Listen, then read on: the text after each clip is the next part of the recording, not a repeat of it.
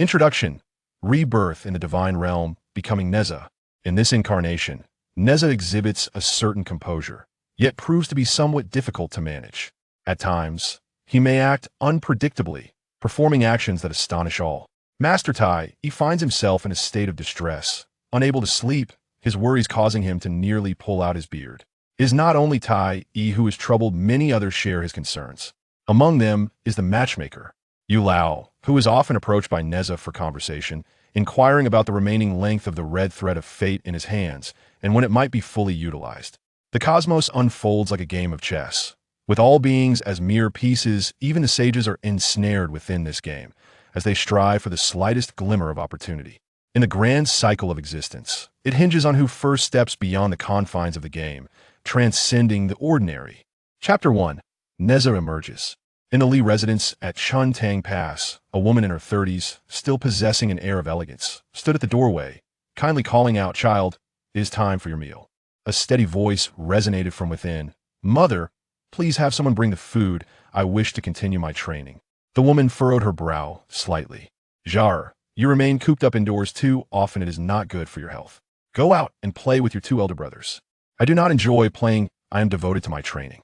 "Do not worry, mother, I am fine."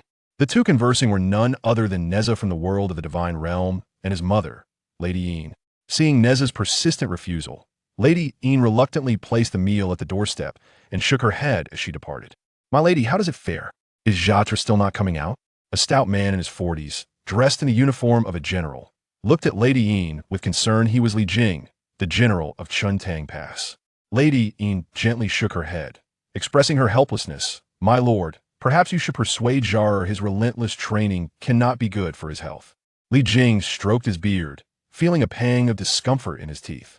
Initially, upon Nezha's birth, he was filled with apprehension, fearing he would be a troublemaking sprite. However, Nezha's subsequent behavior exceeded all expectations. From the moment he was born, he was full of energy, equipped with two magical artifacts, and displayed remarkable intelligence. Later, after receiving his name from Master Taiyi, the Lord of the Golden Light Cave on Qianyuan Mountain, he became even more obedient. Moreover, he developed an addiction to training, remaining indoors all day, even requesting his meals be brought to him. Now, Li Jing found himself wishing for his third son to be a bit more frivolous, to stir up some mischief. Nezha's demeanor was unexpectedly steady and reclusive, leaving Li Jing feeling a bit uneasy.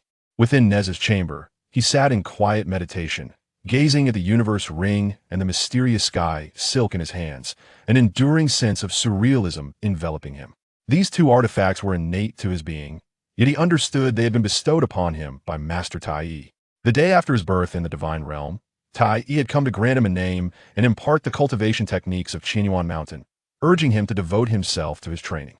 He recalled 4 years prior, a golden-black grinding disc had traversed the endless river of time and the vast universe, transporting his soul into the consciousness of an infant, erasing the original soul and allowing his own to take its place. Upon his birth, he realized that he had taken over the existence of Nezha, who had yet to break free from the fleshly sphere, and had arrived in the world of the investiture of the gods, ultimately becoming the future deity Nezha of the three altars and the seat assembly.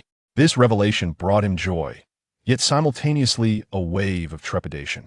Nezha is the incarnation of the spirit pearl, a precursor to Jiangxia, whose actions incited the calamities of the divine beings during the great tribulation of the investiture of the gods.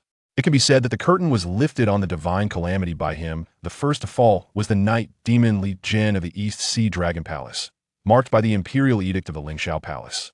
Following him was the Dragon King's third prince, Ao Bing, and then the Lady of Stone from the White Bone Cave of Skull Mountain. Some were slain by him, while others met their demise due to his influence. Thus commenced the prelude to the divine calamity. Although Nezha was but an incarnation of the spirit pearl, he was a harbinger of the divine tribulation, entangled in profound karmic consequences. Bearing such immense celestial karma not only guaranteed his name upon the investiture of the gods, but also led to his utter annihilation, leaving no trace of his corporeal form, with only a fragment of consciousness residing in the lotus incarnation. From that point onward, his cultivation stagnated, serving in the heavenly court as the three altars and sea assembly deity, the third Princian ostensibly grand title that belied his subservience and impotence. Once he had fully taken over, The dark golden grinding disc bestowed upon him a method for cultivating the annihilation demon body, merging with his soul and corporeal form as a dark golden essence. After 4 years of arduous cultivation, he succeeded in attaining the first level of the annihilation demon body. At last, he comprehended the origins of the dark golden grinding disc, an artifact of annihilation, with the dark golden essence being the fundamental source of destruction, the very essence that could incite the great annihilation tribulation. However, to invoke the great annihilation calamity, he must achieve at least the 5th level of the annihilation demon body, thus possessing the strength and qualification to do so. He was still far from attaining the 5th level, and thus, it was not a matter of immediate concern. With 3 years remaining until he would strike down the night demon Li Jin, he pondered the path ahead. He did not wish to tread the same path. As Nezha, he yearned to reclaim his identity. Therefore, he devoted himself to diligent cultivation, striving to evade karmic entanglements while secretly enhancing his power and capital. From the moment of his emergence, he remained steadfastly at home, diligently practicing in silence. Yet, he found himself vexed. The cultivation method imparted by Taiyi Zhenren progressed at a glacial pace. After 4 years of relentless effort, he had barely managed to form the golden core. This was the world of the investiture of the gods, and as a reincarnation of the spirit pearl, his cultivation speed seemed woefully inadequate compared to his illustrious lineage. Perhaps it is related to the annihilation demon body, he mused inwardly. The cultivation of the annihilation demon body required no active involvement from him. The essence of annihilation automatically absorbed vast amounts of celestial energy, refining his corporeal form, which had now reached the 1st level. His physical body became immune to attacks from treasures below the level of celestial artifacts, and to spells from beings below the celestial tier. Yet, he deemed his strength insufficient, unfit for traversing the world. Calculating the time, there are still 3 years until I confront the night demon Li Jin and the Dragon King's 3rd prince Ao Bing. In these 3 years, I must strive to elevate my cultivation and diligently avoid conflicts with anyone, observing how fate will guide me to initiate the divine calamity. The cultivation of the annihilation demon body was beyond his direct influence. The essence of annihilation would fulfill its own course to enhance his capabilities. One must diligently pursue the art of qi cultivation and a mastery of spells and magical artifacts. The Qinyuan qi cultivation method is the authentic technique passed down from the Yushu Palace, and it is the very path that Nezha currently practices. Among the myriad of qi cultivation methods, it holds a respectable position. However, under Nezha's diligent efforts, his progress has stagnated, leaving him in a state of distress. As he practiced, he pondered deeply, and after several days, he resolved to step outside and explore. "Child, it is time for your meal," Lady Ying gently tapped on the door from outside. "Mother," Nezha replied, opening the door to find Lady Ying staring at him in astonishment, her disbelief evident. "Child, are you willing to join us for dinner now?" Lady Ying gazed at Nezha with hopeful anticipation. Nezha nodded. "Yes, mother. I have been cultivating for 4 years, yet I remain stagnant on the path of the golden elixir, unable to make any progress. I wish to seek guidance from father and my 2 elder brothers." Lady Ying nodded enthusiastically. "That is splendid news. Your father and brothers will be overjoyed. Child, do eat more." In the pursuit of cultivation, one must balance diligence with relaxation in order to advance swiftly, Li Jing said, his face beaming with delight. Finally, his 3rd son, the previously reclusive Nezha, was displaying a semblance of normalcy. How could he not be pleased? "Thank you, father." Nezha expressed his gratitude before indulging in his meal. "Brother, this dish is delicious. You should have more," one of his brothers encouraged. "And here, let me serve you some vegetables," the other added. Jinja and Muja had recently returned from their own training and were elated to see Nezha willing to join them for dinner. As Nezha's elder brothers, they had previously only known him as a solitary and reclusive child, spending his days secluded in his room, devoid of the lively spirit typical of youngsters, which had made them envious. Their own mischief often drew Li Jing's ire, leading him to use Nezha as an example to admonish them. Now, witnessing a chance to involve Nezha in their antics, they were eager to strengthen their bond. Seeing the 3 siblings enjoying each other's company, Li Jing and his wife exchanged pleased glances. "Jinja, Muja, as Nezha's elder brothers, you must take him out more often and not leave him cooped up at home. Do you understand?" Li Jing said, stroking his beard with a smile. "Father, rest assured." Previously, Nezha did not wish to leave his room, which left us with no choice. Now that he is willing to come out, We will gladly take him under our wing, Nezha and Nezha pledged, oblivious to the disdain in Nezha's eyes. Do you truly believe you can lead me around? Chapter 2. Ascending Qianyuan Mountain.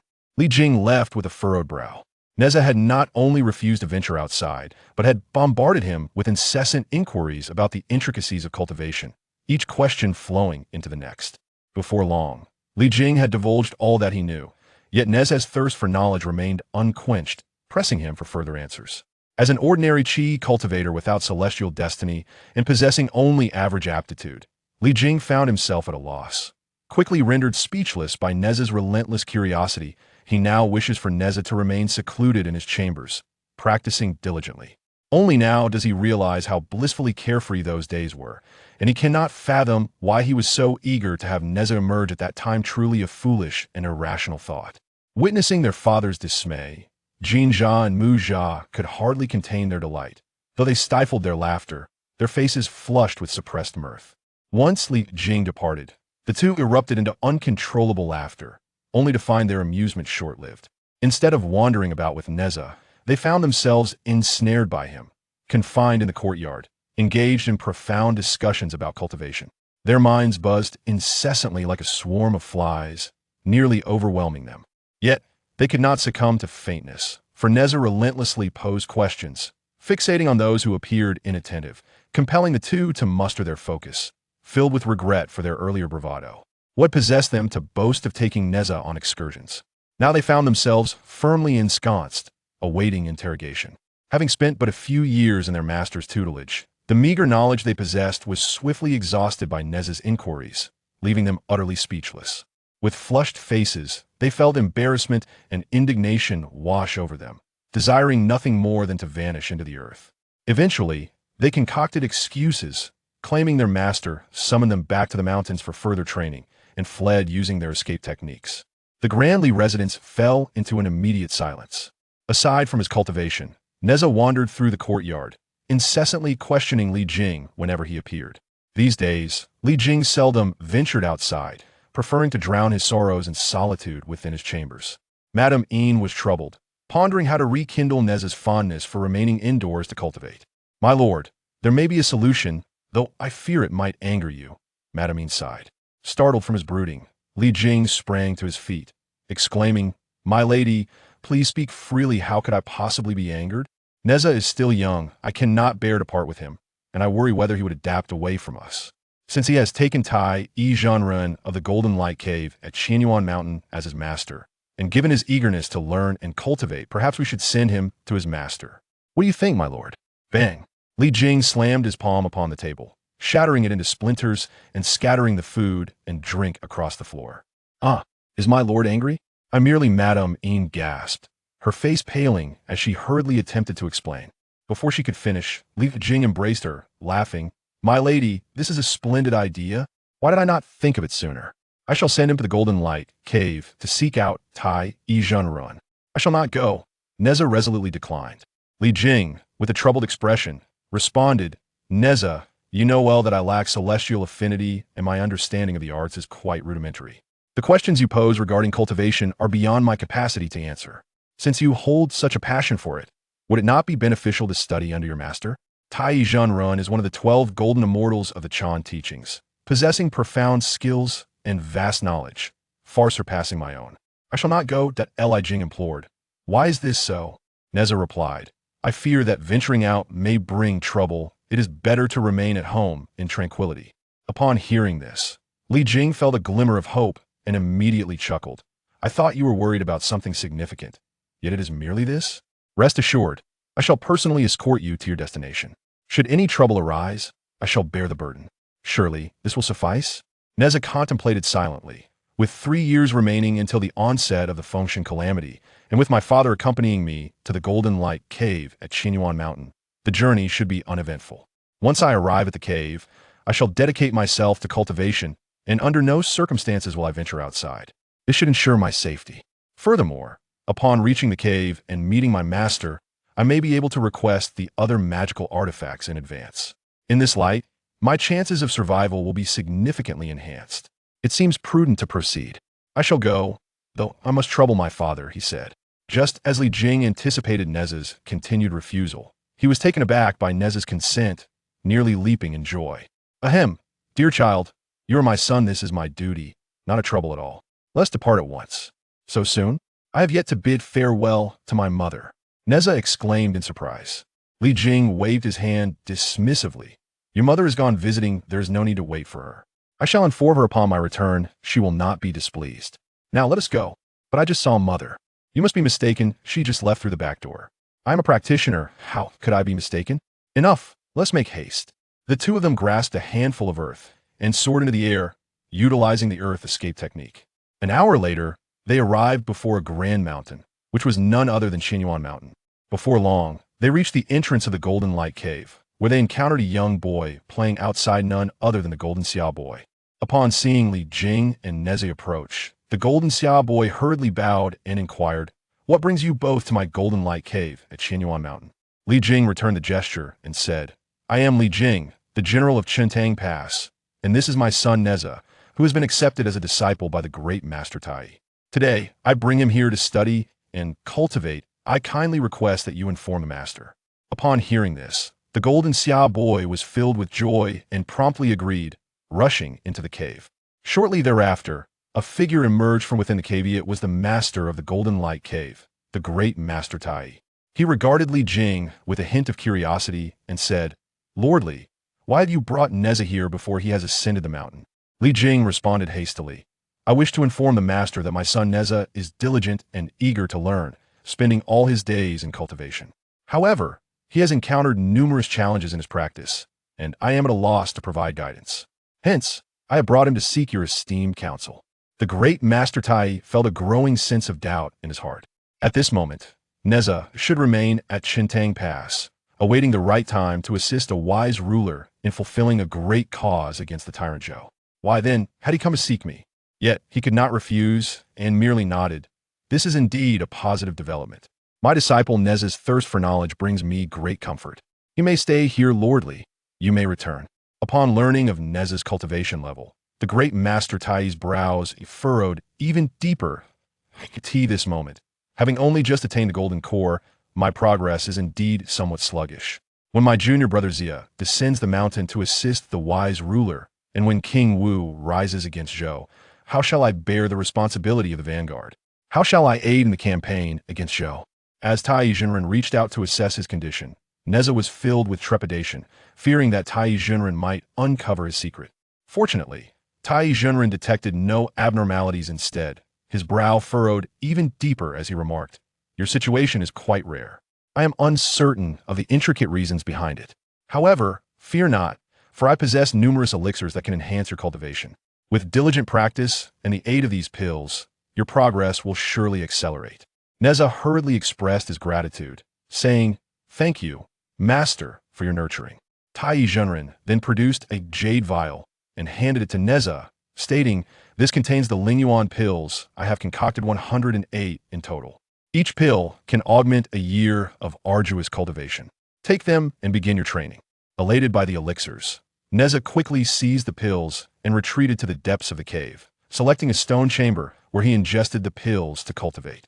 Watching Nezha retreat into seclusion, Taiyi Zhenren sighed, I wonder how long it will take this boy to refine all the Lingyuan pills.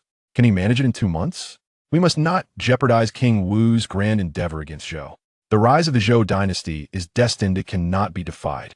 Nezha sat cross-legged, with his palms directed toward the heavens, and as if consuming roasted beans, he swiftly swallowed 3 pills before commencing the operation of the Qianyuan Qi method.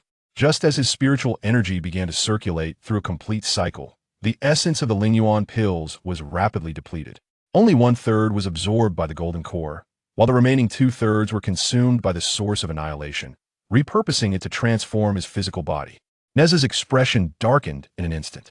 No wonder his cultivation speed was so sluggish, it was the source of annihilation at play. Were it not for the Lingyuan pills, with their rich spiritual essence, he might never have realized this. Contemplating the formidable nature of the source of annihilation, and considering that his master, Taiyi Zhenren, could provide an unlimited supply of elixirs, Nezha's face broke into a radiant smile. Chapter 3. The Headache of Taiyi. On the 3rd day, Nezha arrived at the cave dwelling of the esteemed Taiyi Zhenren, kneeling before the cloud bed. Master, I have exhausted all the Lingyuan pills. Taiyi Jinren was in deep meditation, cultivating his primordial spirit to enhance his Taoist practice. Upon hearing that Nezha had consumed the pills so swiftly, his brows twitched momentarily, then relaxed in understanding. Fortunately, it seems that this will not hinder our grand endeavor against the tyrant Zhou. However, this child's cultivation progress is alarmingly slow.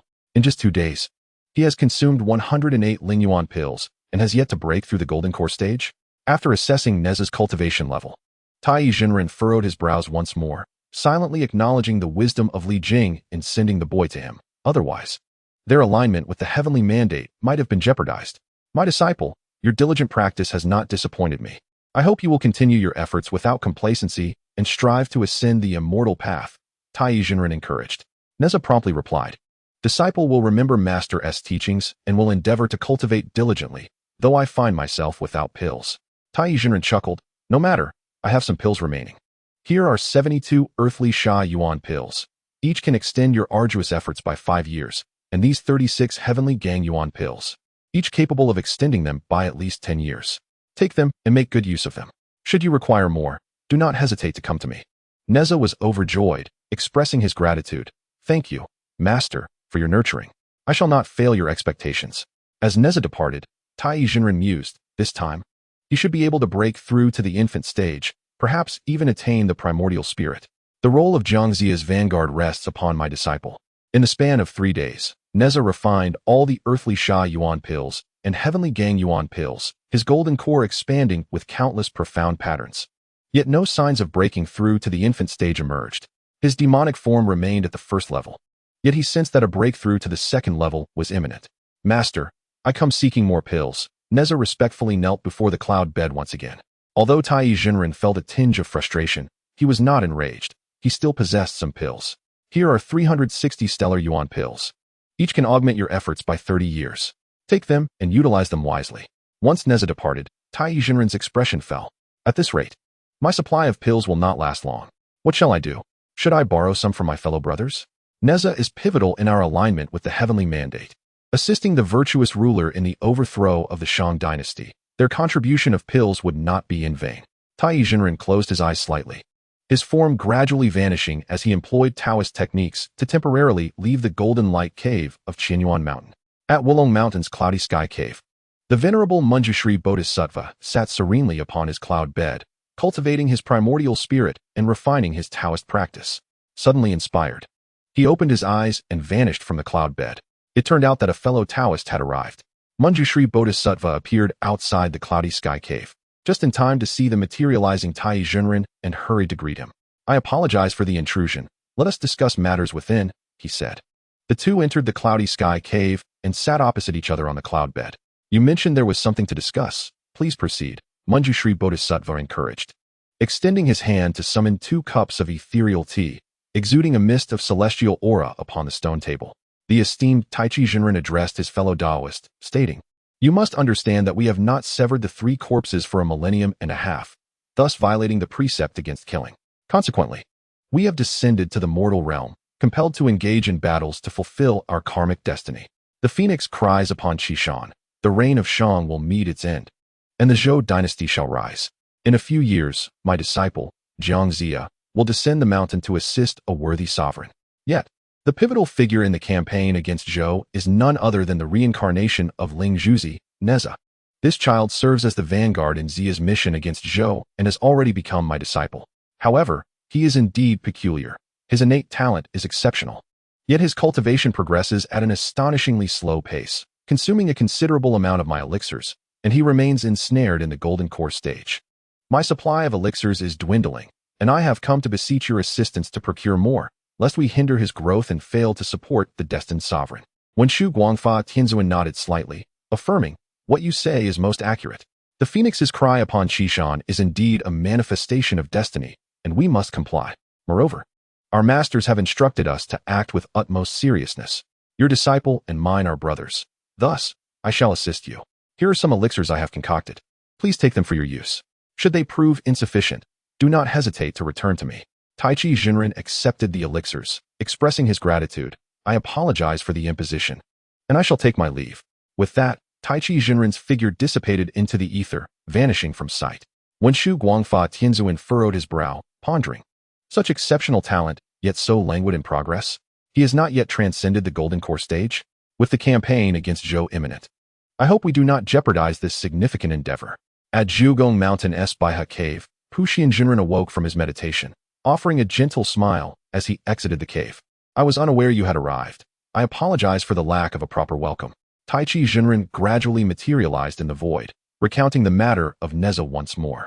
Naturally, Puxian Jinren produced some elixirs and presented them to Taiyi Jinren.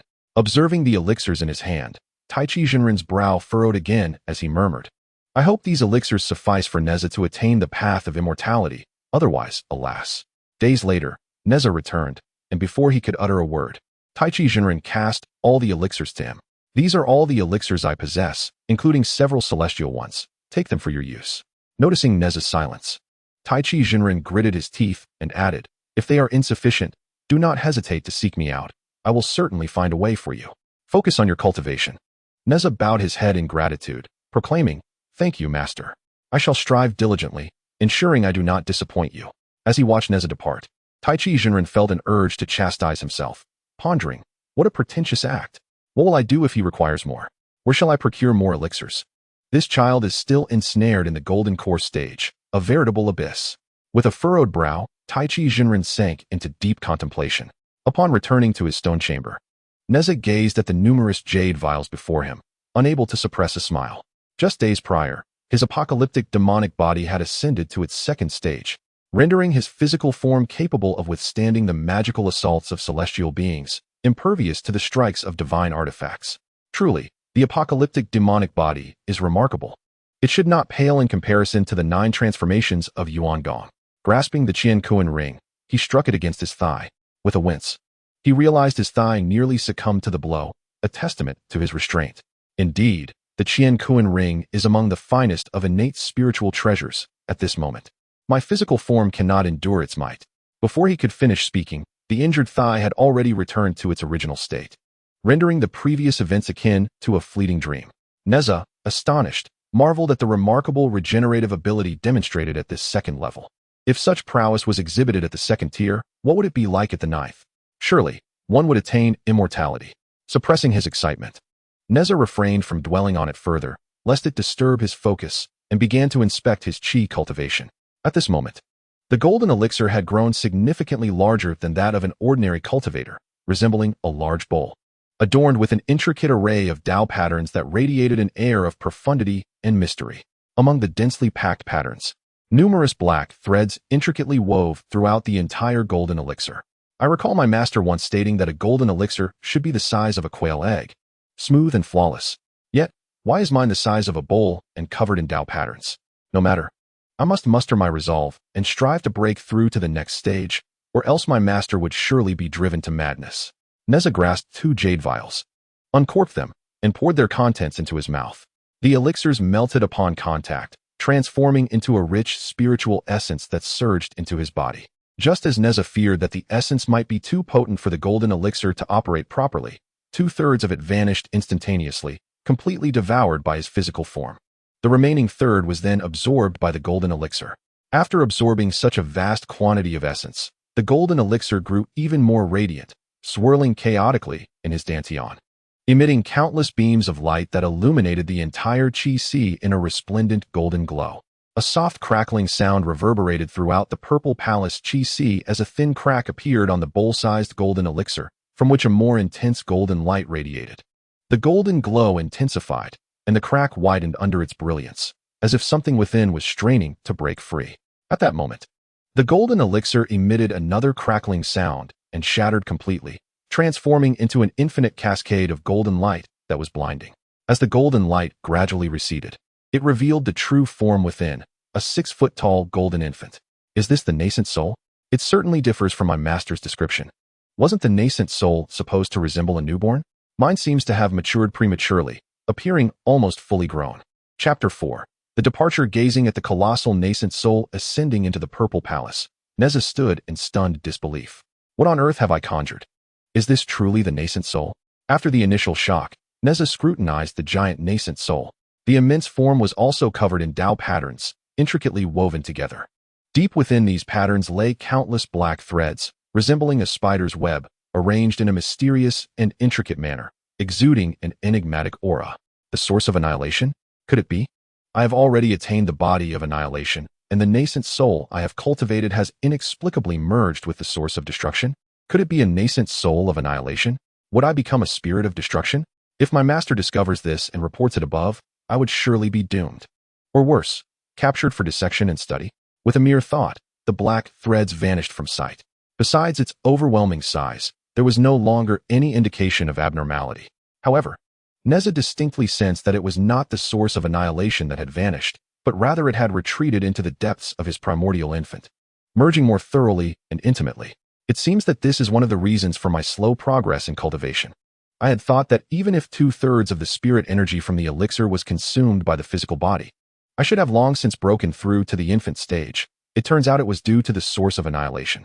Upon finally breaking the elixir and transforming, Nezha did not pause. He swallowed the remaining ammunition in one gulp. The overwhelming essence of spiritual energy instantly enveloped his entire being.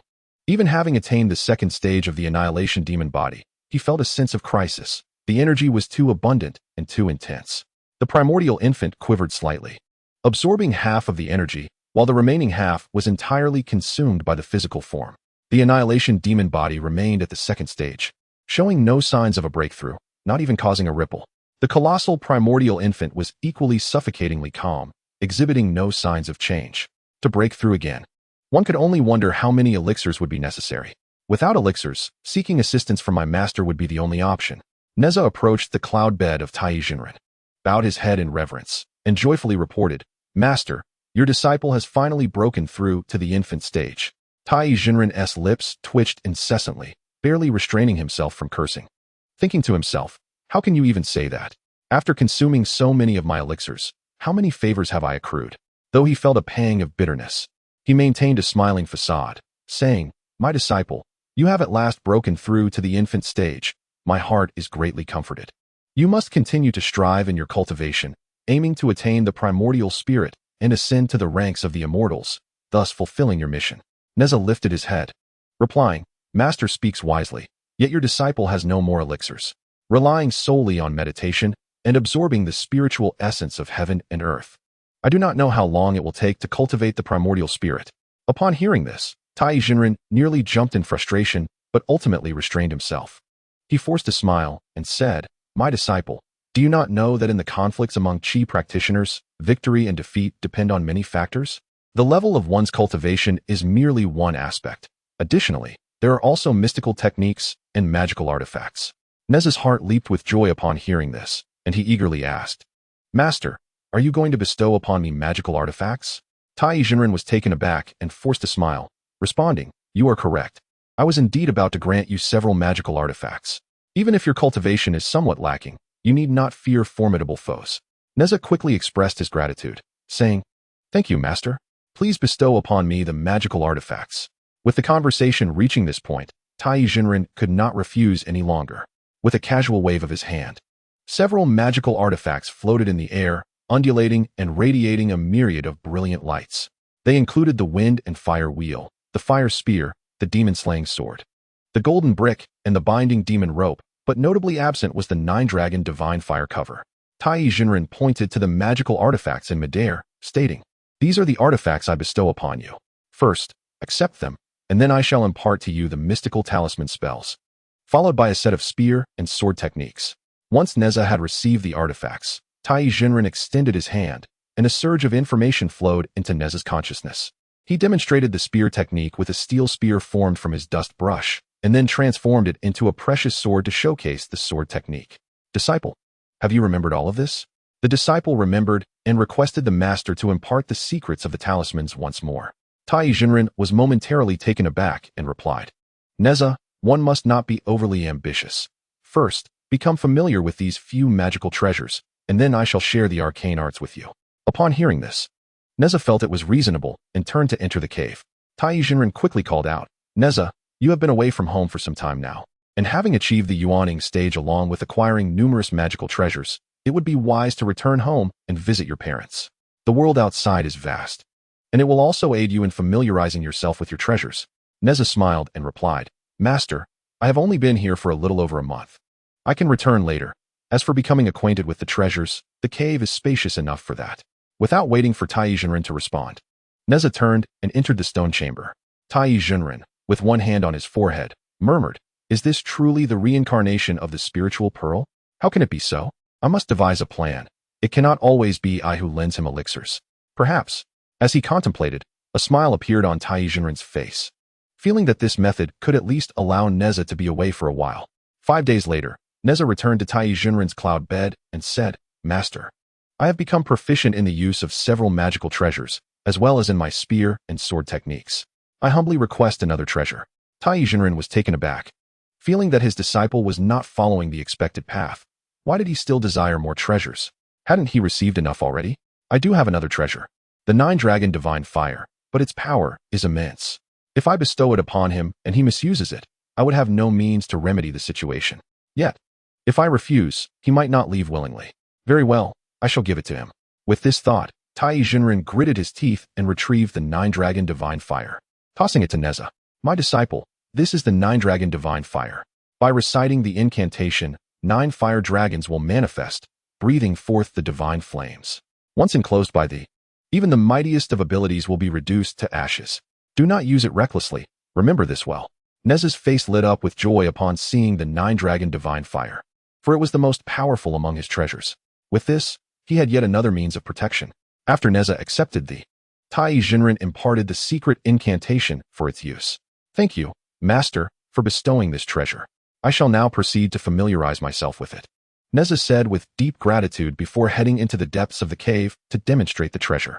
Taiyi Jinren, witnessing this, was startled and quickly said, Nezha, wait a moment. I have further instructions. Nezha looked at Taiyi Jinren in confusion and asked, Master, what else do you wish to convey? I am all ears. After a moment of thought, Taiyi Jinren replied, Now that I have imparted to you the methods of cultivation, the secrets of the arcane arts, and numerous magical treasures, you are well equipped for self-preservation. However, your current cultivation level is somewhat of a limitation. You have exhausted the elixirs I had, and your advancement in cultivation cannot be detached from them. Therefore, I have devised a plan. Now that you possess sufficient means for self-defense, you may venture outside and seek elixirs from your senior uncles to continue your cultivation. Upon hearing this, Nezha immediately felt reluctant. He had no desire to venture outside. He feared that should he attract any malevolent spirits and unleash chaos, he would be unable to escape the fate of being dispatched by the heavenly court. The disciple wished to remain in seclusion, preferring to cultivate his skills in peace. And he earnestly sought his master's permission. Nezha looked at Taiyi Jinren with sincerity. Taiyi Jinren, while clicking his teeth in exasperation, replied, Nezha, confining oneself indoors to cultivate is not the way of the righteous. Merely burying yourself in training is not the path to enlightenment. This journey down the mountain will allow you to vanquish demons and hone your skills, preparing you for the grand endeavor of combating tyranny in the future. Here are 11 missives. Deliver them to your uncles and aunts, and they will understand. With Taiyi Jinren's words laid bare, Nezha found it impossible to refuse and could only nod in agreement, as he stepped onto his wind and fire wheels and vanished into the horizon. Taiyi Jinren let out a quiet sigh of relief. At last, he has departed. I, a humble practitioner, can finally enjoy a few days of tranquility. Chapter 5. The manifestation of preparation regarding the information about the other 11 golden immortals' celestial abodes. Taiyi Jinren had already conveyed this to Nezha. Rather than hastily seeking out his other uncles and aunts, Nezha decided to return home first. After all, he had been away for several months, and it was time to visit home. Moreover, in this lifetime, he and Li Jing had not been at odds. Their relationship remained amicable, preserving the most genuine familial bond. And thus, he felt it only natural to check in. At Chintang Pass, Li Jing had just returned from the training grounds and was about to rest when he saw Nezha descending from the sky on his wind and fire wheels, landing gracefully in the courtyard. Father, mother, your son has returned. Upon hearing Nezha's voice, Li Jing instinctively rose to greet him, but, after a moment of reflection, he smiled wryly and resumed his seat. My boy, how have you fared? Surely, you've learned a great deal from your master? Li Jing deftly shifted the topic to prevent Nezha from inquiring too deeply. Nezha quickly replied, Thank you, father. It is all thanks to you for allowing me to study under my master. Not only has my cultivation improved significantly, but I have also acquired numerous magical artifacts. Li Jing chuckled heartily. You are my son. Your success brings me great joy. There is no need for such formality. Lady Yin emerged from within, her gaze tenderly resting upon Nezha as she reached out to caress his face. My child, you have grown thinner. You must pay attention to your diet and not neglect your health in pursuit of cultivation. Nezha promptly responded, I understand, mother. He then produced 2 jade vials and presented them to Li Jing and Lady Yin. These are elixirs I obtained from my master, capable of extending your lives and preserving your youth. You must take them at once. Such a thoughtful child. Very well, your mother and I will take them. Now, go and rest. Upon hearing of the elixir's promise of longevity and eternal youth, Li Jing and Lady Yin were instantly filled with joy and urged Nezha to take his leave. In truth, Nezha desired to remain in the Li residence to continue his cultivation. However, he recognized that he was not like ordinary mortals. Confining himself at home would yield little benefit. Taiyi Jinren had paved the way for him, presenting a rare opportunity that he could not afford to miss. Dear father and mother, I must take my leave for a while to visit my esteemed masters. Lady Yin gasped in surprise, exclaiming, What? You are leaving again? How long will you be gone? Nezha replied, At the shortest, several months. At the longest, half a year. I will certainly return to visit you. Observing Lady Yin's tearful reluctance, Li Jing, somewhat displeased, remarked, What do women understand? A true man cannot remain at home forever. It is time for him to venture out into the world. Furthermore, during this journey, I shall have the opportunity to meet with Jin Jia and Mu Jia.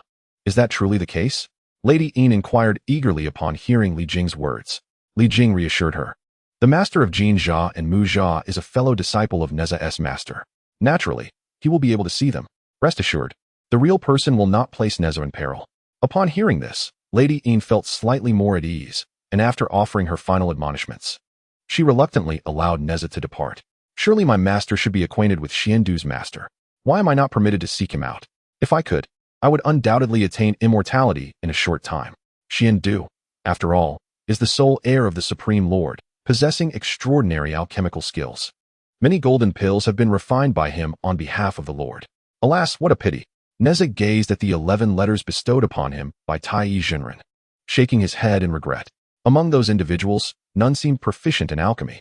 What could he possibly gain by visiting them, other than incurring a debt of gratitude? After much contemplation, he refrained from seeking anyone out and made his way to Wui Mountain. He intended to seize any opportunities available before the onset of the Fengshan War.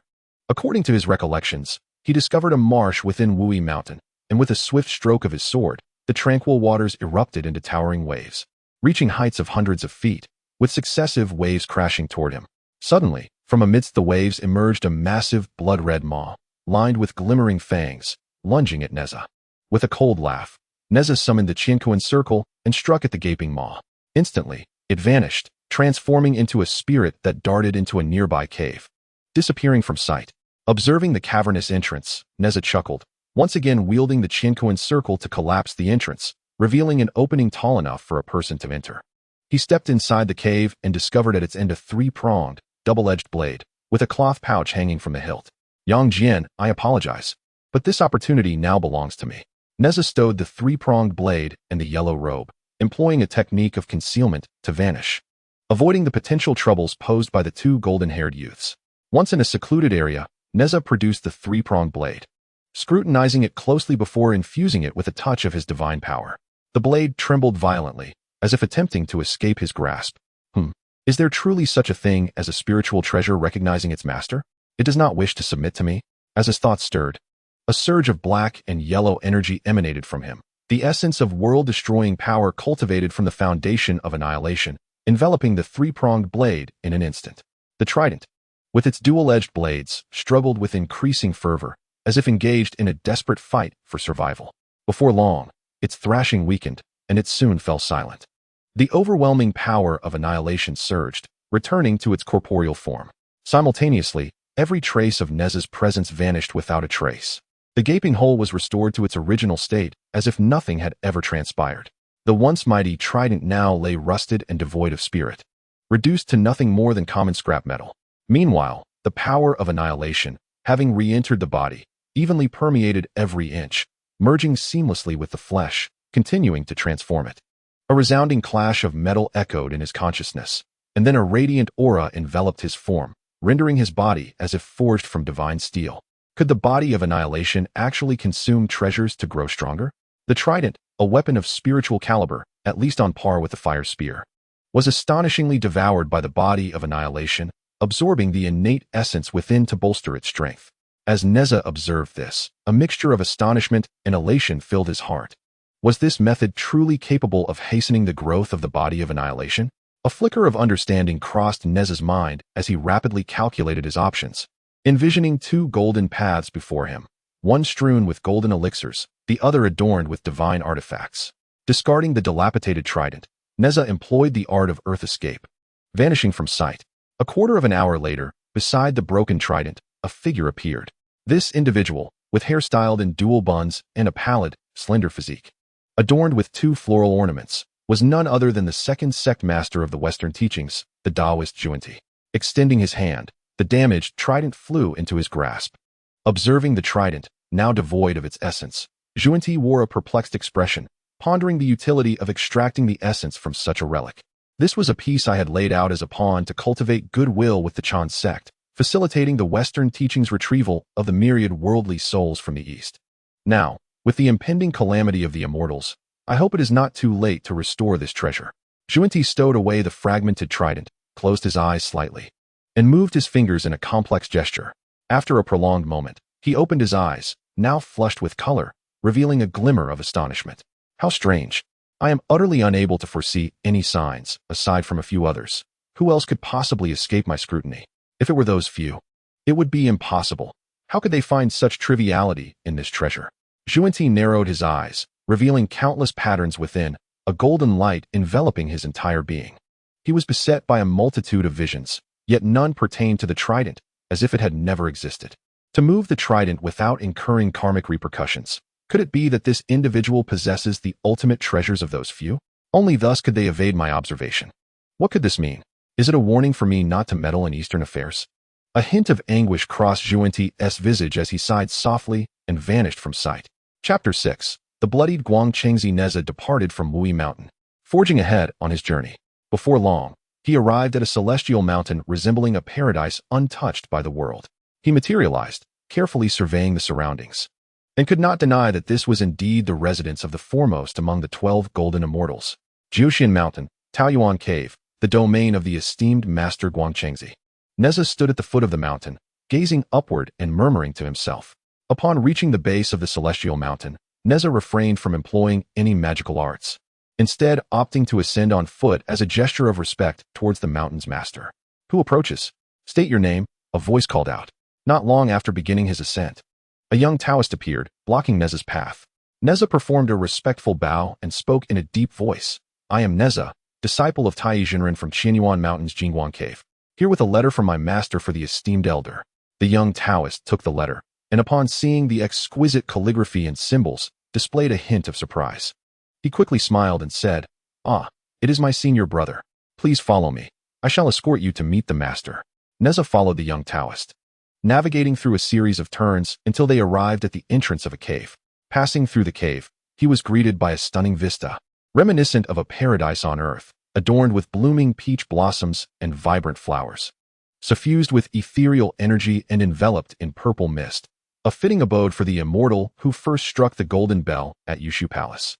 Accompanied by the young Taoist, Nezha soon reached a celestial cave where he beheld a middle-aged Taoist with a square face and large ears, exuding a benevolent demeanor. Clad in a blue Taoist robe and holding a whisk, he sat cross-legged on a mat. As the two entered, he opened his eyes, illuminating the cave as brightly as day. This man was none other than Guangchengzi, the foremost among the 12 golden immortals and the master of Taoyuan Cave. The young Taoist hurriedly stepped forward, presenting the letter. Master, a letter from Taiyi Shirshu. This is Nezha, disciple of Taiyi Shirshu. Nezha promptly advanced, bowing deeply. Disciple Nezha pays his respects to the esteemed elder. Guangchengzi smiled gently. Rise, my nephew. Here with your elder, there is no need for formality. Nezha stood up and awaited patiently to the side as the young Taoist departed. Guangchengzi unfolded the letter and read, Greetings, my elder brother. This child, Nezha, is the disciple of my junior brother, reincarnation of Lingzuzi, and a key figure in the downfall of the Shang dynasty, aligned with the celestial mandate.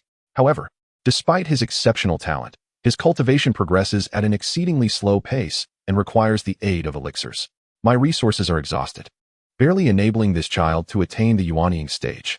Knowing your expertise in alchemy, I humbly request your assistance to aid this child in enhancing his cultivation, so we may align with the celestial mandate and continue our spiritual journey towards the Great Way. After finishing the letter, Guang Chengzi displayed a smile. Relishing the flattering words from Taiyi Zhenren, he composed himself, adopting a serious tone. Your purpose here is clear, as articulated by Taiyi Shidi. This is a Sanjuan Yuan Dan, crafted in the style of my elders Jiao Zhuanjin Dan. Take it and cultivate. Return to me once it is depleted. Nezha expressed his gratitude and took the Sanjuan Yuan Dan, retreating into the depths of the cave to find a tranquil spot for his cultivation.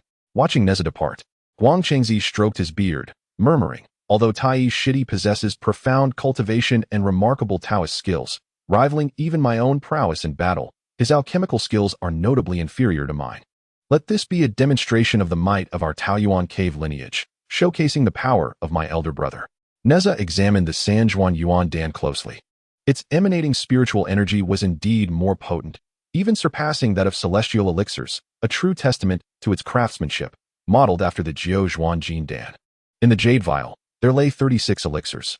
Nezha removed 9 of them and, without hesitation, placed them all into his mouth, biting down forcefully a few times. The 3-turn primordial elixirs dissolved within his abdomen, transforming into a torrent of surging yet gentle spiritual energy, which circulated through his meridians in accordance with the Qianyuan Qi refinement technique. As he completed a full cycle of circulation, 1/3 of the energy was absorbed by his physical form, while 2/3 were assimilated by his primordial infant, leaving not a single drop behind, thoroughly divided. The distribution ratio had now reversed. Could this be attributed to the devouring of the essence of the 3-edged blade by his apocalyptic demonic form? Had his appetite become excessively refined? Nezha found himself somewhat speechless. As the apocalyptic demon form ascended to its 2nd layer, and with the emergence of a colossal primordial infant, his demand for spiritual energy grew ever more substantial. He uncorked the jade vial and poured the remaining 3-turn primordial elixirs into his mouth, releasing an even more tumultuous wave of spiritual energy within him. Boom. With each resounding crash, an immense volume of spiritual energy continuously refined his internal organs and sinews. The colossal primordial infant shimmered with golden light, gradually growing taller. Truly, the 3-turn primordial elixirs proved formidable. Nezha could feel a significant enhancement in both his physical body and primordial infant. His senior brother was indeed exceptional, far surpassing the elixirs provided by his master. Regrettably, they were far too few. If only he had 1,000 or 1,800 of them, he might advance further. 6 days later, Nezha approached Guang Chengzi, bowing deeply and showering him with flattery. Disciple Nezha pays his respects to Master Uncle. Your 3-turn primordial elixirs are indeed remarkable. I can feel a considerable improvement in my cultivation. Guang Chengzi raised an eyebrow, pondering the implications of such an enhancement. Had Nezha not achieved a breakthrough?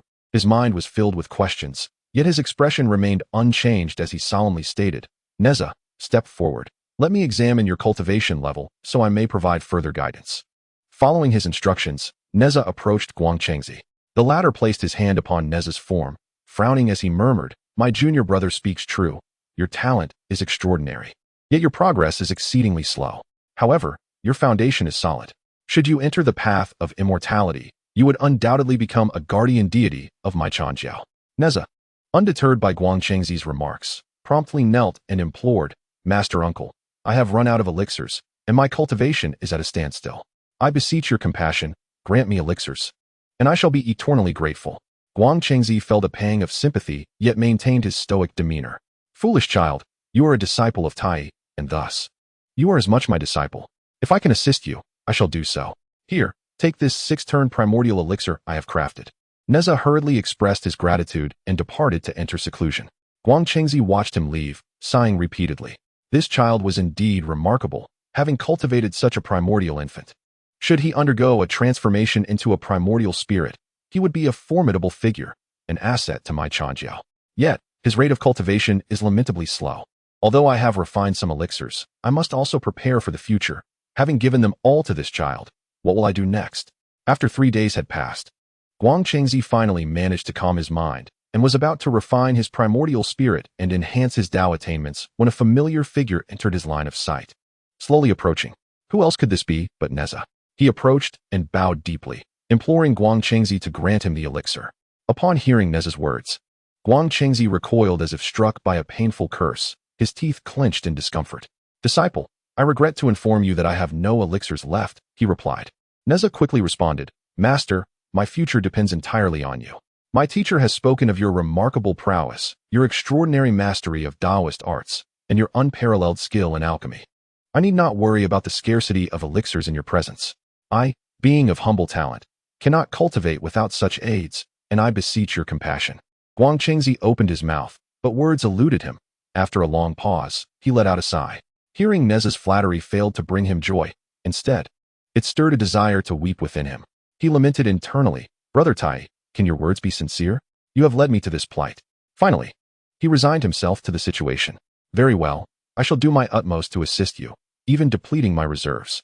As he spoke, he retrieved a jade vial, gently shaking it to release 18 pale golden pellets. "Disciple, these are the 9 revolutions primordial pills I have concocted. They already possess a hint of the essence of the 9 revolutions golden elixir. Take them and use them wisely. This is all that remains of my elixirs. Should you fail to break through, I shall be at a loss."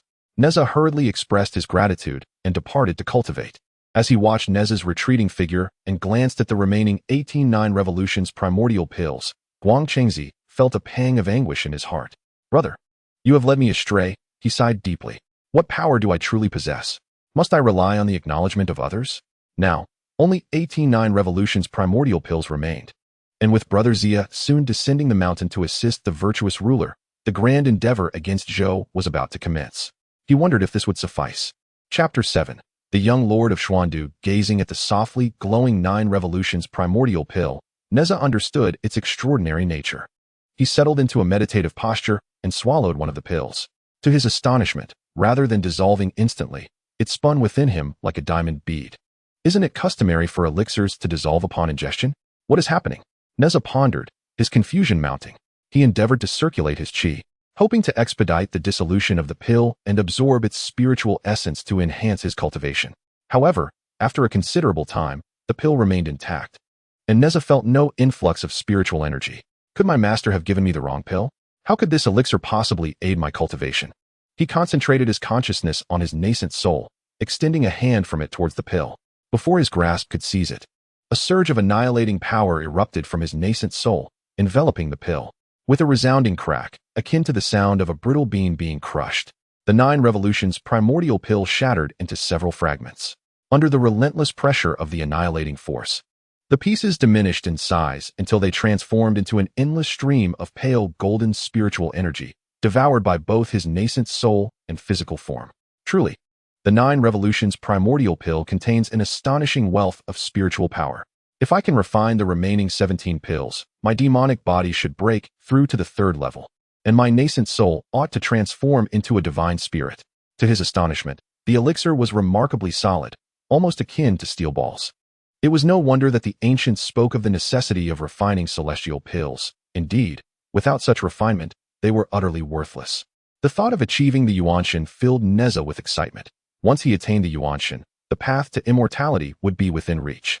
Yet, the daunting prospect of the immense spiritual energy required to elevate his cultivation dampened his spirits. After a prolonged moment of contemplation, he adjusted his mindset.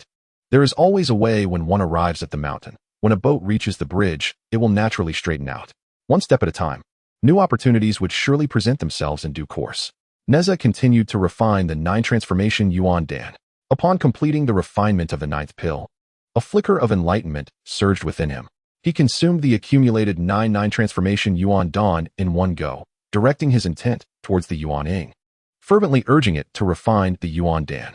As the Yuan Ying exerted its power, his physical form also writhed incessantly, generating an inexhaustible force of compression that worked in tandem with the Yuan Ying to refine the Yuan Dan. The sounds of cracking and crunching echoed continuously, reminiscent of the Milky Way cascading downwards. An overwhelming torrent of spiritual energy surged forth, coursing through his body, impacting his bones, flesh, and internal organs. Even his Yuan Ying, absorbing boundless spiritual energy, underwent constant transformation. Ultimately, the Yuan Ying sank into the Qi Sea, and an endless stream of spiritual energy rushed in from all directions, compressing the Yuan Ying relentlessly. In an instant, Nezha felt his consciousness dissolve into nothingness, merging completely with the Yuan Ying, becoming one with it. That moment was profoundly mystical, as if the entire Yuan Ying had transformed into his very soul. Then, a sound reverberated through the cosmos, sending shivers through his spirit, expanding instantaneously to vast distances, only to retract and condense into a singularity. The singularity then erupted, and he began to float, rising ever higher. Looking down at his place of cultivation, he saw his physical body still seated in meditation, radiating strands of magnificent light. With a mere thought, his physical form stirred, lifting its gaze upwards. There, suspended in midair, was Nezha, vibrant and lifelike, an exact replica of his seated self, indistinguishable from his Yuan Shun. Was this the Yuan Shun? How could my physical body still possess consciousness?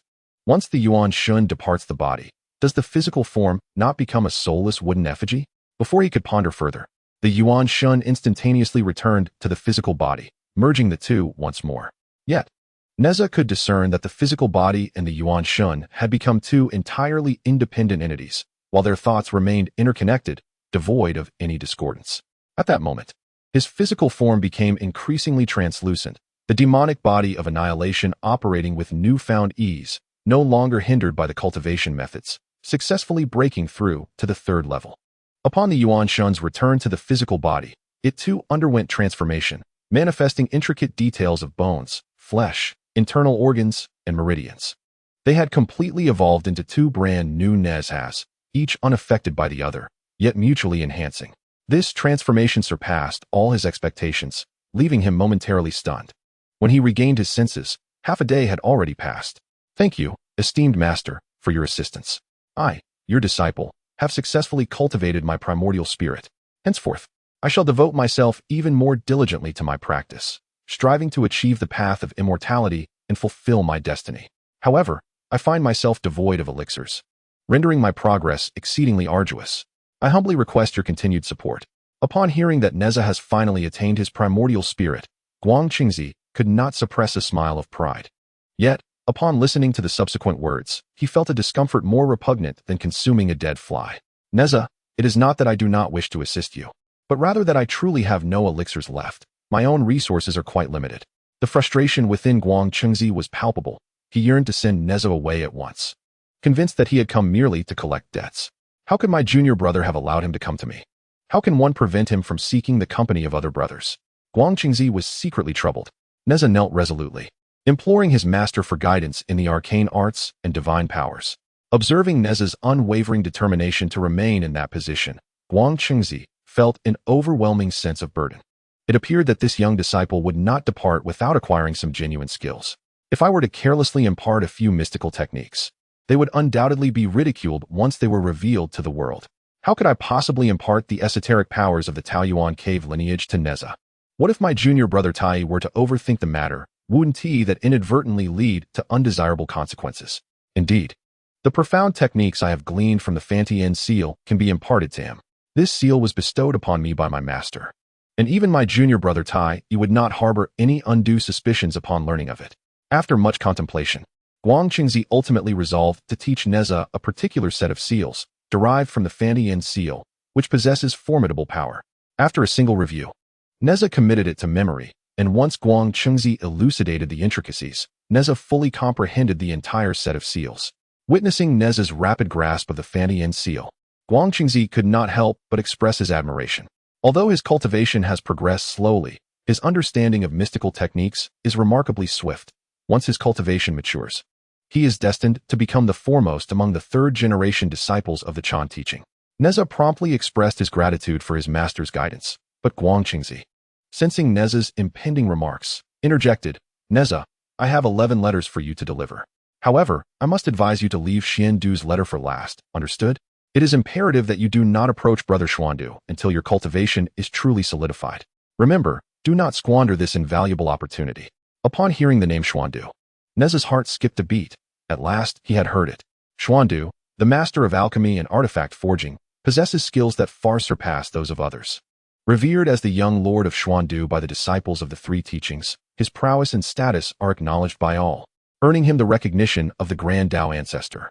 This indirectly reflects Xuandu's confidence in his own abilities. Otherwise, he would not dare to accept such a title. Although Nezha was filled with excitement, he remained clear-headed, understanding that Brother Guanqing was correct. Only when he truly cannot find a way to enhance his cultivation should he seek out this esteemed young lord of Xuandu, thereby ensuring that the letter holds its maximum potential. Such a magnificent opportunity must not be wasted. It is essential to choose the right moment before proceeding.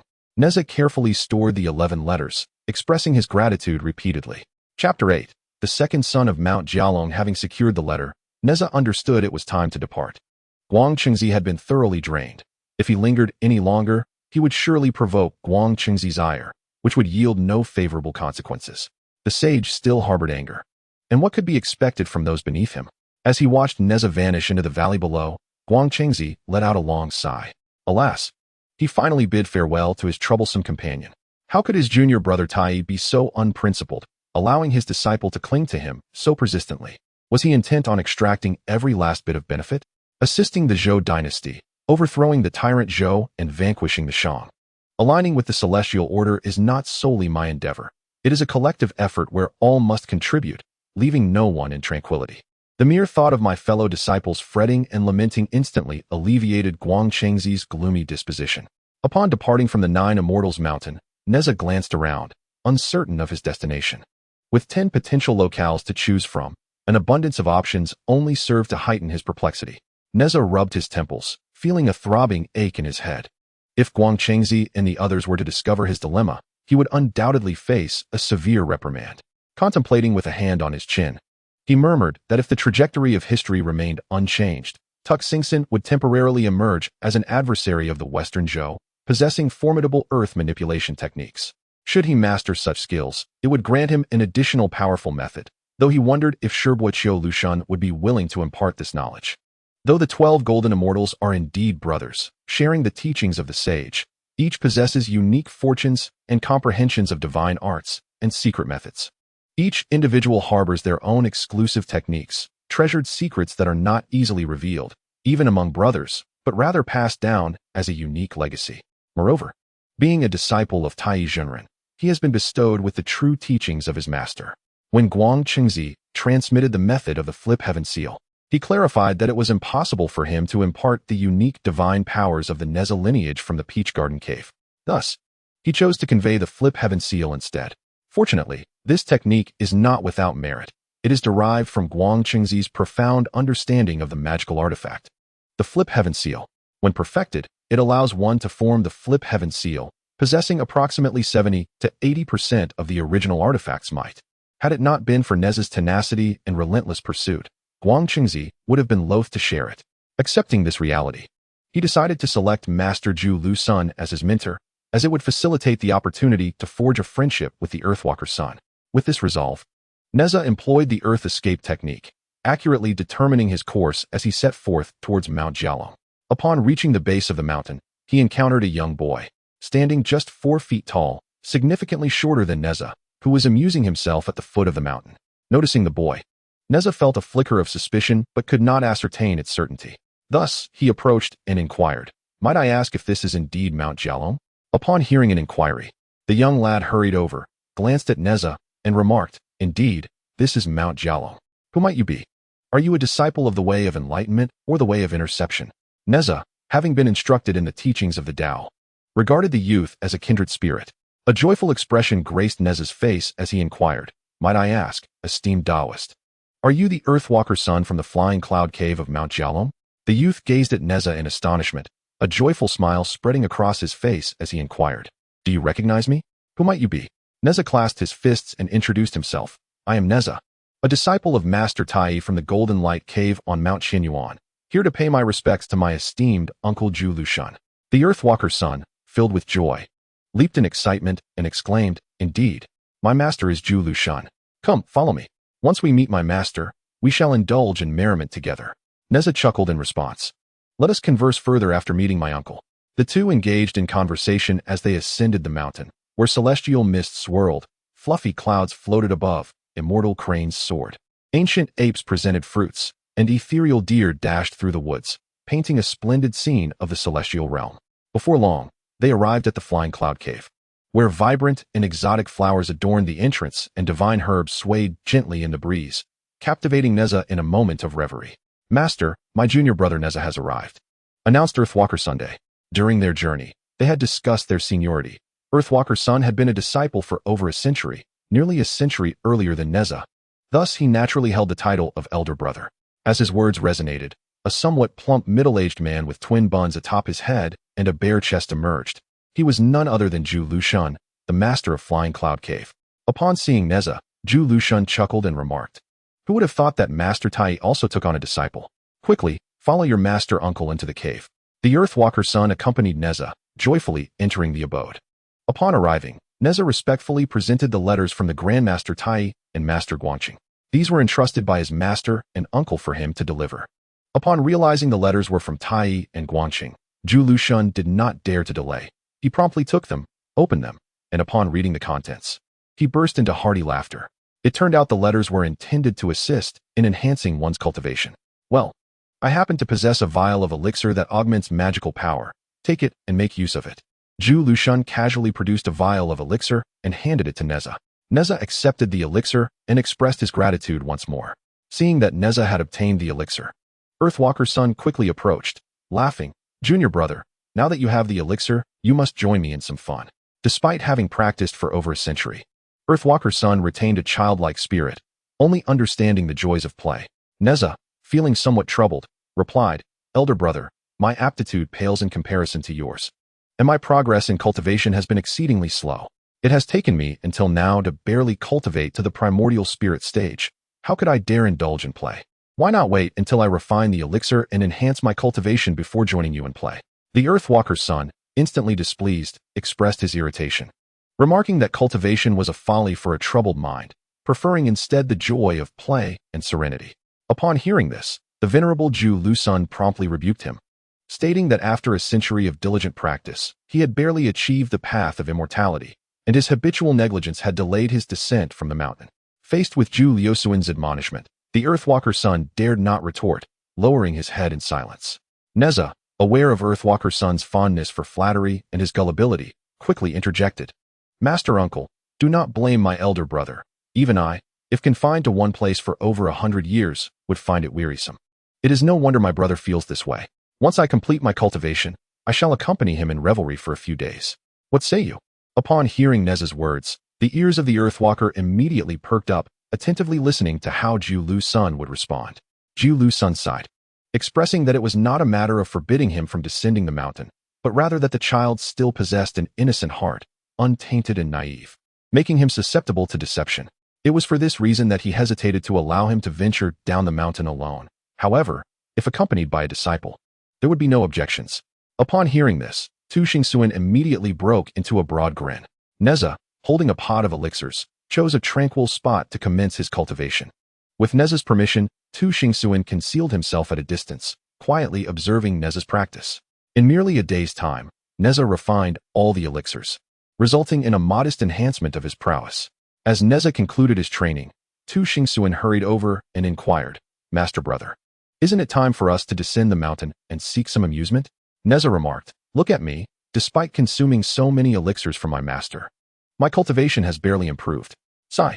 Observing Nezha's discontent, the Earthwalker Sun quickly offered solace. "What difficulty is this?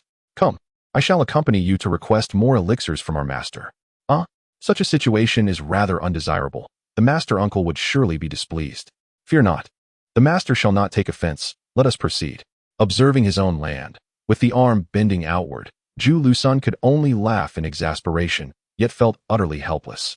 Although he was not adept at alchemy, he had to be prudent, reserving some for the impending calamity of the divine punishment.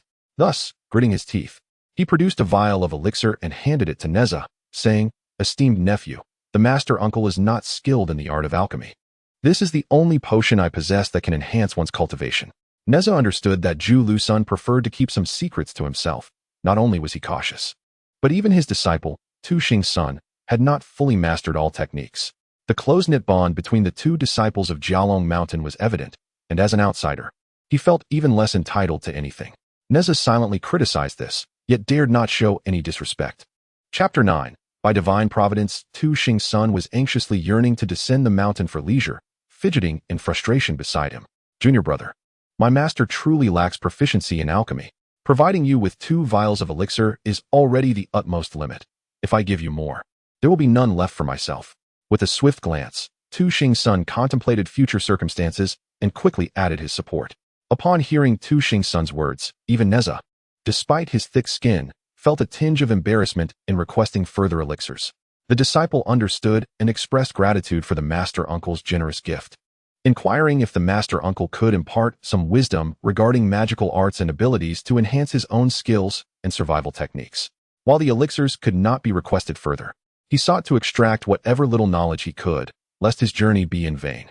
Nezha's words left Zhu Lusun momentarily stunned, as he had not anticipated that this junior disciple would display such a lack of decorum and disregard for face. However, upon recalling that the other party was barely 5 years old, he felt a sense of relief. Senior brother Taiyi's cultivation surpasses mine, and his mystical arts are far more formidable. Now that you seek my guidance, it would be disrespectful to senior brother. Though I wish to assist, I cannot do so without hesitation. I implore you, junior disciple, to forgive me and not to impose upon your senior uncle. Zhou Lusun proved to be a formidable opponent. His few words rendered Nezha speechless. Tu Xing's son chuckled and said, "Junior brother, come play with me. I shall teach you the art of earth manipulation." "What do you say?" Nezha exclaimed with delight. "How wonderful. I have long heard of my senior brother's unparalleled earth movement technique. If I could learn it, it would be an immense blessing for me, providing yet another means of safeguarding my life. However, I wonder what Master Uncle would think." Tu Xingsuan quickly interjected, "Master, it is I who conveyed it to junior brother. Even if Master Taiyi were to learn of this, it would not reflect poorly on you. Please, grant your consent." In his heart, Zhu Lusun cursed Tu Xingsun vehemently, yet maintained a cheerful demeanor, saying, "Very well, you may proceed." Once the two departed, Zhu Lusun stamped his foot in frustration, feeling utterly powerless. With a deep sigh, he turned and retreated into his cave dwelling, silently cultivating his spiritual essence. Nezha observed the childlike exuberance of Tu Xing's son, who was bounding about. Initially, Nezha had intended to deceive him and then find a tranquil place to continue his own training. However, he found himself reluctant to do so. Given the exceptional nature of the earth-walking technique, which was unparalleled in its efficacy, he resolved to indulge Tu Xing's son for a few days, even at the expense of his own practice. The earth-walking technique was a remarkable skill. Even formidable figures like Yang Jian were at a loss when confronted with it. Nezha felt compelled to acquire this technique and decided to accompany Tu Xing's son on a leisurely outing, provided he remained cautious to avoid any disputes. Even if it meant delaying his own cultivation, Nezha truly wished to avoid venturing out, let alone interacting with others, fearing the repercussions of such encounters. Yet, for the sake of the earth-walking technique, he begrudgingly agreed to accompany Tu Xing's Sunday brother. "We have descended the mountain. Now, would you teach me the earth-walking technique? It would be perfect for me to practice as we journey together, with you guiding me along the way. What do you think?" Tu Xing's son tilted his head in contemplation and remarked that it was indeed delightful to teach you the art of earth traversal while walking. Nezha secretly committed the incantations and hand seals of the earth technique to memory, and once he felt familiar with it, he attempted to burrow underground. In an instant, the earth transformed into air. Nezha could not only enter and exit freely, but also see vast distances beneath the surface. At this moment, Nezha realized that the art of earth traversal transcended the mere skill of burrowing. This technique not only allowed him to perceive objects underground, but also to travel at remarkable speed, truly a marvel beyond compare. It was no wonder that Zhu Lusun was reluctant to impart it to him. "Junior brother, your comprehension is astonishing. It took me decades to reach my current level, yet you grasp it after a single explanation. Your future achievements will undoubtedly surpass mine. You are indeed the disciple of Master Taiyi." Observing Nezha's ability to freely navigate underground so quickly left Tu Xing's son utterly astonished. "Senior brother, you flatter me. While I can move freely, I still require much practice to traverse underground proficiently. I hope you will continue to guide me so that I may soon attain your level of mastery." Nezha remained humble, even complimenting his elder, which elicited hearty laughter from Tu Xing's Sunday.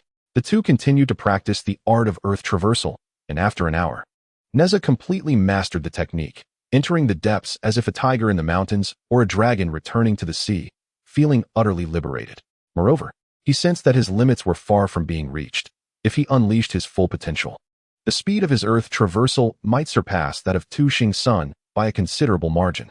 However, with Tu Xing's son present, he dared not unleash his full strength for fear of displeasing him, instead opting to slow his pace just slightly. Nezha's impressive performance brought great joy to Tu Xing's son, who shared all his knowledge of the earth technique with Nezha, deepening his understanding of it. Yet, there lingered an unsettling thought. Could it be that Zhu Lu's son had not imparted the complete version of the earth technique to Tu Xing's son, perhaps holding something back? Otherwise, how could one possibly compare to Zhang Kuei? Ultimately, one was slain by Zhang Kuei, in pursuit of mastering the art of earth manipulation. The two traversed through the underground for 3 days. Upon emerging, they beheld a bustling city not far away. "Master brother, where are we? It appears to be quite lively." "With people coming and going," exclaimed Earthwalker's son, his voice brimming with excitement. Nezha smiled and replied, "This is Chintang Pass, my homeland. Moreover, in 3 days, I shall accompany you back to Jiaolong Mountain." 3 days? Is that not too brief? Earthwalker's son responded, frowning.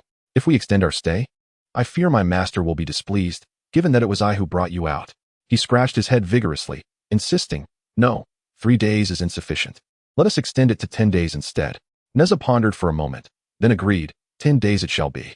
This time will allow me to demonstrate my skills, ensuring I am well prepared for the future. "But if you are practicing your skills, who will play with me?" Earthwalker's son queried. "I have remained at home since my birth and have never had the chance to explore Chintang Pass. I would be better off finding a servant to accompany you." Nezha retorted. His self-imposed standards were indeed stringent. Each day was consumed by breath control, refining his spirit, cultivating his skills, and honing his martial arts. In the world of the investiture of the gods, martial prowess held immense significance. Those skilled in combat could prove more formidable than even the most adept in mystical arts. Mastery in spear techniques, swordplay, hand-to-hand combat, and seal arts was essential, and one must strive to elevate their abilities to the utmost limit. In this world filled with extraordinary individuals, no one should be underestimated. Nezha secluded himself in the backyard, diligently practicing, while Li Jing furrowed his brow, perceiving that his third son was becoming obsessed with his training. Meanwhile, Lady Yin often wiped away tears in secret, her heart aching for him. "Master, trouble arises. Young Master Tu has committed murder." A servant rushed in, flustered and shouting, just as Li Jing pondered how to distract Nezha from his intense focus. "What is all this commotion? Such disorder is unbecoming. What has transpired?" "Speak slowly," he commanded, his eyes widening in alarm, causing the servant to tremble and kneel. "Reporting to you, Master, the third young master's friend has gotten into a scuffle by the river and seems to have accidentally killed someone. You must go see." No sooner had the servant finished speaking than Nezha, with a dark expression, emerged from the backyard. The servant's loud cries had made it impossible for him to remain unaware. "Which direction?" Nezha asked in a low voice. The servant pointed, "Over there by the Jiuan River. Please hurry." Before the servant could finish, Nezha vanished from sight. Li Jing stomped his foot and hastily utilized earth evasion to follow. Upon reaching the riverbank, Nezha witnessed Earthwalker's son brandishing an iron rod, shouting at a youth adorned in golden armor and silver robes. The armored youth stood his ground, wielding a steel spear, defiantly exchanging insults with him. Nearby, several 6-foot-long giant shrimp lay scattered, their shells gleaming with a metallic sheen. Seeing the massive shrimp, Nezha's heart sank, realizing the dire situation. Could it truly be fate? No matter how cautious I am, can I escape the destiny of the one who initiates the calamity? The armored youth was likely A.O. Bing. Would I truly end up killing him? But the timing seems off. Chapter 10. A clash with the Dragon Clan in close combat. Upon spotting Nezha, the youth in silver robes became even more fervent in his insults. "You, short fellow, unable to defeat me, resort to calling for help. How utterly shameless." Tu Xing's son despised being labeled as short, his teeth clenched in fury. "You, pale-faced youth, dare come down and face me in battle? Let me show you how I will handle you." However, the silver-robed youth remained unperturbed, sneering repeatedly, challenging him to come up and see if he could survive the encounter. The two exchanged verbal jabs as if performing a comedic skit, neither daring to engage the other directly. Nezha sighed with a wry smile and interjected, urging them to pause. "What are you, to command this prince to be silent?" retorted the silver-robed youth, further fueling Nezha's suspicions. A surge of uncontained rage ignited within Nezha, compelling him to consider using his Qianquan circle against his opponent. Suddenly, he jolted back to reality, pondering how he could so swiftly entertain thoughts of violence. Calm down. Calm down. I must not succumb to anger. Peace is paramount. Compassion is essential." He suppressed the unsettling thoughts, inhaled deeply, and spoke solemnly. "I am Nezha, son of Li Jing, the general of Chintang Pass, and disciple of the great Master Taiyi from the Golden Light Cave of Qianyuan Mountain. This is my senior brother, Tu Xing's son, disciple of Zhu Lu's son from the Feiyun cave of Jia Long Mountain. Who might you be, to display such arrogance? Upon hearing Nezha's prestigious introduction, the silver-robed youth momentarily faltered. While he was unfamiliar with Nezha and Tu Xingsun's names, he had heard tales of Taiyi and Zhu Lu's son, renowned for their formidable abilities and ruthless nature. I am Ao Bing, the third prince of the Dragon King of the East Sea. Although Ao Bing felt a pang of unease, he held his head high, unyielding in demeanor. Before Tu Xingsun could respond, Nezha quickly interjected. So it is the illustrious Ao Bing, third prince of the Dragon King of the East Sea. It appears we are neighbors. As this is our first encounter, I must apologize for my brashness. As the saying goes, more friends pave more paths, while more enemies build more walls. Let us consider this a chance to become friends, shall we? Tu Xingsun shot daggers at Nezha with his gaze, but Nezha clutched his hand, silencing him. Ao Bing, with his naturally proud disposition akin to that of a spoiled noble, initially intended to deliver some sharp retorts and gain the upper hand. Yet, upon recognizing the identities of his adversaries, he felt a twinge of apprehension. Having faced formidable foes in the past, he understood that with yet another ally present, the situation had become even more precarious. Yet, an unyielding defiance surged within him, a smoldering anger that he could not suppress. Become friends? Do you think you are worthy? A mere human spirit cultivator dares to befriend me? Huh, you overestimate yourself. Ao Bing exclaimed impulsively, his head spinning. In this world, all lands belong to the king. Are you from the East Sea seeking to provoke the Emperor of Humanity? From a distance, witnessing his son being belittled, Li Jing could no longer restrain himself and called out to Ao Bing in the air. Upon hearing the mention of the Emperor, Ao Bing instinctively jolted. Although the Emperor of Humanity was not as fearsome as in ancient times, he still commanded respect that could not be disregarded. The current Emperor still had many capable and extraordinary individuals under his command, making it clear that the East Sea was not a force to be trifled with. Ao Bing, though arrogant and impulsive, was not foolish. Hearing Li Jing invoke the Emperor's name, he quickly shifted the conversation. I have never uttered a word of provocation towards the human sovereign. Rather, I assert that this person is unworthy of my friendship. He is merely a lowly cultivator. How could he possibly befriend the third prince of the Dragon King? Moreover, that diminutive figure has already slain many of my subordinates, and this matter shall not go unavenged. Ao Bing cast a disdainful glance at Nezha, his contempt unmistakable to all. Tu Xingsun, infuriated, attempted to break free from Nezha's grasp to challenge Ao Bing directly, yet Nezha held him firmly. Heed my words, you still underestimate the human sovereign. Nezha's eyes narrowed slightly, contemplating that if virtue fails to sway him, then might shall prevail. If he is unwilling to befriend, then I shall compel him through combat. As long as I do not slay him, it should not initiate the calamity of the sacred decree, leaving room for negotiation. Do not misconstrue my intent. I was referring to the two of us. Before Ao Bing could finish his statement, a crimson ribbon surged forth, transforming the entire realm into a blood-red expanse. The waters of the Ninebend River turning to blood, this was the Hunyuan ribbon. With astonishing speed, the Hunyuan ribbon enveloped Ao Bing entirely, bringing him crashing down from the air. Upon witnessing Nezha's artifact, not only Li Jing but also Tu Xingsun was rendered speechless. Aside from his iron rod, he possessed no other magical tool. The Hunyuan ribbon was undeniably formidable, and Tu Xingsun could not help but drool with envy. Secretly pondering whether he should request the binding immortal rope from his master upon his return. Do you believe I am worthy? Nezha stepped forward to confront Ao Bing, gazing coldly at him. Worthy? No. A series of three voices echoed, repeating the exchange, and within moments, Ao Bing reconsidered his stance. Though Li Jing harbored resentment for Ao Bing's dismissal of his son, he wished to avoid conflict, fearing that if Nezha were to truly harm Ao Bing, it would spell disaster. At that moment, the Shang dynasty was embroiled in turmoil, and the human sovereign would not intervene on his behalf to instigate discord with the Eastern Sea. Seeing Ao Bing relent, Li Jing hurried over, urging Nezha not to push too far. Nezha reassured, Fear not, father, I shall exercise restraint. He turned to Ao Bing, now ensnared like a rice dumpling. I understand your discontent, let us resolve this differently. I will allow no assistance to either side. It shall be a duel between us two alone. Wager on the outcome, do you dare? Instinctively, Ao Bing wished to retort, just you? But upon noticing the binding ribbon around him, he clenched his teeth, refraining from speaking. He was acutely aware of Nezha's prowess and felt no fear, had it not been for the might of the opponent's artifact. He would never have faltered, he had that confidence. We shall forego our artifacts and rely solely on our fists and feet. Do you dare? What is there to fear? Upon hearing Nezha's agreement to limit their confrontation to physical combat, Bing's eyes gleamed with excitement, while Li Jing's complexion turned pale, leaving him speechless.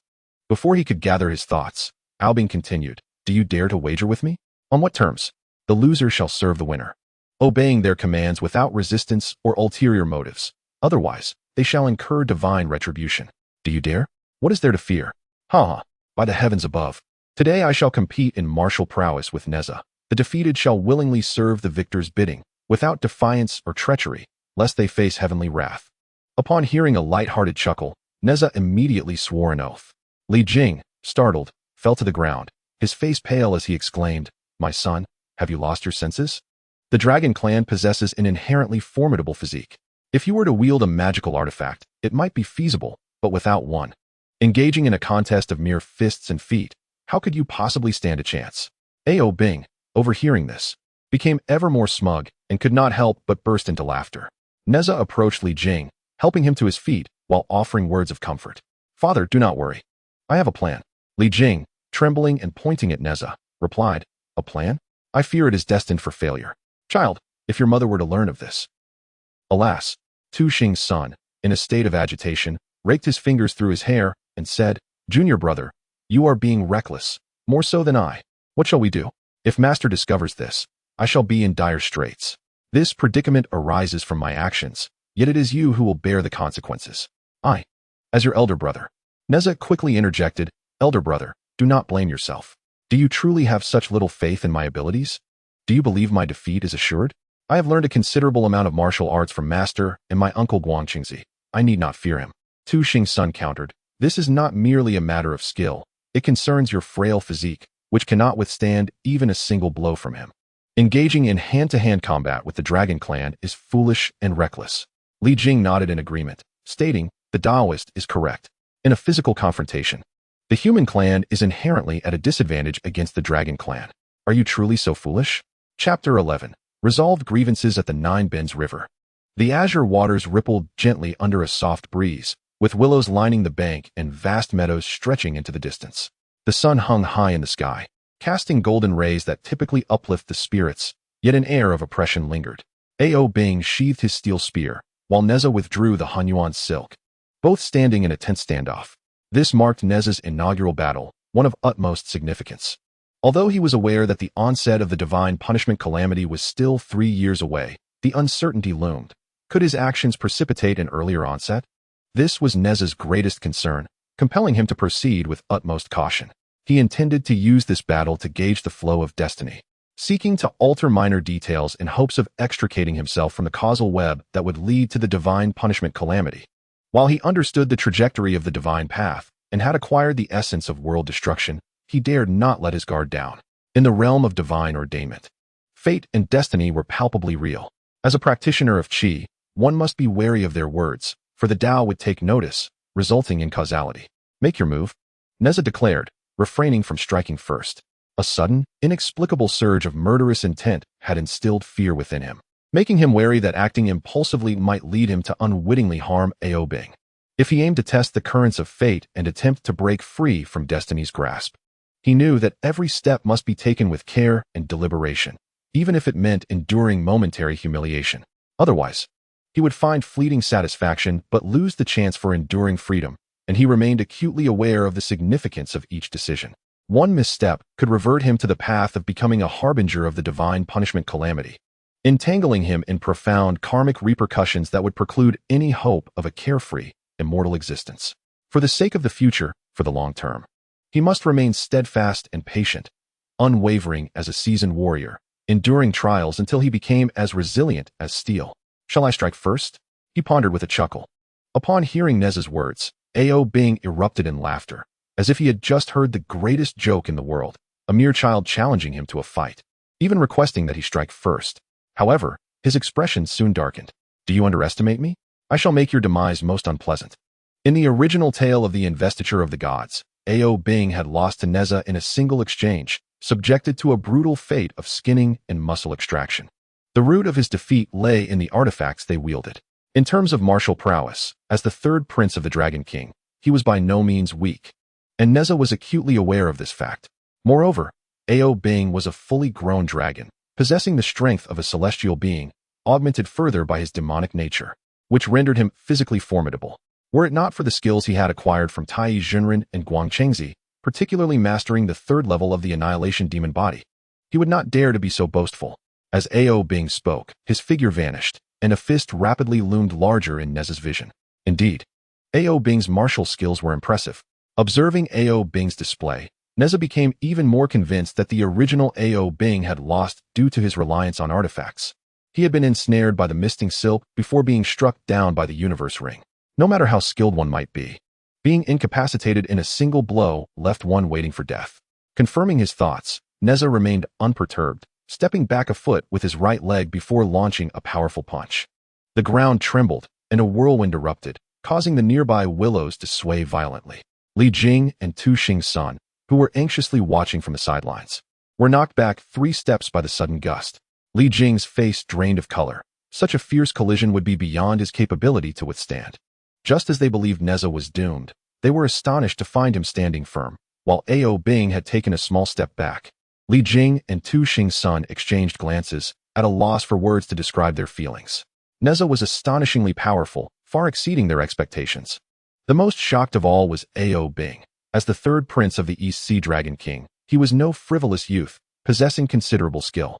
Otherwise, the East Sea Dragon King would not have entrusted him with the task of observing the realm, a figure capable of nearly toppling the Dragon Palace. His release demonstrated the recognition of his strength. Yet, to find himself unable to overpower a mere 4 or 5-year-old human child left him questioning whether Nezha was not some formidable divine being in disguise. Who are you? How is it possible for you to withstand this punch? Ao Bing bellowed. Nezha, unwavering in his identity, declared, I am Li Nezha. Impossible. Again, Ao Bing, refusing to be deterred, unleashed a flurry of punches, circling Nezha with rapid strikes. Nezha remained as steady as a mountain, his gaze locked on Ao Bing's movements, delivering his punches with calm precision. The two engaged in a dance of motion and stillness, their fists clashing repeatedly, conjuring a tempest that compelled Tu Xingsun and Li Jing to retreat further away from the fray. Receive my next strike, Divine Dragon Tail Sweep. Ao Bing refrained from continuing his assault. Instead, he transformed into a dragon, becoming a small white dragon that measured 3 zhang in length and was as thick as a water barrel, its entire body gleaming like jade, with its 4 claws shimmering with a cold light. With a powerful flick of its body, it lashed its immense tail towards Nezha, creating a thunderous sound as the air was explosively displaced before the tail even made contact. Nezha, aware that the demon's true form would significantly enhance its physical strength and power, became increasingly cautious. He exhaled deeply, clenched his fist, and summoned strands of radiant energy around it, striking at the incoming tail. With a resounding thud, his fist shattered the dragon's scales, pierced through the dragon's hide, and delved into its body, causing droplets of dragon blood to cascade down his arm. Ao Bing was momentarily stunned, then let out a series of pained roars as he swiftly retreated several zhang away, standing still after a few breaths. Gradually, the wounds on his body began to heal, and he reverted back to his human form. How could this be? How could a human cultivator possess such formidable physical prowess? Stronger than my dragon kin? Impossible. Ao Bing fixed his gaze on Nezha, still in disbelief. The outcome was clear. Do your previous words still hold weight? Nezha regarded Ao Bing calmly, inwardly relieved. During their prior confrontation, although flashes of murderous intent occasionally surfaced, he had managed to suppress them, retracting some of his power. Otherwise, with that final blow, even if Ao Bing had survived, he would have been left with a fraction of his life. Ao Bing's expression shifted between shades of blue and purple before he let out a sigh. As cultivators, we absorb the essence of heaven and earth, comprehend the principles of the universe, and our words resonate with the celestial laws. What constitutes binding agreements? Moreover, as a dragon, I shall speak without regret. Ao Bing, displaying a sense of honor, did not seek to evade his promise. He approached Nezha and stated, Ao Bing pays his respects to young Master Li, but I am merely fulfilling a duty. Seeing Ao Bing relent, Nezha smiled and said, though we engaged in a wager and made our vows, as long as we both consent, we may dissolve it without fear of divine retribution. Nezha gazed at the vast expanse of the sky and earth as fellow cultivators. We seek longevity and freedom, striving for peaceful coexistence. Is it in our nature to resort to violence? If the third prince is amenable, shall we bury the hatchet and forge a friendship?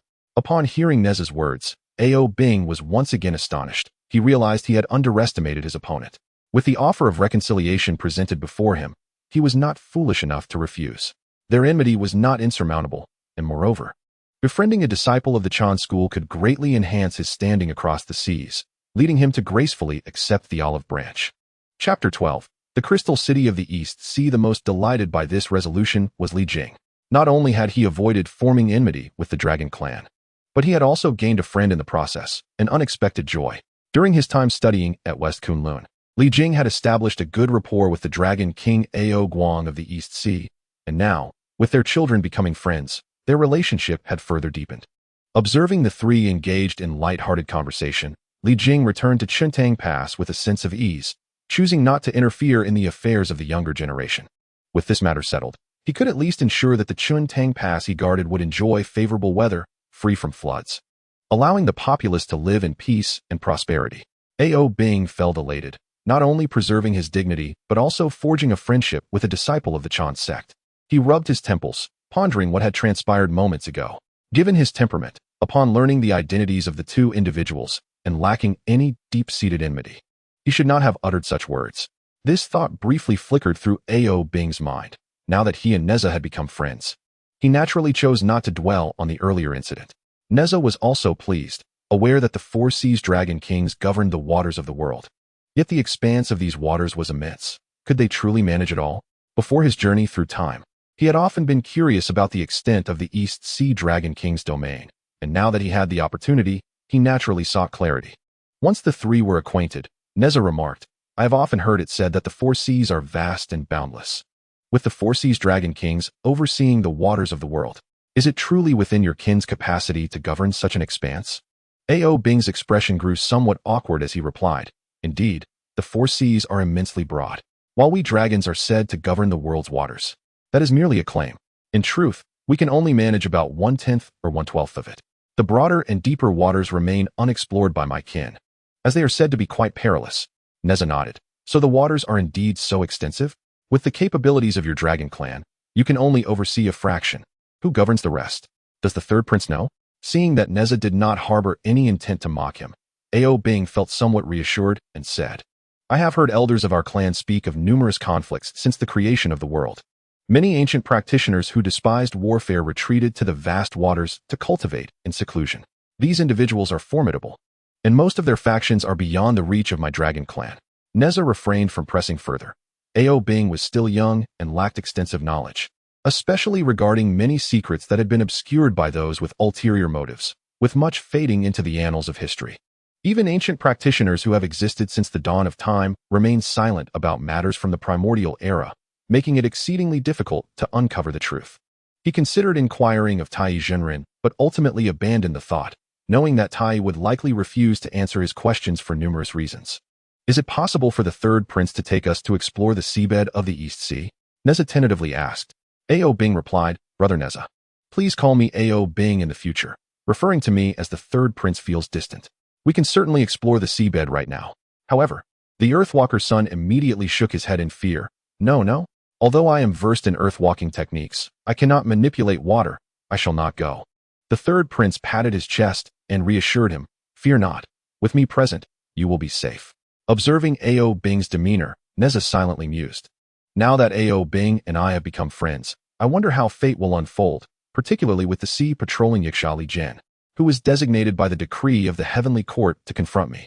In the original tale, Li Jian was slain by me, becoming the first to ascend to the divine ranking, designated as the Star of Calamity.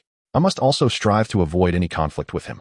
Nezha vanquished Li Gan, who subsequently became the first individual inscribed upon the Fengshen Bang, thus marking him as the initiator of the divine tribulation. Henceforth, any celestial beings or practitioners of Qi with shallow roots who met their demise would have their essence ascend to the Fengshen Bang, awaiting their divine elevation. The two he dispatched were of little consequence, and the positions they attained were not grand, yet the karmic repercussions he inherited were profound. As the harbinger of the Fengshen calamity, he resembled a catalyst, propelling seemingly insignificant events onto a consequential trajectory. Even if his later involvement was minimal, he would be remembered. For he was the pathfinder. It was through his minor deeds that a multitude of subsequent events transpired. Should those ensuing events wield considerable influence, even the slightest contributions of the guide would be etched into memory, thus underscoring the weight of causality. After much deliberation, Tu Xingsuan finally declared, "You may proceed. I have descended the mountains solely for amusement, to witness the splendor of the mortal realm.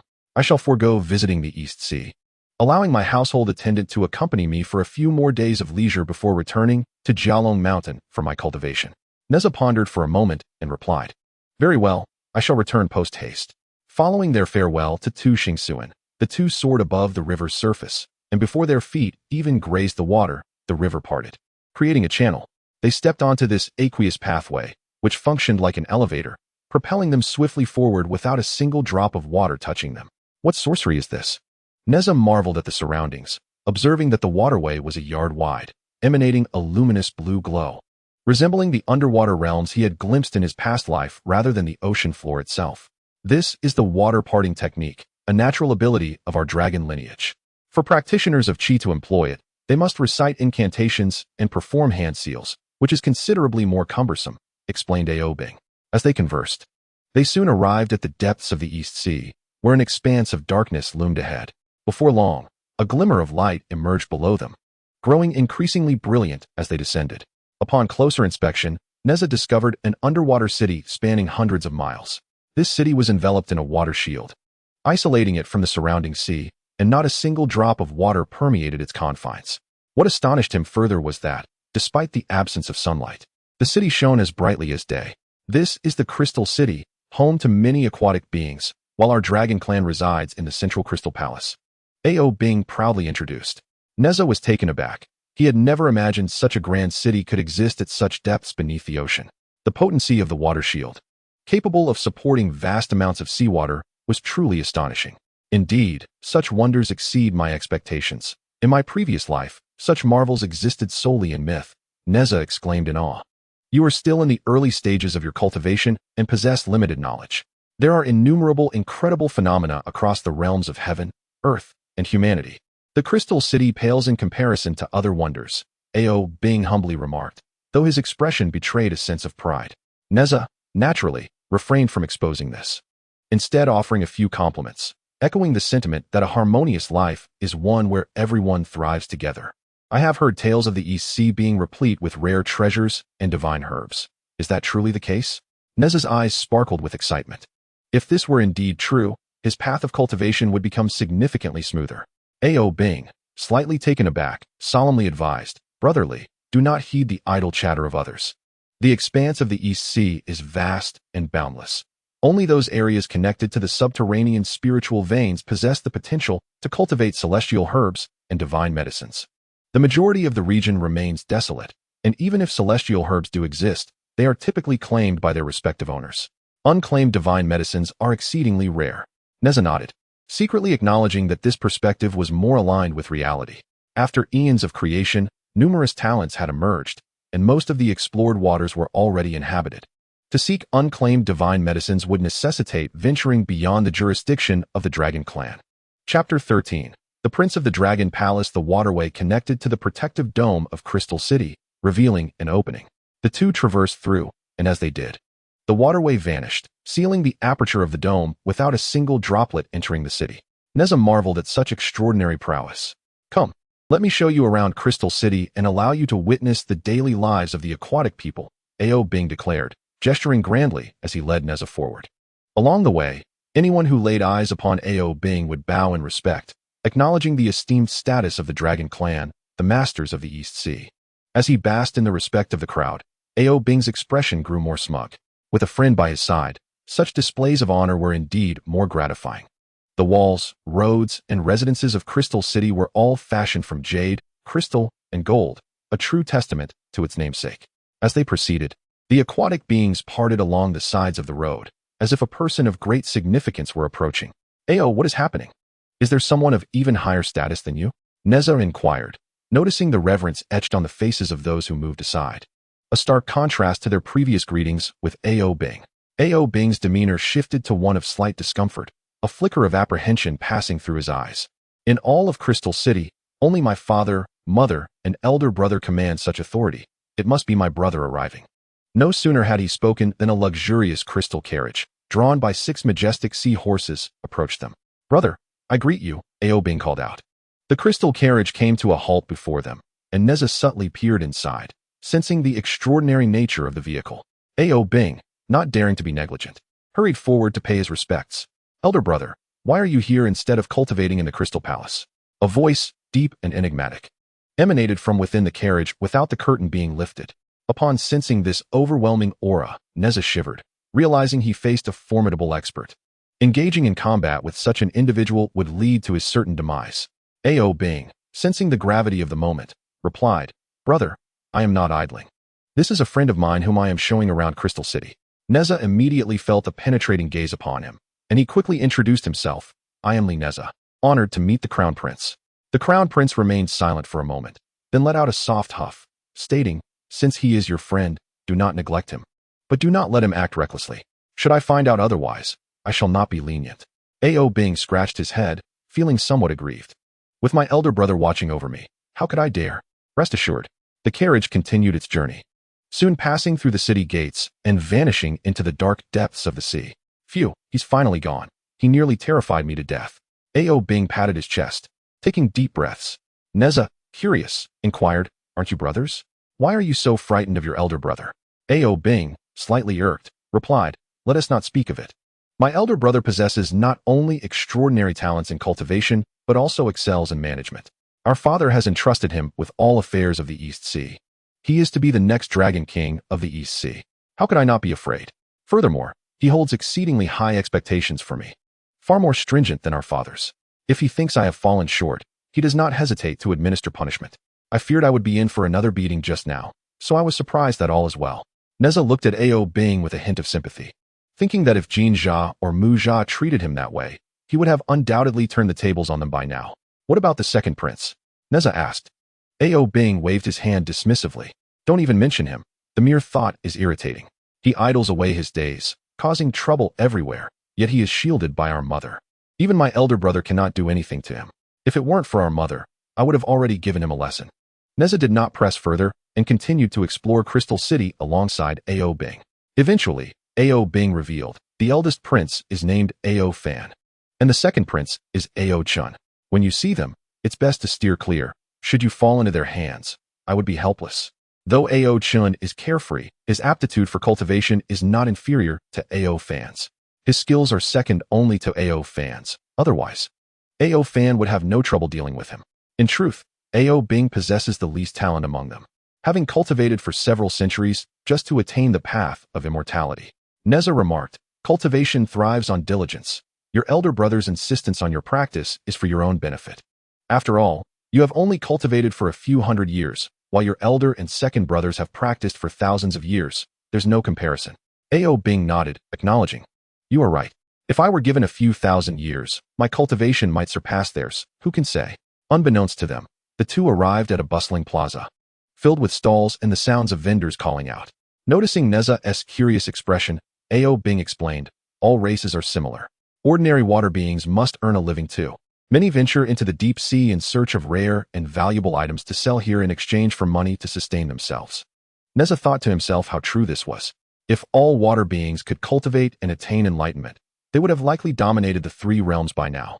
Like humankind, there are ordinary individuals among the water beings who toil daily for survival.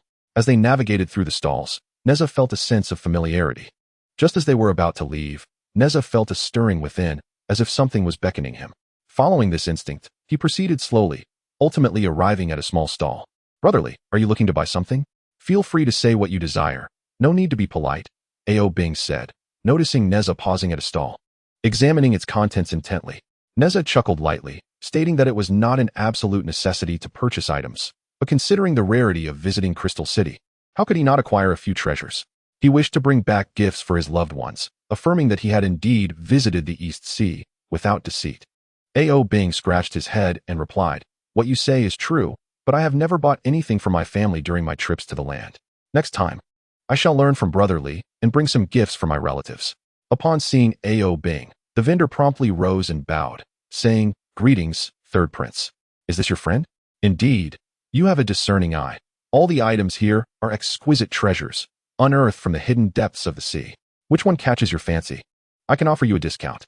The vendor, a creature with the head of a crab and the body of a fish, appeared somewhat daft. Yet upon the arrival of customers, he transformed into a shrewd salesman, eloquently promoting his wares. How much do all these items cost? A.O. Bing inquired, squatting down to sift through several pieces casually. Dear Third Prince, they are quite affordable, not expensive at all. Each item is merely 10 taels of gold. And if you decide to purchase, I shall extend an additional 20% discount. What do you say? The crabman enthusiastically introduced. Too expensive, brother A.O., let's leave. Nezha declared as he stood to depart. Brotherly, do you think so little of me, A.O. Bing? What is expensive or not? This is a small gift for you. A.O. Bing insisted, gathering all the items from the stall and handing them to Nezha. He then casually picked up a piece of red gold, stating, 50 taels. Take it quickly, and do not assume I am unaware of the true value of your goods. Should you attempt to deceive me again, you shall see my wrath. Upon seeing the red gold, the crabman's eyes narrowed with excitement, and he nodded eagerly, uttering a few hurried words before his claws swiftly moved, and in no time, he vanished without a trace. Brother A.O., it seems we have indeed been swindled, Nezha remarked, feigning innocence at the speed of the crabman's departure. I am well aware. A.O. Bing waved dismissively. However, my friend desired it, so let him deceive me this once. It primarily saves time and hassle. Haggling can be quite tedious. Nezha, unreserved, placed the items into his fur pouch and followed A.O. Bing onward. Chapter 14.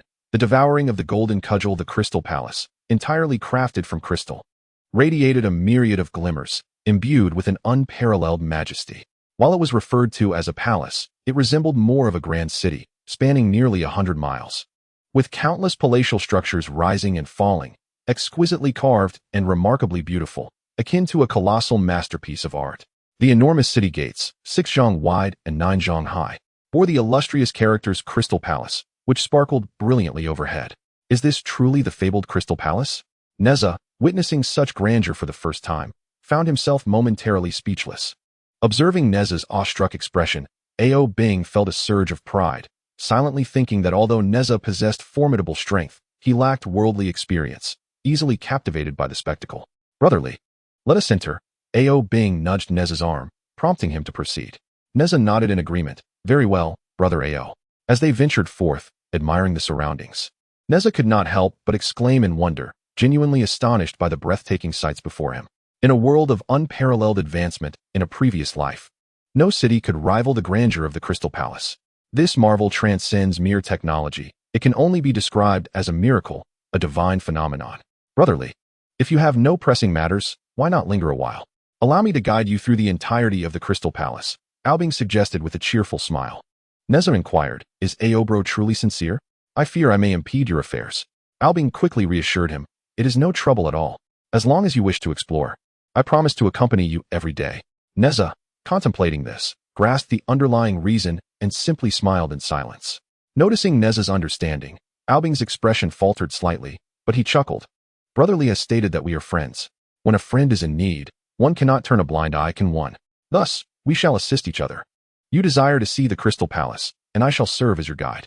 Since I have no inclination for cultivation at the moment, I will gladly take on this role. Nezha raised his right hand in a formal gesture, replying, then I shall trouble you, A.O. Bro. Albing promptly returned the gesture, brotherly. You are too courteous, it is mutual. As Nezha gazed upon the opulent chambers, he marveled at the lavish abode befitting the Lord of the East Sea. After wandering for most of the day, Nezha, preoccupied with thoughts of the source of the impending cataclysm, requested a day of rest before continuing their exploration of the Crystal Palace. Albing readily acquiesced and arranged a guest room for him. Nezha retrieved several items acquired from a marketplace and examined them one by one. Upon grasping a fragment shaped like a blade's tip, the essence of the cataclysm within him stirred anew, emitting a captivating force.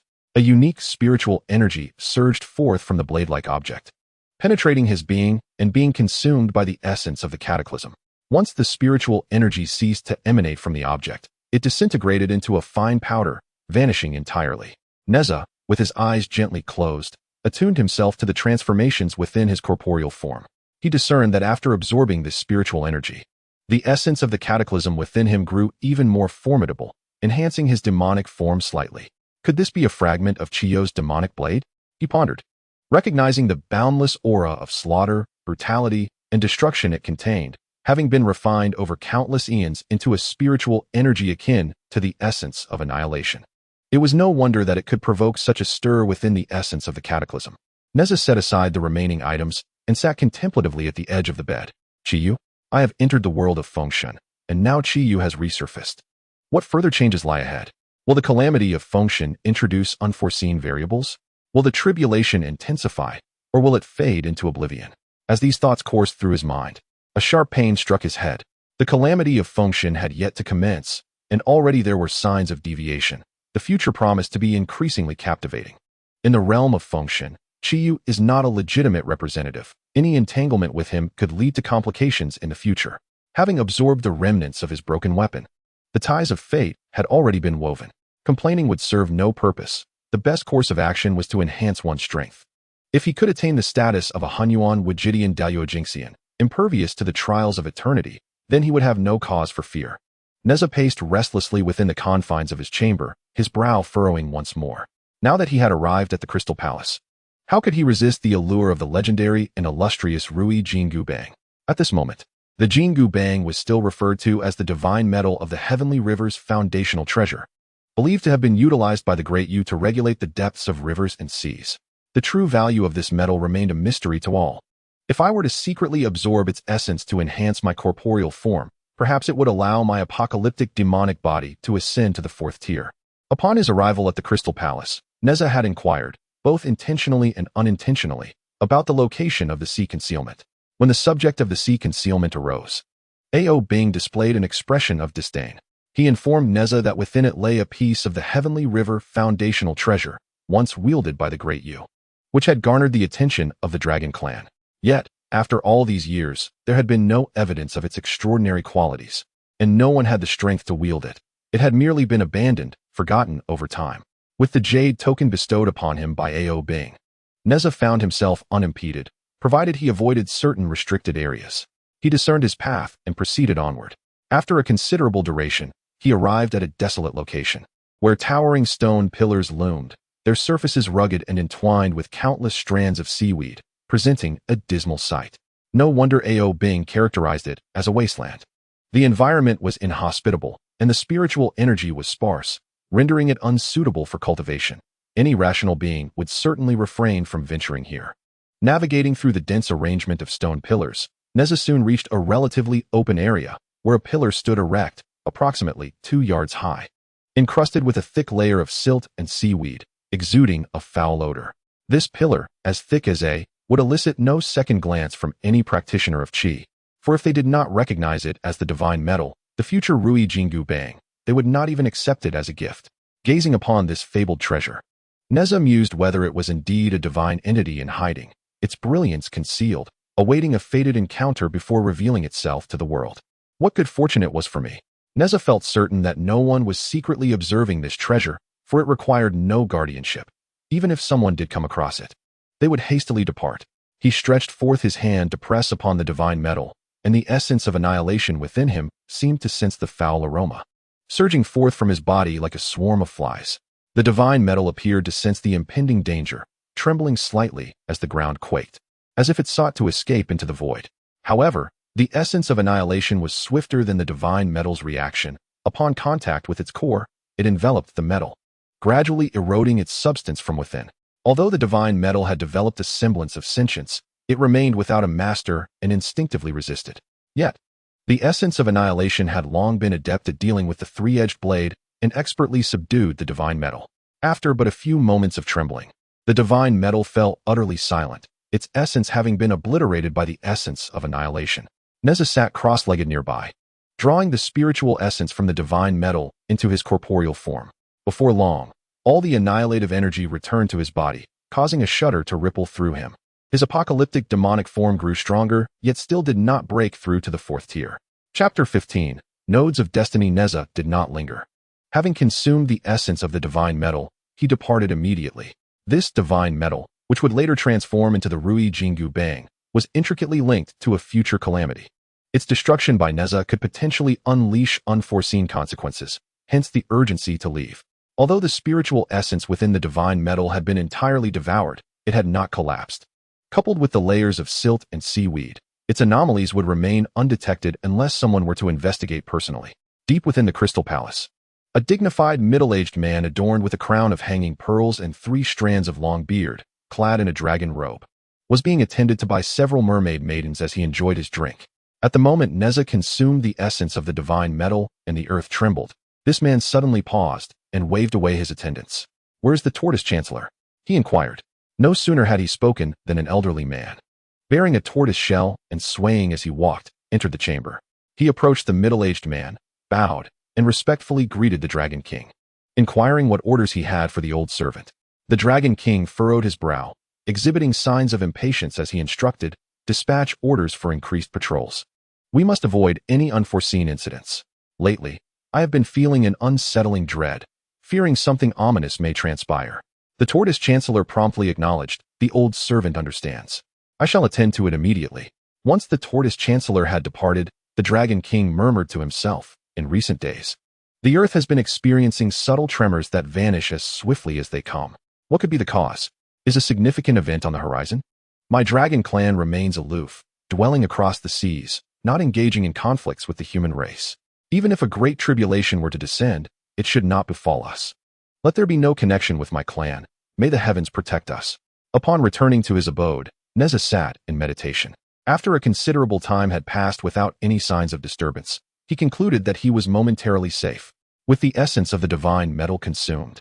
He had achieved the primary objective of his journey to the Eastern Sea. In the ensuing days, he explored the Crystal Palace alongside Ao Bing, acquiring some local specialties from the Eastern Sea before returning to Chintang Pass. The two made a pact to maintain frequent correspondence and exchange insights on their paths of cultivation. After a moment's hesitation, Nezha consented. With 2 years remaining until the first pivotal moment of the function, which also marked a turning point in Nezha's destiny, he resolved to continue his communication with Ao Bing, perhaps even revealing certain truths in an effort to alter the course of fate, even if only slightly. Upon returning home, he learned that Tu Xingxuan had departed to continue his training at Jialong Mountain. Nezha remained at home, diligently honing his skills. Over the course of nearly 2 years, he visited all 12 golden immortal dwellings. Nezha sensed that he had left an indelible impression on all 12 immortals, who now regarded him with a mixture of respect and trepidation, wishing never to cross paths with him again. Gazing at the final letter in his hand, Nezha found himself in a state of indecision. At this moment, he was on the cusp of breaking through to the 4th layer of the annihilation demon body and nearing a breakthrough in his primordial spirit's tribulation phase. However, ordinary elixirs had lost their significance for him. If I were to seek out Master Xuandu at the 8 Scenery Palace now, I would undoubtedly acquire a considerable amount of superior elixirs, enabling a breakthrough in both my demonic body and primordial spirit. Calculating the days, I have been in the world of function for 7 years now, and it is early summer, drawing perilously close to the time when Nezha defeats the night demon Li Jin and Ao Bing. I must remain vigilant, as this marks the first crucial moment of my journey in function, and I cannot afford any missteps. Once I surpass this tribulation, I can visit the 8 Scenery Palace at my leisure. The more critical the moment, the more cautious Nezha felt compelled to be. He tucked away the letter and began contemplating his next course of action, envisioning various scenarios that might unfold and the strategies to counter them. In the East Sea Dragon Palace, Ao Bing emerged from his meditation, inexplicably engulfed by a wave of restlessness. No matter how he endeavored to calm himself, he could not dispel it. Could it be the result of prolonged cultivation, leading to an accumulation of pent-up emotions? Quite likely, considering that he had been in seclusion for nearly 2 years. It would be refreshing to venture onto land, perhaps to seek out Nezha for a friendly contest of skills and to release his pent-up frustration. Ao Bing departed from his meditation chamber and made his way directly to the depths of the Crystal Palace to pay his respects to the Dragon King and Queen. The Dragon King Ao Guang had 3 sons. His eldest, Ao Fan, possessed the highest cultivation level and excelled in every aspect, having effectively taken on the responsibilities of the East Sea and earning his father's trust. The second son, Ao Chun, was also remarkable, second only to Ao Fan. Yet he was frivolous and charming, winning the favor of the Dragon Queen, much to the chagrin of both the Dragon King and Ao Fan. The youngest son, Ao Bing, despite being the least skilled, was the most favored by the Dragon King, but was strictly managed by Ao Fan, leaving the Dragon King often helpless. "Father, I have been in seclusion for so long, feeling rather restless. I wish to go out and amuse myself," Ao Bing said, playfully while massaging the Dragon King's shoulders. The Dragon King glanced around and replied, "Very well, I shall have Li Jin accompany you. You must heed his guidance. Hurry along, should you encounter your elder brother. I cannot assist you." "Thank you, father. I've returned with many delightful treats and amusements for you. Ao Bing chuckled, swiftly making his way outside. As long as you do not cause trouble, your father will be pleased. Off you go, Ao Guang called after him, casually producing a jade token and infusing it with magical energy, causing it to shimmer before returning to its normal state. As he let Ao Bing leave, a sense of foreboding gripped him, growing increasingly palpable and severe. Could this be related to Ao Bing? Ao Guang murmured to himself, his brow furrowed in concern. At Chintang Pass, Nezha, engaged in his breathing exercises, suddenly felt a jolt of anxiety, rousing him from his meditation. What is happening? I have only just entered a meditative state. Why have I awakened? What was that feeling of dread? Before he could unravel his thoughts, a voice from outside interrupted him. It was Lady Yin, causing Nezha to pause. Child, your two friends have come to see you. Understood, mother. I shall go out at once, Nezha replied, contemplating who these two friends could be. Aside from the Earth Spirit Son and Ao Bing, it could hardly be anyone else. What brings them here at this time? Are they seeking trouble? Could this be the reason for my unease? Laughter erupted, as if I were on the verge of suffocation, yet it was indeed entertaining in the company of my junior brother. Upon my arrival, I had already informed Master, who did not express any displeasure. This time, I intended to linger here for several more days. Quite splendid indeed. I too shall indulge in a few more days of leisure. Having received my father's gracious permission, and with my elder brother blissfully unaware, I can finally revel in this period of respite. What a delightful prospect. Tu Xing's son and Ao Bing chuckled heartily, their joy palpable, as though they had finally escaped from confinement and tasted freedom. Yet, Nezha found no such elation. The approach of a pivotal moment in the wheel of fate loomed ominously, and inexplicably, Ao Bing desired to linger longer at Chintang Pass. As fate would have it, Tu Xing's son joined in the revelry. Had it been solely Ao Bing, Nezha might have devised a means to divert him, but with Tu Xing's son's involvement, the dynamics shifted entirely. Brotherly, Ao Bing introduced. Allow me to present to you Li Jian, the Sea Patroller of the East Sea.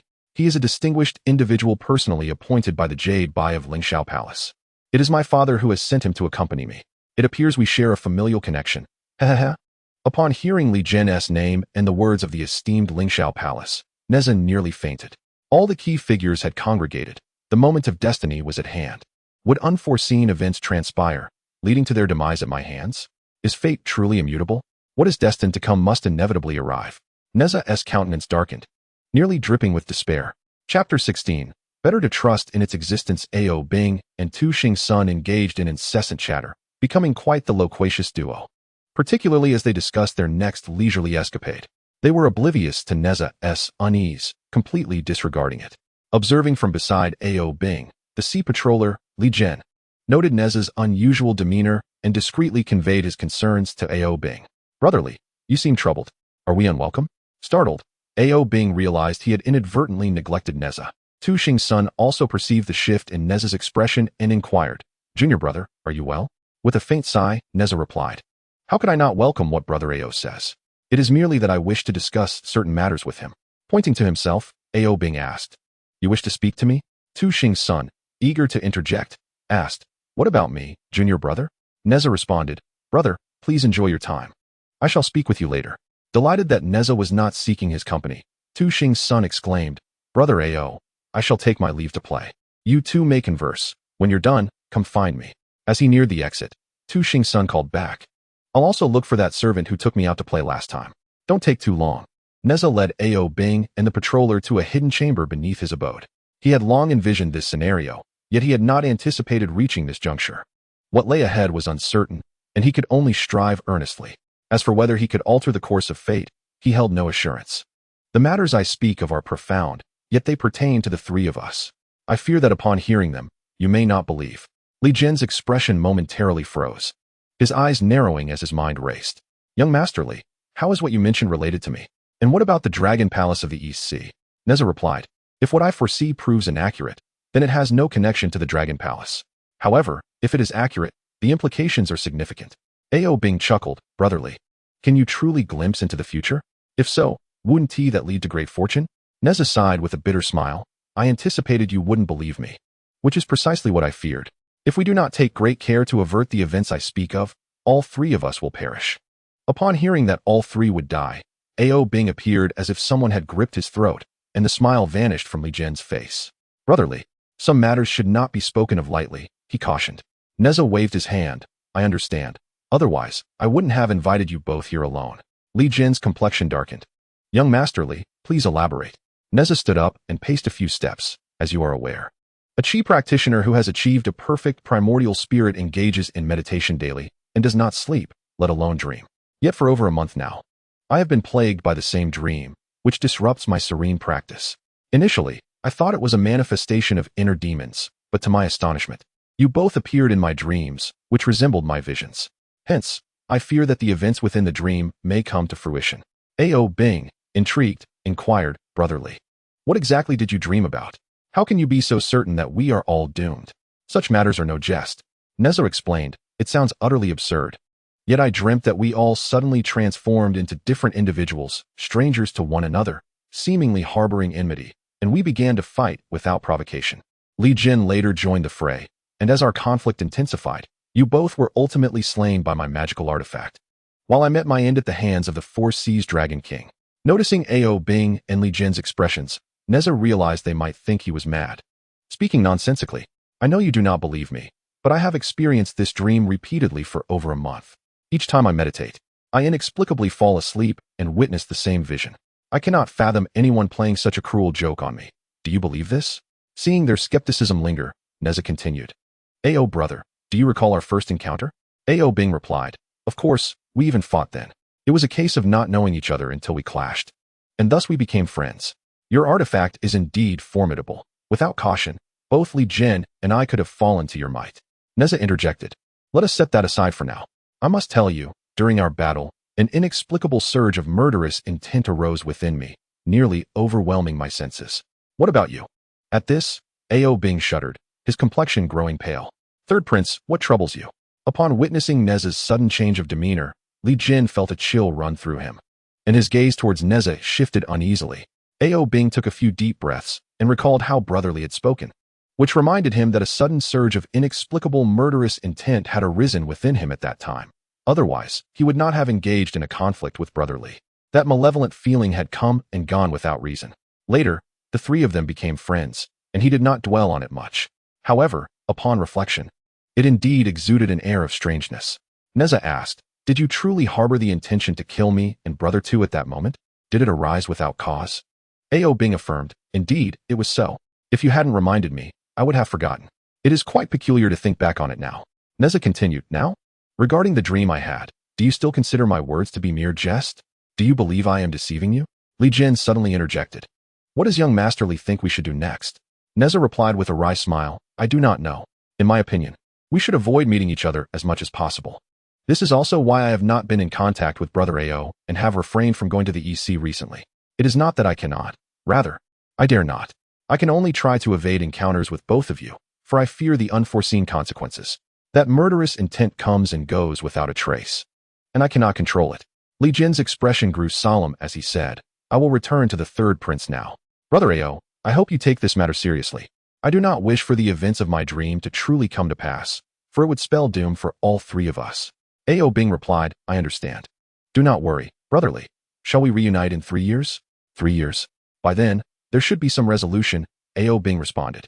I too am curious about what might compel us to meet again within 3 years. Watching the two depart, and the agreement to reconvene in 3 years, Nezha secretly breathed a sigh of relief. He promptly returned to his secluded chamber to cultivate, resolved to remain unchanged in the face of uncertainty and to avoid any external distractions. As for Tu Xing's son, as long as he had someone to play with, he would not return to seek him out. 3 years later, Jiang Zia descended the mountain to assist in the campaign against Zhou at Shiqi, and Nezha joined him. As the calamity had already begun, and the Battle of Fengshan had commenced, should he encounter A.O. Bing again, he could evade the confrontation and allow others to step forward. Yet, he pondered what changes the next 3 years would bring. He had fused with the essence of world destruction and cultivated the body of annihilation. Hoping to alter Nezha's original fate, even if just slightly, Nezha clenched his fist, wishing to change a thread of destiny. Aspiring to become a fish that escapes the grasp of fate's relentless hand. Upon returning, A.O. Bing and Li Jin shared this matter with the Dragon King A.O. Guang. What? Are you speaking the truth? A.O. Guang exclaimed, his heart racing as he fixed his gaze intently on A.O. Bing, and General Li Jin stated, Your Majesty. What the Third Prince said is indeed true. The one named Nezha said precisely that. Initially, we thought he was speaking madness, but we later realized that young Master Li was not jesting. Ao Guang paced thoughtfully, stroking his beard and murmuring, "No wonder, no wonder. Since several years ago, I have often felt a sense of foreboding, which has become more frequent of late. Coupled with this person's words, it cannot be mistaken. From today onward, Li Zhen, you and my son shall remain in seclusion deep within the Dragon Palace until 3 years have passed. In matters such as this, it is better to err on the side of caution. One must be vigilant." Seeing the Eastern Sea Dragon King so gravely concerned, Ao Bing and Li Gan were momentarily taken aback, expecting a scolding, yet they found the Dragon King to be even more earnest than themselves. Chapter 17. Ao Guang's visit with the Dragon King's arrangement. Ao Bing and Li Gan naturally did not dare to oppose. After much hesitation, Li Gan asked, "Your Majesty, do you truly believe in young Master Li's words? As a master of profound cultivation, you possess a slight awareness, while neither Ao Bing nor I have any inkling. Young Master Li has yet to reach the tribulation stage, and the path to immortality remains distant. How could he possess such a strong sense?" Upon hearing this, Ao Bing also paused, eager to hear his father's response. Ao Guang sighed and said, "Binger has spoken the truth. Nezha is a disciple of the celestial master Taiyi, the lord of the Golden Light Cave on Mount Qianyuan. Are you aware of Taiyi's origins? He is one of the 12 golden immortals of the Chan sect, possessing exceptional cultivation and is renowned for his mastery of celestial calculations, earning the attention of the Chan sect sages. He practices the most authentic methods of the mystical door of heaven and earth, allowing him to subtly grasp the great principles of the universe and glimpse fragments of the future in his quiet contemplation. Truly a marvel beyond compare. Though our dragon clan is inherently powerful, with formidable physical strength enabling us to ascend to immortality upon maturity, our cultivation methods do not match the profound subtleties of the Chan sect's authentic teachings. Our understanding of the universe is markedly inferior. This is one of the key reasons for the gradual decline of our dragon lineage. Without the ability to comprehend the heavenly principles, we cannot foresee the cosmic trends. And should we defy the natural order, calamity will surely follow.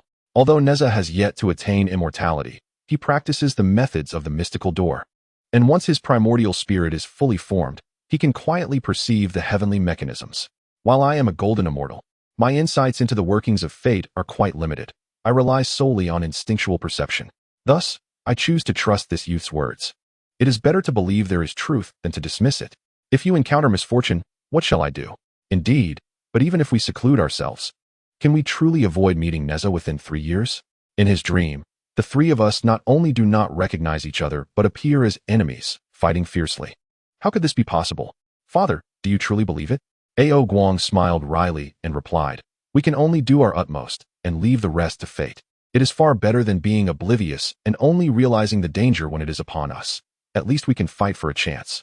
As for the idea that you three do not know each other and will fight to the death, that can easily be arranged.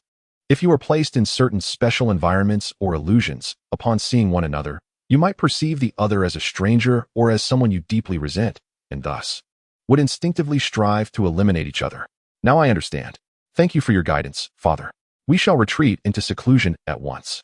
After Ao Bing and Li Gan departed, Ao Guang murmured to himself, "No wonder I have been so anxious. It was not without reason. While I can keep an eye on Ao Bing and Li Gan, who can monitor Nezha, a disciple of the celestial master Taiyi, I must pay a visit to Chintang Pass." With a flicker, Ao Guang transformed into a middle-aged man with a broad face and large ears, clad in a brown robe with a sword at his waist, gliding on clouds toward Chintang Pass. "Who goes there? State your name." Upon reaching the gates of the Li residence, as he was about to speak, the guards pointed at Ao Guang and shouted. Ao Guang replied, "Tell your master that a friend from the western Kunlun has come to visit." Upon hearing this, the guard promptly replied, "Please hold on, esteemed Taoist. I shall go inside to report immediately." Shortly thereafter, Li Jing emerged briskly from within. Upon seeing Ao Guang, he was momentarily taken aback, but then burst into hearty laughter. "What brings you here, my friend? Please, come in." The two linked arms and in no time arrived at the guest hall. Once tea was served, Li Jing inquired, "What brings you here, my esteemed friend?" After a moment of hesitation, Ao Guang said, "I have urgent matters to discuss with you, and to assure you of my sincerity, I kindly request that you summon your nephew, Nezha." Li Jing was startled, and then his expression shifted. "Nezha is my third son, who cherishes solitude and has been diligently cultivating at home. He is also a close friend of your son. Has he offended you in any way? Ao Guang quickly waved his hand, chuckling. You misunderstand, my friend. That is not my intent at all. Please clarify. If my son has erred, I shall certainly admonish him. With a puzzled glance at Ao Guang, Li Jing turned to his servant, commanding, go fetch the third young master. Hurry, hurry. Moments later, Nezha entered from outside, bowing respectfully. I greet you, father. Li Jing nodded. This is the lord of the East Sea Dragon Palace, and also a friend of mine. Come, pay your respects. Nezha, with a swift glance, stepped forward. Nephew Nezha greets you, uncle. I trust you are well. Ao Guang quickly offered his hand, laughing. Ah, my dear nephew, you are too courteous. Nezha then remarked. I have heard from my master that the East Sea Dragon Palace is not devoid of treasures. It possesses an abundance of divine herbs and celestial medicines. Might I request some from you, uncle, to enhance my cultivation? Li Jing's countenance instantly darkened. Is it customary to request gifts upon first meeting? Such behavior is quite improper. He immediately reprimanded. Nezha, do not be rude. Step back at once. What perplexed him further was Nezha's usual demeanor of quiet contemplation. Why was he suddenly acting so indiscreet today? Ao Guang hastily gestured. Brotherly, it is of no concern. In truth, I owe your nephew my heartfelt gratitude. Li Jing replied. Ao, your words leave me increasingly bewildered. Pray, elucidate. Ao Guang casually produced a leather pouch and handed it to Nezha. Nephew Nezha. This is a token of appreciation from me. Please accept it. After Nezha accepted it, Ao Guang presented a jade vial, saying, this is a gift for our first meeting. Brotherly, do not be astonished. The reason I present the token of thanks before the meeting gift is that your nephew has rendered a significant favor to my child. Indeed, it appears to be a life-saving grace. Before Li Jing could inquire further, Ao Guang recounted the entire situation. Upon hearing that Ao Guang had sensed something amiss, Nezha was somewhat astonished. Realizing that the East Sea Dragon King was not the fool as often depicted in tales, he possessed a perceptive awareness.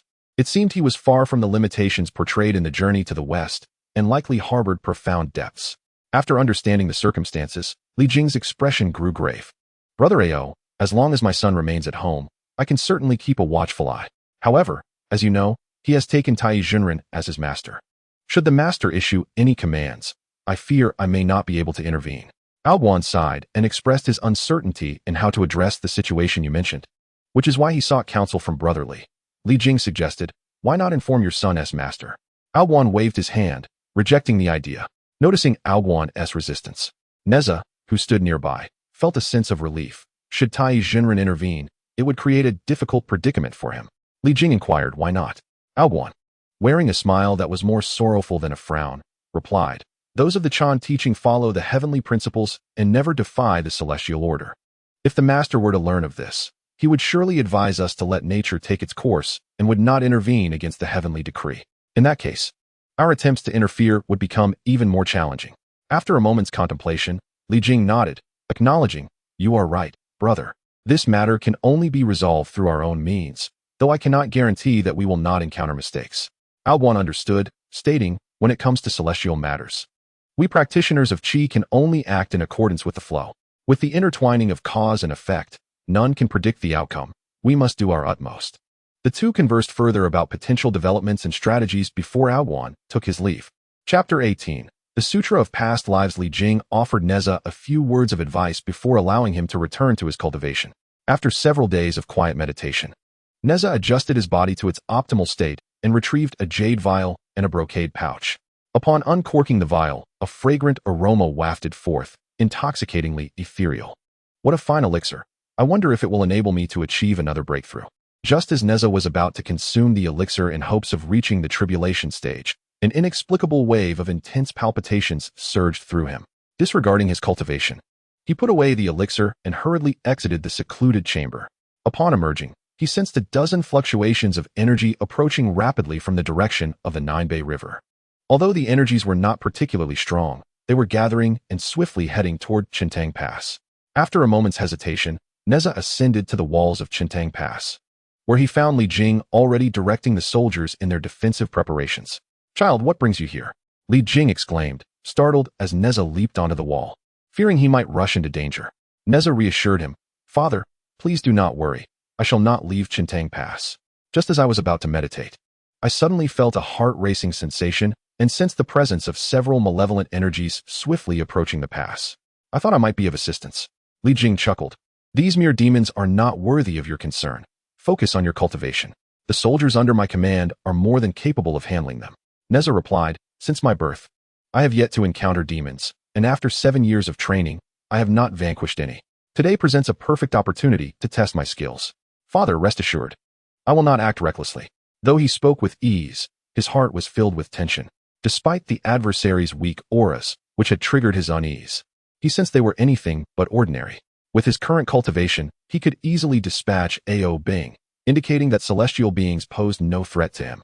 However, the danger he felt from these approaching entities indicated they surpassed even heavenly beings. Li Jing was no match for them, yet their presence felt oddly feeble. Something was amiss. As Nezha pondered quietly, a kaleidoscope of vibrant smoke appeared in the distance. A dozen faint presences emanated from the ethereal clouds, which drifted gracefully. Their pace deceptively slow, yet swift enough to reach the outskirts of the city in no time. The dazzling smoke radiated enchanting hues, constantly shifting, as if it contained the most exquisite treasures of the universe, captivating all who beheld it. The sight of the colorful mist left the onlookers entranced, their senses dulled. Nezha, unable to resist, leaped from the city walls and soared towards the mesmerizing smoke. In mere breaths, he plunged into the multicolored haze. As Nezha vanished into the clouds, those atop the city walls awoke with a start. Where's Nezha? Where has he gone? Panic seized Li Jing as he searched for his son, only to catch a fleeting glimpse of Nezha's figure within the smoke, causing dread to wash over him. Aware that his son was ensnared, he felt helpless, staring at the vibrant clouds with wide eyes, unable to intervene. Once immersed in the colorful mist, Nezha discovered countless elixirs, each the size of a pigeon egg, adorned with intricate, mystical patterns that hinted at the profound secrets of existence. Swallowing hard, he reached out to grasp one, only to witness the elixirs morph into an endless expanse of divine herbs, radiating a spectrum of colors, their fragrant aroma intoxicating his senses. Where did the previous elixirs go? Why have they transformed into divine herbs? He mused. Nevertheless, as long as there are ample divine herbs, I can continue to enhance my cultivation. Slightly taken aback, he soon felt elation and dashed towards the boundless array of herbs. The fragrance intensified, and with a single breath, it transported him to the brink of ecstasy, compelling him to take a hearty bite. Meanwhile, as Nezha reveled in the endless aroma, numerous faces emerged from the multicolored clouds, some as beautiful as celestial beings, others as terrifying as vengeful spirits, with features grotesquely distorted, some missing noses or eyes, and others with gaping maws. Before long, all the faces transformed into the most fearsome apparitions, lunging towards Nezha. At that moment, Nezha stood motionless at the center of the smoke, his eyes wide open, as if ensnared by an invisible force. Gradually, a figure emerged above him, his own spirit, mirroring his appearance. Nezha's spirit bore a similar vacant expression, like a marionette under unseen strings, slowly extricating itself from the corporeal form. Strange cackles echoed from the ghastly faces, drawing closer to Nezha's spirit. As if being torn apart, the apparitions siphoned strands of Nezha's spiritual essence, causing his once vibrant spirit to rapidly diminish. Ao Bing, what brings you here? Did we not agree to refrain from contact for 3 years?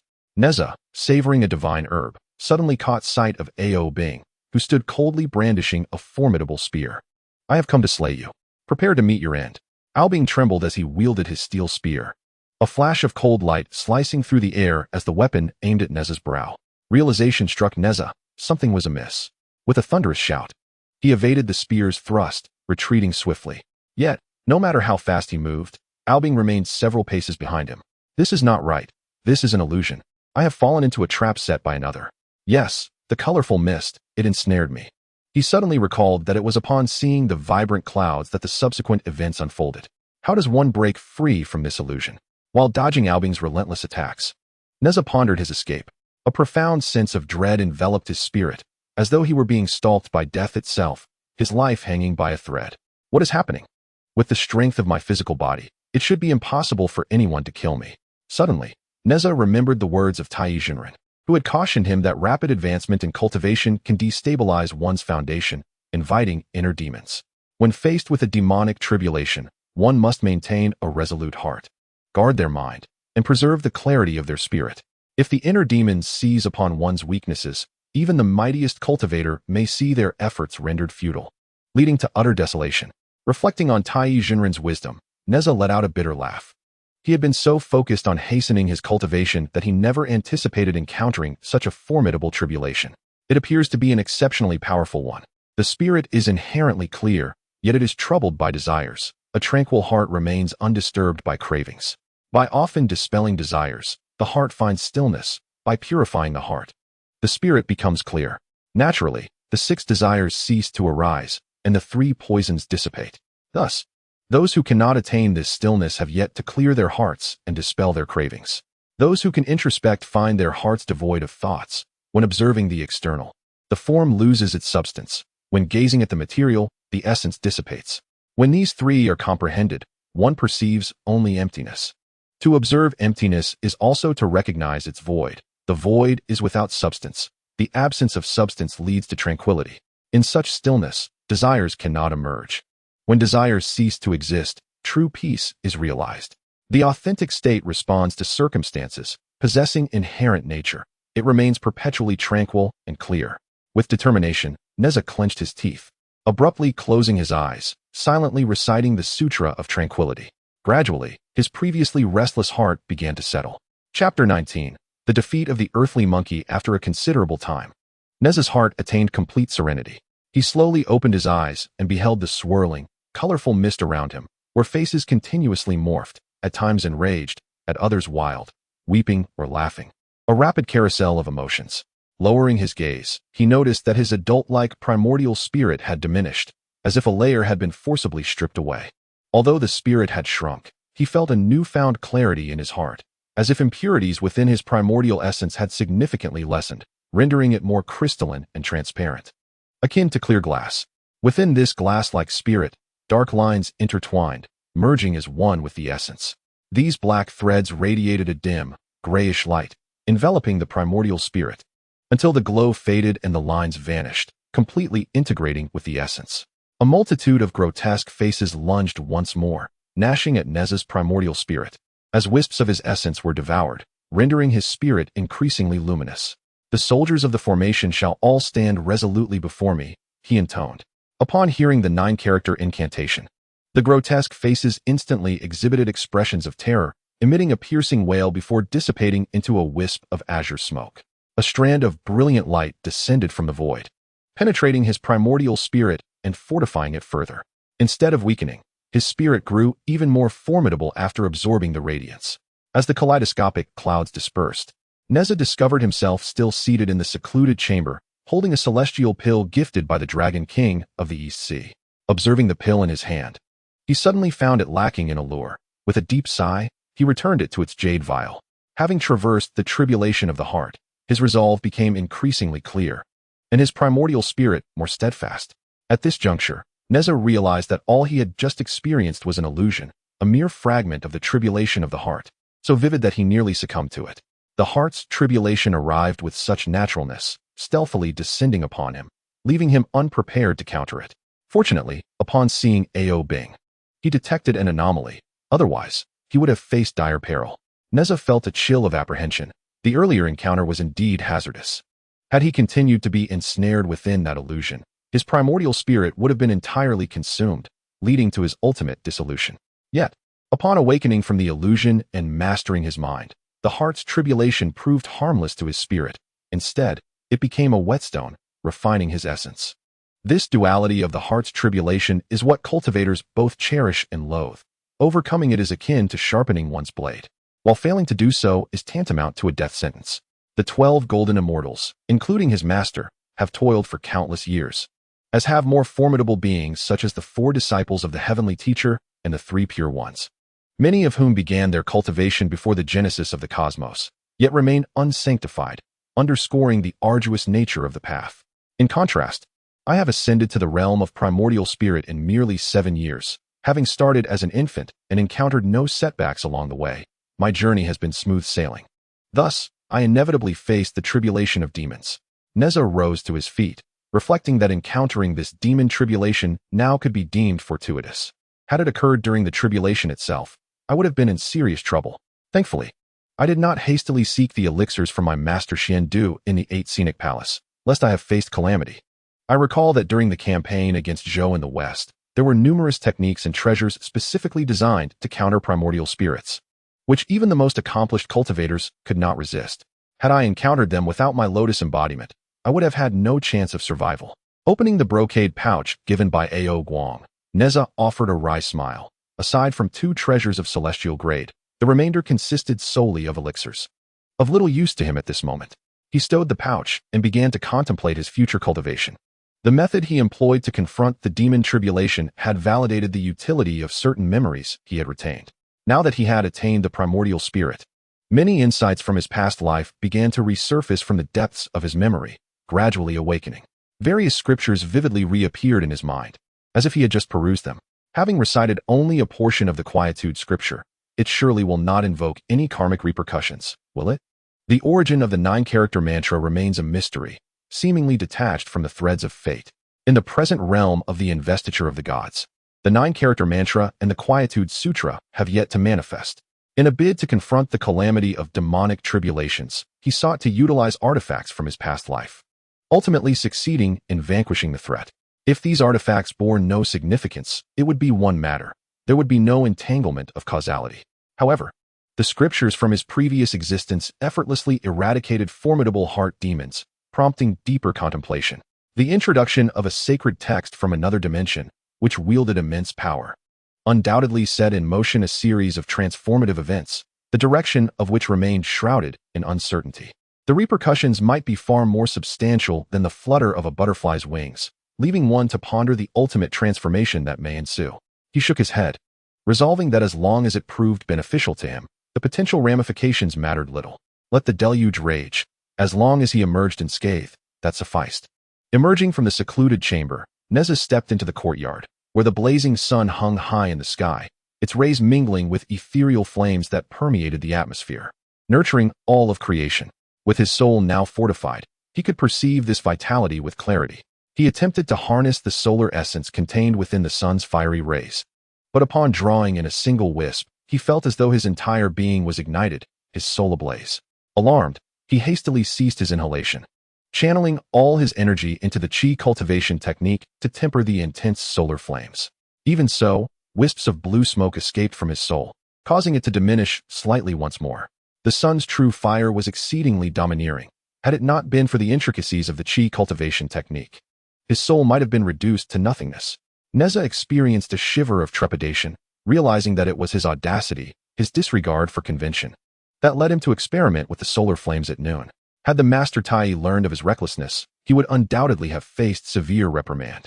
Should other practitioners of Qi become aware, it would surely become a great source of ridicule within the cultivation community. Yet, he harbored no regret. In fact, he was determined to continue drawing upon the solar flames to refine his soul. Naturally, he would approach the endeavor with caution, proceeding step by step, ensuring a steady and deliberate advancement. The 9 Dragons' divine fire shield presented itself as an optimal choice, allowing him to first practice refining his soul before attempting to harness the solar flames once he was impervious to the 3 flavors divine fire. While Nezha contemplated his training, a servant hurriedly approached, drenched in sweat and gasping for breath. "Young Master San, a fight has broken out. A fight has erupted." Nezha furrowed his brow, asking, "What is the panic? Speak slowly. What has happened?" The servant, panting heavily, finally managed to explain, "Young Master Tu is in a scuffle, and his opponent is quite formidable. Young Master Tu may not stand a chance, and has been struck." "Where are they?" Nezha inquired. "At the Nine-Bend River, but they headed east." With a powerful leap, Nezha summoned his wind and fire wheel and soared towards the east. "Jar, what are you doing? Come back." Li Jing, who was training the soldiers, caught sight of a burst of fire streaking by, recognizing it as Nezha's wind and fire wheel, and shouted urgently as he hastily employed Earth Escape to pursue. Chapter 20. Winning with Virtue. A few days prior, Li Jing had met with Ao Guang to discuss all matters and outline their respective tasks. At this moment, he observed Nezha soaring towards the eastern sea, and fear gripped him, causing beads of cold sweat to break out upon his brow. Although Li Jing's earth-shifting speed was commendable, it paled in comparison to the swiftness of the wind-fire wheels, and before long, he found himself losing track of Nezha. Alas, is it truly the will of fate? What shall I do now?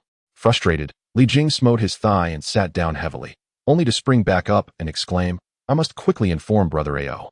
Li Jing produced a fragrant stick of incense, ignited it, and silently recited the incantation towards the direction of the eastern sea. Meanwhile, Ao Guang, who was in the Dragon Palace observing the dance of the Clam Maiden, abruptly received Li Jing's message, causing him to sit up in alarm. The Tortoise Prime Minister? Is the third prince and Li Jin still in seclusion? The Tortoise Prime Minister hastily entered, reporting to the Dragon King. The third prince and Li Jin are indeed in deep meditation and have not emerged. Be vigilant. Do not allow them to exit under any circumstances. I shall step out briefly and return immediately. With that, Ao Guang took a stride and vanished from the Dragon Palace. Before long, he arrived at Li Jing's location.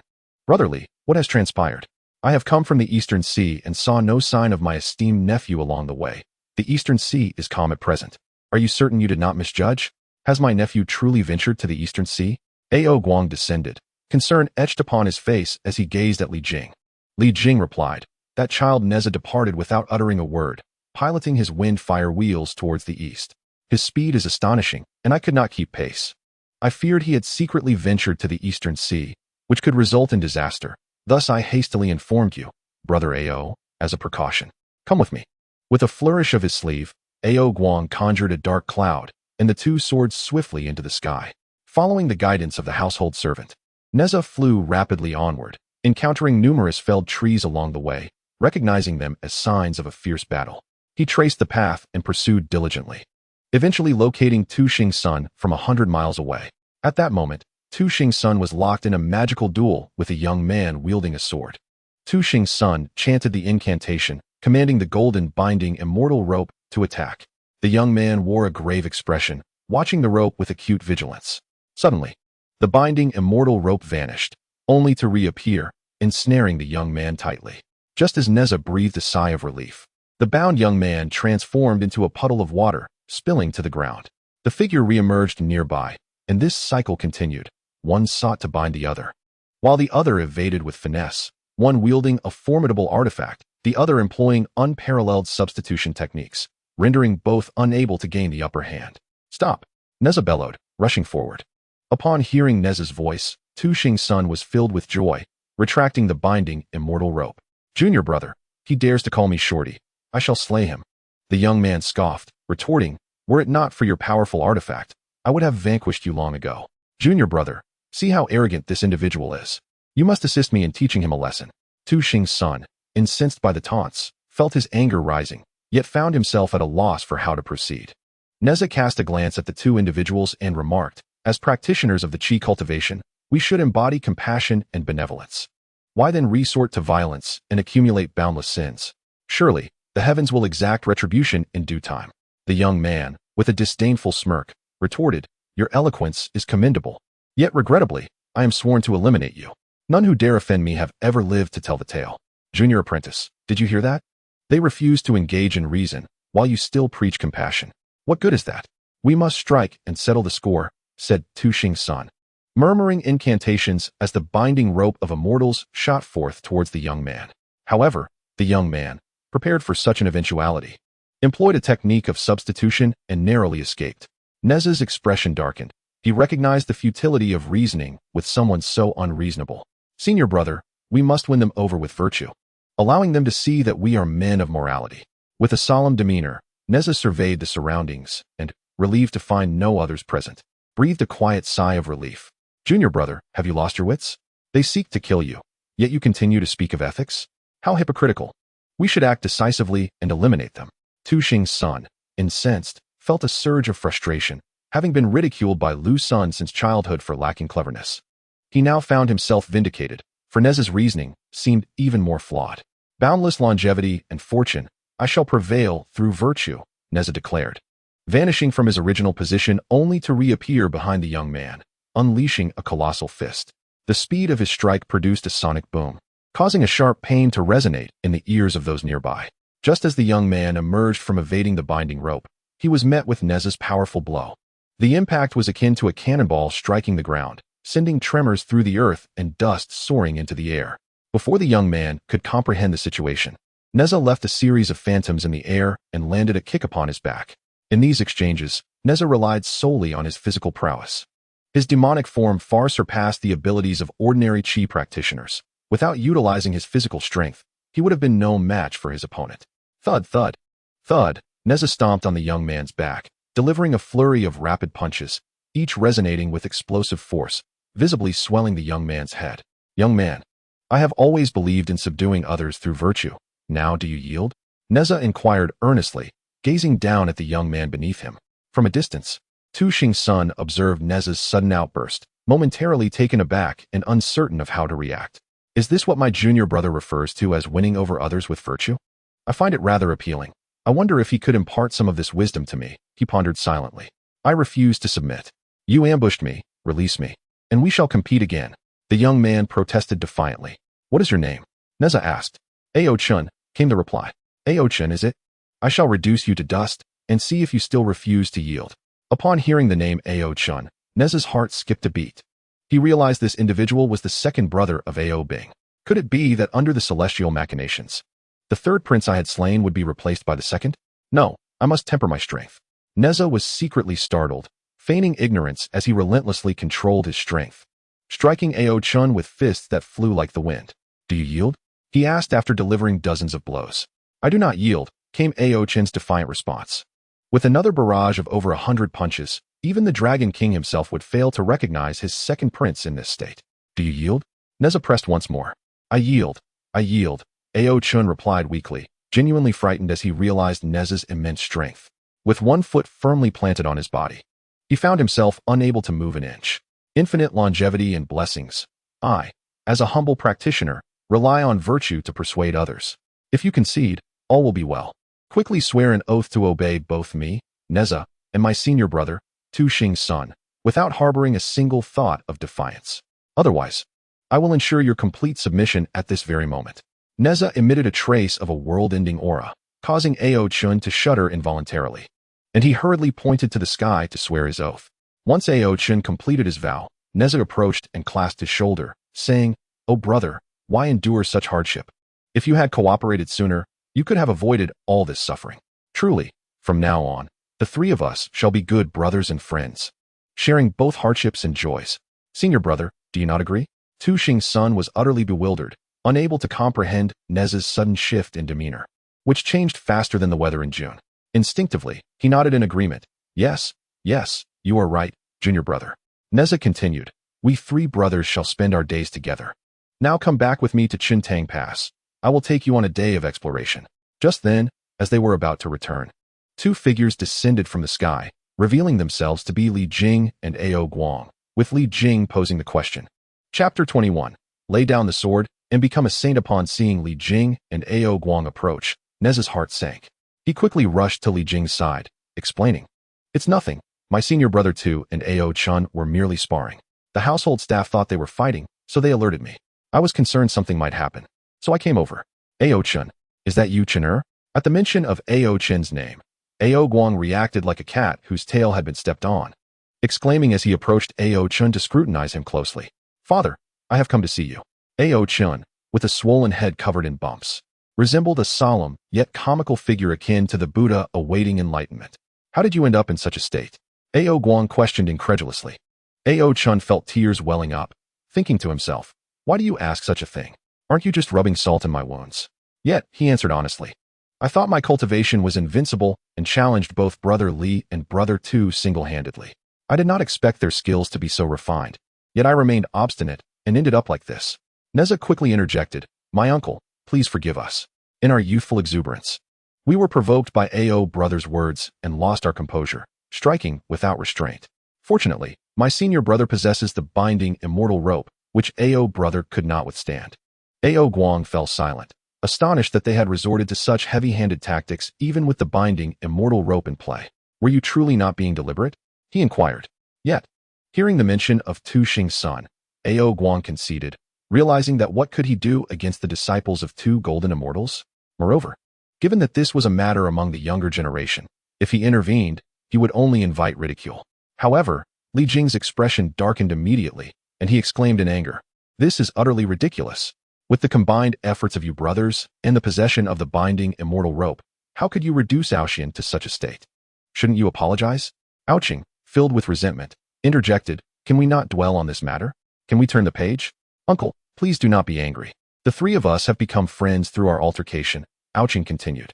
Li Jing eyed Aoqing skeptically, inquiring, dear nephew, do tell the truth. Do you genuinely harbor no hatred towards them? After enduring such treatment, cough cough, you two have gone too far. Ouching hastily nodded and replied, I bear no ill will. It is entirely my fault for not clarifying my identity from the outset. Nezha chimed in, indeed. Had Brother Ouching revealed himself as the second prince of the East Sea from the beginning, this situation would not have escalated so far. We would have been good friends by now. Ouching's face darkened like a soot-stained pot, his temper nearly boiling over. It seemed that no matter what he said, the blame fell upon him, when in fact, he was the one who had been unjustly beaten. Aoguang, as if recalling something, quickly suggested, brotherly, perhaps we ought to part ways for now. I shall ensure that my brothers do not venture onto the land again. And you must keep a close watch on your nephew to prevent any unforeseen incidents. Li Jing felt a sense of relief that Aoguang did not pursue the matter of his son being beaten and readily agreed to part ways. Brother Aoguang is right. Let us separate for the time being. With the ever-shifting tides of fate, none can predict what may occur. It is best to minimize our encounters. With that, Li Jing turned to Nezha, scolding, You rascal, what are you still lingering for? Come back with me at once. And you, earthly virtue, accompany me as well. Let us avoid further trouble. Noticing Nezha signaling to Tuck Singson, he quickly complied and followed Nezha as they soared away on the wind. Junior brother, today has truly opened my eyes. This is the essence of winning hearts through virtue. In future encounters requiring such an approach, shall I give it a try? Tuck Singson gazed at Nezha with anticipation. Nezha stroked his chin and nodded. Indeed, as practitioners of Qi, we must comprehend the ways of heaven, align ourselves with its rhythm, and cultivate compassion in our hearts. It is unseemly to engage in perpetual conflict. Rather, we ought to transform hostility into harmony, fostering a collective journey of cultivation and play. Would that not be splendid? Tuck Singson nodded vigorously, affirming, Brother, you speak wisely. Playing together is far preferable to fighting. In future situations, I too shall harbor compassion, encouraging others towards goodness, laying down the sword to attain sanctity. Upon hearing the phrase lay down the sword to attain sanctity, Nezha's eyes brightened, and he praised. Your insight truly surpasses mine, brother. That statement is profoundly classic and deeply meaningful. Lay down the sword to attain sanctity, and if we add, the sea of suffering is boundless. Turning back is the shore. It becomes even more exquisite, boundless blessings. Tuck Singson, flattered by Nezha's praise, squinted his eyes into a narrow slit and chuckled, boundless blessings. The sea of suffering is boundless. Turning back is the shore. Lay down the sword to attain sanctity. Ha ha. As the two conversed while flying, Li Jing, trailing behind, wore an expression of mixed emotions, unsure whether to laugh or cry. Here were two inexperienced youths discussing matters of saving sentient beings, yet their words carried a certain wisdom. Just before arriving at Shintang Pass, a vibrant and colorful mist suddenly emerged ahead. Sensing the mist, Nezha's heart trembled. The malevolent specter he encountered manifested as a swirling haze, eerily reminiscent of the very clouds that enveloped them, albeit somewhat diminished in scale. Senior brother, gaze ahead, Nezha urged, pointing towards the vibrant, kaleidoscopic mists. Casting a worried glance at Tu Xingsuan, he harbored a deep-seated fear that their current reality might merely be an illusion. Should this be the case, it would indeed be terrifying. This implied that, unbeknownst to him, he might have been ensnared in a phantasm for an indeterminate length of time. His true essence engaged in some unknown endeavor. That was the Xinchun cloud. Once ensnared within its confines, it conjured myriad illusions. If one's resolve faltered, even for a fleeting moment, the fruits of their spiritual cultivation could be rendered precarious. Tu Xingsuan's eyes flickered with a hint of trepidation upon beholding the vibrant clouds, and he seized Nezha's arm, hastening in an alternate direction, eager to evade its grasp.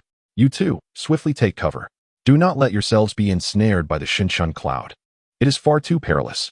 At that moment, Li Jing arrived, his expression shifting dramatically as he beheld the distant mists. The Xinchun cloud was one of the most cunning tools employed by malevolent spirits, capable of igniting the deepest desires within the human heart. A single misstep could lead to one's primordial spirit being consumed by this inner fire, resulting in a complete dissolution of self. Malevolent spirit? One of its tactics?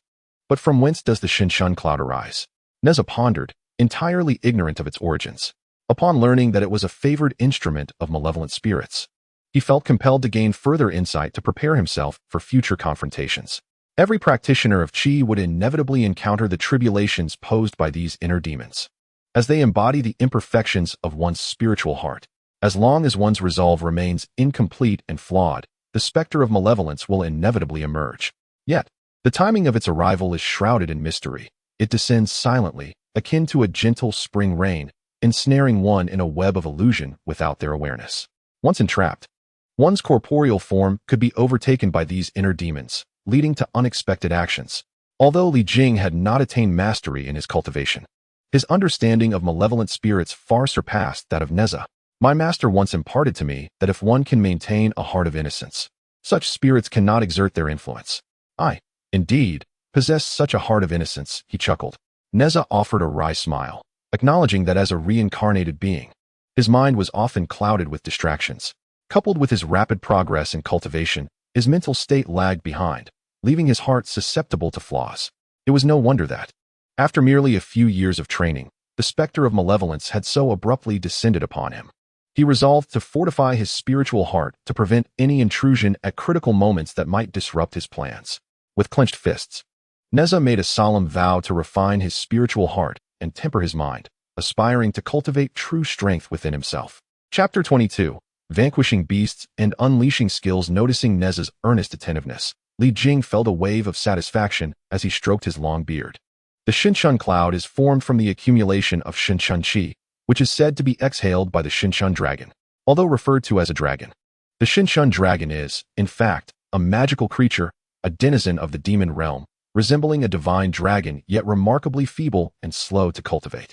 However, the vapors it exhales, known as Shinshun Qi, possess extraordinary properties. Should one's heart be flawed, countless beings may become ensnared within, producing endless illusions, which in turn serve as nourishment for the Shinshun dragon. The heart demon is a type of otherworldly fiend, regarded as the most enigmatic among them. If a Qi practitioner remains steadfast in their thoughts, with an unblemished Tao heart, no matter how formidable the heart demon may be, it poses no threat. However, the moment a crack appears in one's mind and the heart demon catches a glimpse, it manifests through sheer will, employing its methods to conjure illusions, corrupting the practitioner's Tao fruit and devouring their essence to augment its own power. Some heart demons may even turn the tables, seizing control of the practitioner's body to absorb the essence of heaven and earth, growing ever more powerful and rampant. In essence, the heart demon is an extraordinarily mysterious entity, existing in the realm between existence and non-existence, surpassing other otherworldly fiends in its complexity. In conclusion, Li Jing found himself at a loss for words, unable to articulate the true nature of the heart demon. "Father, you know so much. How impressive!" Nezha exclaimed, showering praise that caused Li Jing's rarely seen face to flush with embarrassment. Tu Xing's son was equally taken aback, only familiar with the concept of mirage. While the rest remained a mystery to him, his gaze towards Li Jing gradually transformed. "Father, if a Qi practitioner is invaded by a heart demon but possesses a perfected Tao heart, can they vanquish the heart demon? What benefits arise from its destruction?" Nezha inquired with growing curiosity. Upon hearing Nezha's questions, Li Jing felt overwhelmed, realizing he had forgotten that this child was prone to asking incessant questions. He had only heard snippets from his master and could not ascertain their truth. "My child, my understanding is limited. I've merely heard these things from others and cannot verify their accuracy. If you wish to learn more, it would be best to consult your master." Li Jing admitted candidly, promptly acknowledging his ignorance. Yet Nezha persisted in his inquiries. Upon hearing that he should ask Taiyi Zhenren, Nezha mentally cringed. He was trying to avoid any encounters with Taiyi Zhenren. He was uncertain of what might transpire upon meeting him, fearing he might be assigned a task that entangled him with the East Sea, which would be quite troublesome. As long as Taiyi Zhenren did not seek him out, he would not return voluntarily, opting instead to delay and await the unfolding of events. As the three of them conversed while flying, Nezha suddenly felt a wave of immense danger wash over him. He turned to look back and discovered a colorful mirage approaching him. Li Jing and Tu Xing's son also sensed the anomaly, but before they could react, Nezha pushed them aside and leaped into the mirage. His instincts told him that the mirage was indeed coming for him. It is said that fortune and misfortune are intertwined. Rather than continuously evade, it is better to confront directly. Seeing Nezha willingly enter the mirage left Li Jing and Tu Xing's son dumbfounded, staring at the still, undulating mirage in bewilderment. Upon entering the mirage, Nezha felt as if he had plunged into a fantastical realm of resplendent colors and shimmering lights. It has no effect on me. Could it be that having endured the trial of the heart demon and achieved a perfected Tao heart has granted me immunity to such illusions?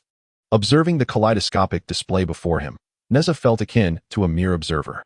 Just as this thought crossed his mind, the scene before him shifted dramatically. He found himself suddenly amidst a vast square, bustling with a multitude of people, the air filled with the vibrant sounds of vendors hawking their wares, and the joyful laughter of children playing nearby. In the distance stood towering buildings, each over 100 meters high. Occasionally, individuals zoomed past him on balanced scooters, while children chased after small dogs, and elderly folks engaged in lively square dancing. "Young man, make way, don't obstruct our dancing," called out a silver-haired woman as she patted his shoulder. "My apologies, please continue dancing," Nezha replied with a chuckle, stepping aside. "Watch out, don't bump into the children." An elderly man in his 60s anxiously trailed a 3-year-old, worry etched on his face as he observed the child sprinting away. "I'm watching, it's all fine." Nezha laughed, shifting a few steps to the side. "Hey handsome, how about buying a bouquet for your girlfriend?" A young woman approached, clearly a student working part-time. Nezha merely smiled and shook his head. Time drifted on, and just as Nezha's eyes grew glazed, teetering on the brink of complete immersion, the primordial energy of destruction within him stirred slightly. He exhaled softly, a flicker of regret passing through his eyes, soon replaced by a sharp intensity that brightened. "Past events are but whispers in the wind. From now on, I am but a stranger on this journey." With that, an astonishing aura erupted from him, embodying a formidable force of annihilation, unstoppable and overwhelming. "Annihilate," he commanded, summoning a sword that he swung down upon the familiar yet chaotic square before him. With a single stroke, the vibrant scene shattered, dissolving into nothingness, the colorful mirage vanishing. Before him appeared a dragon-like creature of resplendent hues, which let out a low roar before dissipating into the wind. The memories of past events gradually faded from his mind, leaving only fragments of ancient scriptures. Just when Nezha thought it was over, something new emerged in his consciousness. The art of illusions and transformations? To slay a mirage dragon and acquire such a technique. Could this be akin to a monster dropping loot? This was indeed an illusionary art, a transformative skill, evidently. It wasn't the dragon's inherent power, for it was far too feeble. As Nezha perused the details, he discovered that the art encompassed both illusion and transformation, each distinct yet interconnected, with mastery leading to boundless might. At its pinnacle, one could solidify the ethereal into the tangible, manifesting countless variations, rendering it impossible to discern illusion from reality. The transformative aspect bore a striking resemblance to the techniques of celestial and terrestrial changes, while the illusions had yet to be mastered to the extent described in the texts, where the ethereal could become real, akin to creation itself. Elated by this acquisition, Nezha recalled that during the Battle of the Gods, Yang Jian had achieved considerable feats through his transformation techniques. Should Nezha master this art, he could take on Yang Jian's tasks. He wondered what expression Yang Jian would wear then. "Nezha, are you all right?" As the vibrant mirage dissipated, Nezha stood there, grinning foolishly, which greatly startled Li Jing. Tu Xingxuan, cautiously hiding behind Li Jing, observed Nezha with apprehension. He harbored a growing fear of his junior apprentice, whose unpredictable behavior often left him both exhilarated and terrified. Nezha, suppressing his smile, reassured his father, stating that he was perfectly fine and intended to retreat for seclusion. Tu Xingxuan awkwardly smiled, suggesting he would play with his attendants for a few more days before returning to the mountains for cultivation.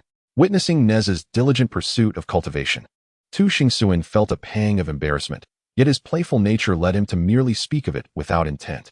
Nezha, however, paid him no mind, as his sole desire was to swiftly master the illusory transformation technique. Once he could attain this art, his arsenal of abilities would expand significantly. In Chapter 23, The Manifestation of Demons and Monsters, within a secret chamber, Nezha meticulously contemplated the illusory transformation technique. This technique is divided into two segments, illusion and transformation. Through diligent study and introspection, Nezha discovered that achieving the pinnacle of illusion was not inferior to that of transformation. In fact, it could even surpass it. The essence of this art can be distilled into internal transformation and external illusion. The former pertains to oneself, while the latter involves casting illusions to beguile the world, targeting entities beyond oneself. The more he delved into it, the more he perceived the profound depth and unfathomable complexity of this technique, which was far from being a mere simple illusion or transformation. Illusions demand a high level of mental acuity and magical prowess, whereas transformation imposes stringent requirements on the physical body. In comparison, it became evident that I was currently more suited to practice transformation. This art necessitates a robust physique, requiring at least a body as resilient as diamond to commence training. Ordinary Qi practitioners possess fragile bodies, if they were to forcefully cultivate. Their forms would collapse under the strain of drastic changes, and even their souls could be adversely affected, thwarting their pursuit of the pinnacle of the great Tao. My apocalyptic demonic body has reached the third stage, capable of withstanding the attacks of postnatal spiritual treasures, thus undoubtedly meeting the threshold of resilience akin to diamond.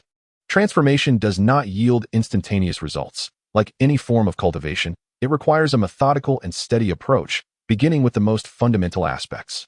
The foundation of transformation lies in mastering the physical body, starting with alterations in size. Only by achieving the desired dimensions can one then proceed to cultivate further methods of transformation. Nezha, adhering to the techniques outlined in the scriptures, endeavored to manipulate the qi and blood within his body, stimulating his bones, flesh, and internal organs to attain a state where every thought would resonate throughout his being.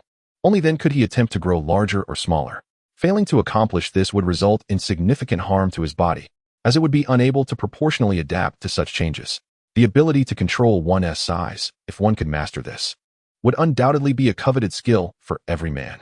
Nezha adopted a peculiar stance, quietly channeling his qi and blood as his body gradually enlarged, eventually reaching a height of over 10 feet before he ceased. Originally, I stood at a height of 6 feet, but at this moment, I had grown to at least 12 feet, an increase of 100%. Yet, I remained far from the legendary ability to traverse the heavens and the earth, a distance greater than a myriad of miles. After a few breaths, my form began to diminish, ultimately shrinking to less than 3 feet tall, having my stature. This transformation repeated itself 9 times before I reverted to my original size. My complexion flushed, my blood surged, and my heartbeat quickened significantly. Achieving such a feat on the first attempt marked me as a prodigy. A common cultivator would require several years, if not decades, to reach this level due to the stringent physical requirements. It is fortunate that I possessed the body of the annihilating demon. In the following days, I dedicated myself to training, alternating between cultivation and mastering the art of size transformation. Within a few days, I could effortlessly double or halve my size with a mere thought, a skill readily applicable in combat.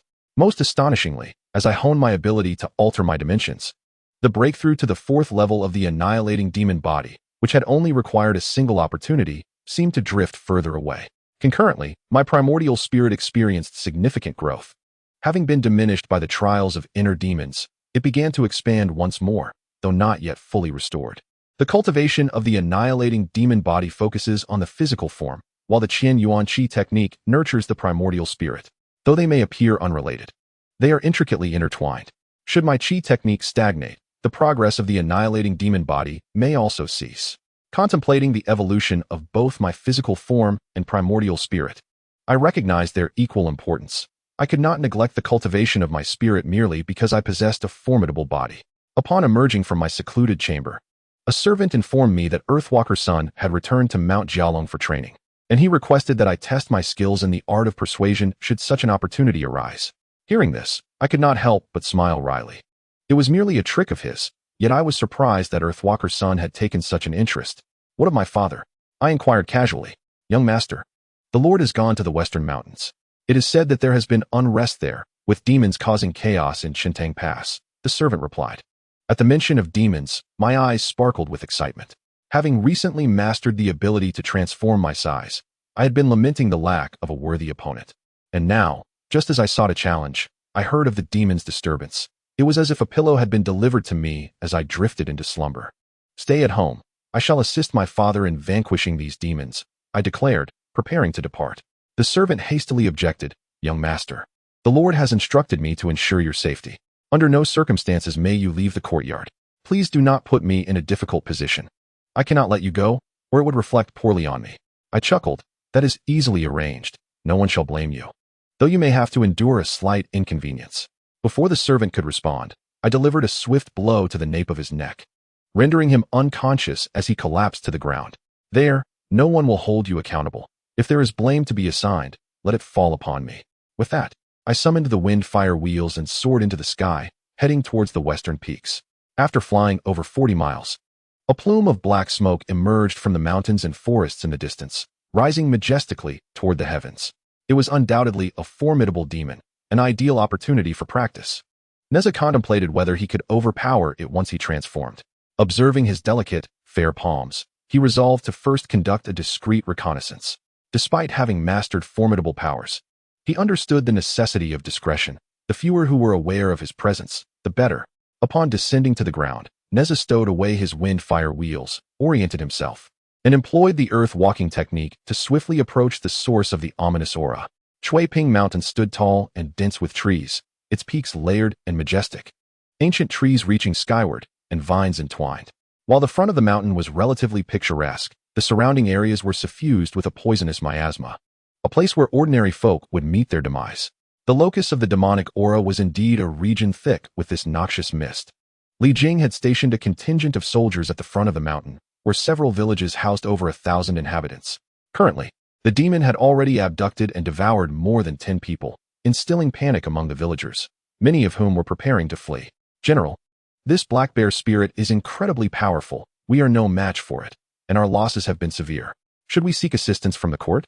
A subordinate, with a grim expression, entered the tent. Li Jing felt a throbbing headache.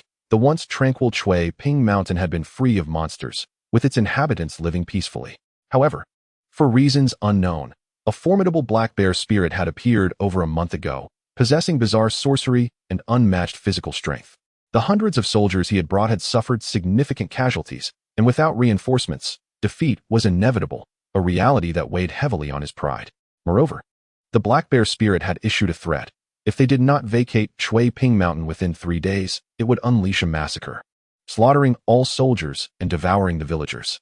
As the commander of Qintang Pass, this territory fell under his jurisdiction, and the emergence of such a creature, coupled with his inability to subdue it, would undoubtedly incur the wrath of King Zhou. Today marked the 3rd day, a fact that rendered him restless, uncertain of how to proceed. Chapter 24. The Black Bear's powers. Nezha did not seek an audience with Li Jing, but instead proceeded directly to the lair of the black bear spirit. Upon arriving at Shui Ping Mountain, Nezha leapt from the earth, for the earth-walking technique only permitted movement through soil, failing upon encountering stone. He retrieved an invisibility talisman and affixed it to himself. This was a celestial spell imparted by Taiyi Jinren. If performed by the master himself, it would allow one to traverse the heavenly realms unnoticed. Nezha's execution of the spell was somewhat lacking, yet he did not expect to rely solely on the invisibility talisman to vanquish the black bear spirit.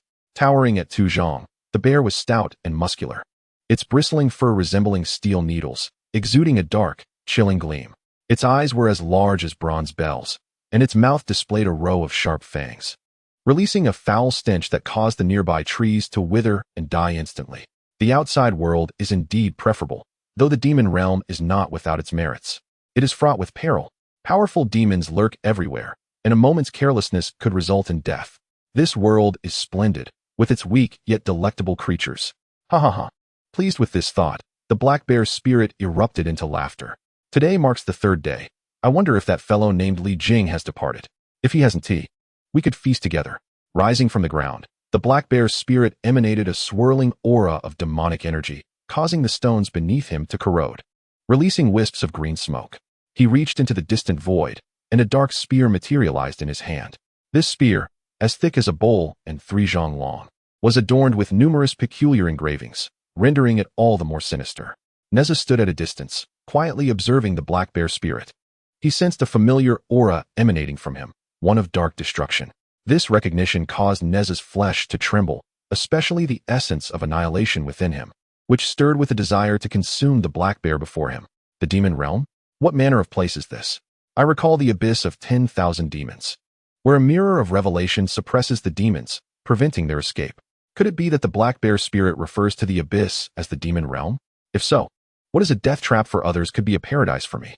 Not only would it enhance my essence of annihilation, but it would also elevate my spiritual cultivation. This black bear spirit has already attained the path of immortality. Should he refrain from utilizing his physical strength, I would not stand a chance against him, especially considering his formidable corporeal form. Nezha carefully sensed the situation, discovering that the black bear spirit was not weak. His vitality was incredibly robust, and his physique was equally powerful. I shall launch a surprise attack. Taking advantage of the invisibility talisman that had yet to expire, Nezha swiftly closed the distance to the black bear spirit. As he approached within several zhang, the black bear spirit suddenly halted and turned his gaze toward Nezha's concealed position, his eyes glowing with a faint red light. With a low growl, he hurled his spear. Thud! The 3 zhang long iron spear plunged into the ground, leaving only a foot exposed, exuding a faint aura of demonic energy. No one. Yet why do I persistently feel that someone is lurking there, watching me? Observing the spear embedded in the earth without any visible assailant, the black bear's spirit scratched his head in confusion. Never mind. I shall first eliminate those humans and enjoy a hearty meal. Shaking his massive head, he gestured, and the spear flew back to his hand, now transformed beyond recognition. Not only had it shrunk to half its size and narrowed significantly, now measuring only a zhang in length and the thickness of a child's arm, but its surface was also riddled with pits, the demonic aura dissipated, and the strange symbols had vanished. Roar. Seeing the spear in its altered state, the black bear's spirit pounded his fists against his chest and howled at the heavens, causing the entire Chui Ping mountain to tremble. Meanwhile, Li Jing, troubled within his tent, was startled nearly to the ground by the commotion. He hurriedly exited the tent and gazed toward the back mountain of Chui Ping, noticing an even denser aura of demonic energy as countless birds took flight into the distance, while massive boulders intermittently tumbled from the towering Chui Ping mountain. Who can tell me what has happened to that black bear spirit? Why has it suddenly gone mad? Seizing the opportunity while the black bear spirit was in a frenzy, Nezha leaped into the air, delivering a powerful punch to the creature's head. With a resounding thud, Nezha was sent flying back to the ground, landing several yards away, while the black bear spirit retracted its fist and glared at him menacingly. Who are you? Why did you ambush me? I am, of course, the human being you speak of. How dare you devour a human? I cannot let you escape, Nezha replied with a hint of a smile. If you are willing to submit to me, I may spare your life. Preposterous.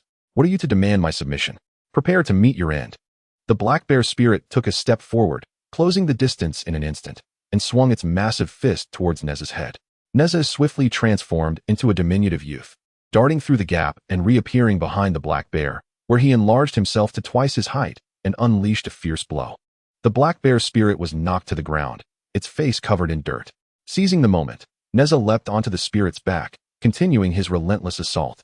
I will slay you, the black bear spirit declared, only to suddenly vanish, leaving Nezha momentarily stunned. Soon, the black bear spirit emerged from the ground not far away. Earth travel technique? Well, let us play. Nezha also employed the earth travel technique, pursuing the black bear spirit with fervor. The two combatants, one towering at 2 yards and the other at just over a yard, engaged in a fierce battle. Nezha relentlessly pounded the black bear's spirit with fists the size of bowls, dodging the spirit's counterattacks by shrinking in size, only to enlarge again and continue his onslaught. This dance of diminutive evasion and grand attacks honed Nezha's mastery of his magical abilities. Before long, Nezha had fully grasped the technique of size manipulation, effortlessly alternating between growing and shrinking. Moreover, this practice deepened his understanding of the apocalyptic demonic form, granting him a sensation of being able to actively propel its cultivation, though he was still far from achieving true mastery. As Nezha executed the size manipulation with finesse, the black bear spirit became increasingly disoriented, ultimately ending up bruised and battered. Yet it could not even graze the hem of Nezha's garment. Just as Nezha reveled in his triumph, the black bear's spirit vanished once more, this time completely, leaving no trace behind. What kind of sorcery is this? Teleportation? Nezha pondered, taken aback by the seemingly clumsy black bear spirit's hidden prowess. This was not the earth travel technique.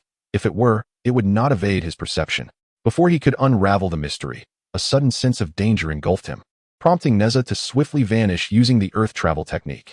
Once the peril had subsided, he emerged from underground, yet the black bear's spirit remained elusive. As another wave of danger approached, he was compelled to once again utilize the earth travel technique to escape. This time, he did not rush to emerge, but instead concealed himself underground, observing closely. He noticed a faint shadow materializing from the void, which appeared for a breath before vanishing once more. After a pause of 5 breaths, the shadow would reappear, only to disappear again after a single breath. Each manifestation occurred in a different location, more than 2 zhang apart, and it moved solely within the void, never burrowing into the ground. What kind of supernatural ability is this? So perplexing. Yet, this power seems to follow a certain pattern. Where there is a pattern, there exists a weakness. If one can exploit that weakness, one can vanquish him. Furthermore, this ability appears unable to penetrate the earth, granting me temporary safety. Nezha remained hidden beneath the ground, quietly observing the patterns and trajectories of the black bear spirit's appearances and disappearances. The black bear spirit, equally anxious, was aware of Nezha's formidable prowess from their previous encounter. Had he possessed his spear, he would have felt confident in confronting Nezha. However, for reasons unknown, the spear had become damaged, leaving him to rely solely on his physical strength, which he doubted would be sufficient to defeat his opponent. Who is this boy? His physical power is astonishing, even surpassing that of our demonic kind. Could it be that he is the reason my spear is in disrepair? Why does he not emerge? Soon, my spells will lose their potency, and I will have to wait at least 3 days to cast them again. I did not anticipate that this boy would also master earth manipulation techniques. How I regret not having dedicated myself to mastering earth manipulation.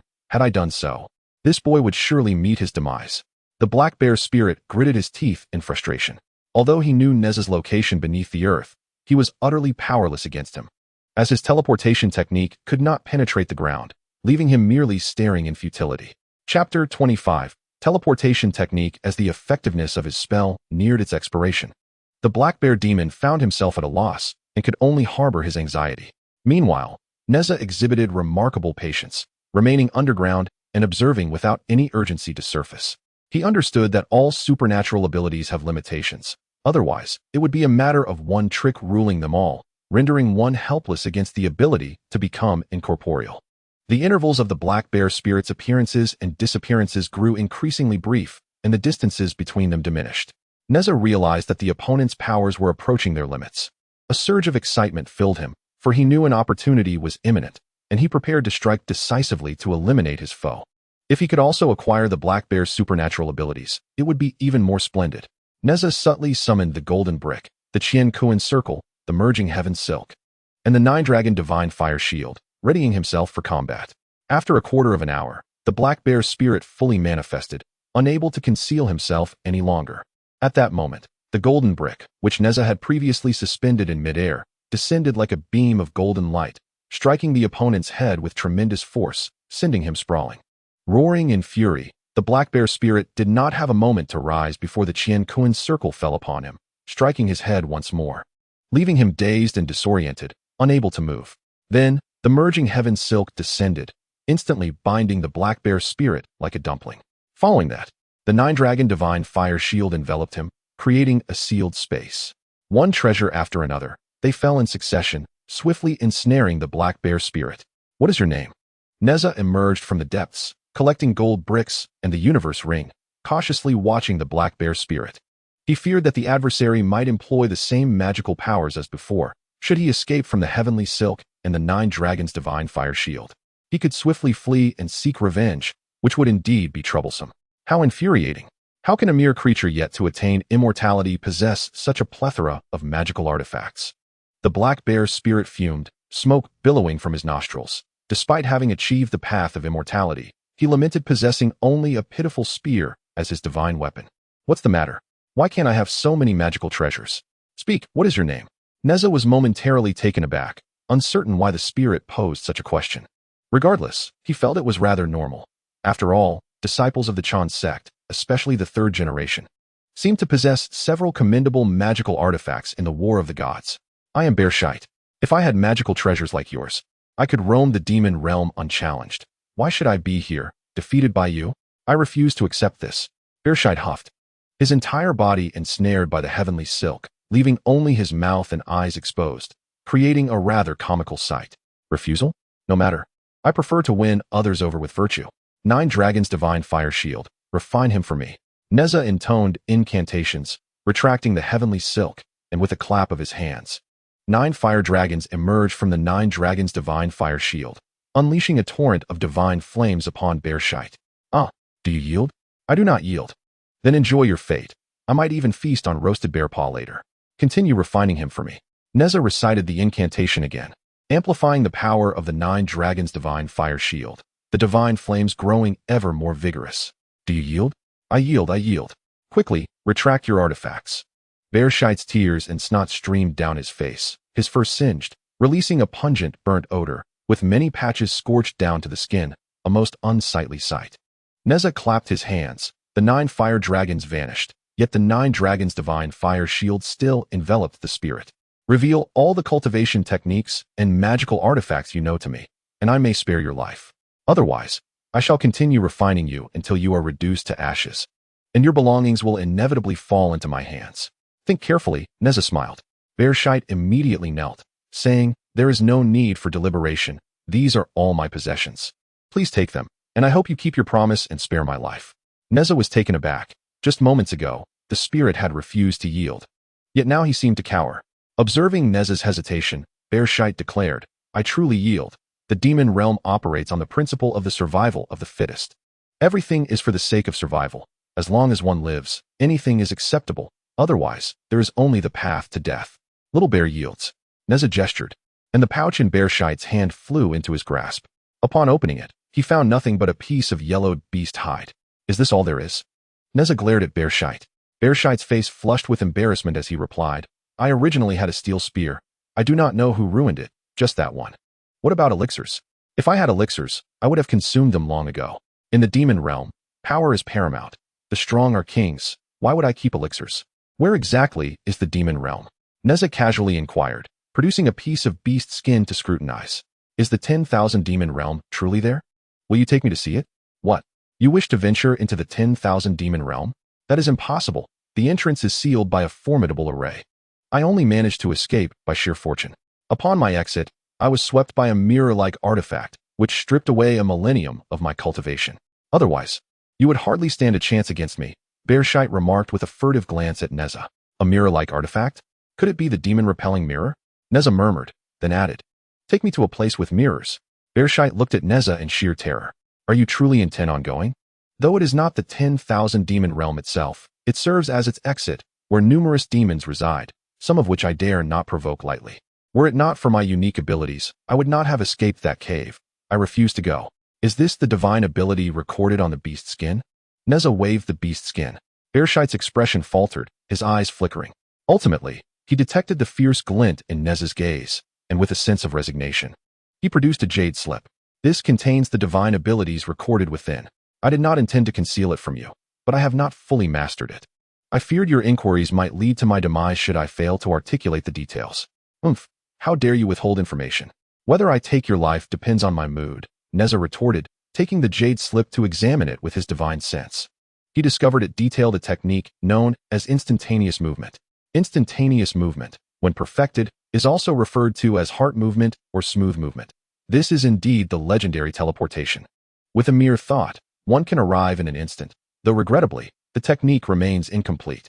Nezha silently memorized the incantation, recognizing that Bereshit had not fully grasped it. Had he done so, there would be no flaws for Nezha to exploit.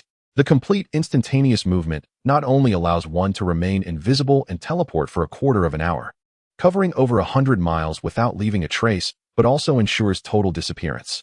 Alas, it still pales in comparison to true teleportation. Teleportation transcends time and space, unbound by any restraints, even those of artifacts, whereas instantaneous movement is still lacking. Should one be ensnared by a treasure, escape becomes impossible. The beast's skin also contained records of earthwalking technique, more comprehensive and profound than what Nezha had learned from the Earthwalker's son. With a foundational understanding of earthwalking, Nezha grasped it thoroughly after merely a few readings, confident that his current proficiency surpassed that of Earthwalker Sunday. He bound Bereshit's neck with the heavenly silk and mounted his back, compelling him to guide Nezha to the exit of the 10,000 demon realm. "If I can enter the 10,000 demon realm, I shall remain there for 1,000 or 800 years to observe how the great calamity of the gods unfolds.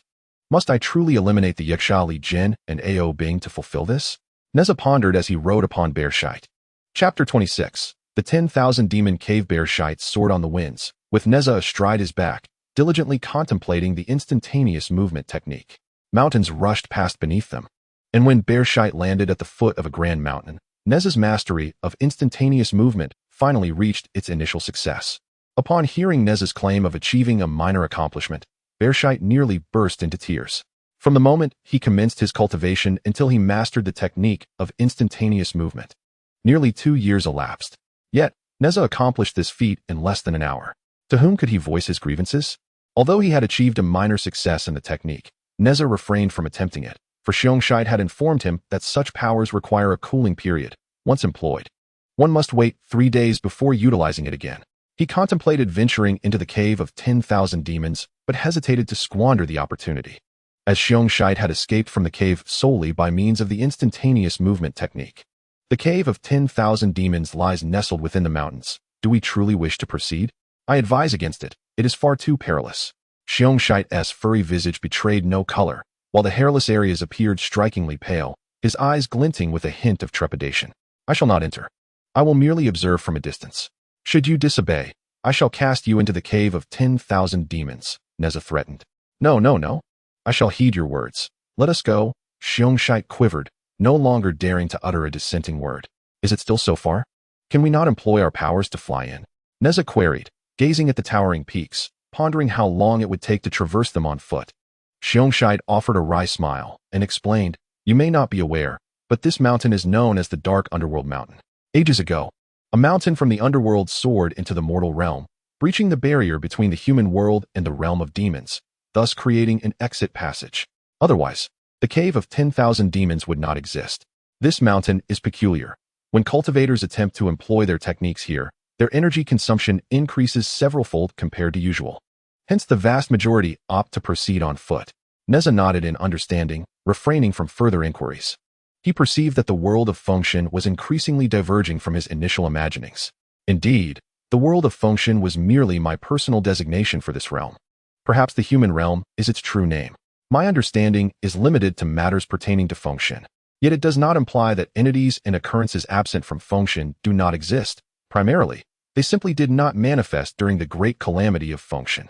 For instance, in the heavenly court, only the supreme deity Haoyan, the golden mother of Yaoqi, and Princess Longji were mentioned, yet surely, the heavenly court cannot consist solely of these three. As for this realm of 10,000 demons, it remains unclear whether it is indeed the realm of demons. As the two approached the vicinity of the cave of 10,000 demons, twilight was fast approaching. The cave was situated upon a sheer cliff, with a platform spanning several acres before it, beyond which lay a bottomless abyss, shrouded in darkness, possibly leading to the underworld. This is the cave of 10,000 demons. Wisps of demonic energy still seep from the ceiling point, hence many demonized creatures dwell within. Were it not for the mirror-like artifact restraining them, those demons would have long since escaped to wreak havoc upon the world, Xiongshite explained cautiously, fearful that Nezha might hurl him into the cave.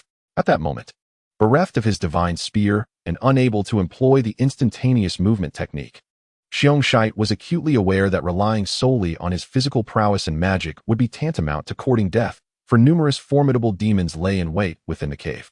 Nezha stood outside the cave, silently observing, and discerned that there were indeed elements within that captivated him, most likely the demonic energy, capable of augmenting the primordial essence of annihilation. Moreover, the interior was engulfed in darkness, obscured from view as if filled with ink. After much hesitation, he ultimately decided against entering. His journey was long, and there was no need to rush. Xiongshite, Nezha proclaimed, I now offer you two paths. One, to follow me and become my steed. The other, to meet your demise and be cast into the abyss of 10,000 demons. Nezha's gaze was icy as he regarded Xiongshite, even if the latter refused. Nezha would not resort to killing him. He harbored doubts, pondering whether any life he extinguished could potentially elevate him to the pinnacle of the divine rankings. Thus he endeavored to wield words rather than violence, striving to avoid taking lives. In truth, he was tempted to slay Xiongshite, to consume the demonic energy emanating from him, to ascertain if it could indeed enhance the essence of world destruction and validate his suspicions.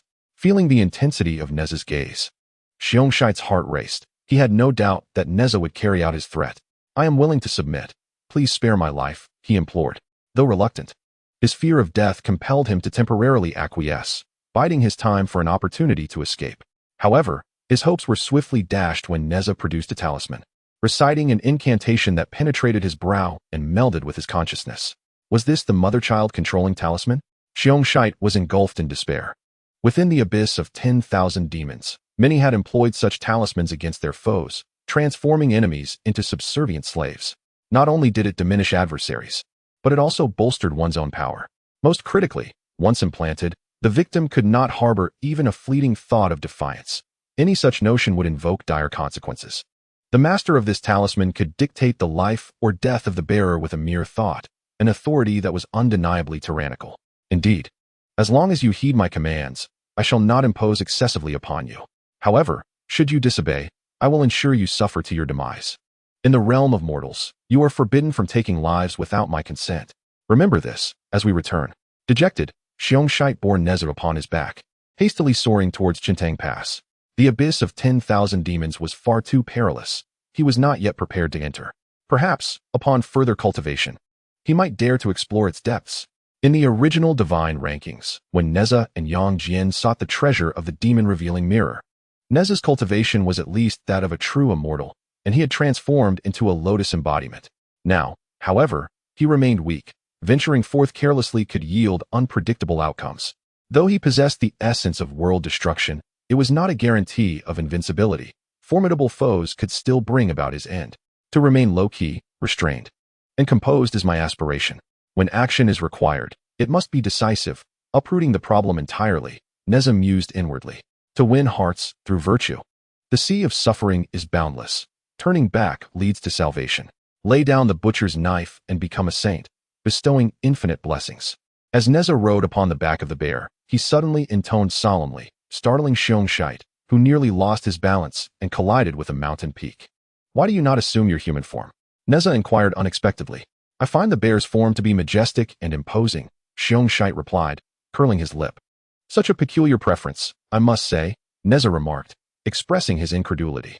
Xiongshite remarked that in the realm of the myriad demons, the vast majority of beings retain their original forms for cultivation, while the transformation into human forms for the sake of practice is exceedingly rare.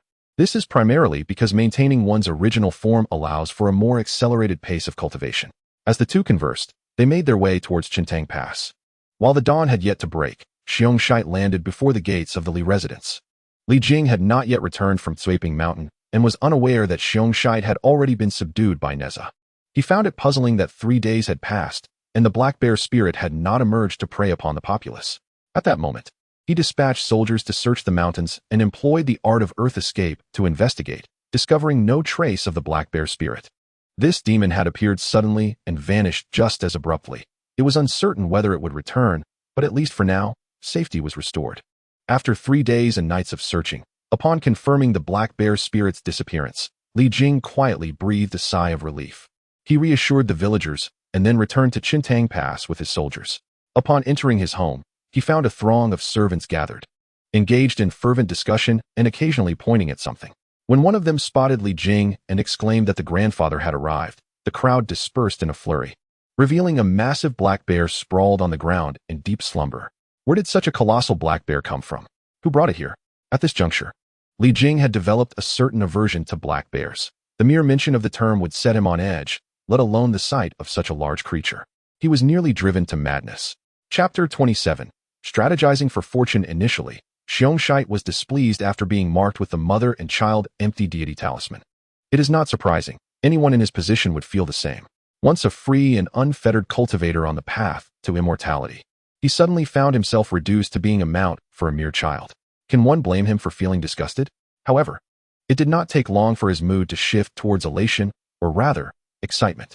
Upon returning to Chintang Pass with Nezha and setting him down, Xiongshite intended to find a place to rest when Nezha imparted to him a passage of scripture, claiming it could enable him to transform into a demon and become an ancestor. At first, he was utterly skeptical, viewing Nezha as a boastful child, perhaps even a delusional one, lost in fanciful daydreams. If a 6 or 7-year-old child told you that reciting a few lines of scripture could grant you immortality, you would likely deem him mad. Yet, as he diligently contemplated the scripture Nezha had shared, he gradually began to believe, as it seemed there was truth in Nezha's words. After 2 days of sincere contemplation and recitation, his conviction deepened. It appeared feasible that he could indeed transform into a demon and establish a lineage. Nezha possessed certain knowledge from his memories that he dared not use for fear of invoking karmic repercussions. Yet, out of a desire to utilize this knowledge, he considered the black bear spirit, a cultivator from the realm of myriad demons, as a suitable subject for experimentation. He was cautious not to disclose the Taoist scriptures, as there already existed the supreme Taoist ancestor and the primordial heavenly sovereign. Any leakage of such sacred texts would undoubtedly attract the attention of the sages. In contrast, the Buddhist scriptures posed no such risk, as Buddhism had yet to emerge in this time. There was no Buddha or world-honored one, only the Western teachings, and figures such as the guiding and approaching beings, who would be powerless against his bold proclamations. Moreover, he is a disciple of the 3rd generation of the Xuanjia sect. If Xuanti were to take action against him, it would be tantamount to slapping the face of the holy ones. Regardless of whether the sages have foreseen the origins of these scriptures, as long as Zhuan-Ti has not yet disseminated them, and Nezha proclaims them first. They would be left speechless. Thus, Nezha entrusted the Heart Sutra of Mahaprajnaparamita to Xiong-Shite, the essence of the Prajna scriptures. Should Xiong-Shite attain profound understanding of it, it would signify his dominion over the Prajna path within Buddhism. If he were to forego entering the Buddhist fold and instead establish his own school, the prospects for Buddhism to flourish would become exceedingly bleak, for Xiong-Shite would siphon off its fortune, rendering the possibility of him becoming a Buddha or ancestor in the future quite plausible. Should the Black Bear spirit truly grasp its profound essence, I would impart to him other Buddhist texts. If he comprehends their true meaning, achieving the supreme enlightenment would not be an impossibility. Just imagine a bear becoming a Buddha, expounding scriptures and spreading the teachings. What a remarkable scene that would be. And the Buddha himself bowing before me. What a delightful thought. It would be impossible to remain low-key. No, I cannot place all my hopes on the bear demon. I must find a way to disseminate this knowledge and provoke the 3 saints of the Taoist sect.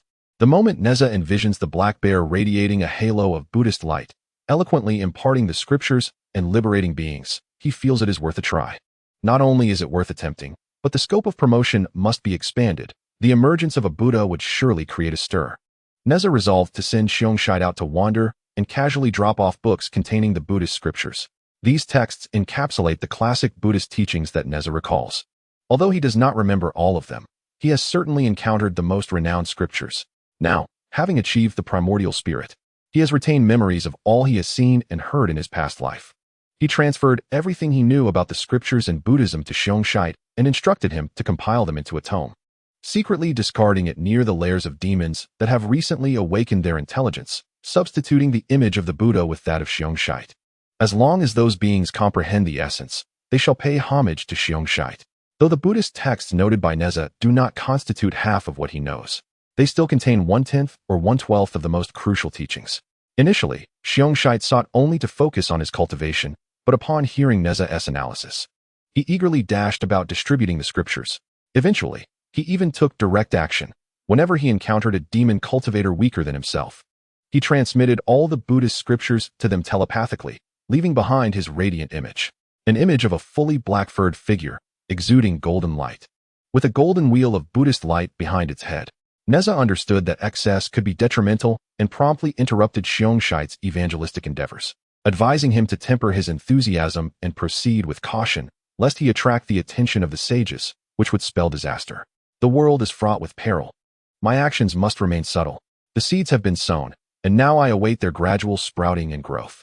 As for whether they will eventually be guided by the figure of Zhuan-Ti to the western celestial mountains for cultivation, that is a matter for the future. Moreover, the seeds they harbor in their hearts ultimately belong to the essence of Xiong-Shite. Even if they were to pledge allegiance to the Western teachings, the Buddha they revere would still be Xiong-Shite, an indelible karmic bond. If all else fails, let Xiong-Shite learn from Tua Bao Relai to establish a path to enlightenment, creating his own Buddhist realm, with both Mahayana and Hinayana teachings, and perhaps even a middle path of enlightenment, which seems quite harmonious and entirely feasible. Since acquiring the Heart Sutra, the Black Bear spirit has devoted himself to recitation whenever he is not sought after by Nezha. Immersing himself in the text repeatedly, Nezha informed him that through repeated recitation, the meaning would naturally reveal itself, and if he could achieve profound understanding, the benefits would be remarkable. As the frequency of his recitation increased, the Black Bear spirit sensed a subtle shift in both his primordial spirit and physical form. However, upon closer examination, he could discern no tangible change. It appears that the Buddha's name has not been chanted sufficiently, nor has the duration of recitation been long enough. Yet, his master stated that reciting this scripture requires bathing, changing clothes, lighting incense, and praying sincerely, which inevitably slows the pace of recitation. After Nezha clarified all matters, he resumed his seclusion, delving into the mysteries of the instantaneous body technique and other mystical arts. Since the apocalyptic demon form reached its 3rd stage, it has encountered a bottleneck, making further breakthroughs exceedingly difficult. Although the primordial spirit has grown increasingly refined and powerful following the tribulation of inner demons, the speed of cultivation has decelerated. Furthermore, there exists an intricate connection between the physical body and the primordial spirit. Neither can dominate the other. Consequently, Nezha has begun to focus all his efforts on cultivating his primordial spirit, striving to strengthen it beyond the realms of the primordial spirit and physical body. Avenues for enhancing power include mystical techniques and magical artifacts. He has already acquired a sufficient number of magical artifacts for his use. Thus, he does not seek more formidable ones at this time. Therefore, the sole remaining method to bolster his combat prowess lies in the mastery of mystical techniques. Nezha calculated discreetly and discovered numerous spells he could cultivate. Techniques such as instantaneous body, earth walking, the illusory transformation of the heart, 5-element escape, invisibility, and the threefold divine fire are within his grasp, though he has yet to master them fully. As for the protective cloud technique, the green lotus protective technique, the three-headed and six-armed divine power, and the art of divining heavenly secrets, his master has yet to impart these, perhaps indicating that the time is not ripe. Given his current level of cultivation of the primordial spirit, he may not yet be ready to practice them. Regarding formations, talismans, and the skills of artifact refinement and alchemy, his master lacks this knowledge, necessitating learning from others. Having organized the mystical techniques he possesses, Nezha has found a clear path for further cultivation and now intends to remain secluded. Meanwhile, in some remote mountains and wilderness, many lesser demons, previously fearsome in appearance, suddenly radiate boundless Buddhist light, their once terrifying visages transforming into expressions of compassion and solemnity. Chapter 28. The malevolent flood dragon approaches in the golden light cave of Qian Yuan Mountain. Taiyi Jinren sits upon a cloud bed, traversing the vast cosmos, refining his primordial spirit. Suddenly, an inspiration strikes him, and he hastily begins to calculate the heavenly mysteries. After a prolonged period, he revealed a face of confusion and murmured that the spirit pearl is a treasure of slaughter, inherently imbued with demonic and murderous qualities. Although it has reincarnated into a human form, its innate murderous and demonic essence cannot vanish. Now that it has achieved a modest level of cultivation, and I have bestowed upon it all the treasures for pacifying the cave, with such abilities, it should not remain inconspicuous. A significant upheaval ought to have arisen by now. According to my master's instructions, the spirit pearl should have encountered grave trouble and come to me seeking refuge. Yet, why is there not a hint of disturbance? The heart of Taiyi Jinren quivered once more as he pondered whether something had befallen my disciple. No, if there were an incident, Li Jing should have come seeking me. What could have transpired that is beyond my comprehension? Where is Jin Xiaotong? Master, what is your command? Go to Qintang Pass and summon your senior brother to meet me. Taiyi Jinren attempted to calculate once more, but was still unable to discern anything regarding Nezha. He could only send Jin Xiaotong to Qintang Pass to call for Nezha. He remained unaware that, due to Nezha's fusion with the source of annihilation, he was already detached from causality. How could he possibly deduce anything? Even if he were to glimpse a fragment, it would be merely an illusion, not the truth. Nezha, however, remained oblivious to this and continued to tread cautiously, fearing that any actions might entangle him in causality. Yes, master. Jin Xiaotonger exited the golden light cave, grasped a handful of dust, and cast it upwards, employing earth escape to depart. At Qintang Pass, within the Li residence, Nezha was currently in seclusion, practicing the instantaneous movement technique. He sat in the secret chamber, his form flickering in and out of visibility, elusive and unpredictable. In a fleeting moment, he sensed himself vanish completely, existing outside the confines of any time and space. After a brief interval, he reappeared within the chamber. That sensation he had just experienced was akin to the feeling of teleportation. If that were indeed the case, he could not possibly be confined by any magical artifact. Once he truly mastered instantaneous movement, even if trapped by a magical formation, he could effortlessly escape. Alas, achieving such mastery proved exceedingly challenging. Nezha paced back and forth in the chamber, having attained a minor proficiency in the instantaneous movement technique. However, due to the incompleteness of the subsequent incantations, he was unable to cultivate as needed, making it impossible to master the teleportation technique. Currently, he could maintain invisibility for a mere quarter of an hour and could cover 100 miles while remaining invisible, which was undoubtedly an essential skill for survival. With a basic grasp of instantaneous movement, his only path to further enhancement lay in seeking the subsequent incantations. Having acquired the ability to escape, he now sought to cultivate an offensive spell, the 3 mystical fires. When Taiyi Jinren imparted the 9-dragon fire cover to Nezha, he also taught him the mental methods for cultivating the 3 mystical fires. The 3 mystical fires, also known as the true fire of the 3 mysteries, consist of 3 elements: the heart fire, referred to as the ruler's fire, the kidney fire, known as the minister's fire, and the bladder fire, which signifies the people's fire. Together, these represent the true fire of the 3 mysteries. When a Qi practitioner reaches the golden core stage, they may attempt to cultivate the true fire, which at that point is somewhat weaker and is referred to as Dan fire, utilized to burn the golden core and assist in cultivation. Upon reaching the Yuanying realm, the alchemical fire progresses further, known as true fire, which is used to temper the Yuanying. Once the Yuanying transforms into the divine spirit, one can cultivate the genuine Samadhi true fire. The divine spirit differs from the Yuanying. Once the divine spirit is established, it can both gather and disperse, fluctuating unpredictably. It can simultaneously invoke the upper, middle, and lower Samadhi fires, allowing them to coexist and form an entirely new flame, the Samadhi true fire.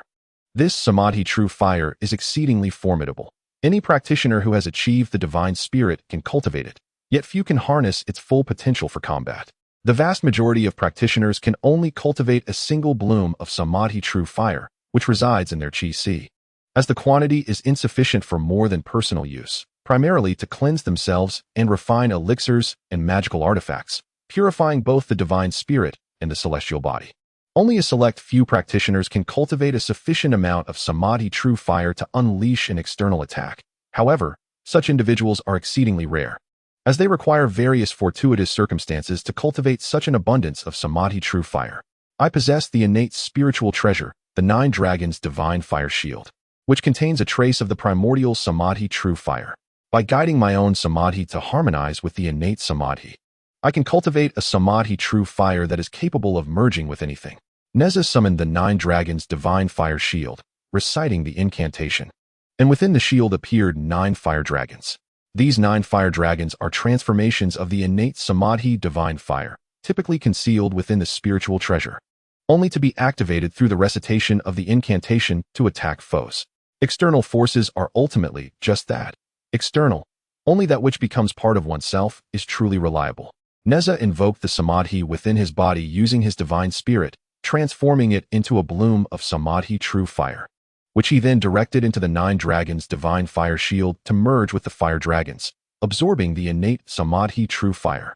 While absorbing the innate Samadhi true fire is not particularly difficult, the challenge lies in integrating it with the acquired Samadhi true fire, as this act of usurping the innate with the acquired is inherently contrary to nature.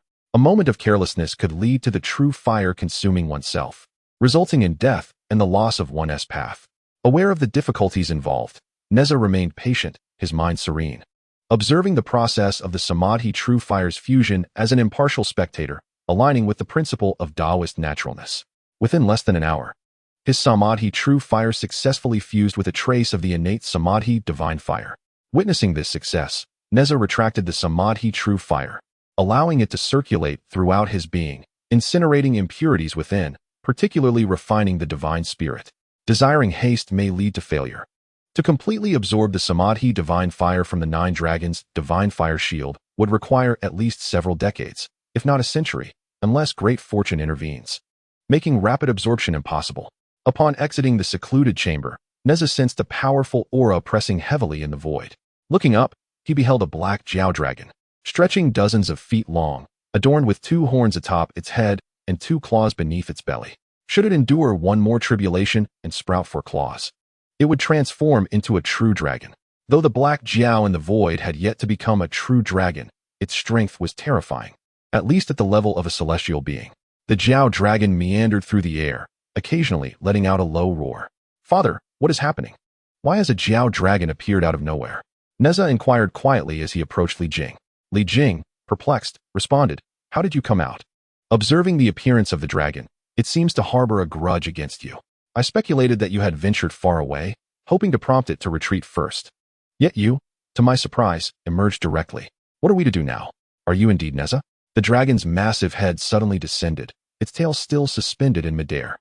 Its enormous, menacing visage, with eyes akin to bronze bells, fixated intently on Nezha, dwarfing him in size.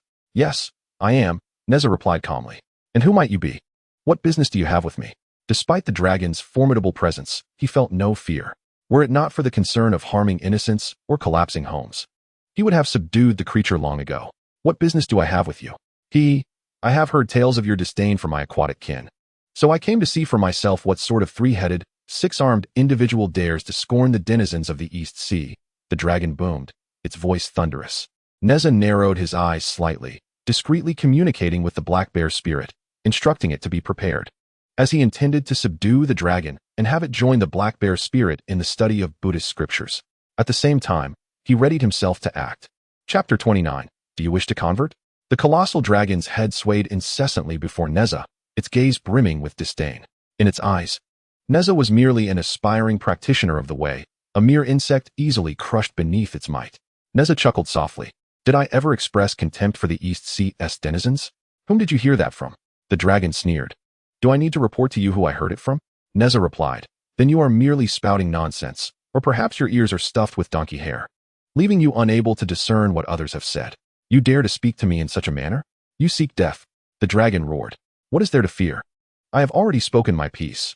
What will you do about it? Then prepare to die. The dragon, upon finishing its threat, opened its mouth wide and lunged at Nezha. Witnessing the gaping maw, Li Jing was rendered speechless, realizing the dragon was far beyond his capabilities. The only thing he could do was watch helplessly as Nezha faced imminent peril. What a massive mouth. Such a lengthy tongue. If I were to marinate it, it would surely be delicious, Nezha mused with a smile, suddenly doubling in size. His colossal fist landed squarely in the dragon's nostrils, targeting one of its most sensitive areas.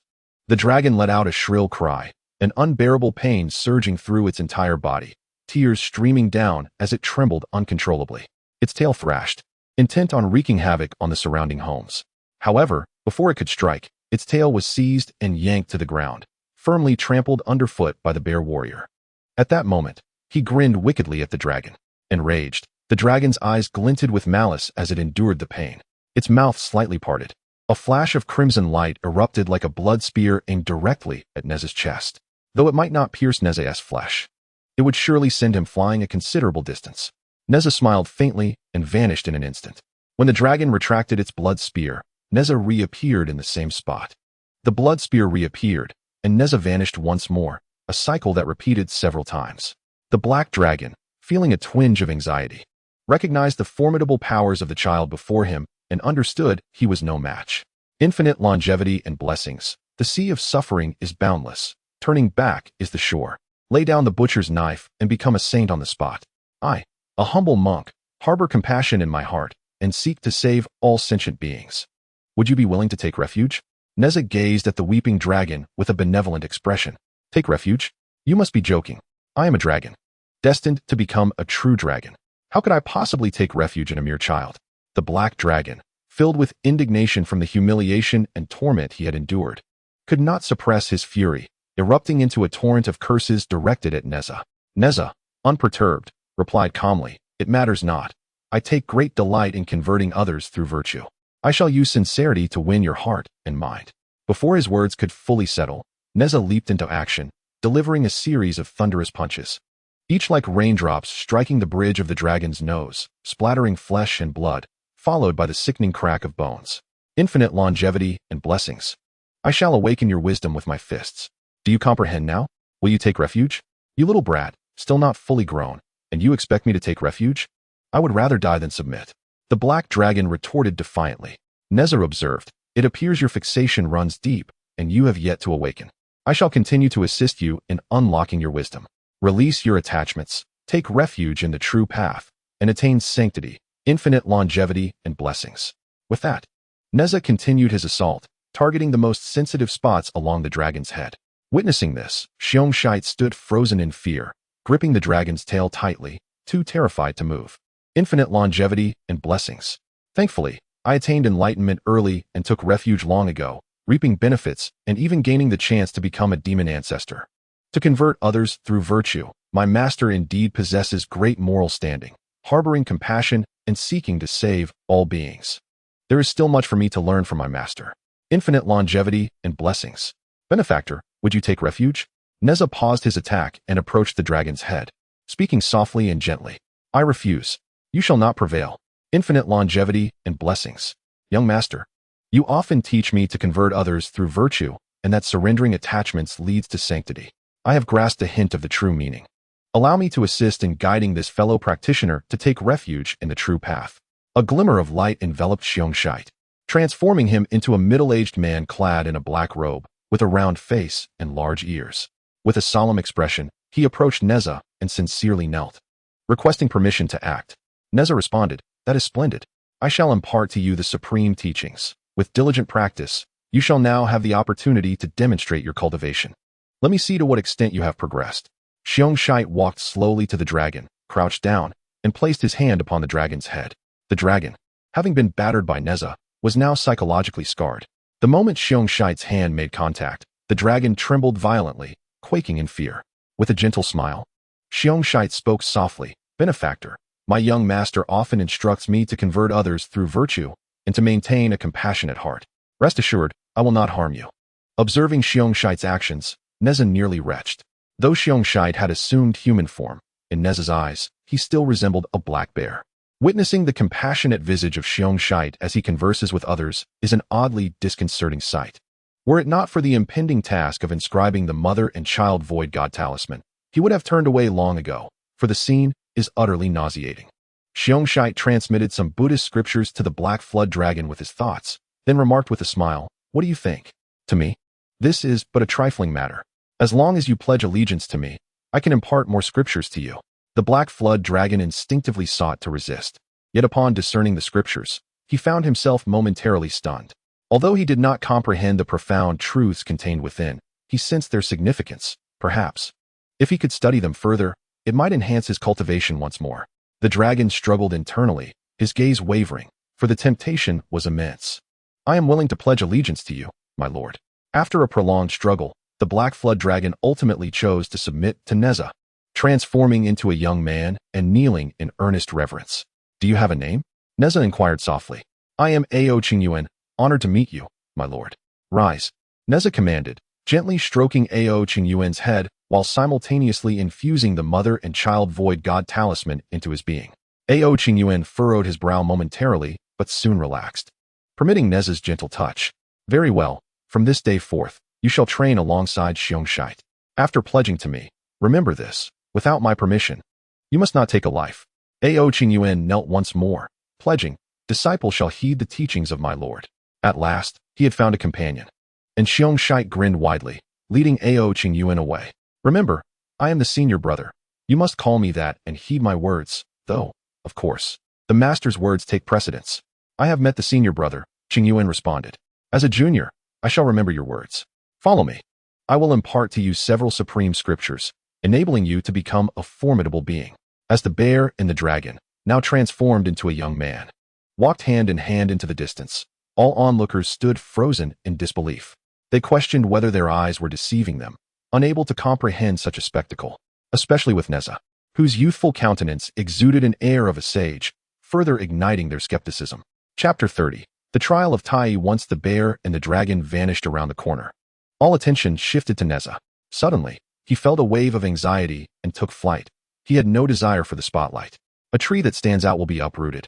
He understood well that it is prudent to avoid drawing attention before amassing sufficient strength. What exactly is Nezha's origin? Could it truly be that he is a reincarnated celestial being? How could he command the allegiance of both a bear demon and a flood dragon? Seemingly of their own volition? Of their own volition? Is that truly your interpretation? It appears we have differing understandings of consent. The flood dragon did express a willingness to pledge allegiance. All right, you make a valid point. Was it not the case that the master, with his extraordinary prowess, genuinely awakened the dragon's wisdom? Naturally, our Lord is a being of the celestial path, employing techniques beyond our understanding. Should we request the master to awaken our wisdom as well? It is worth considering. The onlookers, who were once mere servants, began to murmur among themselves. Their gazes towards Nezha transformed. Alongside reverence, a hint of desire flickered within them, as they hoped the third young master would grant them each a glimpse of wisdom. "Nezha, come here. I have something to ask you," called Li Jing.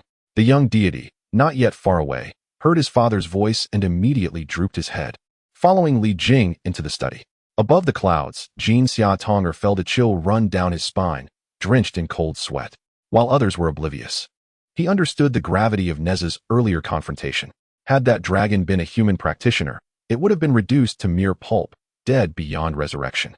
The murderous aura emanating from his senior brother was overwhelming, yet he forbade the demons from taking lives. What could be the reason behind this? Was he truly prepared to take matters into his own hands? No wonder Master insisted that his brother return to see him. Such a heavy aura of bloodshed would inevitably lead to calamity. The more Jin Xiaotonger contemplated, the more fear gripped him.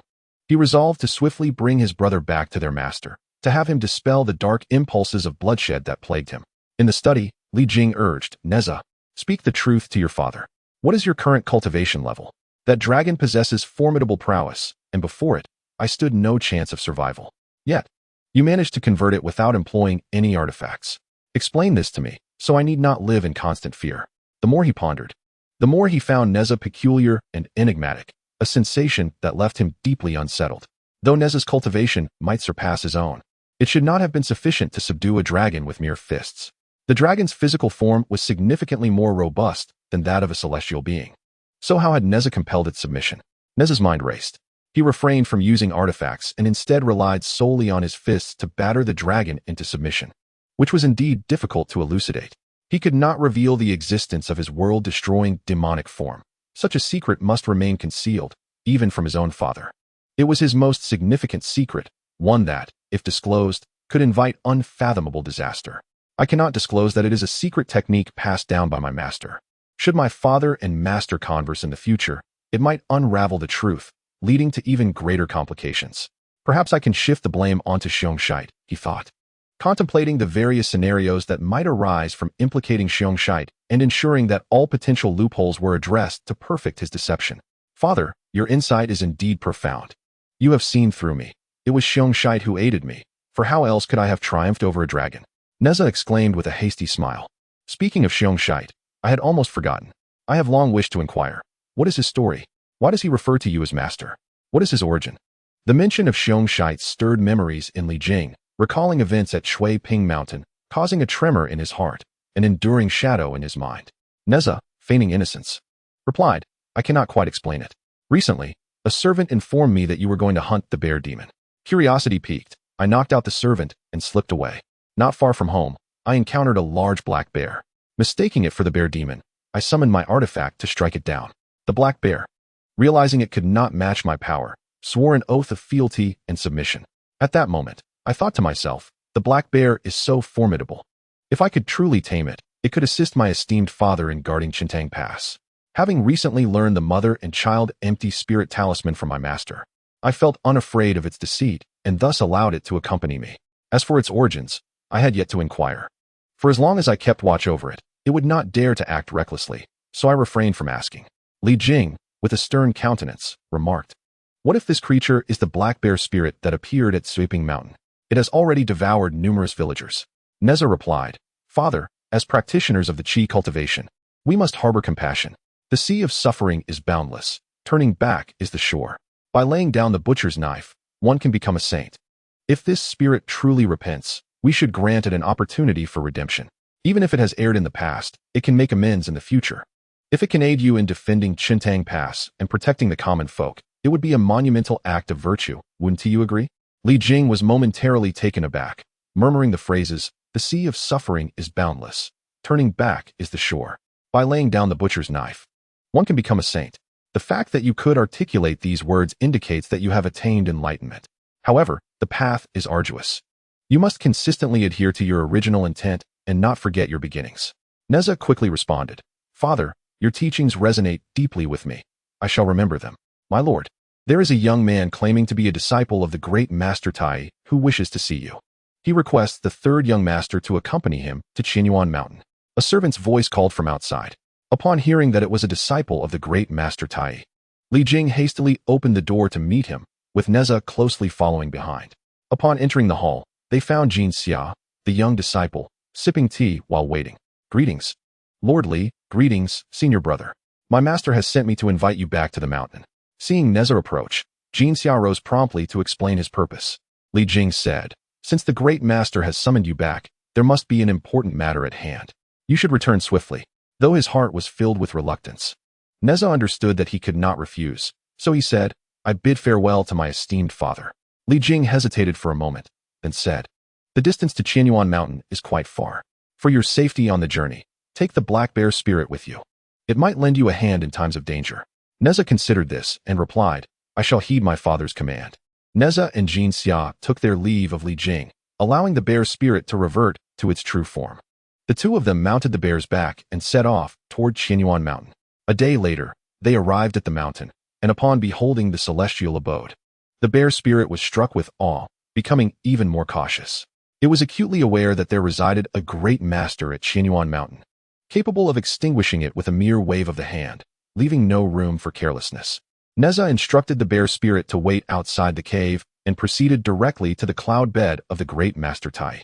Disciple Nezha, I pay my respects to my master. The great Master Taiyi gestured for Nezha to rise, saying, My disciple, rise. Master, I was unaware of your summons. What instructions do you have for me? The master replied, I have discerned through my celestial calculations that your uncle Jiang is about to descend the mountain to aid the righteous sovereign. You, as the reincarnation of the spirit pearl, are destined to be the vanguard against tyranny. Thus, I wish to assess your cultivation and magical prowess to determine your qualifications. The great Master Taiyi waved his whisk and regarded Nezha with a smile. Nezha thought to himself, Indeed, it has come to pass. It seems I shall be sent forth to slay a few demons and prove my worth. Observing the contemplative Nezha, Taiyi Jinren revealed a trace of concern. At this moment, Nezha possessed only the cultivation of the Yuanshan realm, falling short of his mentor's expectations. He could only enhance his abilities through Taoist arts. Otherwise, he would be incapable of bearing the weighty responsibility of the vanguard. Chapter 31. Complete annihilation. Noticing the slight furrow in Taiyi Jinren's brow, Nezha understood that he could not evade this scrutiny. His gaze shifted, recalling that the original Nezha was meant to sever flesh for his mother and extract bones for his father. However, Taiyi Jinren had transformed him into a lotus incarnation using the 5-colored lotus's roots, leaves, and flowers. Nezha's soul had been contained within the Lingzhu, which belonged to his previous incarnation and subsequently placed within the lotus avatar. This was also the reason why Nezha was unafraid of soul-related magical artifacts and spells. Nezha contemplated that Qianyuan Mountain was filled with numerous magical treasures, each of which was of innate spiritual treasure caliber, remarkably powerful. Yet, the choice of the Lingzhu for his reincarnation illustrated its unique significance, arguably surpassing even the Hunyuan circle and the Miantian silk. If he could reclaim his previous incarnation and reforge it, it would undoubtedly yield a treasure rivaling the Hunyuan circle. With a smile, Nezha inquired, Master, you say I am a reincarnation of the Lingzhu. What of my previous incarnation, the Lingzhu itself? Taiyi Jinren was momentarily taken aback, not expecting Nezha to pose such a question. The Lingzhu was distinct from other treasures of Qianyuan Mountain. It was an innate treasure obtained by a saint of the Chan religion from the Finshu Cliff. After countless years of nurturing, it had developed consciousness, hence its designation as the Lingzhu. The term reincarnation of the Lingzhu actually referred to the consciousness that it had birthed, while the original Lingzhu remained in Taiyi Jinren's possession. This treasure, while not particularly potent in offense, possessed a remarkable utility. It could safeguard one's soul and spiritual essence from being harmed by soul-related artifacts and spells. If Nezha could obtain it and have it refined by the annihilation of the world-destroying demon body, he would inherit the innate supernatural abilities of the Lingzhu. Even without the Lotus Avatar, Nezha would remain unafraid of soul-related artifacts and spells. Taiyi Jinren contemplated the nature of this child, noting his lack of provocation thus far, which warranted careful consideration. Should Nezha lack sufficient murderous intent, he would bestow the Lingzhu upon him. If his malevolence was too pronounced, he would wait. The Lingzhu was an innate treasure birthed from chaos, imbued with a trace of primordial killing aura, necessitating utmost caution to avoid inciting an irreparable catastrophe. Recalling the words of the saint of the Chan religion, Taiyi Jinren suppressed his impulses and resolved to test Nezha before granting him the Lingzhu. Nezha, if you can pass my trial, I shall return your previous corporeal form to you. Should you fail, you must wait a while longer. Taiyi Jinren regarded Nezha with a serene demeanor, for the criteria for passing the examination would be determined solely by him. Nezha immediately exclaimed with delight, Really? Thank you, Master. Thank you. Taiyi Jinren then glanced at Nezha and said, Let your steed enter. I wish to take a look. Nezha was taken aback, replying, You wish to see the black bear spirit? Very well. The black bear spirit approached Taiyi Jinren's cloud bed, kneeling on the ground with a thud, trembling as it spoke. A humble little demon, before the esteemed one, pleads for mercy. I have sincerely pledged allegiance to my young master, harboring no ulterior motives. After speaking, the black bear spirit knelt on the ground, paralyzed with fear. The aura emanating from Taiyi Jinren was overwhelmingly powerful, instilling a sense of trepidation within him. You hail from the realm of 10,000 demons? Taiyi Jinren inquired coolly. Yes, my lord, came the response. You were originally of golden immortal cultivation, yet alas, your path has been diminished for a millennium, leaving you as merely a celestial immortal. Your insight knows no bounds, my lord. Very well, you may depart. Thank you. My lord, I shall take my leave. The bear spirit cautiously exited the cave and breathed a long sigh of relief outside. He had not anticipated that his master's mentor would be so formidable, likely having attained the legendary realm of the great Luo Golden Immortal. Taiyi Jinren chuckled lightly and turned to Nezha, stating that numerous demons had gathered at the blazing fire mountain, located 1,000 miles from their current position. These demons were powerful and wreaked havoc upon the mortal realm, indiscriminately slaughtering the innocent. However, with the magical artifact bestowed upon you by your master, you should be able to eradicate these demons. Your trial is to vanquish the demons of Blazing Fire Mountain, preventing them from causing further turmoil in the world. Go forth and do not disappoint your master. Nezha replied with a confident grin, rest assured, master, I shall not let you down. Slaying demons is my greatest delight. Bidding farewell to Taiyi Jinren, Nezha mounted the bear spirit and swiftly soared towards Hei's mountain. Upon hearing of Taiyi Jinren's trial, Nezha formulated a plan. Whether he succeeded in passing the trial was of little concern. As long as he vanquished demons, it would augment his influence, allowing the teachings of Buddhism to spread further, which filled him with joy. In merely half a day's time, Nezha arrived at a range of crimson mountains, where ancient trees and vines, drenched in red, flourished, creating an atmosphere akin to that of a furnace, leaving one parched.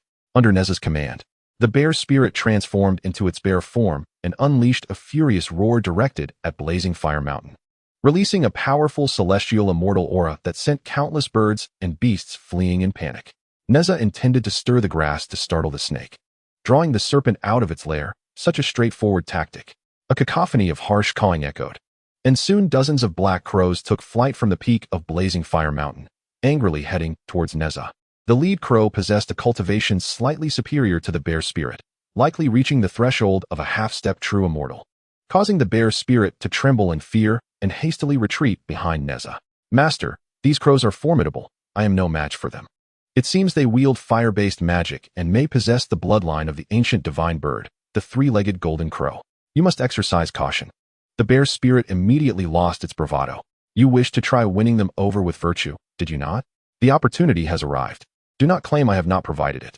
You mentioned their bloodline ties to the ancient divine bird. Subduing them would indeed confer prestige, Nezha remarked with a smile. The bear spirit quickly retorted, prestige is trivial, my life is paramount. My humble virtue is insufficient to win over their leader. If you could persuade the leading crow to submit, the rest shall follow. Nezha pouted and replied, very well, should one escape. I shall ensure you experience the taste of winning over with virtue once again. Xiongshite shivered slightly and promptly thumped his chest, assuring his master that not a single one would escape. There were a total of 33 crows, the most formidable among them possessing the cultivation of a half-step true immortal, while the others barely reached the half-step celestial immortal realm. No wonder Xiongshite dared to boast with such bravado. The crows flew before the two, their forms shimmering with light, transforming into human figures, both male and female, with a middle-aged beauty leading them, her voluptuous figure still exuding charm. Her face contorted in anger as she glared at the two. As soon as Nezha had heard Xiongshite's furious provocation, he had quietly prepared himself. Without waiting for a word from the adversaries, the mixed celestial silk coiled around the middle-aged beauty like a crimson divine dragon. Witnessing Nezha's immediate action, the other crows were initially taken aback, but soon began to scatter in panic. Xiongshite chuckled darkly and let out another tremendous roar, causing those who had yet to take flight to be rendered unconscious from the shock. Master, not a single one escaped. They are all captured, Xiongshite said, looking at Nezha as if seeking praise. Nezha rubbed his temples in disbelief. He had not anticipated that this clumsy bear could devise such an effective tactic, which greatly exceeded his expectations. He could only shoot him a glare. Hurry and inscribe the mother-controlled divine talismans on them. Without attempting to win them over with virtue, he directly inscribed the talismans on the middle-aged beauty, then led her into the fiery mountain lair to plunder, before returning to Qianyuan Mountain to report back. Upon arriving at Qianyuan Mountain, Nezha eagerly rushed to the celestial bed of Taiyi Jinren. Master, it's all done. Everything is settled, Nezha exclaimed with excitement. Taiyi Jinren was momentarily taken aback. Things had progressed too swiftly. He had assumed that even with Xiongshite's assistance, it would take several days for them to return. Yet, within less than a day, Nezha had come back in high spirits. What on earth had transpired? Chapter 32. Taiyi's Dilemma. When Taiyi Jinren stepped outside and beheld 33 obedient demons, trembling in fear behind Xiongshite, His expression shifted dramatically. Nezha pointed at the demons and proclaimed, "Master, these are all the fiends from the fiery mountain. I have subdued them, and they are willing to convert and serve me at my behest." Taiyi Jinren rubbed his forehead, feeling a wave of frustration. "Nezha, did I not tell you that these demons have indiscriminately slaughtered the innocent and deserve their fate? Why did you bring them all back?" Nezha chuckled inwardly while feigning confusion. "Master, do you not often say that we, as those who have renounced worldly ties, must harbor compassion and possess a benevolent heart? The sea of suffering is boundless. Turning back is the shore. If they are truly repentant, we must afford them an opportunity for redemption. These demons, having converted, can atone for their sins through good deeds for the sake of all living beings, thus achieving immeasurable merit." As Nezha spoke with growing enthusiasm, his face took on an air of solemn compassion, making Taiyi Jinren's teeth itch with the desire to smack him, but he restrained himself. "Nezha, some demons, even if they express remorse, must not be granted a chance, for their slaughter has been excessive. They must pay with their lives to atone for their transgressions." Taiyi Jinren continued to implore Nezha to eradicate the demons. Yet Nezha remained unmoved, resolutely unyielding. He reassured his master, stating that he had already planted the mother-child control talismans on them. He was fully aware of their deeds. Their sins were not worthy of death. As long as they sincerely repented and earnestly atoned for their misdeeds, he could spare their lives. "Nezha, you are the reincarnation of the Spirit Pearl, destined to be the vanguard of Master Xia in this life, to assist the righteous sovereign in overthrowing tyranny and establishing the Zhou dynasty. How can you be so merciful and soft-hearted in your role as a forerunner?" Taiyi Jinren wished to explicitly convey that he must embody unparalleled decisiveness, harbor a fierce resolve, and embrace the act of slaying without hesitation. Compassion was not his purview. What he ought to pursue was unrestrained destruction. However, being one of the 12 golden immortals of the Chan sect, he had to maintain his dignity, and such words were difficult to utter. Nezha smiled gently, confidently asserting that his master was indeed correct. King Zhou's tyranny led to the indiscriminate slaughter of innocents, bringing turmoil to the world. The sovereign he wished to protect was undoubtedly a champion of justice. A just leader must possess compassion and a broad-mindedness. Unless absolutely necessary, one should refrain from resorting to violence. If he could instead win over the enemy through virtuous conduct, guiding them to repentance and righteousness, it would exemplify the irresistible power of the just cause, thereby proving it was ordained by destiny and winning the hearts of all under heaven. Taiyi Jinren pointed at Nezha, opening his mouth yet unsure of what to articulate. Ultimately, he forced a warm smile, declaring that Nezha had passed his test. "Indeed, as practitioners, we must embrace compassion. The sea of suffering is boundless, and returning is the shore. To lay down the butcher's knife and become a saint is a commendable principle we must uphold. This spirit pearl is now yours. Exercise caution in its cultivation." Nezha accepted the spirit pearl with joy, expressing gratitude to his master, and proclaimed his intent to refine the magical artifact to continue vanquishing demons. Observing Nezha's departure, Taiyi Jinren returned to his cloud bed, his face etched with sorrow as he murmured, "What has gone awry? Why is the reincarnate of the spirit pearl more compassionate than I? With such softness, how can he fulfill the role of vanguard against tyranny? I hope that the innate murderous essence within the spirit pearl can instill in Nezha a stronger resolve for slaughter, at least to accomplish the grand endeavor of overthrowing King Zhou. What demons is he to subdue? What evils to eradicate? Truly, it has become a chaotic mess." Taiyi Jinren refrained from revealing the profound mysteries of the spirit pearl to Nezha, fearing it would instill caution within him. Should Nezha remain unguarded and be influenced by the innate murderous energy, it would be fortuitous if chaos ensued. Presently, he feared not the prospect of Nezha creating disturbances, but rather the concern that he might remain passive. If Nezha were to pierce the heavens with a hole, he would be delighted, for the sages of the Chan sect would handle the aftermath, all while fulfilling the tasks entrusted by the sages. However, if Nezha continued to remain unyielding, it would indeed be a source of genuine worry. He would have to deliberate thoroughly, especially as the time for Jiang Ziya's descent from the mountain drew near. Taiyi Jinren felt overwhelmed, initially believing that guiding the reincarnated Nezha would be a simple endeavor, only to discover it was exceedingly arduous. He lamented, it truly was a formidable challenge. Nezha instructed Xiongshai to lead 33 crow spirits to the back mountains for cultivation, entrusting him with the transmission of the Great Sun Tathagata Sutra to the crows.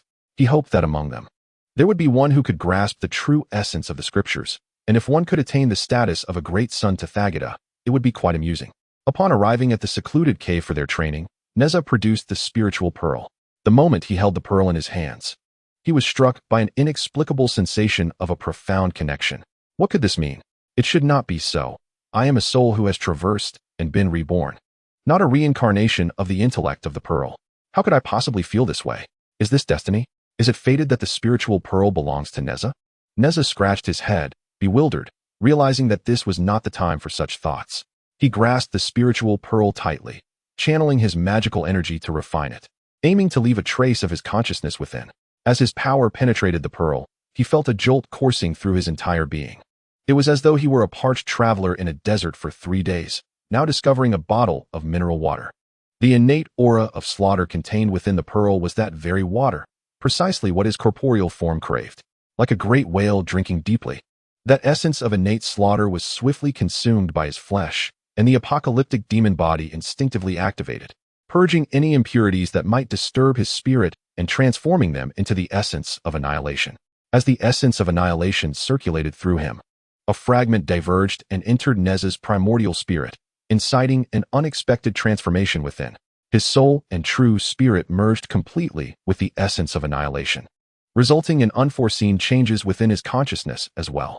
Although it carried an aura of destruction, it did not hinder his thoughts.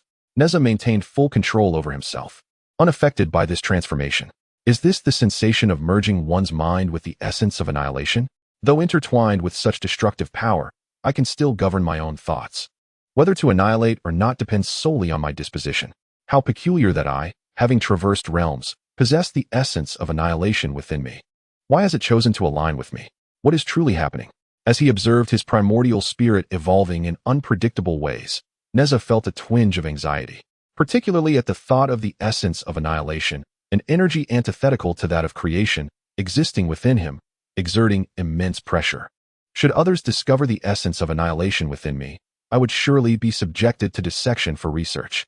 Henceforth, I must exercise utmost caution, avoiding conflict, shunning the spotlight, and remaining incognito, unless I achieve sainthood and become an immortal entity. Only then could I display my true self with confidence. Having absorbed the innate aura of slaughter from the spiritual pearl, Nezha found himself not only free from malevolent thoughts, but also increasingly cautious and compassionate. This was likely far beyond the expectations of Taiyi Jinren. Otherwise, he would never have entrusted Nezha with the spiritual pearl.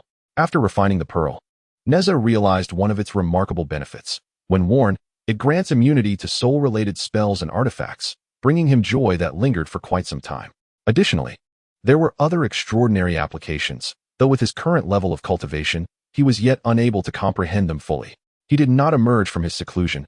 Instead, he continued his meditative practice, drawing upon the essence of the 9 dragons' divine fire to strengthen his own true fire of samadhi. With this true fire, he refined his primordial spirit, preparing for the future forging of his essence with the solar true fire. Master Taiyi sat cross-legged upon his cloud bed, his fingers deftly moving as he calculated the mysteries of the future.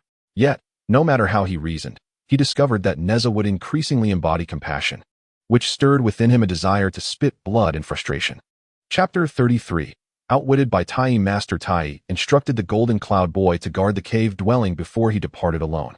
He had calculated countless outcomes, none of which aligned with his desires. Thus, he resolved to make early preparations to avoid any significant mishap that would be difficult to explain to the saints of the Chan religion. Unbeknownst to him, Nezha was entirely oblivious to the extent of Master Taiyi's worries, which were driving him nearly to madness. Meanwhile, Nezha continued to cultivate the true fire of samadhi, using it to refine his primordial spirit and bolster its strength. These past days, the heart demon tribulation had not returned, which left Nezha somewhat disheartened, as it was a trial that could fortify his spirit. He speculated that the absence of the heart demon might be related to the merging of his divine soul with the essence of world annihilation. Before the source of annihilation, all heart demons and heavenly demons were mere trifles. The demonic entities could sense danger and would naturally refrain from seeking conflict with Nezha, thus staying away entirely. Perhaps due to the fusion of his physical body and primordial spirit with the essence of annihilation, Nezha's progress in cultivating the true fire of samadhi accelerated significantly. After more than 10 days of seclusion, he had consumed 1/10 of the divine fire from the 9 dragons' divine fire. Although it was merely a fraction, it was substantial for Nezha, yet he remained unsatisfied and continued to absorb more.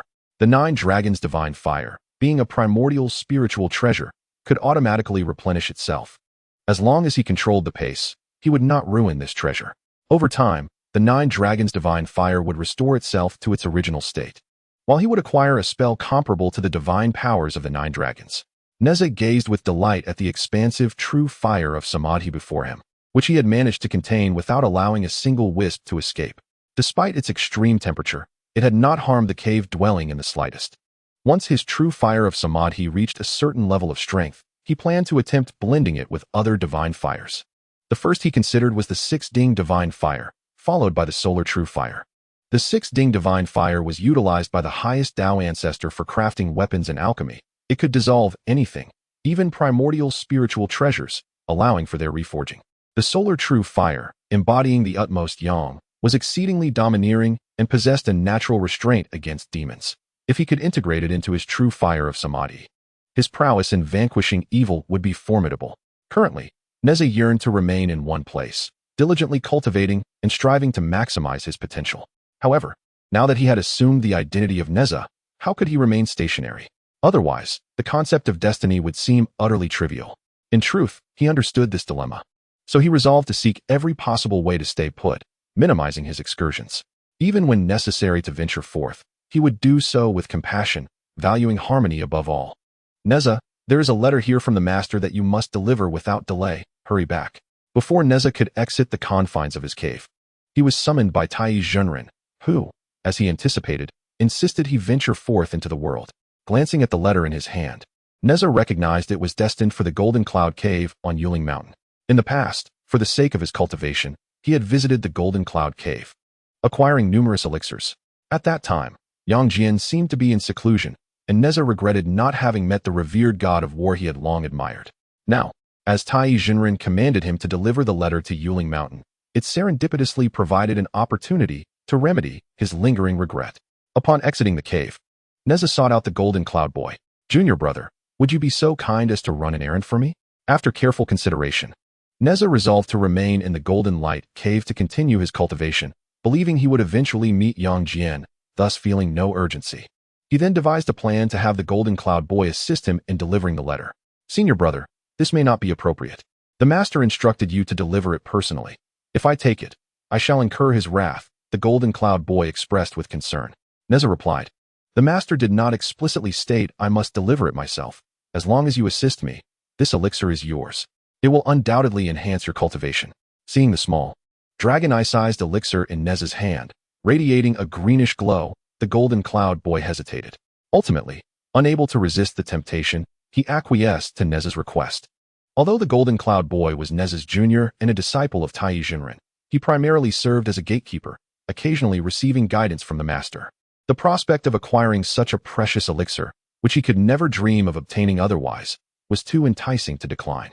Watching the departing Golden Cloud Boy, Nezha clapped his hands, satisfied that he could return to his cultivation without the risk of losing the elixir given to him by the Dragon King. Just as he turned to re-enter the cave and continue his seclusion, Taiyi Zhenren approached with a beaming expression. Yang Jian, the disciple of Master Yuding, practices the mystical protective arts of the Xian men, possessing an indomitable physique and unparalleled prowess in close combat, as well as the ability to transform in myriad ways. Now that he has emerged from seclusion, he is ready to venture forth for training. As long as you accompany him, I have no doubt you will gain invaluable experience. Thus, I can rest easy about your progress. Why have you not yet departed? Did I not instruct you to deliver the letter to Yuling Mountain? Taiyi Zhenren, appearing relaxed, suddenly halted, astonished at Nezha's presence. Nezha chuckled and said, Master, my cultivation has reached a critical juncture, and I require further seclusion. As for the letter, I have entrusted junior brother Golden Cloud to deliver it. Taiyi Zhenren felt a rush of blood to his head, dizzy and bewildered by his disciple's unexpected behavior. Taking a deep breath, he thought to himself that he had anticipated this unreliability from Nezha. Fortunately, he had prepared a contingency plan. This time, he would see how Nezha would cope. Noticing Taiyi Zhenren's expression, Nezha felt a sense of foreboding. Could the master, adept at divining the changes of fate, have predicted his unconventional approach? Was there an alternative plan in place? Taiyi Zhenren smiled faintly, casually taking out a letter, saying, Originally, I intended for your junior brother to deliver this letter for me. Since he has gone to Yushuan Mountain, you shall make the journey on my behalf. Remember, It is imperative that you personally deliver this letter to your uncle Sure. Upon hearing the words East Sea, Nezha shivered involuntarily and quickly replied, Master, I now. Taiyi Jinren interrupted. Your uncle Tsihong's Putoa Mountain is one of the rare celestial mountains and blessed lands in the mortal realm, immensely beneficial for cultivation. Once you arrive, be sure to heed your uncle's instructions and do not cause any trouble. You shall not be disappointed, so go. Remember. Nezha, feeling helpless, realized that it was too late for words of protest. Regret flooded him, and he wished to bang his head against a wall. Had he known, he would have gone to Yushuan Mountain instead, for at least that place was quite distant from the East Sea. Now, he was headed straight for the East Sea, with an increased likelihood of encountering the Yiksha, Li Jin, and Ao Bing. Could it truly be that fate was inescapable? Nezha pondered silently. Disciple has taken note. I shall depart now. Nezha summoned Xiong Shite, mounted on the bear's back, and commanded the black bear to soar towards Putoa Mountain. Watching Nezha depart, Taiyi Jinren stroked his beard and murmured, Ah, this lad still wishes to play tricks on me. He is still too inexperienced. I hope Brother Tsihong can properly guide Nezha, ensuring he does not impede the great endeavor of the Zhou dynasty against the tyranny of the Shang. Otherwise, it would be troublesome to explain to the Celestial Lord, and the consequences would be grave. With a flick of his whisk, Taiyi Jinren calculated with his fingers. His junior brother Jiangxia had already descended the mountain and was soon to assist the righteous sovereign in combating the tyrant Shangzhou. He hoped it was not too late. The ancestor of all mountains, Kunlun's sacred mountain, where a figure clad in a blue Taoist robe, with white hair and beard, emerged from the Yusu Taoist temple and began his descent. Chapter 34. Unabashed Nezha harbored a natural aversion towards the East Sea and was reluctant to go. If it were any other matter, he would devise countless excuses to evade it, but this time was different. Taiyi Jinren had explicitly instructed him to go to Putoa Mountain in the East Sea to deliver the letter to Tsihong Taoist. There was no room for evasion. He had to fly towards the East Sea with a heavy heart. However, he did not rush, allowing Xiong Shite to take a leisurely flight. Yet, no matter how slow, they eventually arrived. Nezha sat cross-legged, practicing and comprehending the instantaneous movement technique, when suddenly the sounds of crashing waves reached his ears, accompanied by a gust of briny sea breeze. Master, we have arrived, Xiong Shite announced. Nezha lifted his gaze to behold the azure sky adorned with fluffy clouds drifting like cotton. Golden sunlight, like ethereal sprites, streamed through the clouds, showering the earth and bestowing boundless vitality and warmth. In this celestial realm, phoenixes and cranes sang in harmony, while below, divine peaches were offered, and celestial deer frolicked amidst extraordinary flowers and grasses, swaying in the light. The sacred mountains stood proudly, radiating auspicious brilliance. No wonder Master said this place is one of the rare celestial mountains and blessed lands, tremendously advantageous for my cultivation. The last time I visited, it did not appear to be in such splendor. What could have transpired? Did I not truly enter the authentic celestial realm of Putoa Mountain during my previous visit? Nezha vividly recalls that the last time he sought elixirs for cultivation, Mount Putoa was merely an ordinary celestial mountain, devoid of any extraordinary phenomena. It could be said to be among the least impressive of the 12 golden immortals. He felt a twinge of disappointment, as the reality fell far short of his expectations. If this truly is the realm of Putoa, then it aligns more closely with my imaginings. Nezha gave a gentle pat on the head of Xiong Shite, who promptly bore him towards the celestial realm of Putoa. Upon their arrival, they were greeted by the arrival of the compassionate navigator, who descended gracefully before him. Looking at Nezha, the compassionate navigator smiled and inquired, Dear nephew, what brings you here today? Nezha, uncharacteristically bashful, felt his face flush. The last time he had come seeking elixirs, he had caused quite the ruckus, even bringing tears to the dragon maiden who accompanied the compassionate navigator, resulting in a chaotic scene throughout Mount Putoa. Uncle Master, I am not here to request elixirs this time, but rather to deliver a message from my master. He instructed me to present it to you personally, Nezha hastily explained. The compassionate navigator, still smiling, remarked, Did you not also claim to be delivering a message last time? Upon hearing this, Nezha opened his mouth, at a loss for words, for the compassionate navigator spoke the truth. During his previous visit, he had indeed used the pretense of delivering a message, only to end up demanding numerous elixirs and causing mayhem throughout the mountain. Could it be that this was the reason why Uncle Master did not permit him to enter the true realm of Putoa? Nezha pondered silently. Uncle Master, this time is different. The message has been delivered, and I must return, Nezha said, his face flushed, as he leapt onto Xiong Shite's back, urging him to depart quickly. Before Xiong Shite could take to the skies, the compassionate navigator chuckled, Very well, I was merely jesting. Please remain for a moment. I have matters to discuss with you. Uncle Master, what is it that you need? I am at a critical juncture in my cultivation and must enter seclusion to break through. If your matter is not urgent, I shall assist you once I have achieved my breakthrough. Rest assured, Nezha promised, thumping his chest. The compassionate navigator shook his head. Do not be hasty. Allow me to finish. Your master mentioned in the letter that he is aware of your impending breakthrough, which is why he sent you to my abode for assistance in achieving it. Nezha was taken aback, murmuring, My master sent me to find you for my breakthrough? But he never informed me of this. Uncle Master, I truly had no knowledge of it. Had I known, I would never have troubled you. The compassionate navigator turned to walk inside, beckoning Nezha to follow. Forget about the previous incident. I have almost forgotten it myself. You are a disciple of the Great E, my dear nephew, and a pivotal figure in the downfall of the tyrannical Zhou. Thus, I shall assist you. Now, do not dwell on it. Come with me.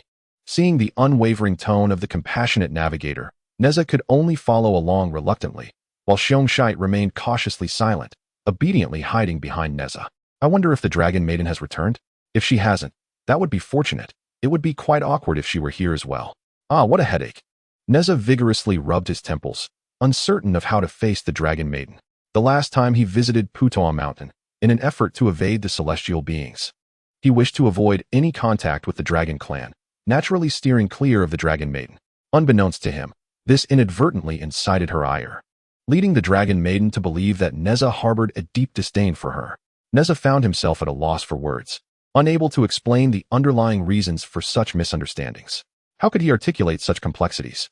Master Tsihong guided Nezha to Luojia Cave, where he sat upon a lotus flower. Master Uncle, am I to meditate here in seclusion? Nezha tentatively inquired. Tsihong replied softly, Of course not. Now that you're here, come closer. The latter part of his statement was clearly not directed at Nezha. As anticipated, no sooner had he spoken than the dragon maiden emerged from a stone chamber. Her countenance dark, refusing to acknowledge Nezha. Embarrassed, Nezha managed a sheepish smile, choosing silence. Too many words could lead to more blunders. Saying little could avoid errors. And remaining mute would serve him well, allowing for a period of tranquil meditation. Nezha, I must clarify the situation for you. Your master has sent you to seek me to accompany the dragon maiden to the eastern sea. Like you, she has reached a pivotal moment in her cultivation, requiring the primal essence of the water from the sea to transcend and ascend to her true dragon form. You too can harness this primal essence to nourish your spirit and seek a breakthrough, Tsihong stated gravely, observing Nezha intently. Primal essence of water? At the mention of such an innate substance, Nezha's eyes sparkled with enthusiasm. Observing Nezha's palpable eagerness, Tsihong sighed in resignation before continuing with a serious tone. However, I must inform you that the Eastern Sea lies at the deepest point of the extreme Eastern Sea.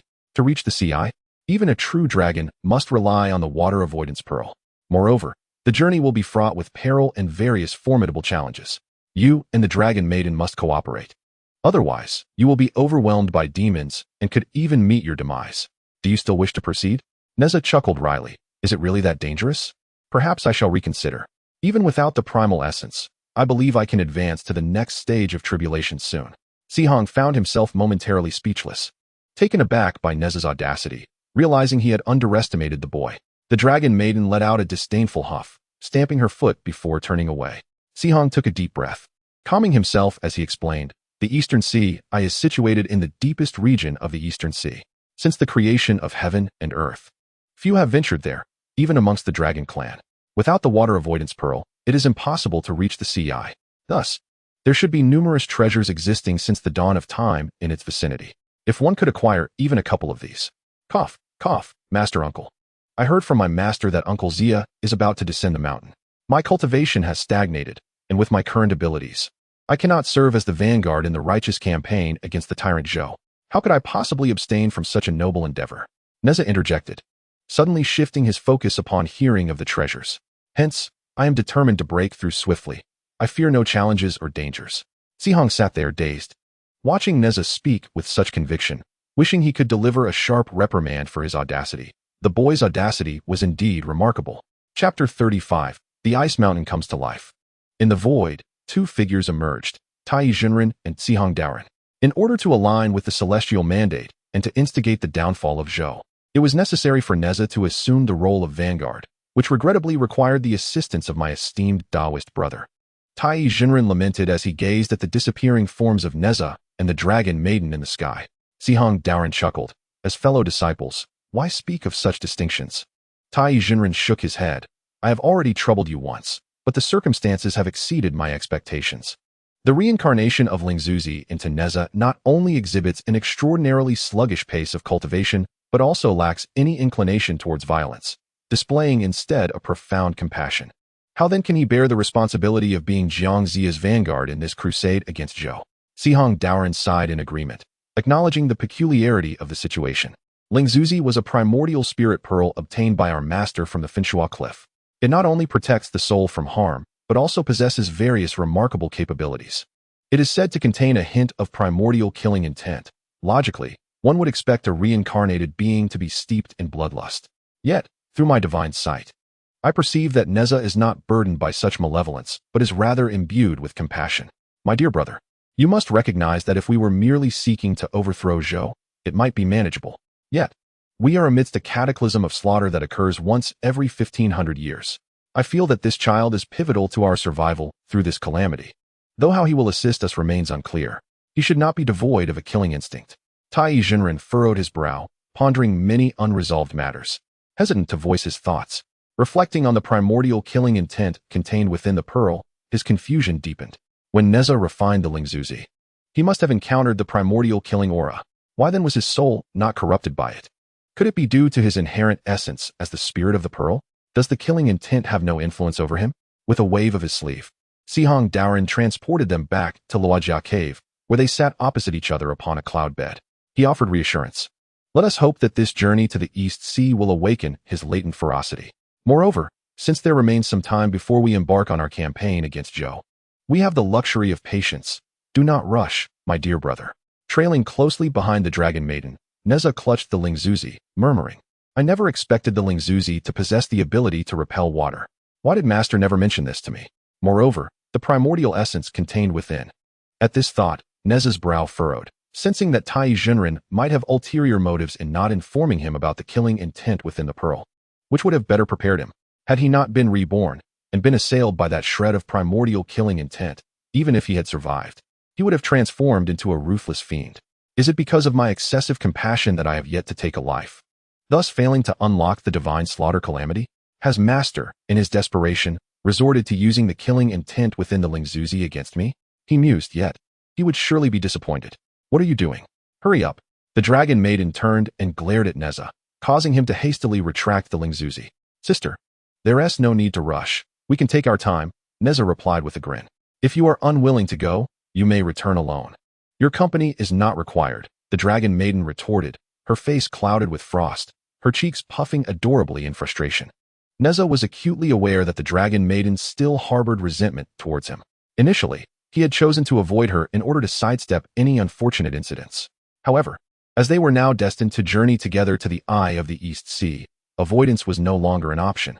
Thus, he resolved to mend their relationship. He reasoned that as long as their bond was profound enough, she would not resort to violence against him. Regardless of what the dragon maiden might say, Nezha remained unfazed. Senior sister, your dragon clan possesses the divine ability to control clouds and rain, excelling in water-related magical arts.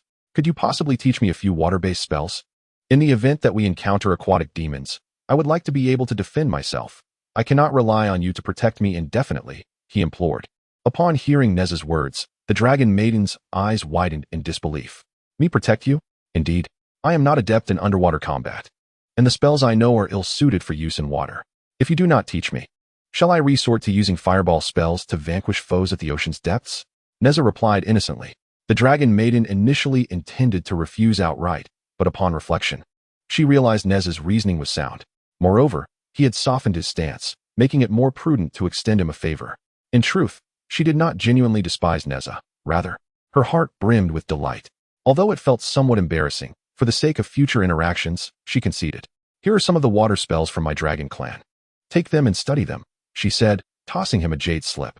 Nezha accepted the jade slip with gratitude, repeatedly expressing his thanks. Thank you, senior sister. I will need your guidance shortly as well.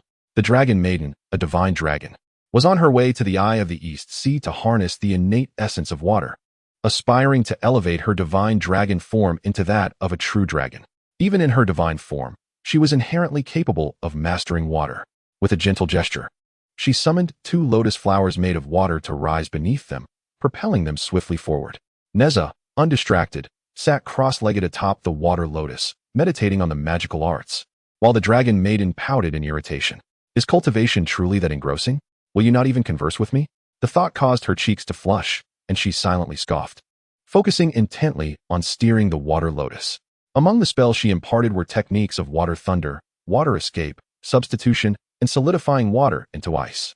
Nezha recognized the substitution technique, having witnessed it employed by Ao Chun during a duel with the Earthwalker, skillfully avoiding even the binding ropes of immortals, an impressive magical art.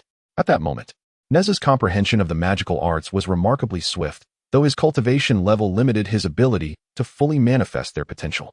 After an hour, Nezha suddenly sprang to his feet. Senior sister, I have grasped these spells, but there are crucial aspects I still do not understand. Could you enlighten me? The dragon maiden cast a glance at him, pursing her lips. Enlighten you? Ha, ha, ha. Just then, a thunderous cacophony interrupted her, as the sea nearby erupted into towering waves, crashing towards them like mountains. Within the tumultuous waves surged a presence that sent shivers down their spines. Undoubtedly, a formidable being. What demon dares to ambush us? Nezha was taken aback, for the aura was overwhelmingly powerful. Even with his 9-dragon divine fire shield, he felt outmatched. If these were adversaries, they would have no choice but to retreat in dismay.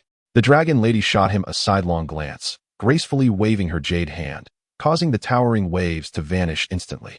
In the distance, 2 icebergs emerged on the sea's surface, radiating a dazzling azure light under the sun, each towering over 100 zhang in height and stretching several hundred zhang in length, standing imposingly before them. Follow me, the dragon lady declared, leaping lightly onto a small mountain, with Nezha closely trailing behind. The icebergs gleamed like mirrors, exuding a chilling aura. The princess has arrived. Where would you like to go? I shall escort you. A voice suddenly rumbled from beneath the mountain, startling Nezha. Have the icebergs come to life? Can they speak?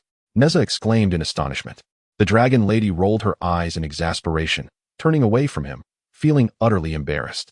Chapter 36. Princess Ao Luan through the dragon lady's introduction. Nezha learned that these were 2 ancient dragon whales, which had cultivated for thousands of years. From the moment of their birth, they had been in a state of confusion, lacking guidance, unaware of when their intelligence had awakened or when their cultivation had begun. They had instinctively absorbed the spiritual essence of heaven and earth to strengthen themselves. It was only hundreds of years ago when they encountered the dragon lady, who provided them with direction, allowing them to truly embark on the path of cultivation. Due to their vast accumulation of energy, they had achieved the status of golden immortal within just a few centuries after receiving her guidance. For centuries, they had primarily interacted with the dragon lady and had not experienced the intrigues of the world, their minds remaining remarkably innocent. Upon hearing that Nezha and the others wished to visit the ECI, the 2 dragon whales shook their heads vigorously, warning that it was far too dangerous to go there. Esteemed seniors, where do you reside? Since we are here, it would be delightful to visit your domain, Nezha said, gazing out over the boundless ocean, feeling a sense of wonder about what lay in the depths of the vast sea. Ao Bing had once told him that the territory of the dragon clan in the water amounted to merely 1/10 or 1/12 of the entire aquatic realm. The vast majority was beyond their jurisdiction and fraught with peril. Upon hearing this, the dragon whales nodded vigorously, their excitement akin to that of children.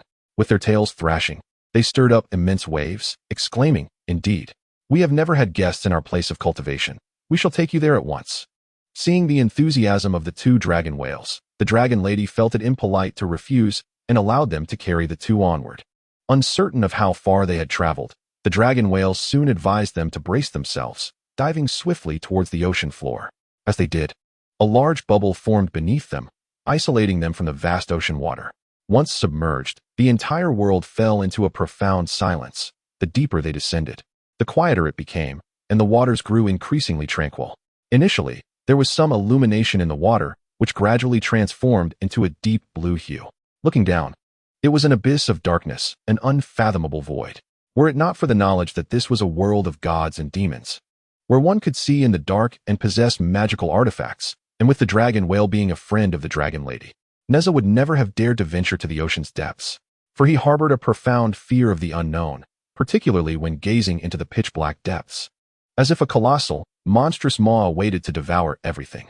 He channeled his mystical energy into his eyes, instantly perceiving the scenery several miles away. This was the benefit of cultivation. The two dragon whales swam increasingly faster, the surroundings growing darker. Before long, a glimmer of light appeared ahead, revealing an underwater forest. The mountains were adorned with crystals resembling jade, radiating a luminous glow that illuminated the surrounding waters in a brilliant azure hue.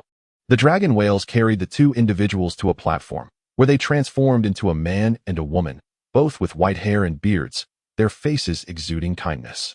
"Welcome to our cave dwelling. Please follow me." The pair gestured and chanted incantations, causing a stone door to materialize on the mountainside. As the door opened, a brightness akin to daylight emanated from within, revealing an expansive interior. As they passed through the door, it closed automatically behind them. Inside, they discovered an entirely different realm: pavilions, flowing waterfalls, rugged stones, and fragrant celestial herbs, resembling a miniature universe. Nezha exclaimed in awe, "Indeed, esteemed seniors, your power is remarkable. You have established such a vast cave dwelling and discovered an abundance of divine herbs." The elder hastily waved his hand, saying, "I cannot accept such a title from you, my friend.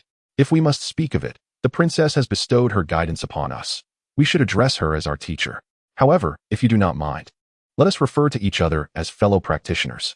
I am called Yuhualong, and this is my wife, Yulongwu."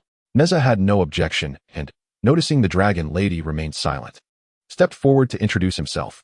"I am Li Nezha. It is an honor to meet both of you." Yuhualong quickly replied, "Li friend, you are too modest. Please, make yourself comfortable."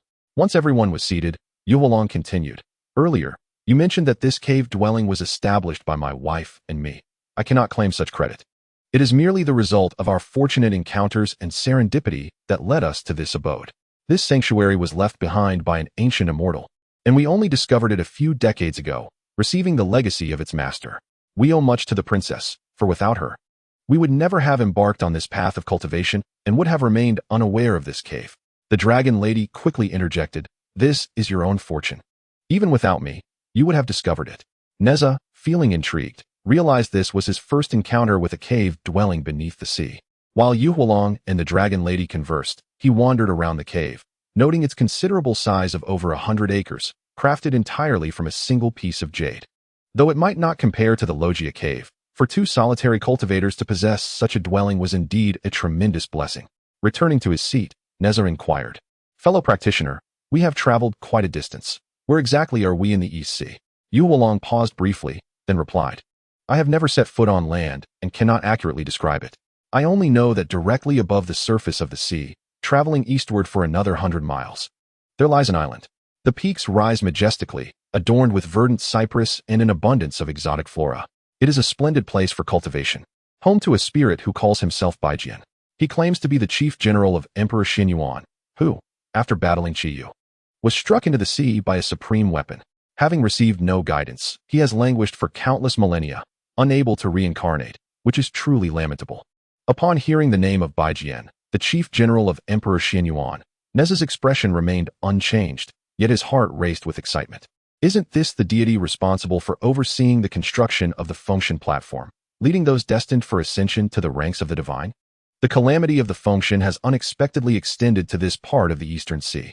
No wonder the practitioners on Jinao Island in the Eastern Sea find no tranquility. Yuhualong continued, "Ever since we met several decades ago, the proximity and our shared path of cultivation have allowed for frequent exchanges of insights. I have come to learn that this place was once an ancient battlefield.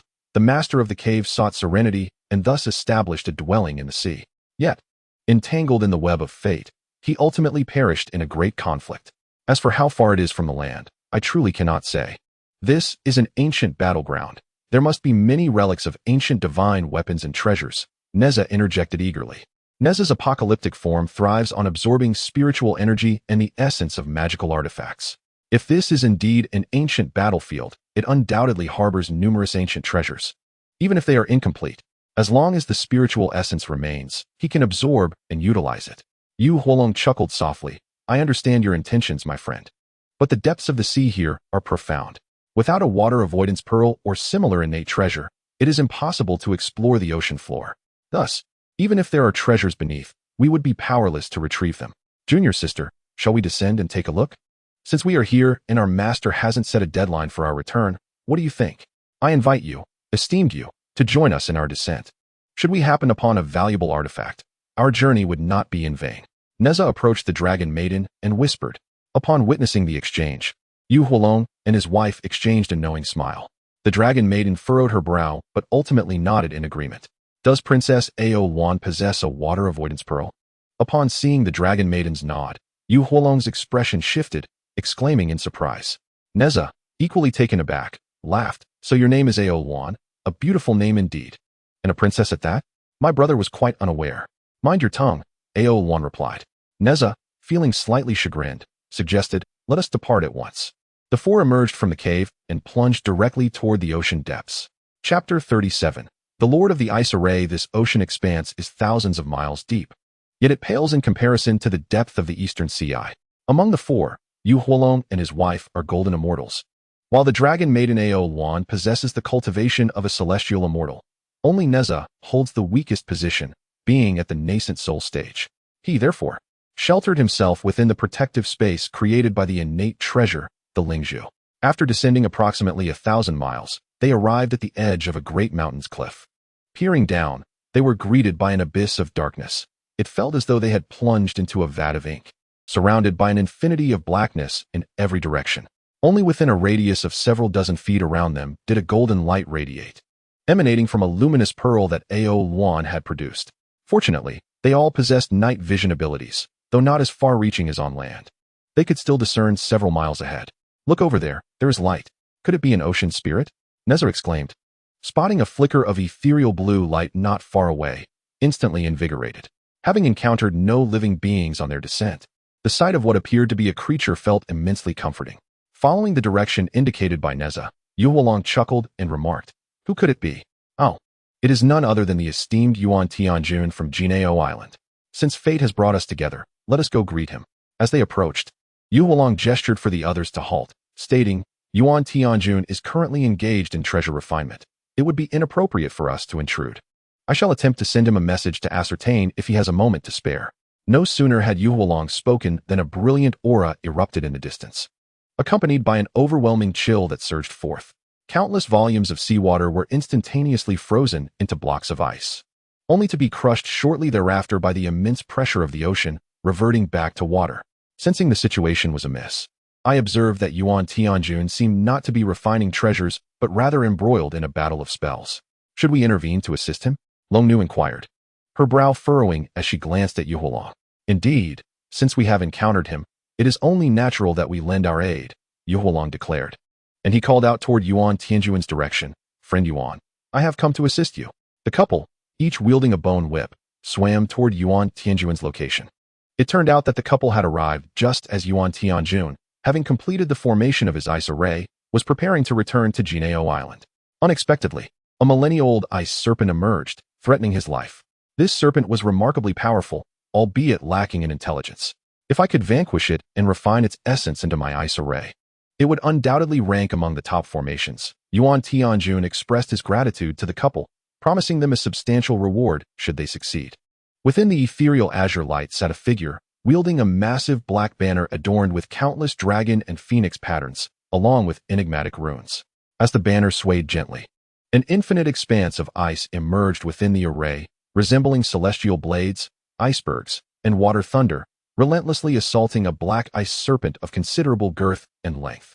The myriad ice blades and mountains encircled the ancient serpent, holding it in a vice-like grip, while the serpent struggled fiercely against its confinement.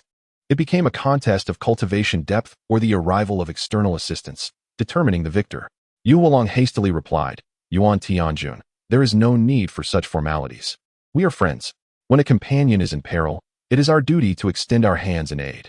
Behold, our 9 revolution dragonbone whips have arrived. The 2 gleaming white whips, each roughly 10 feet long and the thickness of a child's arm, flashed momentarily before appearing beside the ice array.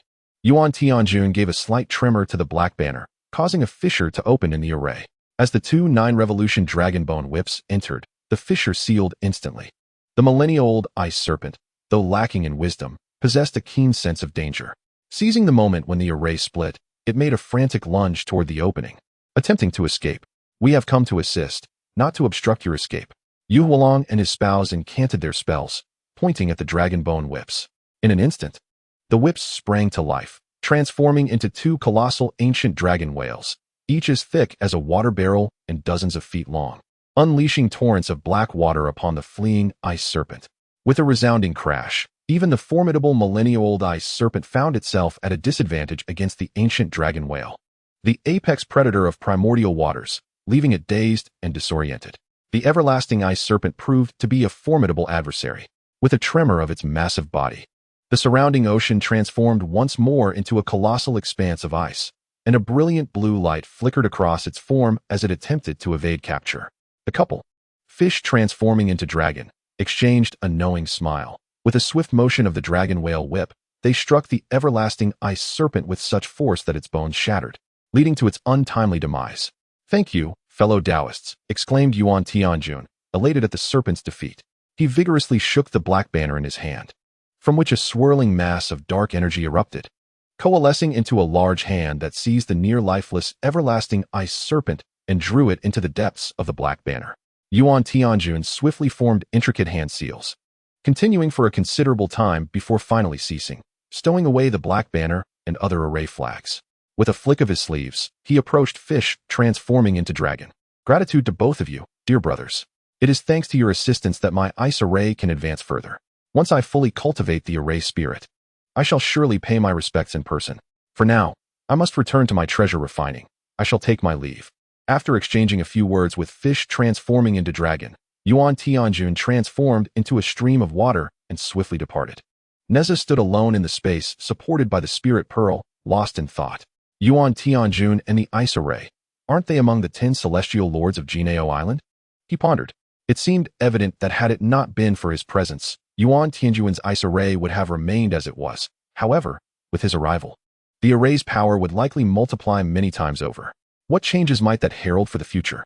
Nezha's mind raced with contemplation. Had he not been reborn, he would not have found himself in this place, would not have encountered the couple fish transforming into dragon, nor met the array master Yuan Tianjun. Because of his intervention, Yuan Tianjun successfully subdued the everlasting ice serpent, granting the ice array a spirit and significantly enhancing its might.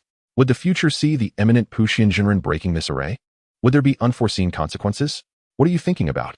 Aowan, who had been maintaining a taut expression, finally relaxed, offering a gentle laugh. It's nothing," Nezha stammered, hastily conjuring an excuse that hardly qualified as one. The truth was, he felt profoundly impacted. Although his annihilation demon body had reached its third stage, had he been caught in the previous ice array, survival would have been doubtful. "My annihilation demon body is still insufficiently powerful, regrettably. My cultivation and chi refinement is too weak, hindering my progress. I wonder if this time I might find a divine weapon or artifact that could allow my annihilation demon body to ascend once more. Even just fragments of such a weapon would suffice." The couple, fish transforming into dragon, approached and explained, "The esteemed friend you encountered earlier is a disciple of the Jiejiao sect, practicing on Jinao Island, and possesses remarkable skills in array formation, rivaling our own. Having frequented our cave to refine arrays, we became acquainted over time. He is a man of genuine character, worthy of friendship." Aowan subtly furrowed her brow, but said nothing. Nezha nodded in agreement, silently acknowledging the depth of camaraderie, noting that had it not been for such bonds, a fragment of true essence would not have entered the divine list. Chapter 38, The Obsidian Door Panel. After a brief exchange, the group continued their descent. Upon reaching a depth of 3,000 miles, Aowan sought refuge within the water-repelling space of the Spirit Pearl, as the pressure of the ocean outside became overwhelming. Given her cultivation level, she found it increasingly difficult to endure. In contrast, the fish-transforming dragon couple remained unfazed, as an ancient dragon whale, the sovereign of the seas. And possessing the cultivation of a golden immortal, the immense pressure of the ocean posed no threat to their lives. Nezha, intrigued by the potential of the annihilation demon body, was eager to test its strength, yet he feared that venturing out might lead to his demise. Thus he opted to remain hidden within the Spirit Pearl space. He preferred not to draw attention to himself, even if the annihilation demon body could withstand the boundless pressure of the ocean. It was prudent to maintain a low profile for long-term survival, a maxim he held dear. When they reached a depth of 6,000 miles, even the fish-transforming dragon couple could no longer withstand the pressure and retreated into the Spirit Pearl's sanctuary. At this juncture, Nezha activated the Spirit Pearl, plummeting swiftly downward. though he could not discern how much time had elapsed before they finally reached solid ground. This location was a staggering 10,000 miles from the ocean's surface, and it was not even the deepest point of the Eastern Sea, highlighting the vastness of the mortal realm, an expanse so boundless and infinite that, aside from the sages, few could comprehend its true magnitude. According to the physical laws of Nezha's past life, such a vast mass would have long since collapsed inward, forming a black hole that devours all. However, in the realm of gods and demons, the physical laws of his previous existence were rendered ineffective, and here, such a colossal continent manifestly existed before him. Before reaching the seabed, darkness enveloped them, yet upon arrival, the surroundings became somewhat illuminated. Fortunately, all four were cultivators, with Nezha possessing at least the prowess of the primordial spirit. Thus, darkness posed little challenge to them. "Let us search around," Nezha suggested. "Perhaps we might uncover artifacts from the ancient cataclysm that fell here. Even fragments would suffice. If we could refine them into our own treasures, they would undoubtedly enhance our power." Nezha's perspective diverged from that of the others. He regarded the shattered artifacts as immensely valuable, whereas the other three viewed them as little more than debris, worthless unless a master craftsman could be found to reforge them. Their primary motivation for venturing to the ocean floor stemmed from curiosity. Such depths were inaccessible under normal circumstances, and with Nezha possessing a water-repelling treasure, they seized the opportunity to broaden their horizons. The prospect of discovering treasures had not crossed their minds. The seabed was far from barren. Life thrived there, with countless seaweed-like entities rising several feet, even exceeding 10 feet in height. Amidst the kelp, myriad small creatures darted about with remarkable agility. Their ability to survive in such depths attested to their resilience, yet they exhibited no semblance of intelligence, merely ordinary aquatic animals. Some resembled translucent, luminescent goldfish, others akin to paper-thin octopuses, and still others appeared as tiny seahorses, gracefully leaping as they advanced. Nezha felt a stirring in his heart. Seizing the moment when the other three were distracted, he subtly imprinted a few simple breathing techniques and cultivation methods into the minds of the underwater creatures. He was uncertain whether they would yield any remarkable results, but his objective was to strategically place his pieces and spread benevolent connections, though it seemed somewhat superfluous at present. He had an intuition that unforeseen benefits would arise in the future. As everyone searched around, Nezha suddenly sensed a tremor coming from the leopard skin pouch. He quickly retrieved it and found a small, jet-black iron plate, its material unknown. Upon extraction, the dark iron plate emitted a swirling shadowy glow, darker than the depths of the boundless ocean, instilling a sense of dread. "What is this? Why do I feel such a palpable fear?" As Nezha unveiled the iron plate, the other three felt an instinctive pull and turned their gazes toward him. Upon witnessing the emanating shadowy light, they were struck with terror, as if they were being scrutinized by an ancient, malevolent beast, leaving them with a sensation of their fates being manipulated by unseen hands. Nezha himself was uncertain of its origin. He had acquired it from a demon lair during his quest for extermination, failing to perceive any extraordinary quality at the time, save for its remarkable hardness, which prompted him to keep it. He hastily explained that he was unaware of its nature, having received it among other artifacts from the crow's nest while carrying out the orders of the celestial master Taiyi to vanquish demons at the Fire Mountain. These items appeared tattered and unremarkable, the sole characteristic being their unparalleled resilience, impervious even to the flames of the 9 dragons' divine fire cover. Though its true nature eluded him, driven by a mindset of better safe than sorry, he had thoroughly scavenged the crow's nest. Due to its unappealing appearance, the source of destruction showed no reaction to it. Thus he refrained from consulting Taiyi and casually placed it back into the pouch. To his astonishment, it turned out to be a treasure, reacting within the ancient battlefield. It seemed that the elements of this ancient battleground were connected to this object, prompting them to search further. Nezha scrutinized the iron plate in his hand, sensing for a moment, and pointed decisively in a direction. The four had not traveled far when Ao and the others halted, declaring that they could proceed no further due to a great terror ahead. Nezha scratched his head, bewildered, and inquired about this great terror that he could not perceive. Ao suggested it might be due to Nezha's lower cultivation level, rendering him incapable of sensing it. Nezha's face flushed with embarrassment as he awkwardly replied, urging them to remain still, as the space supported by the spirit pearl was ample enough for him to investigate alone. Ao, realizing the misstep in his words, quickly countered, expressing concern that should Nezha encounter danger, he would have no explanation to provide upon returning. "The master will not forgive me, nor will the esteemed Taiyi." Nezha smiled and waved his hand, saying, "Sister, You are unaware that this orb is the embodiment of my previous life. I have reincarnated as Nezha under the decree of the Jade Void, serving as the vanguard for Jiangxia in his campaign against the tyrant Zhou. I carry the mandate of heaven and shall face no peril should danger arise. I will transform it into safety. Ao Wan, this Lingzhu is your previous life as essence? The vanguard against Zhou? Yu Wulong gazed at Ao Wan in confusion, for they did not comprehend Nezha's words, the decree of the Jade Void, or the campaign against Zhou, leaving them bewildered. Ao Wan had once heard the compassionate navigation master mention it. Upon hearing Nezha's words, she ceased to obstruct him. With a flicker of thought, Nezha altered the spatial dimensions supported by the Lingzhu, elongating it into a form that stretched for several dozen miles. The three stood at one end while Nezha walked towards the other. As he ventured nearly 30 miles away, a colossal door materialized before him, standing tall and ominous. Shrouded in darkness, he looked up to find the door towering 9 zhang high and 3 zhang wide. When Nezha placed the iron shard against the obsidian door, it began to sink into the surface, causing the door to vibrate violently, emanating a deep, sinister light akin to a black hole that threatened to consume all existence. Chapter 39. The awakening of the demon god. Startled by this transformation, Nezha recoiled repeatedly. Yet, after retreating 2 steps, he realized something was amiss. For his hand was firmly affixed to the door.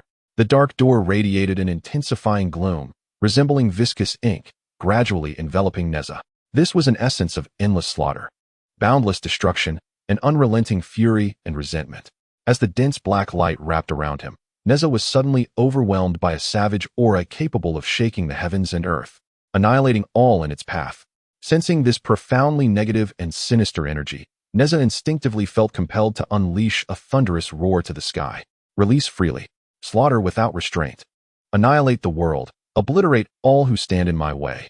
A voice, ethereal and elusive, echoed within Nezha's consciousness, seducing him to embrace his primal instincts, to unleash chaos and devastation. Was this all meticulously planned? Was my arrival here orchestrated by others? Oh, I can barely hold on. If I succumb to this deluge of negative energy, even if I manage to resolve it in the future, will I still be myself? No, I refuse. I am who I am. No one can dictate my path. My destiny is mine alone, not determined by heaven. Be gone. Nezha gritted his teeth in agony, his visage contorted, his hair rising as if caught in a tempest, as dark mists began to emanate from him, gradually forming into battle armor. Annihilate the essence of the world. Devour for me. As he came into contact with the negative energy, Nezha relentlessly summoned the essence of annihilation. Yet, the once voracious essence remained indifferent, allowing the overwhelming negative force to encroach upon Nezha's consciousness. What should I do? What is this? Nezha's mind was incessantly besieged by the negative energy. Yet he fought back with all his might, striving to maintain clarity of mind, lest he transform into a being solely driven by slaughter and destruction. The warriors of the battlefield stand before me. Nezha suppressed his urge to unleash his fury, laboriously reciting the sacred 9-character mantra. Upon completion of his incantation, the mantra materialized, floating within his consciousness, encircling his spirit in a slow, protective rotation, warding off the relentless onslaught of negative energies. Witnessing its efficacy, Nezha, filled with urgency, recited the mantra with increased fervor. The once ethereal incantation gradually transformed into a tangible form, emanating radiant beams that dissolved the oppressive emotions. Wem, Mani, Padme, Hum. Recognizing the effectiveness of the 9-character mantra from his past life, Nezha summoned the 6-character mantra of Buddhism. The warriors of the battlefield stand before me. Wem, Mani, Padme, Hum. The sacred incantations from both Buddhism and Taoism, brought forth by Nezha to this realm, served as supreme spells for vanquishing demons and malevolence. The 2 mantras enveloped Nezha's spirit in a dual layer of protective light, staunchly resisting the encroachment of negative forces.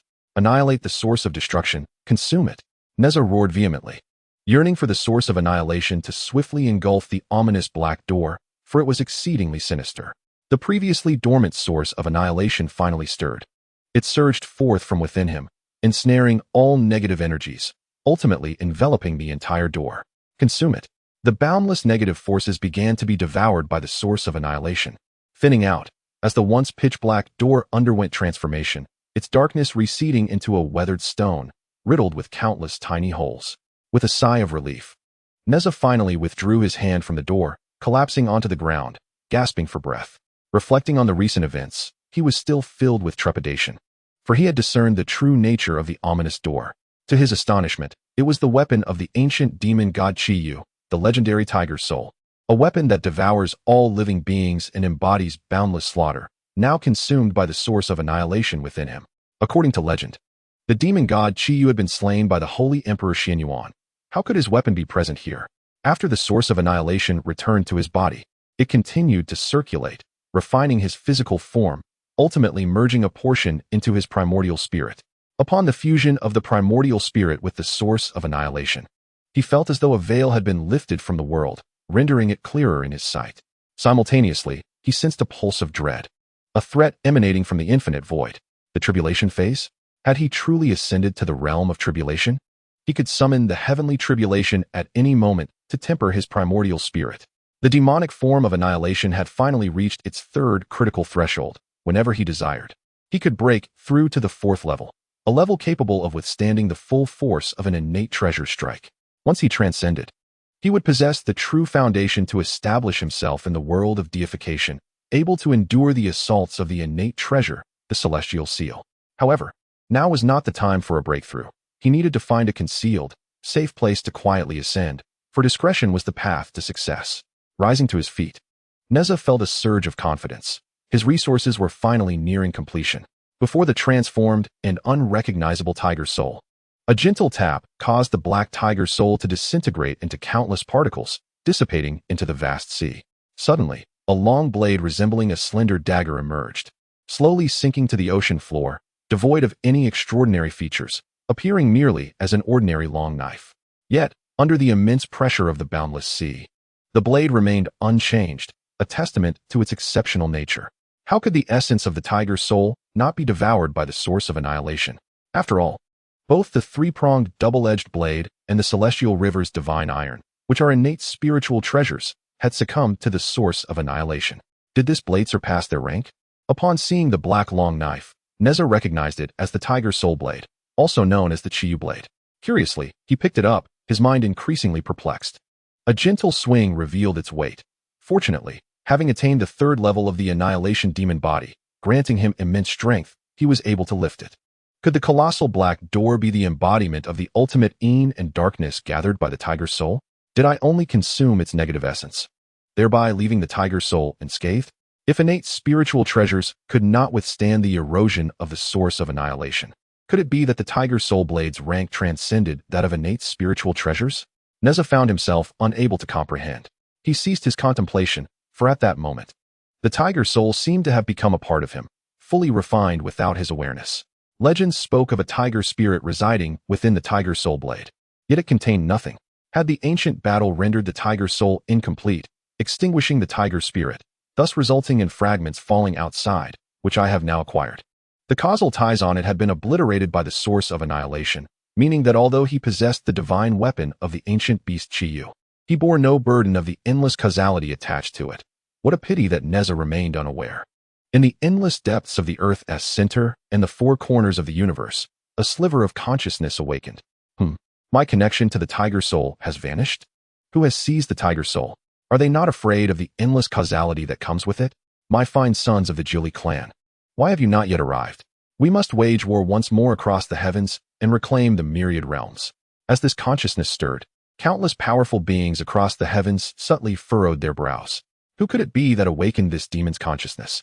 Alas, peace shall once again elude the universe. Nezha, wielding the tiger soul blade, approached Ao1 and the others. At some point, the exceedingly dark tiger soul blade transformed into a shimmering green dagger, with the dragon and phoenix patterns on the blade and hilt changing as well, emanating an aura of profound mystery. Even the original owner of the tiger soul blade, Taiyi himself, would not recognize it as the original. Could the source of annihilation have erased the causal ties from the tiger soul blade? Nezha pondered silently. Chapter 40. The importance of refusal. At this moment, the tiger soul blade exuded a repressed aura, rendering it impossible for anyone to discern that it had once been a demonic blade that struck fear across the myriad realms. The blade measured 5 feet in length, with a blade length of 3 feet 8 inches and a hilt length of 1 foot 2 inches. Gripping the hilt with both hands, a surge of confidence arose within him, one that felt capable of piercing through the very fabric of the heavens and realms. The considerable size was rather inconvenient when not in use. As the thought crossed his mind, the 5-foot-long tiger soul blade instantaneously transformed into a form no longer than a finger and as slender as a chopstick, resembling a mere toy. Could it truly change size at will? Indeed, it was not as unremarkable as it appeared. Nezha reverted the tiger soul blade to its original dimensions and presented it before Ao Luan and the others. What do you think? What is this? Ao Luan inquired with curiosity. Nezha waved the tiger soul blade, stating, "It is merely a blade. Take a look." Ao Luan reached out to grasp it. But before her hand could touch the hilt, an overwhelming sense of danger surged within her, prompting her to retract her hand swiftly. "What's wrong? You seem off," Nezha remarked, observing Ao Luan's peculiar demeanor. Ao Luan, with an odd expression, replied, "Do you not feel anything while holding it?" Nezha, puzzled, shook the tiger soul blade and replied, "What could I feel? It's simply heavy. Perhaps you share a bond with it, being its destined master." When I was about to touch it, I was suddenly struck by heart palpitations. If I had truly made contact with this blade, it might have posed a grave threat to my life. Ao Luan candidly expressed her earlier sensation. "Really?" Nezha responded, his face marked by disbelief.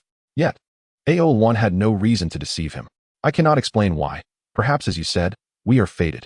Though this blade appears ordinary, I can sense a formidable threat emanating from it, one that could endanger my very existence."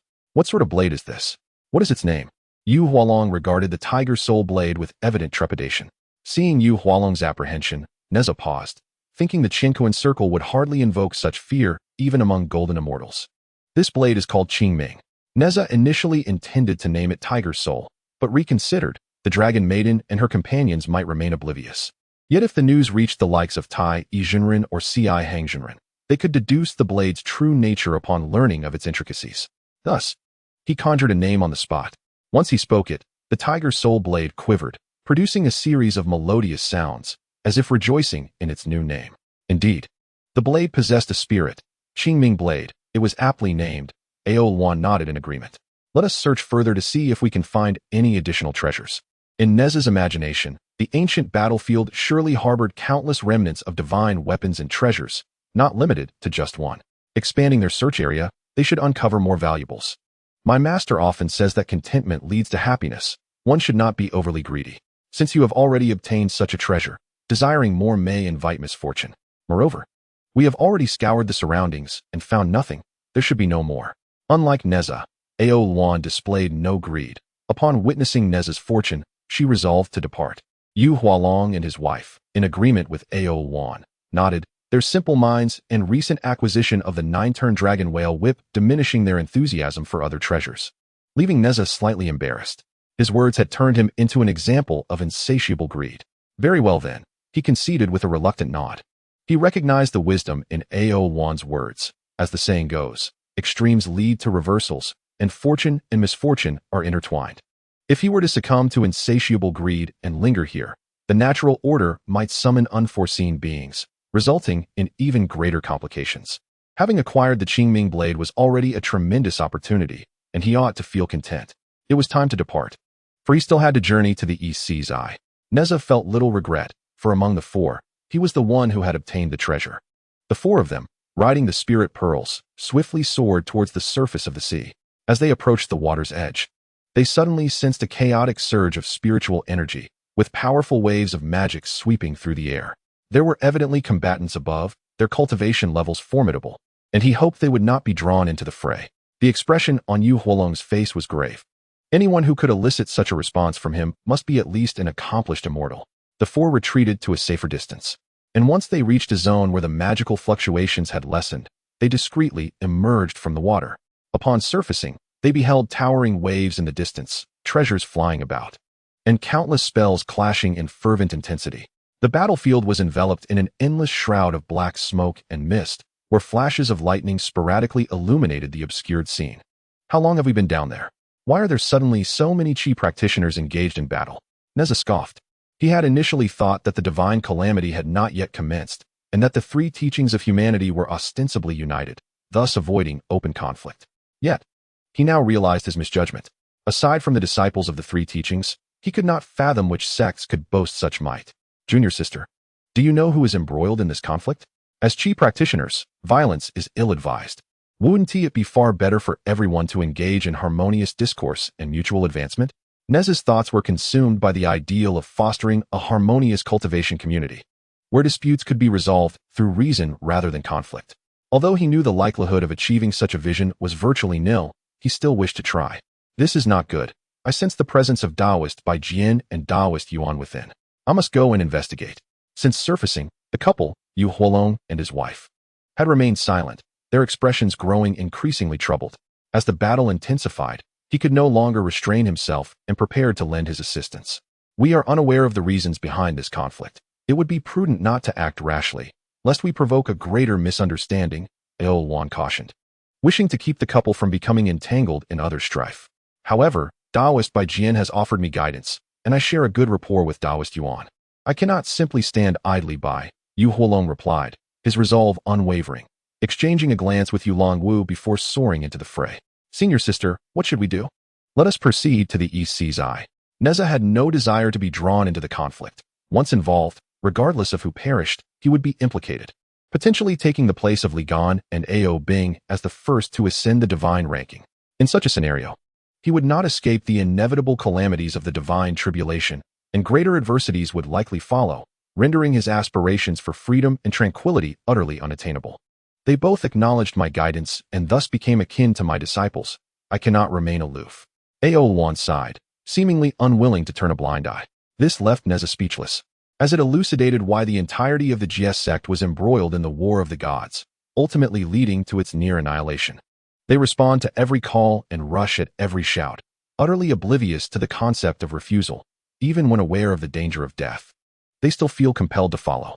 The Master of Heaven once instructed the disciples of the GS sect to close their doors and quietly recite the haunting scriptures.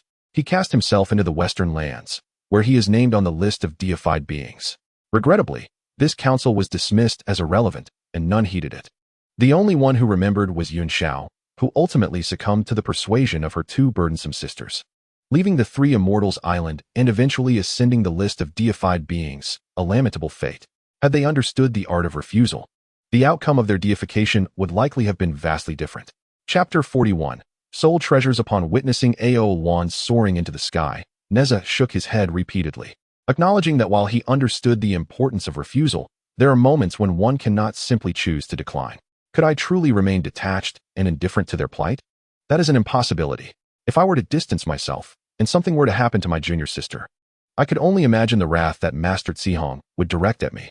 Furthermore, I suspect this is a scheme orchestrated by both my master and Zihong to incite conflict among us, thereby enhancing my standing as the vanguard and preparing me for future confrontations against the tyrant Chengtang. Am I perhaps the key to unlocking the calamity of deification? Such thoughts darted through Nezha's mind, and he realized there was no escaping this situation. He could only confront it. Hastily, he followed in Ao Luan's wake and soared forward. With the arrival of the couple, Yu Huolong, the fighting had ceased, and both sides began to confront one another. One party consisted of Bai Jian and Yuan Tianjun, while the other comprised several oddly dressed and profoundly skilled qi practitioners. They did not appear to be from the central lands, but rather from overseas. Yuan, what is the situation? Yu Huolong inquired, slightly furrowing his brow at the sight of the opposing fighters. Although these individuals were not as powerful as Yu Huolong, being merely mid-stage true immortals, they had managed to form a formation during battle, displaying combat prowess several times stronger than their inherent abilities, comparable to golden immortals, with their techniques being extraordinarily peculiar. Yuan Tianjun, possessing golden immortal strength, found himself unable to overcome them even when teaming up with Bai Jian. Had it not been for the ice array, they might have already been vanquished. Seeing Yu Huolong and his spouse approach, Yuan Tianjun stepped outside the formation and glared fiercely at the opposing group. These individuals are subordinates of the great sage of the overturning sea. Their strength is formidable, and they excel in combined attack techniques. Thank goodness you arrived, or both Bai Jian and I would have been in peril. Yu Huolong expressed his confusion. The great sage of the overturning sea? His influence extends far into the extreme east. Why have they come here and engaged you in battle? Yuan Tianjun replied. Bai Jian mentioned that these individuals came specifically for him. As a spiritual entity with substantial power, he is the most suitable candidate for crafting treasures.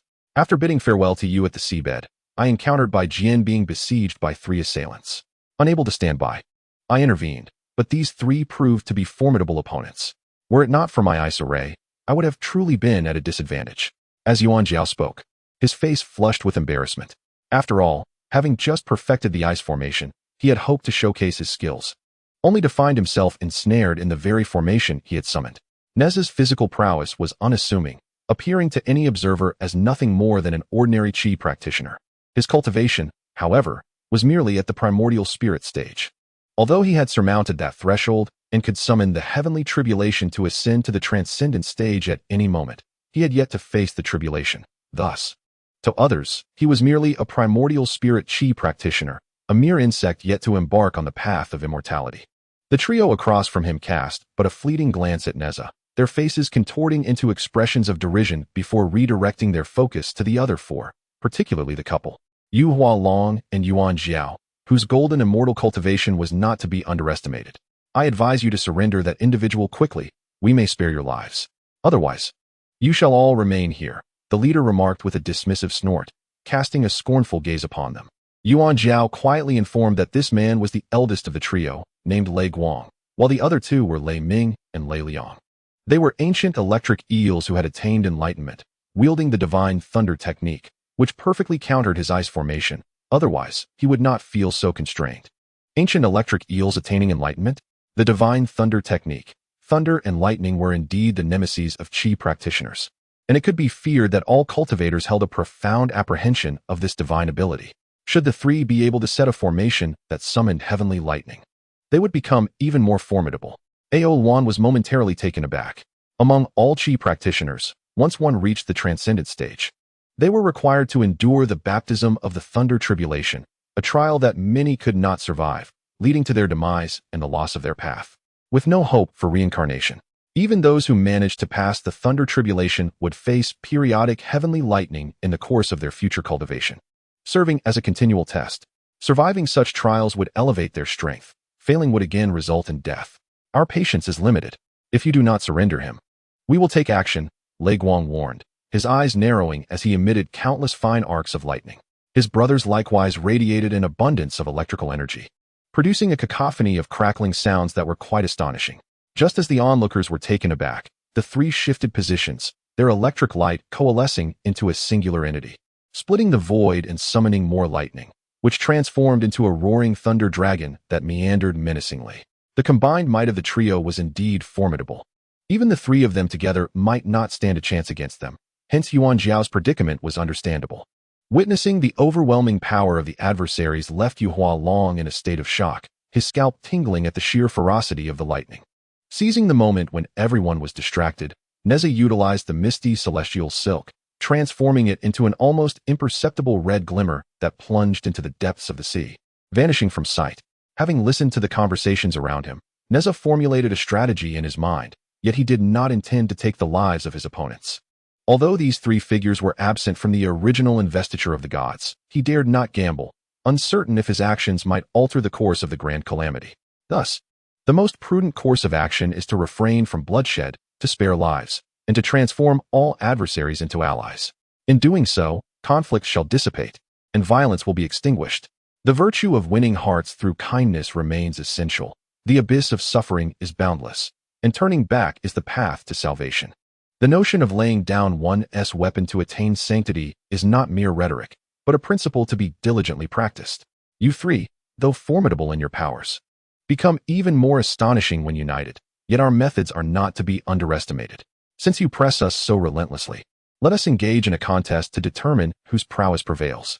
Yu Hualong brandished the 9-turn dragon whale whip, his gaze fixed upon the Lei Guang trio. Despite his bravado, a sense of uncertainty gnawed at Yu Hualong, and he exchanged a glance with Yuan Jiao, preparing to unveil his most prized treasures for the impending clash. At that moment, the Lei Guang trio revealed a peculiar smile and declared, "Since you refuse our cordial invitation and choose to provoke us, we shall take offense. We had no intention of harboring deep animosity with the practitioners of the Central Plains, but your lack of discernment leaves us no choice. Prepare to face our wrath." Suddenly, a black banner appeared in Lei Guang's hand, adorned with enigmatic ancient script and embroidered with white patterns, featuring a skull at its center. The banner swayed, and the skull appeared to come to life, emitting a bizarre laughter that echoed across the nearby sea. As Yuan Jiao and his companions braced for a full-on assault, they found themselves disoriented, as if the very earth had shifted beneath them, plunging them into the ocean. Nezha silently cursed the situation, recognizing the artifact as a soul-related treasure. In the realm of the investiture of the gods, such treasures wield greater lethality at the same level. He refrained from acting impulsively, and, as the others fell, he too pretended to succumb, discreetly invoking a spell. Just as the Lei Guang trio reveled in their perceived victory, a crimson dragon erupted from the depths of the sea. Chapter 42, Under the Sage's Guidance. The red dragon, akin to a bolt of red lightning, surged forth, splitting into three as it charged towards the trio. Alarmed by the ambush, the three remained unfazed. Their figures flickered and transformed into three streaks of lightning, retreating into the distance as the massive thunder dragon dissipated. They employed the lightning shield, one of the swiftest escape techniques among various forms of evasion. This unexpected factor caught Nezha off guard, yet he was not unprepared. As the trio fled in three separate directions, two beams of golden light shot forth, striking Lei Guang with the swiftness of a thunderclap. With a thunderous impact, Lei Guang staggered and fell onto the ocean's surface. Before he could attempt another escape, the mysterious heaven silk ensnared him tightly. The two golden beams that had attacked Lei Guang were none other than the Qianquan circle and the golden brick. Fortunately, Nezha had anticipated this outcome. Otherwise, they might have truly evaded capture. Call your brothers back, or I shall take your life, Nezha warned, gripping Lei Guang firmly. Lei Guang, emboldened, retorted, You dare? Do you even know who I am? Who my master is? Nezha, intrigued, gazed at Lei Guang and replied, Oh, I truly do not know. Do enlighten me. Perhaps your words will frighten me enough to release you. As they spoke, Nezha approached Ao Wan, both of them feeling utterly drained and lethargic. Only Bai Jian, who emerged unscathed from the icy formation, appeared to be in good condition. He promptly stowed away the formation flags and assisted the four of them onto the celestial island. The souls of the four had already been partially claimed, with one soul and three spirits taken by me. Without my consent, their demise was inevitable. Upon seeing the dazed quartet, Lei Guang erupted into laughter. However, upon noticing the unblemished Bai Jian, he was momentarily taken aback. How could this spirit, untouched and unharmed, be possible? As Bai Jian busily tended to the others, Lei Guang stood in stunned silence. Bai Jian, feeling a twinge of anxiety, reflected on his past battles alongside the Yellow Emperor against the demon god Qi Yu, recognizing the merit that had shielded him from harm. Otherwise, he would have surely met his end this time. Nezha, with a mocking smile, taunted, You still haven't revealed who your master is. Pray tell, enlighten me, that I might broaden my horizons. Lei Guang, observing Nezha's frostbitten demeanor, felt a jolt of apprehension. He distinctly recalled that during the Black Banner's assault, Nezha had also been struck. Yet, how could he remain unharmed? Confused, Lei Guang pondered. I shall disclose it to you. My esteemed master is the great saint of the oversea from the eastern sea. Even the dragon kings of the four seas must retreat in deference to my master. So, do hasten to release me, lest my master becomes incensed and sends forth an army to obliterate your sect. Lei Guang gazed at Nezha with unbridled pride, convinced that the mere mention of the great saint of the oversea would instill fear, compelling Nezha to kneel and plead for mercy, thus ensuring his release. Nezha exaggeratedly responded, Oh dear, I am genuinely frightened. But do you know who this Taoist Yuan is? And who is this Taoist Ao Wan? Who am I? And who is the Bai Jian you seek to capture? Who are they? Merely wandering Qi practitioners from the eastern sea. I am not intimidated by your threats. Lei Guang retorted defiantly. Truly unafraid, are you? Allow me to introduce you. This Taoist Yuan is a disciple of the celestial saint from the Green Touring Palace of the Three Immortals Mountain. This Taoist Ao Wan is a disciple of the primordial saint from the Jade Void Palace, and one of the 12 golden immortals, a brother of the compassionate navigator. As for myself, I am a disciple of the Grand Master Taiyi among the 12 golden immortals. And this esteemed Bai Jian? He is the chief general of the Holy Emperor Xian Yuan, having partaken in the great battle against the ancient demon god Qi Yu, possessing great merit as his shield. How does he compare to your master? Nezha looked at Lei Guang with a playful smirk, watching as his expression shifted like the wind. The celestial saint of the Green Touring Palace and the primordial saint of the Jade Void Palace. Any Qi practitioner would surely have heard of them. The Holy Emperor Xian Yuan's battle against the demon god Qi Yu brought peace to the mortal realm, a figure of immense merit. None of them were trifling characters. Even the great saint of the oversea, no matter how formidable, would be insignificant in the eyes of the saints and the Holy Emperor Xian Yuan. Should he provoke the disciples of the saints, it is likely that the great saint would take it upon himself to deliver the culprit to the saints for judgment. Humph, you haven't even matured yet, and you dare to boast so recklessly? If you are indeed a disciple of a saint, then which saint do you serve? Enlighten me. that I might expand my understanding. Forget it, I shall take them back. The sage possesses methods of restoration.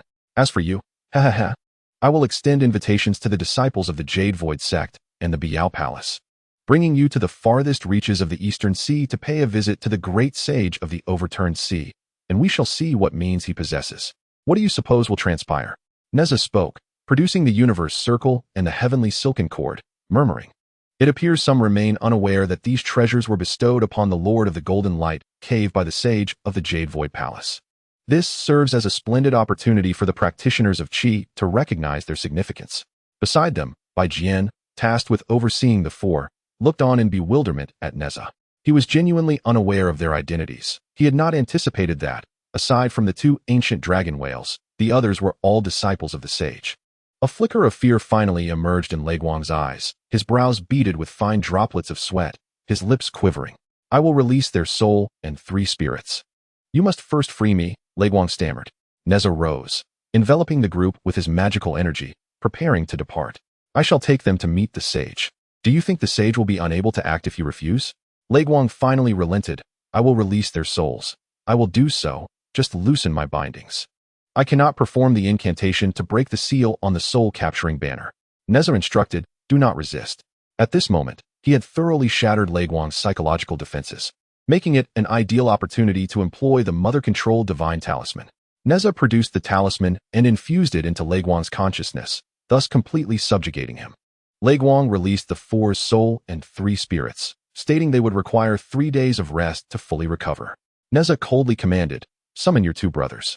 If they are willing to convert, I shall spare you. Should even one refuse, ha ha ha, I suspect that the disciples of Yuantian Jun would be quite eager to test the might of their magical treasures and formations, and the great sage of the overturned sea may prove to be an excellent choice. Lei Guang's forehead dripped with cold sweat as he repeatedly implored, my lord. Do not be angered. I shall summon them to convert immediately. He gestured with his hands, intoning a few incantations, and soon 2 streaks of lightning shot forth. Lei Guang and the 2 approached, whispering amongst themselves. The 2 gritted their teeth and ultimately came before Nezha, kneeling down, declaring, we. Just as Nezha believed they were about to convert, they suddenly launched an attack, brandishing their blades toward him. Bai Jian, startled from a distance, gasped. But before his astonishment could settle, an even more shocking event unfolded. The celestial weapons wielded by the Lei Ming brothers struck Nezha's body, producing a sound reminiscent of metal clashing, only to shatter immediately. What manner of cultivation skills are they practicing to be impervious to celestial artifacts? Bai Jian wiped the cold sweat from his brow, secretly terrified. If Nezha were to perish, none of them would survive. Fortunately, Nezha proved to be far mightier than he had anticipated. Nezha stood there, coldly observing the 2. They prostrated themselves on the ground, trembling uncontrollably, pleading for mercy, professing their willingness to convert. Chapter 43, the 4th layer of the demon body. Nezha sneered repeatedly, crouching down to gently pat the faces of the 2. Startled, Lei Guang stood at a distance, rushing over to plead for the 2 brothers. Upon seeing Lei Guang approach, the elder's eyes gleamed with a flicker of hope. Seizing the opportunity to let the 2 go, by the nature of the Taoist, even should you perish a myriad of times, it would not be excessive, yet. Heaven embodies a compassion for life. As the saying goes, the sea of suffering is boundless. Turning back is the shore. If you truly repent, I, as a humble Taoist, can grant you forgiveness, bestowing upon you immeasurable blessings. With a benevolent expression, he regarded the 3, producing 2 mother-controlling talisman papers and imbuing them into Lei Ming and Lei Liang's consciousness. Since Lei Guang has fervently interceded for you, I shall extend him a favor. Should you err again, however, I shall not show leniency. Fortunately, I possess many magical treasures that shielded you from your treachery. The brothers, along with Bai Jian, realized the truth. No wonder they remained unfazed even when pierced by celestial artifacts. It was due to protective charms. The trio hastily bowed in acknowledgement, vowing never to defy again. After a moment of contemplation, Nezha transmitted several scriptures into their minds, instructing them to gradually propagate the teachings across the endless ocean, enlightening beings yet to awaken their spiritual consciousness. The chess piece Nezha had casually placed could indeed herald unforeseen transformations in the future. The boundless East Sea, teeming with life. If all could awaken their intellect and embark on the path of cultivation, the merit amassed would be monumental. Regardless, any practitioner who comprehends the scriptures he imparts and achieves success in cultivation would share a karmic bond with him, forging a benevolent connection, at the very least.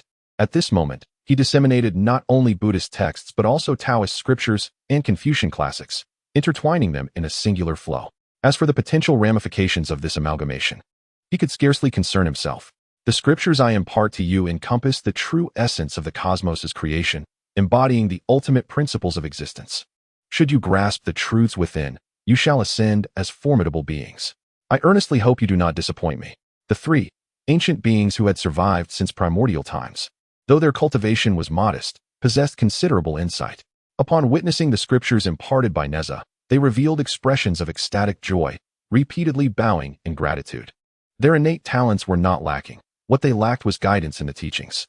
If they could listen to the wisdom of a sage, after such an extensive period of cultivation, their prowess would undoubtedly surpass mere celestial realms.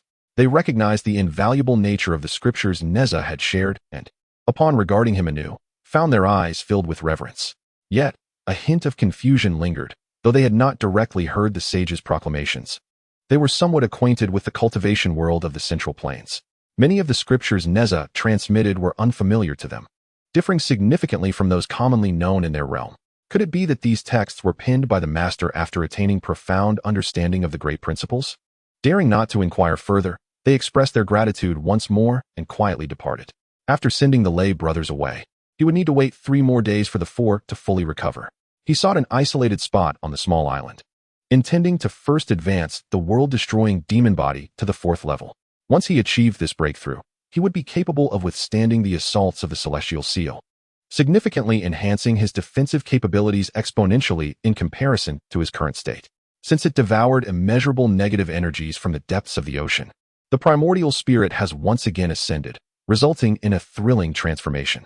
He can now actively cultivate the annihilation demon body, rather than passively waiting for it to evolve on its own. This newfound ability will significantly accelerate the cultivation of the annihilation demon body compared to before. Essentially, the annihilation demon body involves the transformation of the physical form through the essence of annihilation, enhancing the corporeal strength. To put it plainly, it alters the atomic arrangement of matter, bestowing it with distinct attributes, much like carbon atoms, which can manifest as graphite or diamond depending on their arrangement.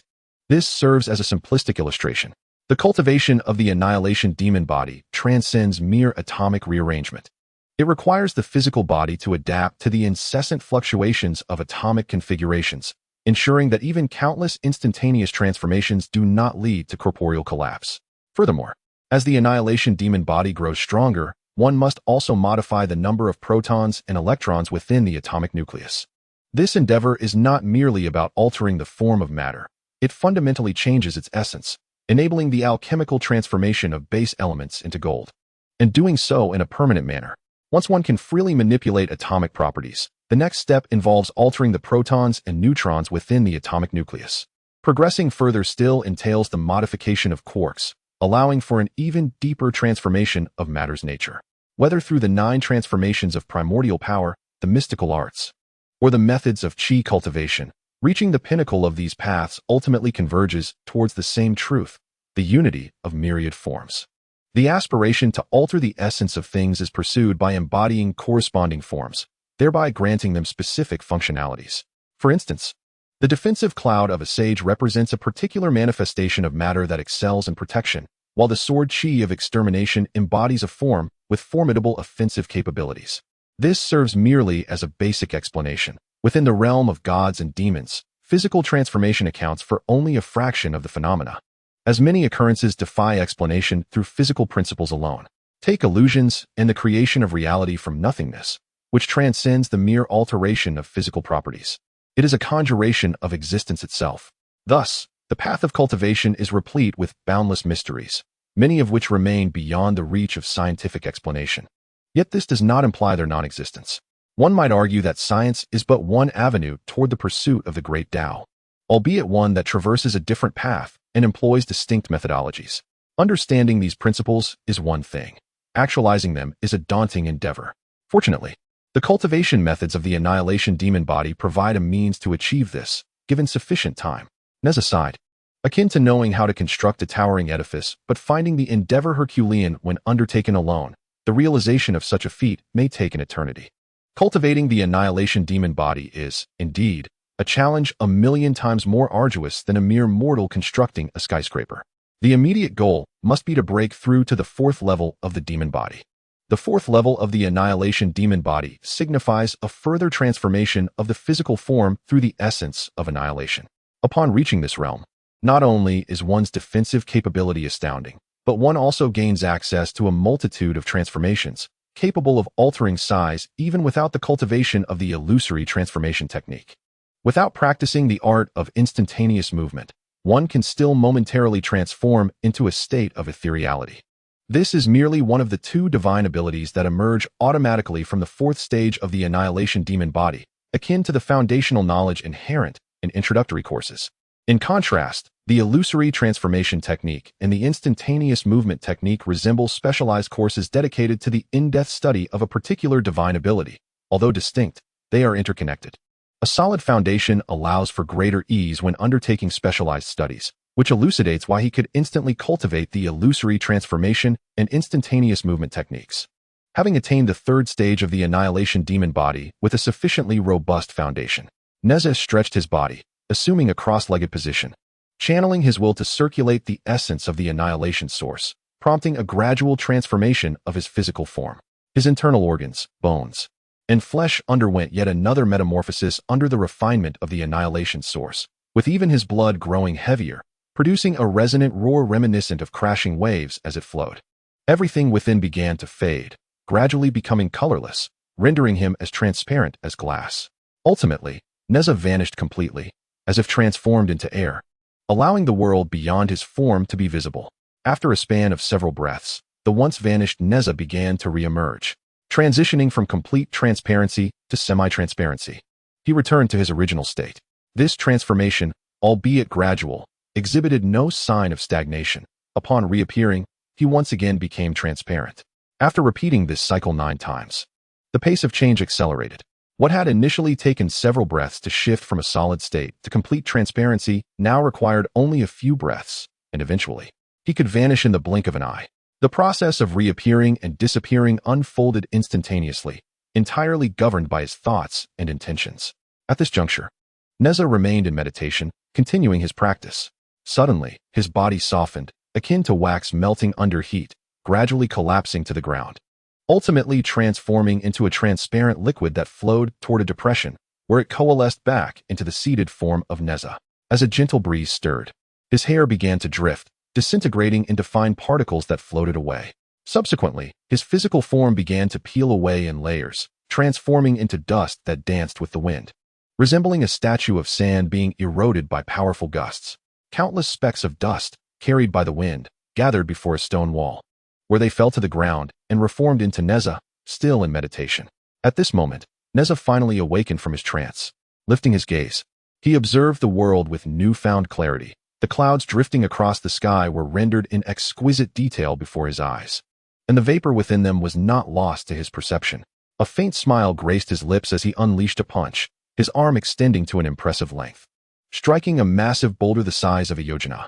The boulder shattered into countless fragments, and as he spread his palm, it expanded instantaneously to a radius of 3 yojanas, pushing against a small hill and leaving behind an enormous handprint. With a single strike, the handprint disintegrated into dust upon impact. Nezha let out a low roar, his form rapidly expanding until he reached a height of 5 zhang. With a single step, he covered over 2 zhang, leaving an enormous footprint upon the ground. Ha ha ha! At last, he had achieved the ability to alter the size of any part of his body at will. His 5 zhang frame instantly diminished to a mere foot in height. Utilizing the instantaneous movement technique, he vanished from sight, only to reappear atop a small hill 100 meters high. With a gentle stomp of his foot, the hill crumbled, the earth fracturing beneath him, erasing all traces of his presence. He flickered away again, each leap spanning 100 zhang, swiftly departing from the place of his cultivation without leaving a trace behind. Indeed, the instantaneous movement technique was formidable. As I cultivated the 4th level of the annihilation demon body, the potency of my other techniques should correspondingly increase. Furthermore, it seemed that my primordial spirit had undergone a transformation, taking on a corporeal form. The primordial spirit I had cultivated resembled not a mere spirit, but rather a second physical body. As Nezha introspected into his primordial spirit, he discovered its peculiar nature. It bore no distinction from his physical form, possessing the myriad abilities of a corporeal body alongside the esoteric techniques of a primordial spirit. Astonishingly, there was a sea of consciousness within the spirit, and within that sea lay another primordial spirit. What could this mean? Before he could fully comprehend the situation, his original primordial spirit soared forth from the heavenly gate, landing before him. The two Nezhas exchanged glances, their thoughts intertwined, their intentions aligned. They were entirely one, yet simultaneously two distinct entities. The primordial spirit Nezha smiled slightly, addressing him. I am Li Yunsheng, fellow Taoist Nezha. You are me. And I am you. We are one body, united to withstand the great calamity. Upon speaking, the primordial spirit Nezha, Li Yunsheng, sent forth the spirit from the sea of consciousness into the sea of consciousness of Nezha's original physical body. Nezha bowed with one hand and said, Fellow Taoist, go forth. Together, we shall devise a plan to confront the great calamity. Li Yunsheng returned the gesture and vanished without a trace. Observing the spot where Li Yunsheng had stood, Nezha's expression shifted continuously. Just moments ago, a wealth of information surged into his mind, forgotten and sealed memories revealing many hidden truths. He let out a cold laugh, saying, You wish to transcend calamity, yet leave me to bear the consequences. Because my murderous nature is too overwhelming, you orchestrated my self-destruction to mitigate the causality, resulting in the disintegration of my 3 souls and 7 spirits, my true essence damaged, and my primordial spirit fragmented, turning me into a puppet secretly manipulated by others. Alas, amidst the 50 paths of the great Tao and the 49 transformations of heaven, a sliver of hope remained. My remnant soul unexpectedly managed to escape into the future, merging with the essence of annihilation, traversing time, a marvel of creation that even the saints of heaven would find difficult to fully comprehend. The departing primordial spirit, identifying itself as Li Yunsheng, represents Nezha's future self. Through myriad trials and serendipitous encounters, it merged with the essence of annihilation. Moreover, due to the sliver of hope left by the great Tao, it traversed back to unite with the present Nezha. After cultivating the 4th level of the annihilation demon body, he awakened all memories, and the merged future spirit regained its independence, forming 2 distinct yet intricately connected wholes, culminating in the emergence of the future self, Li Yunsheng. Li Yunsheng has seamlessly integrated the paths of qi refinement and body refinement, resulting in a unique and extraordinary method of cultivation, wherein the physical body is synonymous with the primordial spirit, and vice versa, embodying the attributes of both. Presently, the earthly incarnation of Nezha and the future embodiment of Li Yunsheng diverge. The latter possesses superior strength, having ascended to the peak of the 4th stage of the world-annihilating demon body, and will henceforth focus solely on the physical form, thereby accelerating his cultivation speed. Nezha's corporeal form, while also at the 4th stage of the world-annihilating demon body, remains in its nascent phase, with the realm of the primordial spirit unchanged, still susceptible to the tribulations of heaven at any moment. Ah, the dual incarnations, who knows when they shall reunite? When that moment arrives, it shall herald a great tribulation. Nezha glanced at the altered primordial spirit, a manifestation refined by Li Yunsheng for him. Without the primordial spirit, it would undoubtedly arouse suspicion among others, potentially leading to peril. Such vulnerabilities cannot exist. Despite possessing 2 incarnations, he remains humble, one in the light and one in the shadows, each cultivating and acting independently to seize the upper hand. Nezha closed his eyes to nurture his spirit and calm his thoughts. Upon locating Aol, he realized that over 10 days had elapsed. Senior brother, where have you been? We feared you had met with an accident, Aol said, her eyes filled with concern as she gazed at Nezha. I am well, Nezha replied, waving his hand. I had an epiphany and went into seclusion. I shall soon transcend the tribulation, perhaps even attain the path of immortality. Really? Aol looked at him in astonishment, a mixture of envy and disappointment in her eyes, before finally smiling and saying, Congratulations, senior brother. Yuan Jiao and his wife, Yu Hualong, also approached to extend their congratulations. Congratulations, fellow cultivator. You are about to step onto the path of immortality. Thank you, esteemed friends. You are too kind, Nezha said modestly. Yuan Jiao then spoke. Yuan Jiao, express my gratitude for your life-saving aid. I am a disciple of the, and you are a disciple of the, we are akin to family. I have 9 brothers on Golden Tortoise Island, and upon hearing of your assistance, they insisted that I invite you to join us, to properly express our thanks. Please, do accompany me. Upon hearing this, Nezha recognized them as the other 9 heavenly lords, all renowned figures on the divine list. He feigned reluctance, responding, "Oh, Lord Yuan, you flatter me. Thee and are indeed akin to one family. No need for such formalities. However, I must accompany my junior sister to the Eye of the East Sea in search of opportunities for breakthrough, which may disappoint you." Yuan Jiao replied, "Seeking opportunities for breakthrough at the Eye of the East Sea? That is quite perilous. May I be so bold as to inquire what kind of opportunity you seek there?" Nezha stated, "The primordial essence of water." Yuan Jiao's brow furrowed slightly, before he smiled and said, "The primordial essence is indeed elusive. Consider yourself fortunate. When Wang Bian refined the red water array, he encountered the primordial essence of water. If you and I go together, perhaps he still has some remaining. If so, it would be mutually beneficial. Even if not, it would not consume much time, and we could still proceed to the Eye of the East Sea afterward." Exchanging glances with Ao Wan, Nezha recognized the merit in Yuan Jiao's words and nodded in agreement. Chapter 45. Golden Tortoise Island. Though Ao Wan consented, she still felt somewhat reluctant. Having followed the compassionate navigation Taoist in her cultivation, she understood that entangled fates could lead to numerous uncertainties. Desiring to avoid entanglements with the disciples of the, she recognized that any future occurrences would be challenging to navigate. However, unable to withstand Nezha's relentless counsel, she ultimately acquiesced. She was acutely aware that the East Seas was a considerable distance away, fraught with myriad aquatic beings, many of whom possessed profound capabilities. In the event of an encounter with formidable demons, her very life could be at stake. Although she was a disciple of the, not all beings within the boundless East Sea were familiar with its resounding reputation, particularly the ancient ferocious beasts, whose low intelligence could lead them to attack even a sage.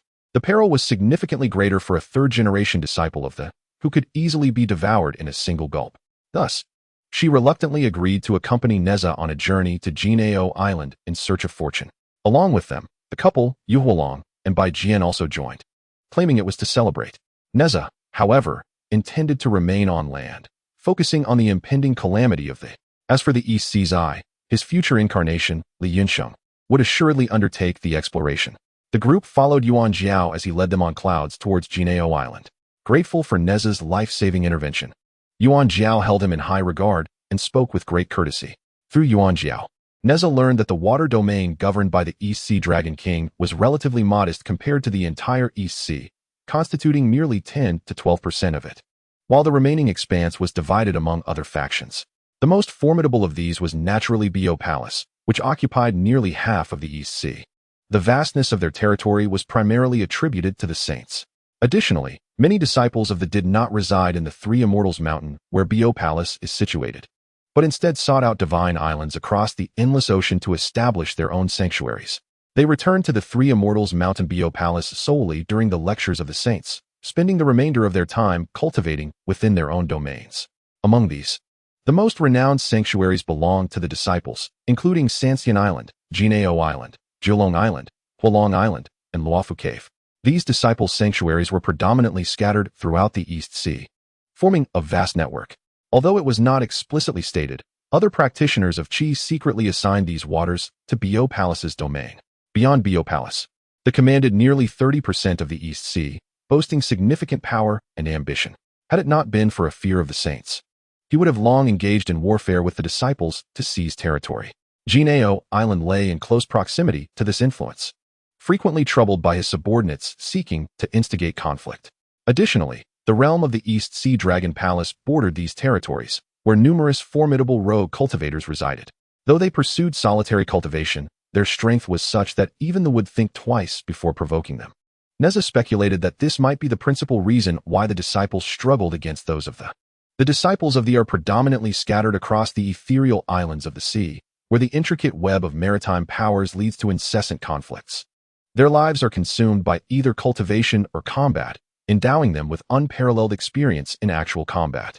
In contrast, the disciples of the pursue their practice upon the terrestrial mountains, where the realm is primarily dominated by the human race, resulting in relatively fewer skirmishes and a lack of practical experience. When the cultivation levels are comparable and the magical artifacts show little disparity, it is only natural that those seasoned in battle would emerge victorious. Ahead lies, as Yuan Jiao proudly gestures toward a diminutive isle that appears to float like a leaf upon the boundless ocean. However, before he can finish his boast, a formidable surge of magical energy ripples through the air. An attack on has commenced, prompting all to gaze curiously at Yuan Jiao. The once triumphant expression on his face swiftly darkens, and he apologetically addresses his companions, "Dear friends, I sincerely regret to inform you that I did not anticipate the great saint of the wood dispatch forces to assault at this moment. I apologize for the inconvenience." "Yuan Daoyu, you need not be so courteous," replied Yu Hualong. "It is not merely you that bears animosity with the great saint. We have recently acquired our own grievances with him. Since we have arrived at this juncture, let us assist Yuan Daoyu in quelling his wrath." Bai Jian and Ao Wan nodded in agreement, still haunted by the near loss of their 3 souls and 7 spirits. Had it not been for Nezha's intervention, their demise would have been certain. Such a matter of life and death cannot be distilled into mere words. Even though the Leguang brothers have pledged allegiance to Nezha, the lingering resentment within their hearts remains unquenched, naturally directing their fury towards the subordinates of the great saint. Though Nezha harbors no desire for bloodshed, he is not one to shy away from conflict. If adversaries have come to his doorstep, he shall retaliate in kind. The methods and strategies, however, require careful contemplation. "You go to the back," Ao Luan whispered to Nezha, who stood at the forefront. Taken aback, Nezha queried, "Why must I go to the back? I prefer being in front. I find your presence in front to be bothersome." "Retreat to the back," Ao Luan replied impatiently. Nezha insisted, "I do not favor the back. I still prefer the front, where one can take the initiative." With eyes wide open in irritation, Ao Luan retorted, "If you provoke me, neither the front nor the back will suffice." Nezha paused, bemused. If neither the front nor the back is acceptable, then where am I to stand? Other locations seem too peculiar. With a dismissive glance, Ao Luan commanded, "Silence, and do not delay. Assist us." The 6 of them soared on the winds, swiftly reaching the battlefield. Upon nearing, they grasped the vastness of, with its mountains rising in majestic layers, stretching as far as the eye could see, resembling an entire continent. This isle is named because its essence is that of an ancient golden turtle, subdued by the 10 heavenly lords and transformed into a sacred ground, where mountains were moved and formations were laid, creating a realm of celestial bliss. Later, fellow disciples of the Han Ji and Kai Yun also came to this haven for their cultivation. Half of the Golden Tortoise Island rests beneath the water, while the other half rises above the surface, stretching for thousands of miles in every direction. In the realm of Fengshan, this would be considered a substantial landmass, but in the lesser realms, it is merely an island. In the vicinity of Golden Tortoise Island, countless water demons wield their mystical powers to assault it. However, the island is protected by a formidable counter 5 elements formation established by 10 celestial lords, which cannot be breached easily. Yet, if the relentless attacks continue, it is only a matter of time before the defenses falter. Above the island, 9 men and 2 women harness their divine abilities, launching counterattacks against the aquatic foes. "Fellow Taoists, I have arrived, and a few more companions have joined us in this battle. We shall teach these water demons a lesson." As he approached, Yuan Jiao called out to his comrades in the air, swiftly introducing Nezha and the others before brandishing his treasured sword and plunging into the fray. Chapter 46. Even celestials must die. Though the water demons are numerous, only a few possess formidable strength. Many have yet to attain the path of immortality. The group surged forward like tigers among sheep, wielding divine weapons and treasures, wreaking havoc among the water demons. Soon, the waters were stained crimson, littered with grotesque corpses. Nezha gazed at the floating bodies of the water demons, blinking thoughtfully. "Their deaths are of no concern to me. Even if I were to be inscribed on the Fengshan list, the karmic repercussions would not fall upon me, as long as I refrain from bloodshed. Even the heavenly laws cannot impose karma upon me." As he pondered how to proceed, a thought struck him, and he summoned the Qingming blade. The blade emitted a harmonious resonance, and soon, countless subtle energies of slaughter and souls surged forth from the battlefield, ultimately merging with the blade itself. Legend has it that the tiger soul possesses an insatiable appetite for all living beings. Although the tiger soul has transformed into the Qingming blade, its intrinsic nature remains unchanged. If this is indeed the case, then slaying beings with this blade would prevent their souls from ascending the Fengshan list. With this realization, Nezha felt a surge of eagerness. He wished to validate his thoughts. If his suspicions were correct, then wielding the Qingming blade would allow him to engage in slaughter without concern. He surveyed the surroundings and selected a less populated area of water demons, preparing to conduct his experiment. Alas, it is inevitable that I must engage in bloodshed. Born in the realm of Fengshan and serving under Jiangxia, the likelihood of avoiding killing is exceedingly slim. It is wiser to prepare in advance. Though Nezha has refrained from taking lives thus far, advocating for compassion and urging others to turn back from the abyss of suffering. Who can predict what the future holds? With saints observing from above, should they compel him to unleash his powers, even with the essence of world destruction at his disposal, escape would be impossible. After much contemplation, early preparation is the best course of action. Perhaps destiny has its design. His future self, having attained the Tao and escaped, would not easily allow him to tread the same path again. The Qingming blade might just be the alternative opportunity granted to him by the heavens. With a swift motion, Nezha transformed into a stream of water, merging seamlessly with the ocean, leaving no distinction between himself and the sea. With a flash of azure light, a water demon was cleaved in two. Nezha scrutinized the slain creature, noting how its soul had not yet fled its corporeal form before being devoured by the Qingming sword. Indeed, it had not ascended to the divine list.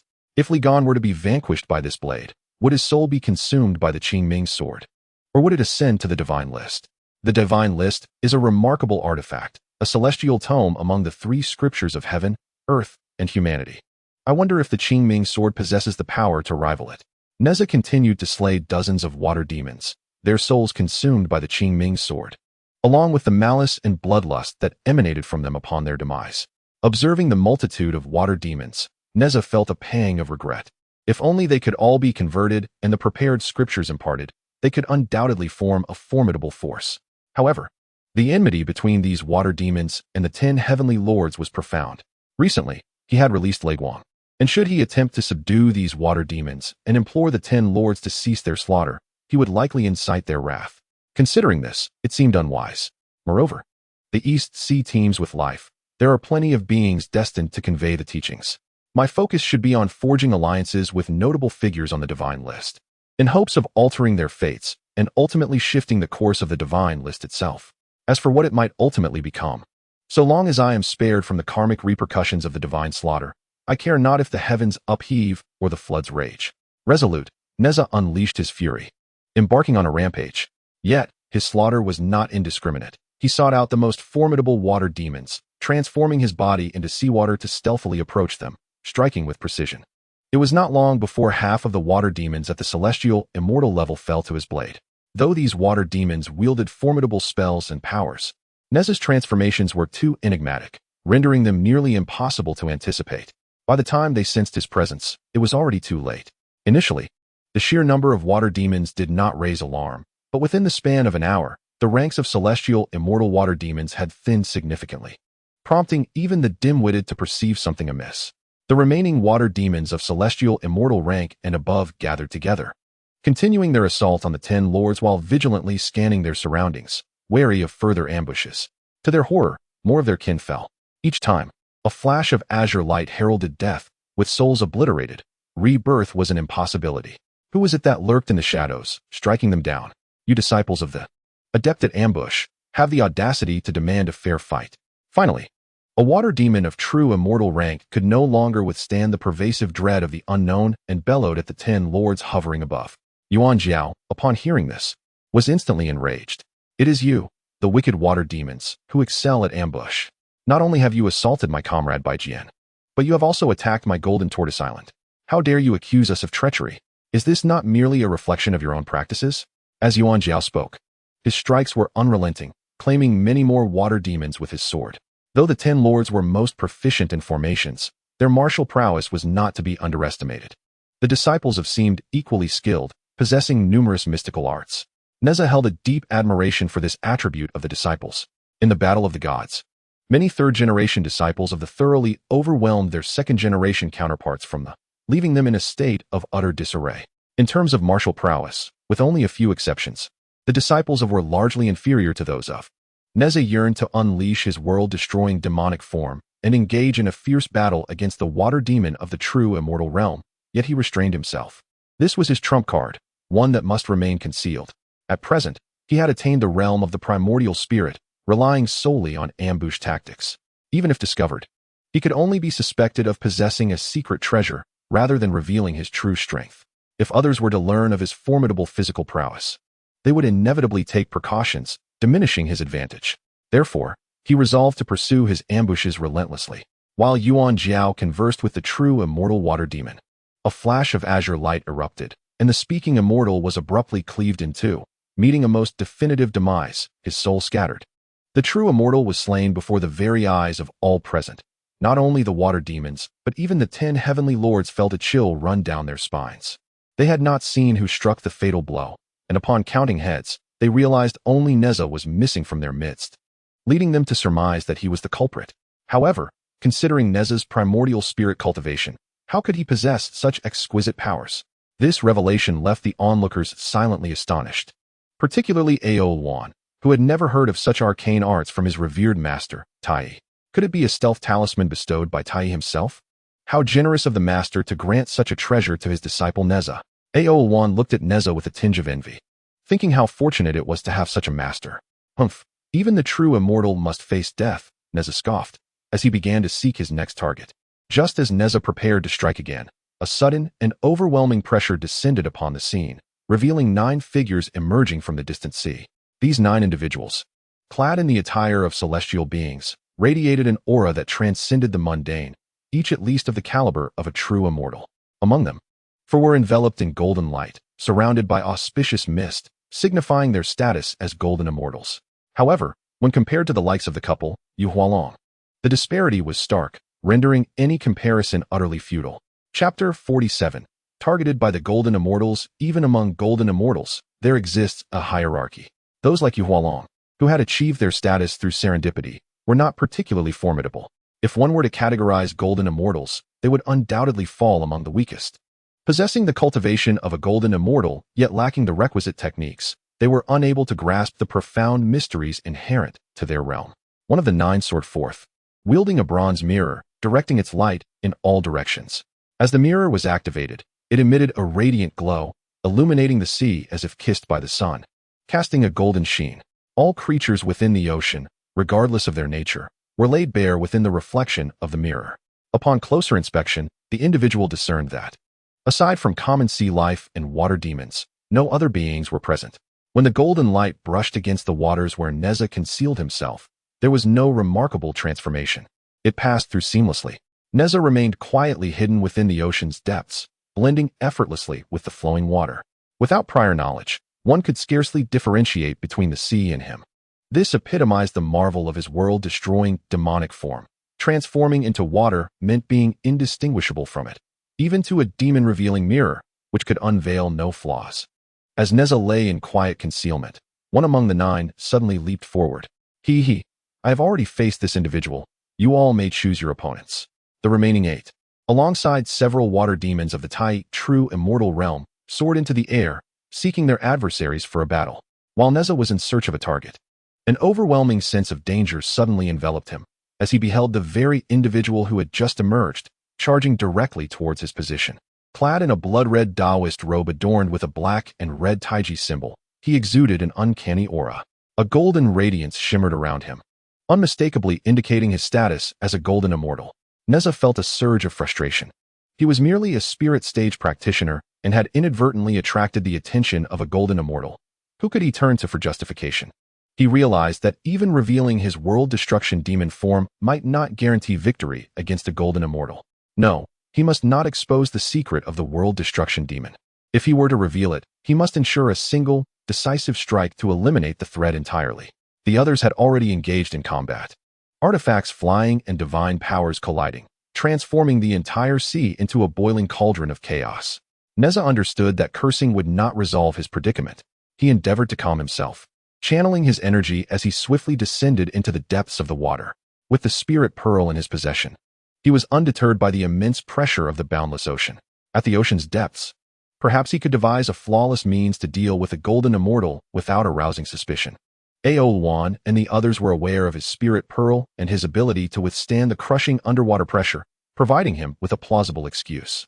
Nezha's mind raced as he pondered how to vanquish the golden immortal. The golden immortal, a legendary being said to share the same lifespan as heaven and earth, as well as the sun and moon. Upon reaching the golden immortal stage, one could create personalized divine powers and laws based on their comprehension of the natural order. He hoped that this blood-robed golden immortal had yet to fully grasp his unique divine powers and laws. Observing the signs, it appeared this individual had only just broken through to the golden immortal realm. Otherwise, his vitality would not be so openly displayed. True golden immortals are known to contain their energy, appearing indistinguishable from ordinary folk. As he glanced back at the blood-robed golden immortal, radiating with exuberant vitality, Nezha suspected that others might not recognize him as a golden immortal, likely due to his recent breakthrough. The copper mirror artifact had failed to detect his presence. How then did this golden immortal uncover him? Had he already comprehended his unique divine powers, capable of discerning the transformations of the world destruction demon? Impossible. It was unlikely he had attained his own divine powers. Contemplating this, Nezha slapped his forehead, realizing that perhaps this individual had not truly discovered him, but was merely relying on instinct and perception to estimate his general location, attempting to deceive him. If he reacted, it would be tantamount to self-revelation. With the formidable mental acuity of a golden immortal, he would be unable to evade detection, effectively exposing himself. At this juncture, it was too late for words. He could only continue his descent. The pursuing blood-robed golden immortal chuckled coldly. Affirming Nezha's earlier thoughts, he too was uncertain of Nezha's exact hiding place. However, a particular technique he had cultivated enhanced his intuition. Relying on this instinct, he made an approximate judgment, eager to draw out his opponent. Whether he could indeed flush out the concealed individual remained uncertain, yet to his surprise, he had managed to do so. Who, then, was this mysterious figure? The art of transformation is truly exquisite. Even the mirror of 100 miles cannot reveal one's trace. Judging by his cultivation, he has not yet attained the path of immortality, yet even those who have not reached such heights can wield this skill, highlighting the formidable nature of this divine ability. If I could obtain it, I would pursue Nezha. Initially, I contemplated extinguishing Nezha's existence outright, but upon reflection, I altered my strategy to acquire the art of transformation from him. Though I have received guidance from the great sage of the sea and achieved the status of a golden immortal, my repertoire consists largely of rather trivial abilities, which are of little use in battle. Nezha's art of transformation, however, is distinctly intricate and profound. Even an ordinary cultivator can wield it to deceive the discerning eyes of a golden immortal. I shudder to imagine the heights a golden immortal could reach with it. As these thoughts crossed my mind, the blood-robed golden immortal revealed a faint smile of satisfaction.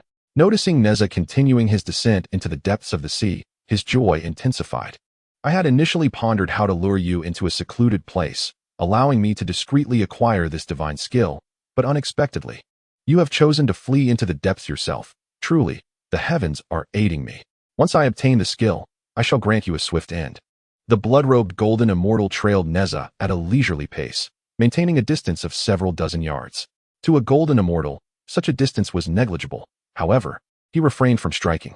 There were still many golden immortals on the surface, and any conflict would surely attract attention. Should anyone intervene, it would ruin my plans. Thus, I shall wait until we reach a depth of 3,000 miles before making my move, for even a golden immortal would remain oblivious at that depth. My only concern is whether this individual's mortal form can withstand the pressure of the ocean. That could be troublesome. The blood-robed golden immortal contemplated the timing of his strike, aiming for perfection. Nezha, noticing the blood-robed golden immortal's unhurried pursuit without any immediate attack, began to grasp his adversary's intentions. I was initially anxious about your lack of pursuit. Now, I can rest assured. Once we reach a certain depth, even a golden immortal's abilities will be hindered, and I shall see how you respond. Understanding the opponent's plan, Nezha ceased his transformations and returned to his true form, quickly descending further. Each harbored their own thoughts and strategies, creating a peculiar scene beneath the waves. A golden immortal trailed behind a nascent soul cultivator, steadily sinking towards the ocean floor. Those unaware might mistake them for a master and disciple. Nezha glanced back a few times, accelerating his descent. Observing Nezha's increased speed, the blood-robed golden immortal remained unfazed, wearing a disdainful smile. Upon reaching a depth of 1,000 miles, Nezha produced a spiritual pearl, conjuring a water-repelling space that enveloped him. Not only could he traverse depths of 3,000 miles, but even those of 10,000 miles would pose no obstacle. As he continued his descent into the depths of over 3,000 miles, the blood-robed golden immortal finally exhibited a change in demeanor. A nascent soul cultivator could not possibly reach such depths. This individual must possess extraordinary treasures, and likely more than one. The blood-robed golden immortal's eyes gleamed with anticipation. Not only could he acquire a formidable art, but also a water-repelling artifact. His fortune was indeed remarkable. With this thought, his excitement grew, and he became increasingly cautious. Determined not to alert others, Nezha let out a cold laugh and continued his descent, with the blood-robed golden immortal closely following. As a golden immortal, Descending to depths of 7 or 8,000 miles poses no challenge. He doubted that the opponent's magical treasure could withstand such profound depths without incurring damage. Should the artifact falter, the instinct for survival would compel them to seek my assistance. Thus, capturing them would require little effort, and escape from my grasp would be impossible. The blood-robed golden immortal's eyes glimmered with a hint of crimson, and his excitement rendered his complexion slightly ashen. Chapter 48. Counterattack. One pursued while the other fled. And unbeknownst to them, they reached the depths of 8,000 miles beneath the sea. At this juncture, the blood-robed golden immortal found it increasingly arduous to endure. His complexion flushed, and his eyes were bloodshot. Having only recently entered the realm of the golden immortal, my foundation remains unsteady, and I have yet to comprehend the laws of heaven and earth. Otherwise, within this vast expanse, no place would be beyond my reach. To my astonishment, the prowess of this individual's artifact is formidable, allowing them to traverse 8,000 miles into the abyss unscathed. I cannot permit them to escape any further. At this depth, the blood-robed golden immortal was nearing his limit. Any deeper descent would threaten his very existence. Just then, Nezha felt a sudden foreboding. Sensing that the golden immortal was about to strike, he then beheld a colossal hand pursuing him from behind. As the hand reached out to seize Nezha, he vanished without a trace. What? He has disappeared? Impossible. Can one truly vanish into thin air? As long as you are nearby, I shall find you. The blood-robed golden immortal waved his hands, unleashing formidable magical power across the expanse. As long as Nezha remained within this maritime domain, he could not escape the reach of my spiritual perception. In such profound depths, transformation techniques would be rendered ineffective. Yet, to his dismay, Nezha had genuinely vanished, eluding his every attempt to sense even a hint of his presence. Just as disappointment began to settle, Nezha re-emerged from deeper waters, continuing his descent. The blood-robed golden immortal snorted disdainfully. How could I return home with honor if a mere mortal who is yet to attain immortality escapes from my grasp? Today, I shall capture you and reduce you to ashes. Gritting his teeth, he pressed on in pursuit of Nezha. At 8,000 miles beneath the surface, the blood-robed golden immortal had reached his limit. Any further descent would endanger his life. How infuriating! I have only just recently broken through to the golden immortal stage and have yet to convert my understanding of the laws into my being, forming my own realm of law.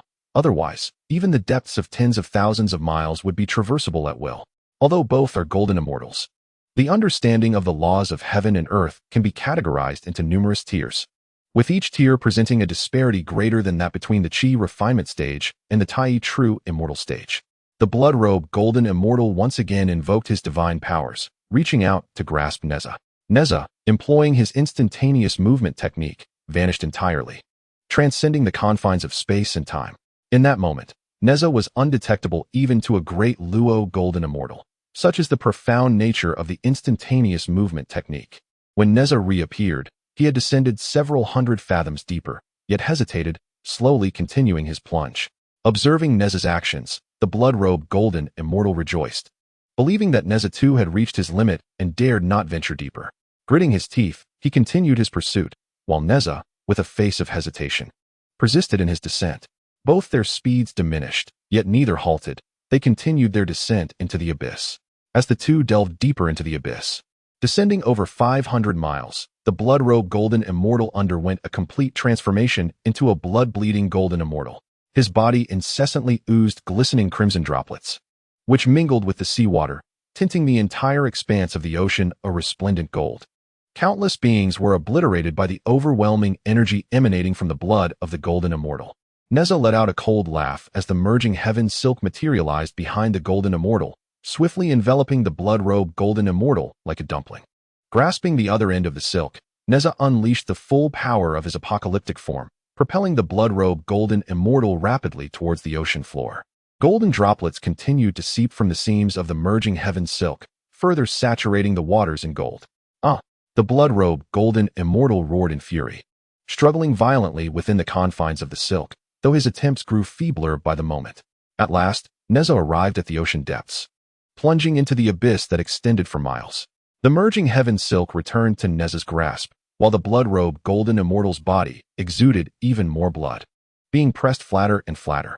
Without intervention, his demise was inevitable. Yet, in that moment, he radiated threads of golden light that intertwined and coalesced into golden divine chains. Thank you. You have pushed me to my limits, allowing me to forge my own realm of laws. The blood-robed golden immortal laughed exuberantly, although his form continued to distort, becoming increasingly flattened. However, the golden divine chains multiplied and thickened, on the verge of weaving a closed space. Is that so? Nezha replied calmly, his expression devoid of panic. Do you know when a person feels the most fury and despair? Allow me to enlighten you. It is when they are on the brink of success, only to fail. Now, you shall personally taste this. A blade appeared in Nezha's hand, measuring 5 feet in length and radiating a serene azure light. Upon the blade's emergence, the blood-robed golden immortal sensed an overwhelming peril approaching. He desperately sought to retaliate. Yet he was in the midst of transformation. Any abrupt interruption would result in a backlash, not only forfeiting his own realm, but also causing him to plummet in cultivation, rendering him incapable of ever attaining the golden immortal status again. Die, he cried, but in the face of mortality, he could no longer afford such considerations. With great effort, he extended a trembling finger to point at Nezha. Nezha snorted coldly, in a flash of azure light. The blood-robed golden immortal's head and arms were severed cleanly in two. Endless resentment, the spirit of slaughter, and the entirety of the golden immortal's cultivation, along with the incomplete realm of laws and soul, were devoured by the azure blade. Even the initially scattered blood of the golden immortal was drawn in, consumed entirely by the azure blade as it followed the immortal's aura. Once the azure blade had consumed all remnants of the golden immortal, an unadulterated force of slaughter surged into Nezha's body, absorbed and transformed into a fragment of annihilative essence. His primordial spirit grew even more formidable, nearing a state of overwhelming power. Once he concluded affairs in this realm, he would seek a place to undergo tribulation, curious to see how his primordial spirit would evolve thereafter. Nezha wielded the azure blade, erasing every trace of the blood-robed golden immortal's presence and thoroughly consuming all deceased marine life, obliterating any evidence before he propelled himself towards the ocean's surface. The formidable golden immortal, before the Qingming sword, appeared as vulnerable as a mere cabbage. One could only wonder about the caliber of such a treasure, perhaps a postnatal artifact? Nezha shook his head, sheathing the Qingming sword, and swiftly swam towards the tranquil surface of the sea, which was now strewn with countless corpses of water demons. The 10 heavenly lords, Ao Luan, the fairy of colorful clouds, Hanji, Bai Jian, and the couple Yu Hua Long were fluttering about, seemingly in search of something. Nezha chose not to join them. Instead, he drew forth the Qingming sword to absorb the lingering aura of slaughter. Once he had extracted all that he could, he emerged from the depths of the ocean. Upon witnessing Nezha's safe return, Ao Luan was instantly overcome with emotion, soaring towards him and grasping his hand, tears transforming into laughter. Senior brother, you terrified me. I thought something dreadful had befallen you. The others quickly gathered around, their expressions a mix of astonishment and curiosity. Yuan Jiao remarked, friend, you just escaped from a golden immortal. Although he had only recently broken through, he is nonetheless a golden immortal. How did you manage to evade his pursuit? Not only Yuan Jiao, but everyone else gazed at Nezha, eager to understand how a mere practitioner of the Yuanshan realm had successfully escaped the clutches of a golden immortal. If they could comprehend the reason behind it, they might glean valuable lessons to avoid similar predicaments in the future. The 10 heavenly lords were all golden immortals, while the fairy of colorful clouds and Hanji were also at the late stage of the Taiyi, true immortal realm. They feared encountering an opponent like Nezha and recognized the disgrace of allowing an ordinary practitioner to slip through their fingers, as it would render them the subject of ridicule, forever preventing them from attending lectures at the Bio Palace. Chapter 49. The Valley of Discussion. Nezha noticed the expectant gazes of the crowd and felt a pang of embarrassment. His cheeks flushed slightly as he awkwardly replied, well, there isn't much to it. Isn't much to it? What do you mean by that? You successfully escaped from a golden immortal, and you say it's nothing? Where do you expect us golden immortals to save face? Yuan Jiao's expression darkened, feeling that Nezha's words were rather jarring. The others nodded in agreement, urging Nezha to elaborate on the circumstances. That's not what I meant, Nezha said, scratching his head and chuckling. It was merely that the golden immortal was overly greedy, ultimately leading to his own demise. The crowd fell silent, their expressions frozen in disbelief, mouths agape as they struggled to comprehend his statement. Ao Luan looked at him as if he had seen a ghost, unable to accept the notion that he was boasting. Could you allow us to finish listening? Nezha continued. I did not kill him. He sought his own destruction. The bewilderment deepened among the crowd.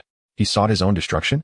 A being who has attained the golden immortal status would willingly choose death?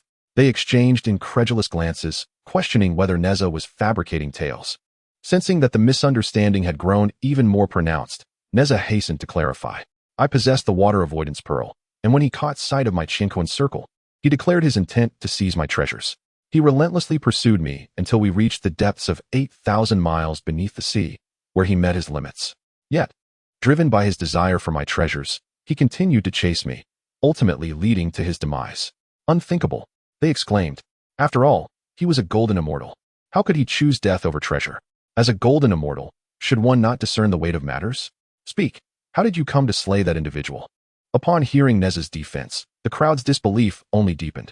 Nezha scratched his head once more and remarked, I possess a treasure known as the Chaos Silk, adept at ensnaring foes.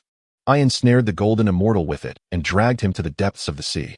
He intended to escape, but alas, he could not elude my grasp and was forcibly taken below. Thus, it is true that for wealth, one may perish, just as birds do for sustenance. I have indeed witnessed this. Bai Jian sighed wistfully. Regardless, your achievement of slaying a golden immortal with your primordial spirit cultivation is indeed a rarity. Yuan Jiao sighed. From now on, let us refrain from such greed. It is greed that begets calamity. The crowd surrounded Nezha, conversing for an extensive period. The fiery lord of the flames. Bai Li casually ignited a blaze, incinerating all the water demon corpses to ashes. Yuan Jiao smacked his forehead and exclaimed, Look at me, inviting everyone here. And yet before entering the hall, we engaged in a brawl. Now, we stand outside conversing. This is not the way to receive guests. How impolite. Quickly, let us proceed to Golden Turtle Island to celebrate for a few days as a token of our gratitude. Come, come. The other celestial lords echoed his sentiments of apology. Han Ji and the Fairy of Color Clouds accompanied Ao Luan, while others stayed with Nezha, creating a lively atmosphere. Yuan Jiao lifted the restrictions and led everyone in a continuous stream into the hall. Upon entering the Golden Turtle Island's venue, the sight before them was breathtaking. Truly, as befitting the abode of 10 celestial lords, it was vast and boundless, with floating immortal mountains and towering pavilions. Ancient pines and cypress trees exuded a mystical aura, while verdant bamboo and aged vines spoke of virtue. Divine birds and exotic beasts flickered into view, and peculiar flowers and rare herbs perfumed the air, with celestial clouds drifting and auspicious lights shimmering.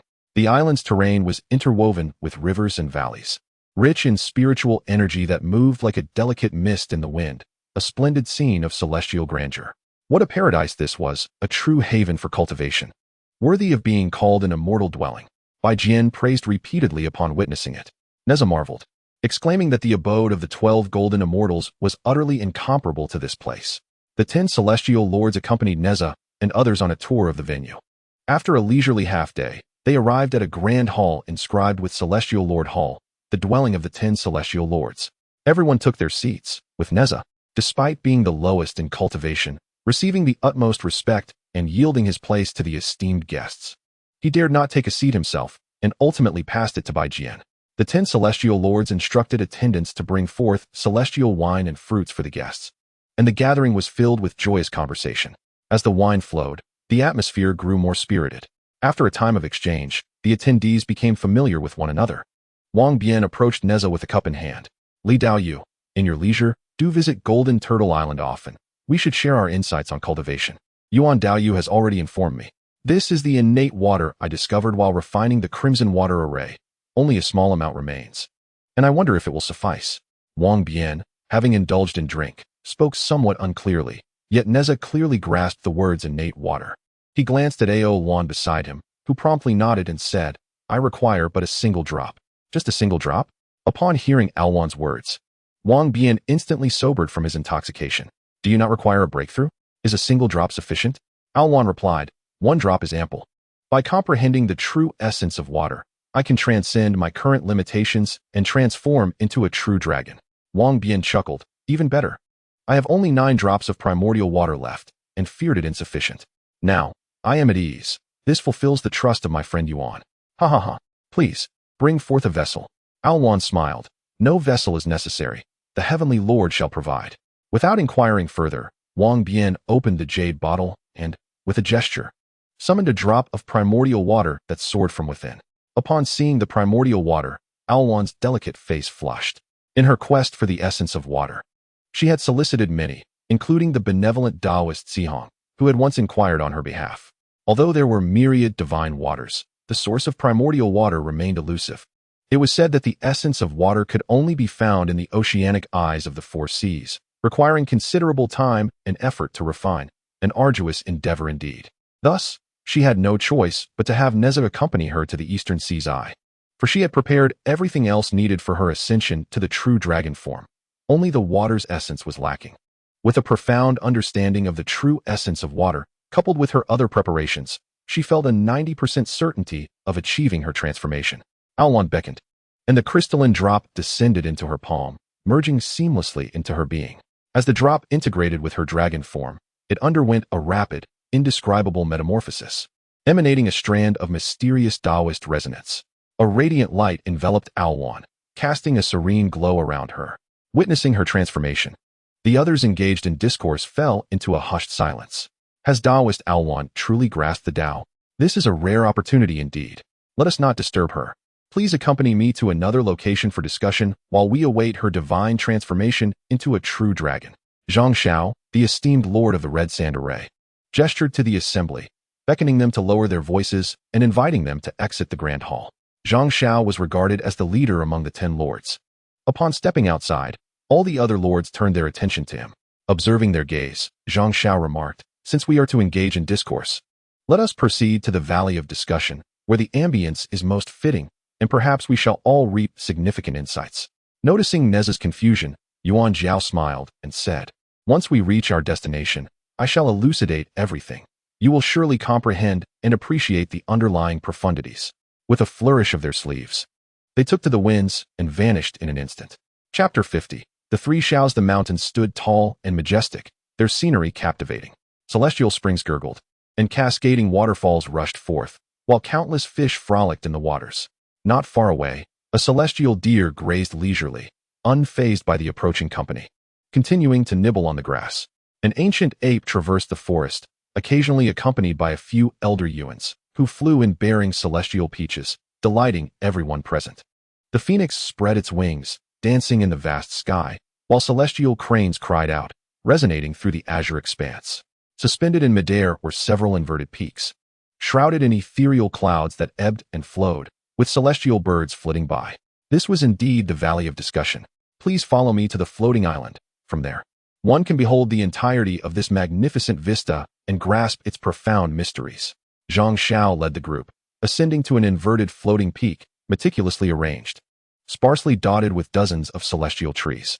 Scattered throughout the grove were numerous meditation cushions, complemented by stone chairs and tables, creating an ideal venue for philosophical discourse. Esteemed friends, please gather here and gaze downwards. What do you perceive? Zhang Xiao beckoned to Nezha and the others, gesturing towards the abyss below, a profound smile gracing his lips. This was their first visit, and curiosity compelled Nezha and his companions to peer down, discovering an enigmatic sight. The ground below was etched with intricate patterns and adorned with ancient divine symbols. These symbols, venerable in age, likely originated at the dawn of creation, their meanings lost to time. Yet, as they observed the interwoven lines and the mystifying symbols, a sense of enlightenment began to dawn upon them. Zhang Tianjun. This is the esteemed Bai Jian, who stands perplexed, unaware of what lies before us. Could these be the pathways left by the cosmos during its inception? Nezha speculated. Zhang Xiao chuckled. Though your guess is not entirely correct, it is not far from the truth. These can indeed be regarded as the traces of the heavenly path left by the universe. Yuan Jiao interjected. Consider where our sacred ground is situated. On Jineo Island. Nezha exclaimed, realization dawning upon him. Ah, I see, I understand now. Bai Jian and the dragonfish couple swiftly grasped the concept, erupting in laughter and praise. Acknowledging the true essence of the Valley of Discourse, Zhang Xiao recounted, initially, my fellow practitioners and I deliberated extensively before deciding to establish our sanctuary atop the ancient Jineo's back. It took us over a decade to negotiate with this ancient being who consented to our presence, allowing us to contemplate the path etched upon his back while imparting our insights to him, a mutually beneficial arrangement. Yuan Jiao added. The sage once proclaimed that the primordial chaotic spiritual treasures, the He Tu and Luo Shu, encompass the profound truths of the celestial order. Though those treasures have long since vanished, the cosmic mechanisms persist, leaving behind traces of the great path, these marks upon the back of the divine turtle gene AO. It is said that these traces bear resemblance to certain markings within the He Tu and Luo Shu, and diligent contemplation of them may enhance one's understanding of the way. Zhang Xiao smiled. Feel free to observe at your leisure. We shall reconvene shortly to share our insights. Please wait a moment, for a friend approaches. Han Ji and Kai Yun swiftly made their way over, declaring, "The sisters from Sanxian Island have arrived as we invited." The sisters from Sanxian Island? The three heavenly maidens? Yun Xiao, Bi Xiao, and Qiong Xiao? Nezha thought, astonished yet maintaining a composed demeanor. So, it is the three esteemed friends from Sanxian Island? We must go greet them. Please, follow me, Zhang Xiao urged, his expression shifting slightly as he adjusted his attire, leading the group towards the entrance of the sanctuary. Exchanging glances, Nezha and his companions hastily followed suit. Zhang Xiao opened the barrier, revealing a portal where three maidens stood, gracefully hovering in the air, surrounded by ethereal energy, yet clad in modest, loose-fitting robes of simple hues. Yet, as they stood there, they seemed to embody the very center of the universe, compelling those present to gaze upon them in awe, especially the intermediary, as if seamlessly integrated into the cosmos, becoming one with the heavens and the earth, poised to transcend at any moment. Were it not for the naked eye witnessing, even standing beside you, one would remain oblivious to their presence. Truly, a figure who has cast aside both the 6 qi and the 3 corpses, undeniably extraordinary. And perhaps on the very brink of sanctification, mere inches away from the azure phoenix and the jade capital. Nezha gazed at the clouds, internally extolling their virtues. Unaware of the arrival of the 3 fellow practitioners, he expressed his apologies for not welcoming them properly. Zhang Xiao, accompanied by others, offered a bow, repeatedly apologizing. Yun Xiao smiled, indicating that there was no need for such formalities. The fairy of colorful clouds and the fairy of lotus blossom giggled as they floated over. While the 2 individuals beside Yun Xiao approached, the 4 of them gathering together, laughing heartily, prompting Yun Xiao to shake his head in amusement. After a few pleasantries, they all proceeded to the floating island to continue their discourse. With Yun Xiao presiding over the gathering, everyone became considerably more subdued, no longer raising their voices excessively. After a moment of hesitation, Zhang Xiao suggested that they invite Yun Xiao to present a topic for discussion, thus providing a focus for their dialogue. Yun Xiao did not decline. He raised his gaze to observe the Tao marks upon the back of the golden turtle and stated, "Since we are to discuss the Tao, and this is the Valley of Tao, let us contemplate. What is the Tao? There is no need for reservations. Feel free to articulate your thoughts and realizations." What is the Tao? This question is vast and complex, making it challenging to address casually. Zhang Xiao pondered briefly and articulated, "The Tao is the path. The methods we cultivate are also part of the Tao. All phenomena are expressions of the Tao." Upon his conclusion, the others exchanged bewildered glances, falling silent. For the topic was indeed too profound to tackle, and Zhang Xiao's assertion had effectively encapsulated the subject, rendering any further discussion redundant. Zhang Xiao recognized the inappropriateness of his words and smiled awkwardly. Yun Xiao chuckled lightly, affirming, "What Taoist Zhang has articulated is indeed accurate." Nezha, initially reluctant to interject given his relatively low cultivation level, which had not yet attained the celestial path, feared that speaking out of turn would lead to ridicule, seen as frivolous and lacking in discernment. However, he did not wish to squander this opportunity. With Yun Xiao present, if he could successfully persuade, it might prevent the 3 heavens and Zhao Gongming from interfering in the conflict against the tyrant, and perhaps even stabilize the 10 heavenly lords, as well as the fairies of lotus blossom and colorful clouds. If Zhao Gongming and the others refrained from intervening in the affairs of the West, how might the saga of the Fengshen change? It was worth attempting. Nezha contemplated earnestly, knowing that in this moment of the Fengshen world, the Tao Te Ching had yet to be revealed. He decided to take a gamble, proposing a fragment of this scripture, perhaps allowing the others to glean some understanding, or even enabling Yun Xiao to advance further.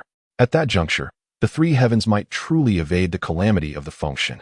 The interplay of yin and yang constitutes the Tao. Those who follow it embody goodness, and those who achieve it reflect nature.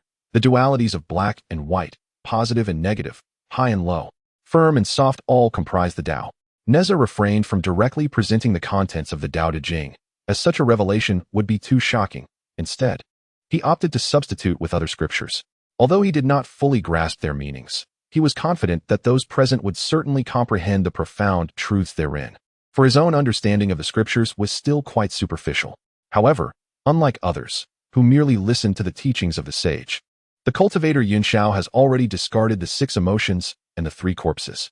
Upon hearing the profound words of morality, he is certain to attain enlightenment and elevate his cultivation. Nezha's intuition reassures him that his thoughts are undoubtedly correct. Thus, he intends to proceed with caution, laying the groundwork step by step. He is determined to take a risk and observe the reaction of the Supreme Tao Ancestor after casting out the words of morality. The constant vigilance has become burdensome, and he wishes to test the limits of the sage. Chapter 51. The Sub-Saint Yunxiao noticing Nezha speaking to himself. Everyone turned their gazes toward him. Bai Xiao let out a cold snort, remarking on how a mere cultivator, yet to attain immortality, dares to discuss the nature of the Tao. The other celestial lords displayed their displeasure. Although he had slain golden immortals, it was through cunning and reliance on powerful artifacts. His own cultivation is merely at the nascent soul stage, and he has not yet achieved the path of immortality. Among those discussing the Tao, all but Bai Jian are true immortals. How can such a minor cultivator be so oblivious as to interject in such a gathering? The others were courteous to him solely out of respect for Yuan Jiao, but his unwarranted interruption was seen as a lack of discernment, provoking the collective discontent. Yuan Jiao, feeling awkward, quickly intervened, saying, "Esteemed friends, Yunxiao Taoist has invited us to speak freely. Although Li Taoist cultivation is somewhat lacking, he is indeed one of us and has every right to engage in discussions about the Tao." Afterward, he leaned closer to Nezha and whispered, "Li Taoist, it would be wise for you to refrain from participating in this discussion. The discourse on the Tao is not a matter of combat prowess, but rather of understanding the Great Way. Those who have not yet attained immortality possess a severely limited comprehension of the Tao." Nezha smiled slightly, turning his gaze to Yunxiao, and continued, "The Tao that can be spoken of is not the eternal Tao. The name that can be named is not the constant name. The nameless is the origin of all things. The named is the mother of all things. Therefore, one should remain desireless to observe its mysteries, and possess desires to witness its manifestations. Both arise from the same source, but are known by different names. Profoundly mysterious and the gateway to all wonders." Humph, utterly ignorant. The others collectively scoffed, ready to erupt in anger. Undeterred by their hostility, Nezha cheerfully asked, "Yunxiao Taoist, could you enlighten me?" Seeing that Nezha disregarded them entirely, their anger intensified. Xiong Xiao angrily exclaimed, "You insolent child, be silent." Bai Xiao, equally irate, added, "Do you not see my sister is in the midst of enlightenment? If you disrupt her opportunity, I shall end you." Zhang Xiao, too, was annoyed and exchanged glances with Yuan Jiao, who appeared somewhat helpless. Who exactly is Yunxiao? Among the disciples of the Zhejiao, he ranks among the foremost in cultivation. Having cast aside the 6 emotions and the 3 corpses, he is on the brink of uncovering the foundation for becoming a saint. At this level, he has grasped many truths of the world. Few things can evoke his comprehension to enter the Tao. Once enlightenment is attained, it becomes an unparalleled opportunity. If seized, it could lead to a meteoric rise in his cultivation. At this point, the path of cultivation transforms into a gradual process, with precious opportunities for enlightenment being exceedingly rare. Upon hearing Nezha's words, Yunxiao felt as if a thunderclap reverberated within her mind, cleaving through the mists of confusion and chaos, delineating purity from impurity, and unveiling the profound truths of the cosmos, as if she had grasped the very pulse of the Tao. When Nezha inquired further, she was jolted back to reality. Observing her 2 younger sisters and the esteemed companions from Jinao Island, all glaring at Nezha with ire, she instantly comprehended the situation. Casting a glance at her sisters, she commanded, "You two, cease your bickering." Though her tone was unremarkable, an undercurrent of fury permeated her words, palpable to all present. Startled, Xiong Xiao and Bi Xiao fell silent, gazing at their elder sister with confusion. The 10 heavenly lords also fell into silence, equally puzzled by Yunxiao's intentions. Disregarding the crowd, Yunxiao turned her attention back to Nezha, her expression grave. "The Tao that can be articulated is not the eternal Tao. The name that can be named is not the eternal name. Your words, dear friend, resonate with lofty realms, ethereal and elusive, yet akin to the sun's rays, illuminating the heavens and penetrating every crevice. They have enlightened me profoundly, and I acknowledge your significant contribution to my understanding. Your insights have touched upon the essence of the Tao. Though I have gleaned something, I dare not speak recklessly." Nezha replied, "This is merely a reflection of my study of the classics, a moment of inspiration that I have penned down. I implore you not to mock my humble musings." Yunxiao hurriedly retorted, "You are too modest. Each word is a gem, pure gold amidst mud, radiating brilliance. I have gained much from your discourse." Nezha continued, "The essence of the valley spirit is immortality, embodying the supreme virtue of water, which nourishes all things without contention. It is described as the ultimate harmony, embracing stillness and unity, existing before the heavens and the earth, its name unknown. Yet I dare to call it the Taoist law of the earth's law of heaven, the heaven's law of the Tao, and the Tao's law of nature. Nezha refrained from transcribing the complete scripture, mindful of the numerous governance strategies contained within, which could incite suspicion if revealed. Given his experiences, discussing the Tao was acceptable, but governance was a topic that could lead to ridicule. Yunxiao closed her eyes, sitting in tranquility, attentively listening. It was as if the bells of the Tao resonated in her ears, striking with relentless force, awakening her spirit to clarity, allowing her to glimpse myriad future events. As her understanding rapidly deepened, everything around her felt ephemeral, not lingering in her heart. At that moment, an overwhelming aura thrust everyone back several paces. Then, the onlookers beheld a cascade of colorful celestial flowers descending from the void, while the ground erupted with azure lotuses, celestial lights flickering, and auspicious clouds swirling. As ethereal dragons and phoenixes danced around Yunxiao, with a resounding crack, it was as though another thunderclap echoed within Yunxiao's consciousness. Chaos swirling as 3 azure lotuses began to bloom. These lotuses gradually unfurled, releasing countless beams of radiant light that soared above her head, hovering uncertainly. Beneath the 3 lotuses, a tapestry of celebratory clouds appeared, adorned with myriad jewels, filling the air with a delightful fragrance, as the entire Jinao island was bathed in a kaleidoscope of colors. Simultaneously, within her chest, her 5 organs nurtured 5 strands of primordial energy, circulating throughout, refining her physical form, ultimately manifesting as 5-colored divine light circling behind her head. She seemed utterly transformed, no longer confined to this realm, existing independently and eternally, liberated from the constraints of heaven and earth, having become a world unto herself. Suddenly, a mysterious golden cauldron appeared amidst her celebratory clouds, floating uncertainly. This primordial golden cauldron was the profound artifact of enlightenment, containing the essence of the 3 realms. Existing since the dawn of creation, imbued with boundless mysteries.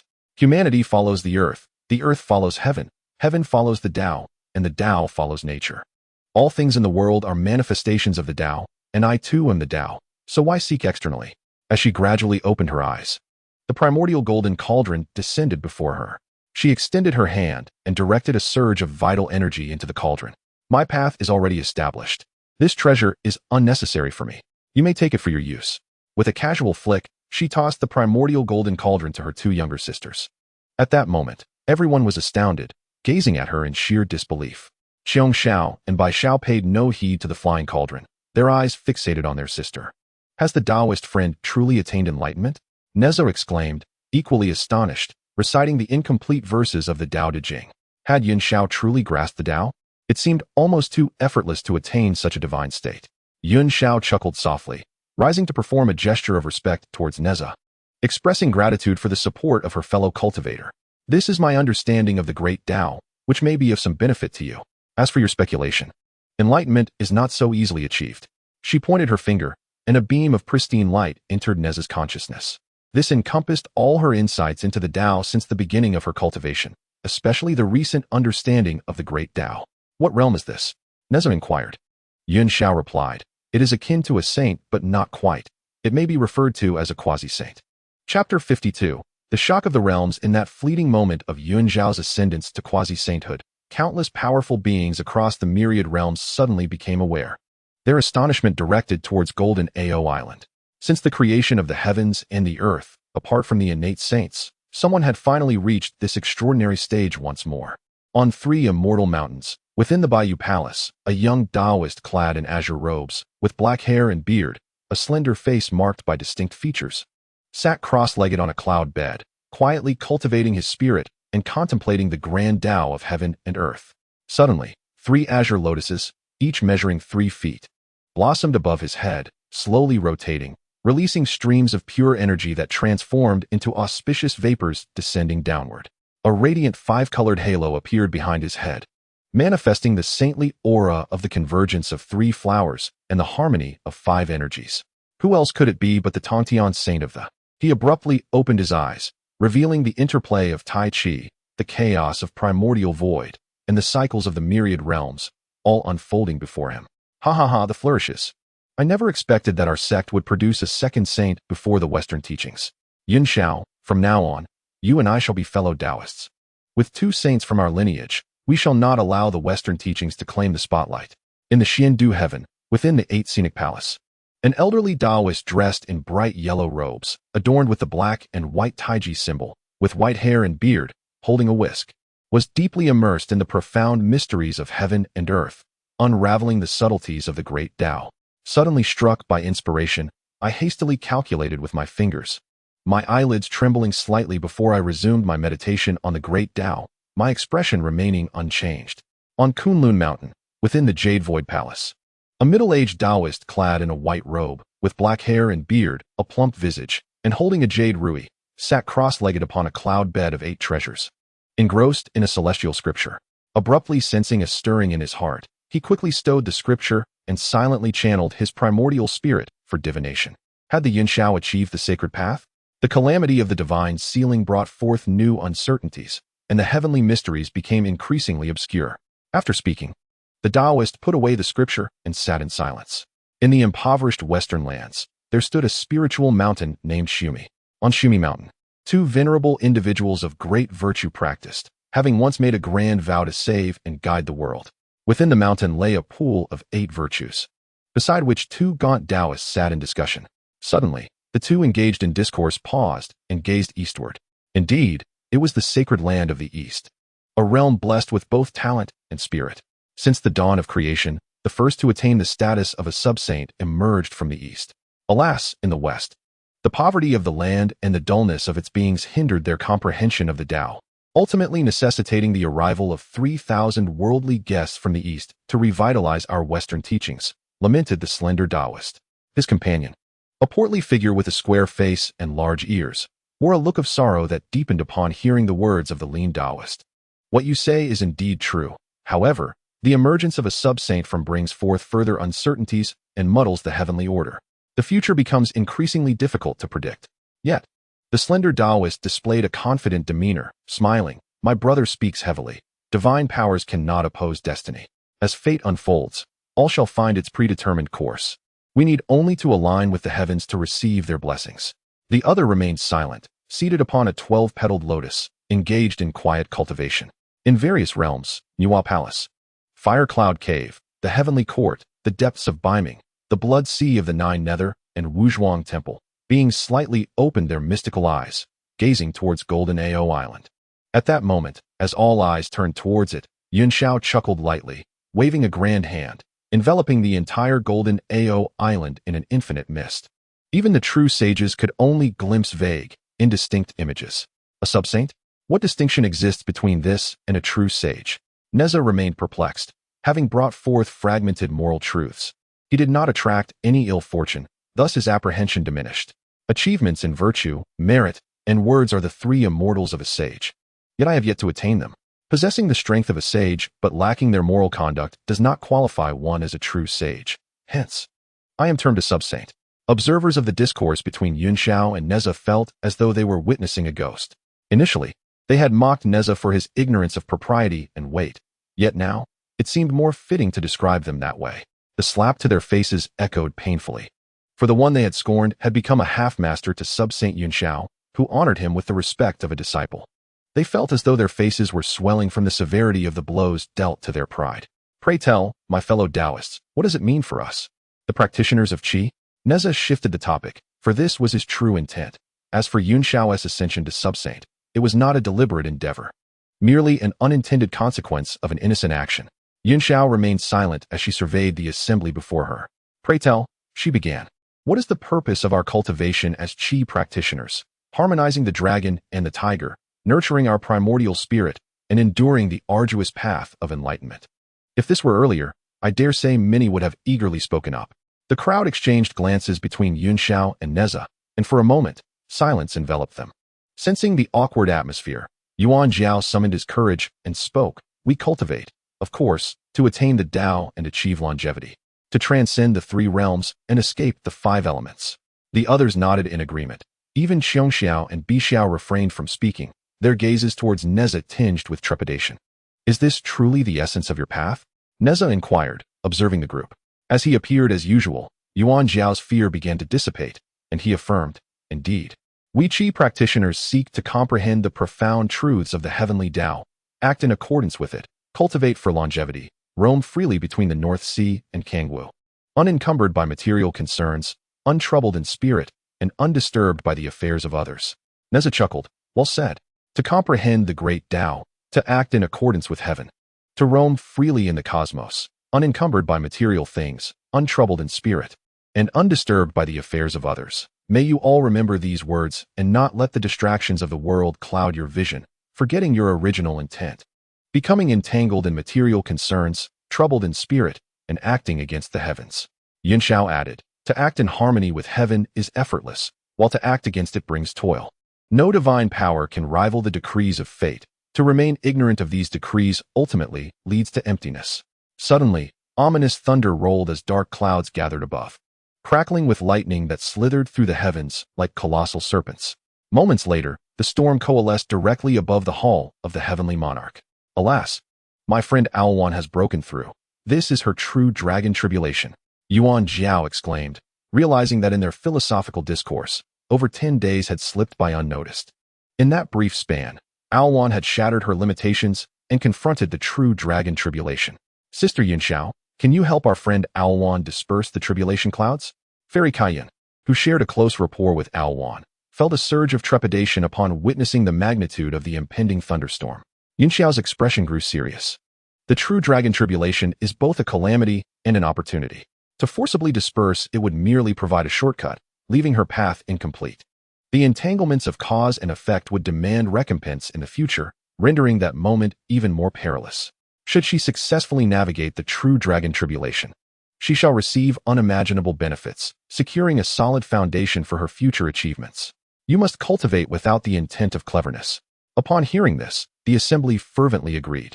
We would never dare to harbor such thoughts. We shall earnestly pursue our cultivation, shunning any notions of cunning. A low growl reverberated from the hall of the heavenly monarch, followed by a swirling mist that ascended, within which a magnificent true dragon, shimmering with silver scales and spanning dozens of yards, soared skyward. The divine dragon leapt through the heavens, undeterred by thunder and fire.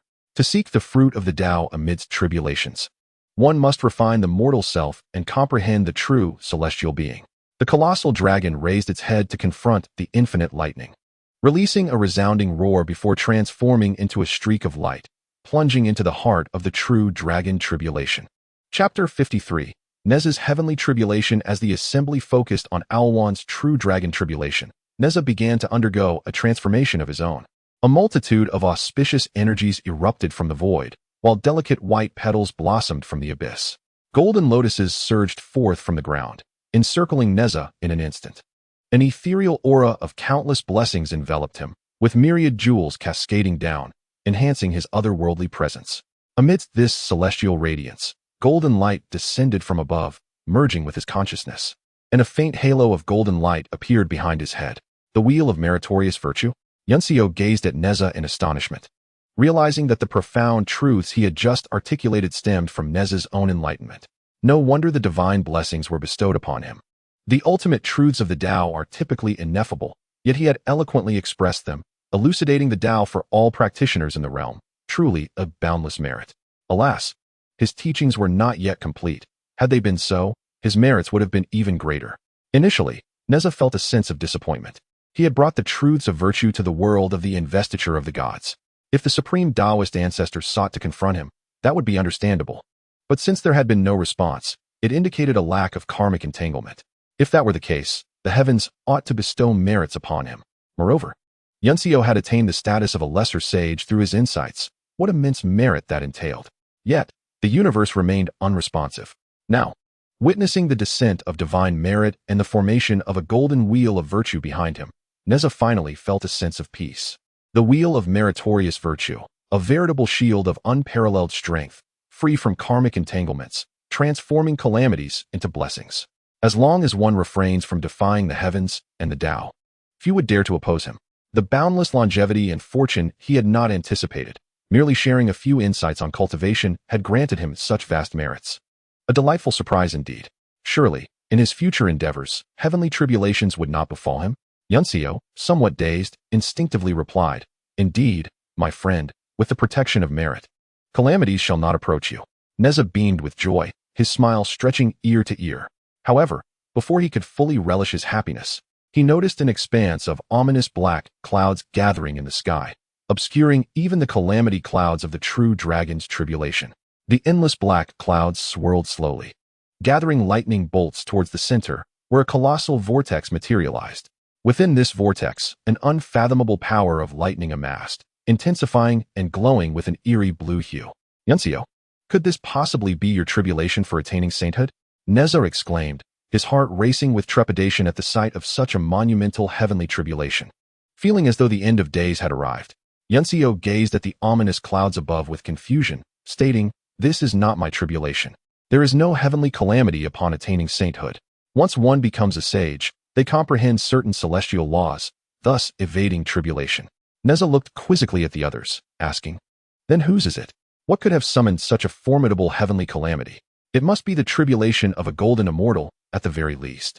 Upon hearing this, the onlookers exchanged glances, bewildered, all shaking their heads in denial. Yuncio, calculating with his fingers, regarded Nezha with intrigue, saying, "It must be your tribulation, my friend. What puzzles me is how, being merely in the nascent soul stage, you could attract such a tremendous calamity. And with your merits, you should be immune to tribulation." Nezha's face suddenly turned ashen. Was it truly a jest? Such an immense heavenly tribulation was indeed his. Upon hearing that the heavenly tribulation was related to Nezha, the 10 heavenly lords scattered in a frenzy, retreating to a distance of over 10 miles to observe. Yunxiao, with a grave expression, addressed his companion. "I cannot ascertain the cause of this tribulation, so I am reluctant to intervene. Please, exert your utmost effort." Nezha exclaimed, "Yunxiao, as a sage, can't you lend me a hand? This formidable heavenly tribulation is beyond my capabilities." Yunxiao interjected, "I ought to assist you. Yet I have already stated that my involvement may attract an even more formidable tribulation in the future. In the cycle of causality, to advance further, one must not seek shortcuts." Nezha let out a mournful cry, his gaze fixated on the increasingly oppressive dark clouds above. In the distance, the true dragon tribulation had been absorbed by his heavenly trial, revealing a bewildered Ao1. Remaining in her dragon form, Ao1 blinked her innocent large eyes, uncertain as she gazed upon the gathering tempest. Just as she found herself at a loss, Yunxiao gently beckoned, and Ao1 promptly appeared by her side, reverting to her human form. Observing Ao1, Yunxiao remarked, "I mentioned that I couldn't assist you in overcoming your tribulation, as shortcuts with the true dragon tribulation are ill-advised. However, I did not anticipate that your true dragon tribulation would be disrupted by the magnitude of Li's trial. I truly wonder whether this is a stroke of fortune or misfortune. Is this my senior brother's tribulation? It is far too immense. Has he committed some grave transgression? Otherwise, how could such a colossal heavenly tribulation be summoned?" Ao1's mouth hung agape, unable to close. Not only she, but even Yunxiao appeared utterly perplexed. Little did they expect that upon recently attaining the status of a quasi-saint, they would encounter such an incomprehensible situation. The frustration was palpable. As the dark clouds continued to coalesce, the center of the vortex radiated increasingly brilliant flashes of lightning, and within that luminescence, a fleeting shadow of black was discerned. "Is that the thunder of destruction?" Yunxiao murmured uncertainly. The annihilating thunder, said to exist only in legends, had never been witnessed by anyone, not even by sages. When she looked again, however, the dark shadow had vanished, and the silver lightning gradually transformed into a shade of blue. Was I merely imagining things? As a quasi-saint, how could I possibly be deceived by my sight? What was that black lightning? Yunxiao glanced at Nezha, who stood on the floating island, visibly distressed, and couldn't help but smirk. One could hardly expect a mere soul formation practitioner to attract such a monumental heavenly tribulation. The very fact that she could not comprehend it made her hesitant to intervene. Upon becoming a sage, one realizes that beneath the workings of fate, everything is predetermined. To forcefully intervene may alter certain circumstances temporarily, yet in the grand tapestry of time and destiny, nothing truly changes. What one alters is but a fleeting ripple in the vast river of time. When that ripple falls into the waters, it will continue to flow along the grand current. Moreover, such actions may provoke unforeseen repercussions. Gritting his teeth, Nezha soared into the sky toward the vortex of heavenly tribulation. Crack! Thunder rumbled. And before Nezha could reach the vortex, a massive bolt of lightning erupted from within, striking toward him. He immediately summoned the Chinquan circle, yet it proved utterly futile, being struck by the thunder and flung several dozen miles away. Observing the ineffectiveness of the Chinquan circle, he swiftly conjured the Hunyuan silk, golden brick, wind, and fire wheel, and the 9-dragon divine fire shield, among others. All these treasures were likewise sent flying by the thunder. Damn it! Nezha cursed vociferously, but the heavenly tribulation remained indifferent, relentlessly accumulating energy to bombard him with ferocity.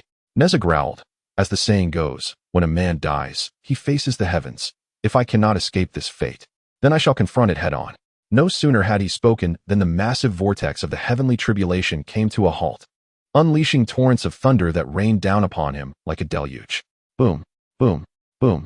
Nezha was sent crashing to the ground, creating an immense pit, as the thunder of the tribulation relentlessly pursued him.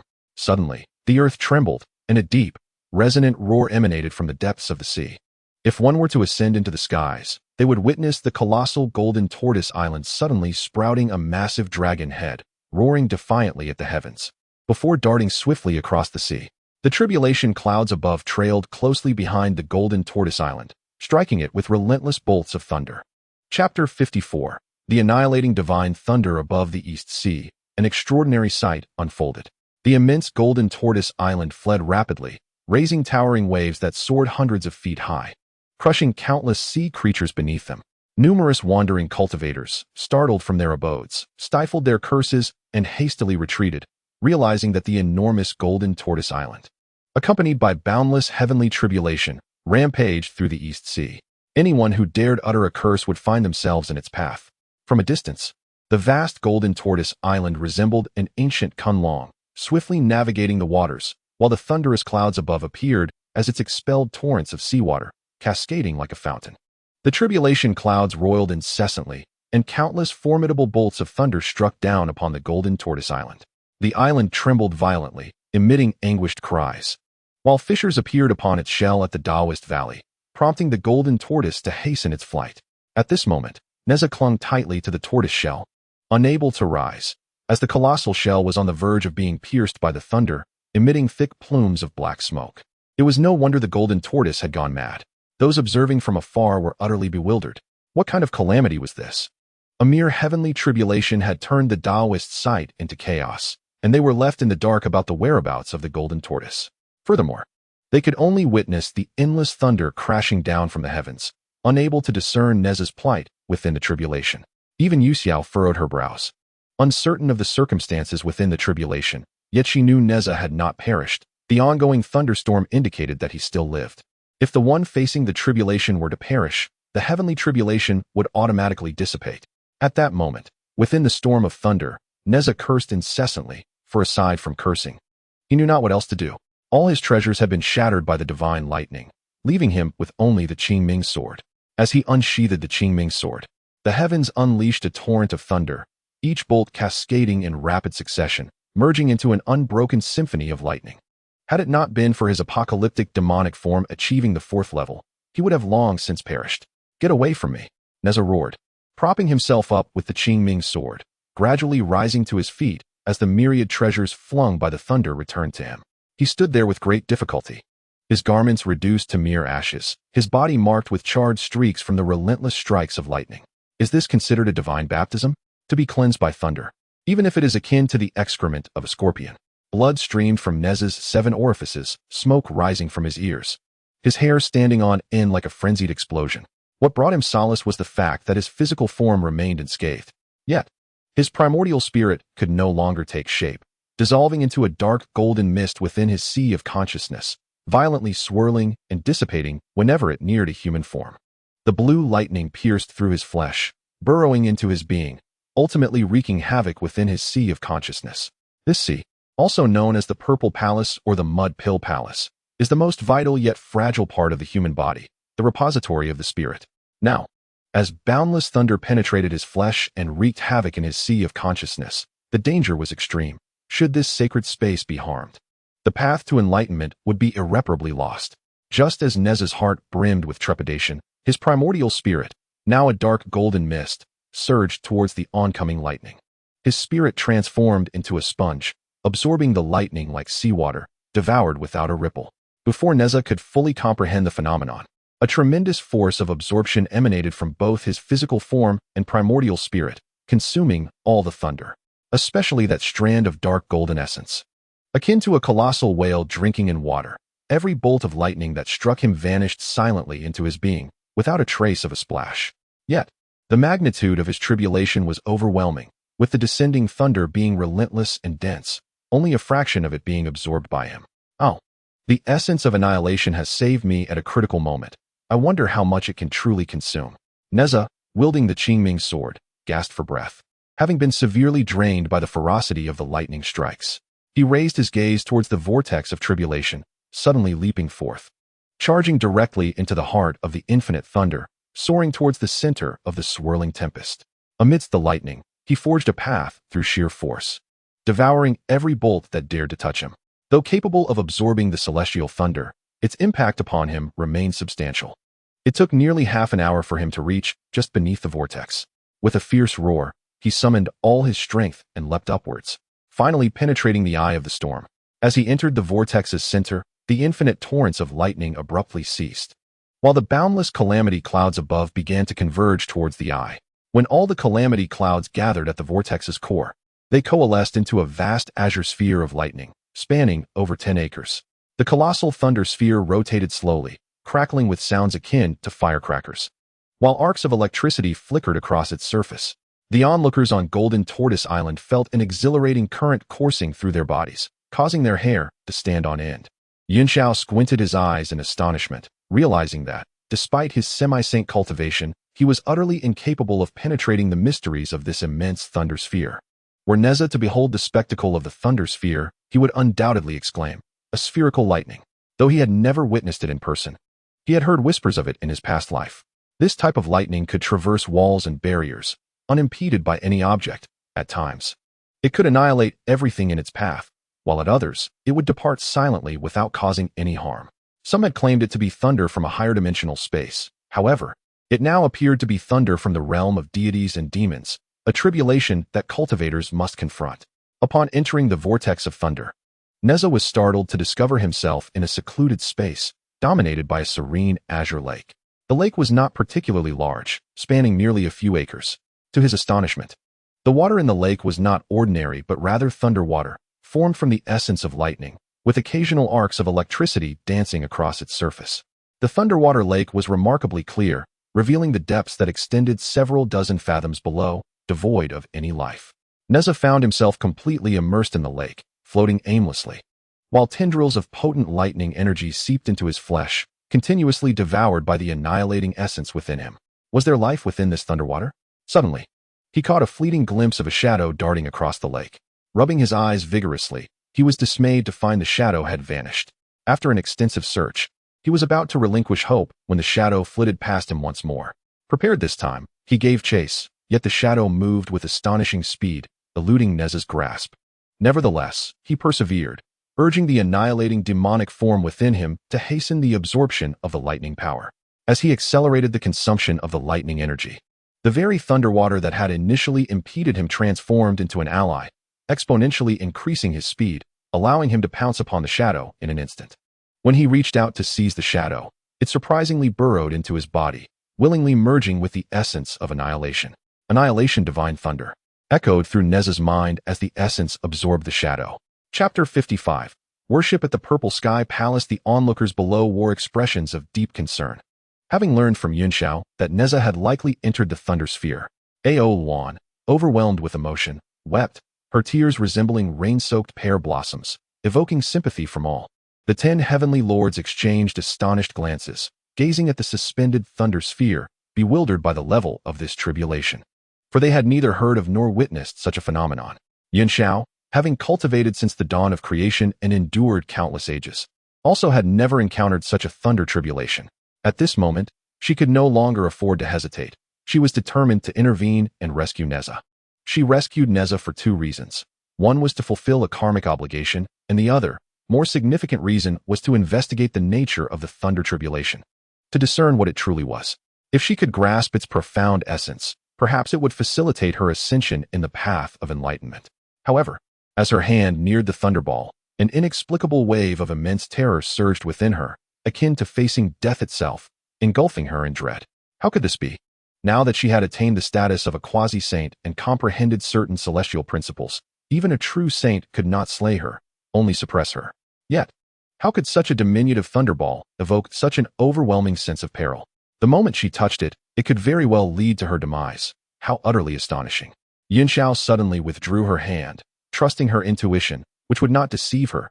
At the quasi-saint level, the heart of the Tao would not raise alarms without just cause. Once a warning arises, it invariably heralds significant events, necessitating utmost caution. 3 days swiftly passed. As the patience of the crowd approached its limits, and they contemplated action, the thunderball in the sky abruptly vanished, and Nezha fell from the heavens, entirely bare. Yunxiao gestured with her delicate hand, halting Nezha's descent instantaneously, then gently guiding him closer. She had conjured a Taoist robe around Nezha's form, enveloping him in its ethereal fabric. At that moment, Nezha's complexion was flushed, his breathing steady, as if he were merely in slumber. Yet, despite their calls, the crowd could not rouse him. Upon probing with her divine consciousness, Yunxiao discovered that Nezha bore no injuries. He was simply in a deep sleep. She marveled at the phenomenon. Such a heavenly tribulation would surely claim the lives of even seasoned practitioners, let alone those yet to ascend. Yet here lay Nezha, completely unscathed, merely unconscious. Taoist Alwan, I have examined Taoist Li and found nothing amiss. He appears to be merely exhausted, having fainted. After a few days of rest, he should awaken. I must make my way to Bo Palace. I take my leave. After reassessing Nezha to confirm his safety, she reassured Alwan a few times, bid farewell to the assembly, and vanished from sight. Was this the power of a saint? The prohibitions of Jinao Island were rendered meaningless before them, allowing for effortless passage. Lord Zhang Xiaodian couldn't help but privately marvel. As he gazed upon Nezha lying on the ground, his admiration only deepened. The sisters Qiongxiao and Bixiao oscillated between crimson and pale, wishing fervently to vanish into the earth. Upon witnessing Yunxiao's departure, they hastily excused themselves, with the 10 heavenly lords understanding their sentiments and making no attempt to retain them. If this were not their sacred ground, even they would have desired to leave, for it was profoundly embarrassing. Only Yuan Jiao felt a sense of pride, for he had neither ostracized nor mocked Nezha, and thus felt no embarrassment whatsoever. After much hesitation, Alwan ultimately decided to depart Jinao Island, intending to take Nezha back to the Lijia cave on Mount Pudao. Naturally, the couple Yu Hualong followed Alwan, while Bai Jian chose to remain on Jinao Island, awaiting its return to its original position before returning to his own isle. Once the four departed, the gathered individuals on Golden Ao Island immediately settled into a meditative posture, striving to recollect the profound words spoken by Nezha. For they were indeed the sacred utterances that would enable Yunxiao to attain the status of a quasi-saint, words not to be taken lightly. At the 3 immortal mountains, within the Bo Palace, an unexpected figure manifested outside the palace. The disciples engaged in their practice remained oblivious, even as Yunxiao walked by, unnoticed. She traversed the corridors and directly arrived at the heart of the Bo Palace, the sanctum of the Tongtian saints' cultivation. Disciple Yunxiao pays her respects to the master and wishes for your eternal longevity, she intoned. The moment Yunxiao arrived, Tongtian awakened from his meditation, his face lighting up with joy. He approached Yunxiao and remarked with a smile, "Very well, let me hear you call me master just this once, from henceforth. We shall address each other as fellow Taoists." Yunxiao felt a moment of surprise, but was soon at ease, her expression turning solemn as she replied. Disciple Yunxiao greets Tao brother Tongtian. Tongtian, upon hearing this, erupted into hearty laughter, exclaiming, "Excellent, excellent. Fellow Taoist Yunxiao, please follow me." He gestured, and a portal materialized before them. Stepping through, Yunxiao followed closely. Upon crossing the threshold, they found themselves in the deepest reaches of the cosmos. Witnessing the ceaselessly swirling chaos energy, having arrived at the very end of heaven and earth, Tongtian pointed once more, and amidst the boundless chaos, a narrow path emerged. Adjusting his attire, he stepped onto the path, walking forward with measured strides. The path twisted and turned, extending into the unknown, flanked by the incessantly roiling chaos energy. Each wisp of chaos contained within it an entire world, and within the infinite chaos lay countless realms. Once ensnared within, escape became a formidable challenge. In the timeless void of chaos, they traversed the path for an indeterminate duration until, ahead, they beheld billowing purple vapors rising, illuminated by radiant hues and auspicious signs. Amidst the endless omens stood an ancient palace, isolated and timeless. Above the palace, the characters Zhixiao Palace were inscribed, exuding the essence of the Tao, compelling all who gazed upon it to seek enlightenment. Within the Zhixiao Palace, 7 meditation cushions were neatly arranged on the ground. Tong Tian directly approached the 3rd cushion and seated himself. He gestured toward the last cushion, indicating for Yunxiao to take her place. The two sat in silence on their cushions, eyes closed, deeply contemplating the Tao. Before long, 2 more figures arrived, namely Taishang Daozu and Yuanshi Tianzuan. Their expressions remained tranquil as they settled onto the first 2 cushions. Once they were seated, a figure materialized in the void before the 4. This individual, with flowing white hair and beard, kind eyes, donned in a robe of black and yellow, held a wooden staff and sat cross-legged in the air, with the laws of heaven and earth manifesting behind him. These laws would occasionally traverse through the Taoist without pause. The disciples bowed in respect. Disciple pays homage to the master and wishes for your eternal longevity. This figure was none other than the revered teacher of the 3 pure ones, the embodiment of the heavenly Tao, Hongjun Laozu. Today, another friend joins us in the Zhixiao Palace. From this day forth, you must diligently cultivate virtue and pursue the ultimate truth. Yunxiao, you may retreat to the back hall for quiet contemplation. I have matters to discuss with these 3. After the departure of Yunxiao, Hongjun continued to expound on the operation of the heavenly Tao, which follows a predetermined order. The phoenix heralds the rise of the Holy Lord, while the demise of Chengtang and the emergence of Zhou Wu coincide with a catastrophic calamity among the immortals. Additionally, the celestial mandate requires 12 deities to pay homage, and to maintain the stability of the myriad realms, the 3 teachings convene to establish the deification list. Once agreed upon, it is immutable. Any attempt to defy the celestial order will result in divine retribution. You 3 must remember this solemn warning and refrain from reckless actions. Upon concluding his words, Hongjun vanished, leaving before the 4 a celestial tome and a wooden whip, both quietly suspended in the void. At Mount Putal, within the cave of Luojia, Nezha lay peacefully upon a cloud bed. Within the depths of his purple mansion, there existed a square pool, appearing cubic from the outside, yet circular within, filled with azure thunderwater. A black fish swam restlessly within it, representing the apocalyptic thunder, the essence of annihilation manifesting as the method of obliteration. Nezha bore the essence of annihilation, and through the descent of divine merit, he had stirred the essence, attracting the thunder of destruction, which led to this tribulation. Chapter 56. The 3 calamities and 9 tribulations. Nezha's consciousness was acutely aware of the fluctuations of the annihilation pool and the divine thunder, as if observing intricate patterns upon his palm. However, his body remained utterly immobile. At this moment, the annihilation pool had become a part of Nezha himself, continuously nurturing and amplifying the divine thunder, awaiting its ultimate maturation. Although the pool and he were unified, he could not command either due to his insufficient cultivation. They lay hidden in the depths of his purple mansion, dormant and still. Even when the quasi-saint Yunxiao examined him, the existence of the pool eluded detection, which reassured him. Should a saint uncover his internal state, they would undoubtedly intervene, dissecting him for study, leaving him worse off than his original self. If he were to forcibly activate the pool, he would suffer a backlash, potentially losing his life, unless he attained a level of mastery sufficient to fully control the pool and wield the annihilation thunder at will. Most importantly, the time for annihilation had not yet arrived. The great calamity was still far off. Taking a deep breath, Nezha abruptly sat upright. At that moment, a swirling mass of dark golden cloud materialized above his head, continuously shifting and transforming until it coalesced into another Nezha, his primordial spirit, indistinguishable from his physical form. This was the thunder calamity among the 3 disasters of the 9 tribulations. Fortunately, the essence of annihilation allowed him to successfully navigate this tribulation, fortifying his primordial spirit. Otherwise, he would have been utterly obliterated. Practitioners of Qi refinement, in their pursuit of transcendence, undergo the 3 disasters and 9 tribulations as their cultivation progresses. The 3 disasters differ from the 9 tribulations. They serve as trials for those who have not yet achieved the immortal path. Successfully passing these trials ensures the immortality of the primordial spirit, while failure leads to death, the dissipation of the true spirit, and the complete erasure of one's existence from the cosmos. The 9 tribulations represent the formidable trials one must endure after achieving the path of immortality. In order to attain longevity akin to that of heaven and earth, one must navigate through these 9 tribulations. However, Nezha, still on the path to immortality, is not preoccupied with the 9 tribulations. His focus lies on the 3 calamities.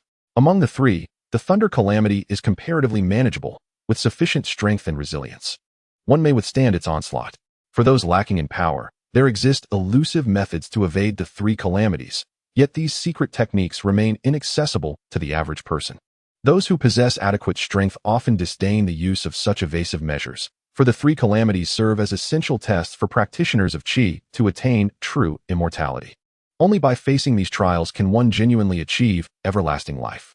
Resorting to cunning methods to bypass the 3 calamities may grant longevity, yet it would be significantly diminished, as celestial beings are categorized into varying ranks. Even among heavenly immortals, disparities in strength exist. Those who attain their status without undergoing the 3 calamities are inherently weaker. Conversely, heavenly immortals who have withstood these trials possess superior strength. Surviving what could be deemed as certain death during the 3 calamities signifies that one has endured the scrutiny of heaven and earth, thereby enhancing the likelihood of survival in subsequent tribulations. Practitioners of Qi absorb the spiritual essence of the universe, the quintessence of the sun and moon, and the celestial essence in pursuit of everlasting life. Essentially, this endeavor is a rebellion against the natural order. To rebel is to become immortal, while to comply is to remain mortal. When you seek to seize the celestial essence, heaven will not grant your wishes easily, imposing numerous obstacles. With the 3 calamities standing as the most formidable test on the path to immortality. Reflecting on the grandiose heavenly tribulation, Nezha feels a twinge of apprehension. Fortunately, he has cultivated the annihilation demon body, harboring the essence of annihilation within him, or else his demise would have been inevitable. Moving forward, he must diligently practice to surmount the remaining fire calamity and wind calamity, thereby achieving the path of immortality. As for the 9 tribulations, that is a concern for another time. Once he transcends the 3 calamities, he will shed his mortal coil and ascend to the realm of immortals, attaining everlasting life.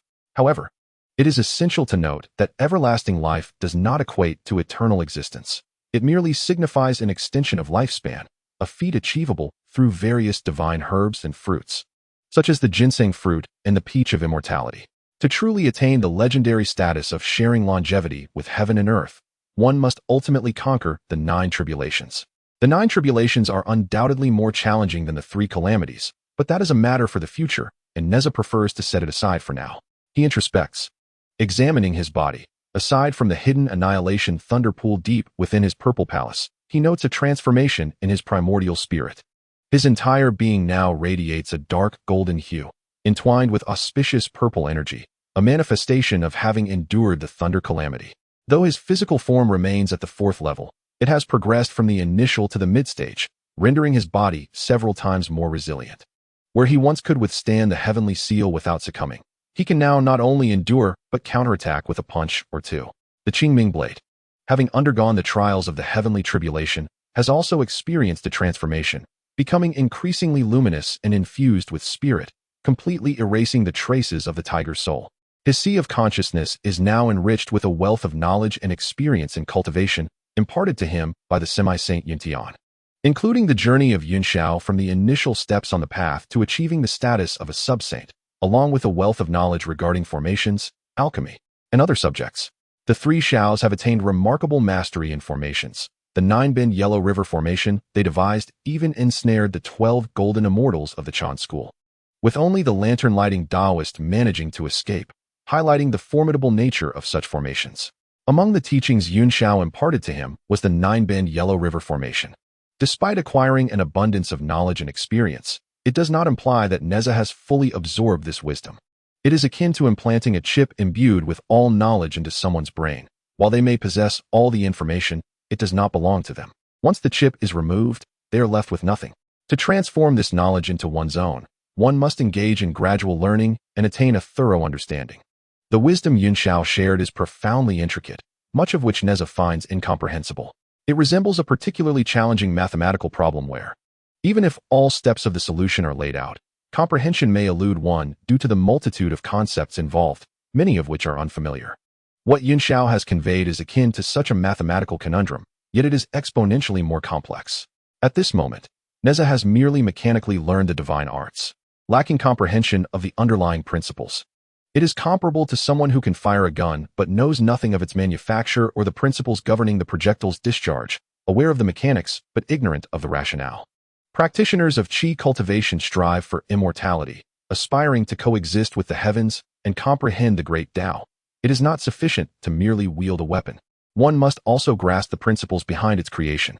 Only through such understanding can one truly comprehend the essence of the cosmic order, the nature of calamities, and the underlying reasons for the celestial cycles, thereby learning to coexist with the heavens and the sun and moon. My master imparts only the arts of divinity without elucidating their subtleties, seemingly focused solely on the task of countering the tyranny of Zhou. They frequently gather in the Jade Void Palace to listen to the teachings of saints, grasping the great Tao and intuitively understanding the divine arts. Yet by the time this knowledge reaches me, it has been reduced to rote education, force-fed without context. If this continues, I fear Nezha may begin to question the motives of Taiyi Zhenren, suspecting them to be a means to face the tribulations of the Fengshen. However, lacking evidence, he can only remain vigilant to avoid being led astray. If only Yunxiao could impart wisdom for a century. Nezha mused, scratching his head, then continued. Considering that since Yunxiao has become a sub-saint, she is unlikely to perish due to tribulations. What of her brother and sister? What of the 10 heavenly lords? Will their fates change as a result? Contemplating this, Nezha felt compelled to take further measures to thoroughly disrupt the original course and outcome of the Fengshen battle. For only then might he escape his destined path. Chapter 57. Fellow Taoist, please stay. In his previous life, Nezha was Ling Zhuzi, the treasured protector of the Jade Void Palace, reincarnated under the command of the primordial master to serve as a harbinger of the downfall of Zhou. It can be said that even before his reincarnation, his fate was sealed. To resist destiny and alter its trajectory is not merely a matter of intention, nor can it unfold as in tales where the protagonist declares their intent to defy the heavens and succeeds effortlessly. Strength is far too feeble. Those who insist on ostentatious defiance will inevitably face the harsh lessons of reality, which will teach them to be obedient and refrain from senseless chatter. In all endeavors, one must remain humble. Even if success is just a whisper away, one must never become complacent. Only upon achieving genuine success may one indulge in a moment of revelry, allowing oneself a brief respite to unwind. Before such triumph, even the slightest misstep could render all efforts futile, turning one's labor into mere folly. Thus, Nezha has established a principle for his undertakings. Humility, humility, and yet more humility. Every action must be performed with utmost caution, advancing one step while contemplating 3. One must never act impulsively, for such recklessness will only lead to emotional turmoil and the whims of fate. Regardless of the magnitude of the challenges faced, one must maintain composure and not succumb to disarray. Nezha has long devised a method to break free from destiny, which involves creating chaos within the divine order to achieve victory amidst turmoil. The greater the chaos, the more advantageous. However, this chaos does not imply a free-for-all of mutual destruction, but rather the alteration of predetermined events and trajectories. The more significant the change, the greater the disruption. When the celestial mechanisms are sufficiently unsettled, even minor fluctuations in fate may arise, providing opportunities for advancement. Before the conclusion of the divine calamity, Nezha dares not exhibit the slightest carelessness.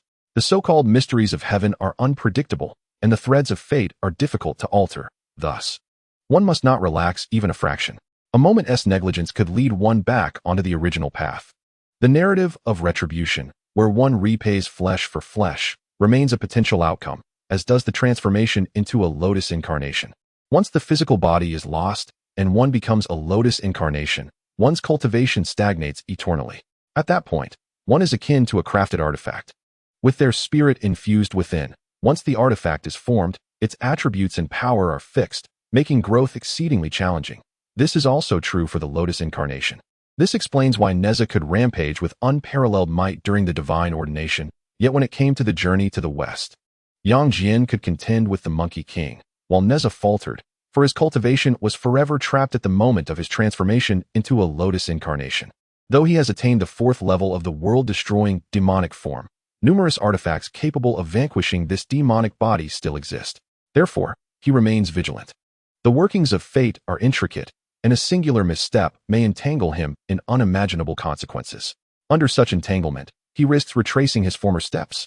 The significant causal connections between initiating the divine calamity and becoming a lotus incarnation are intricately intertwined. Thus he must steadfastly avoid becoming ensnared.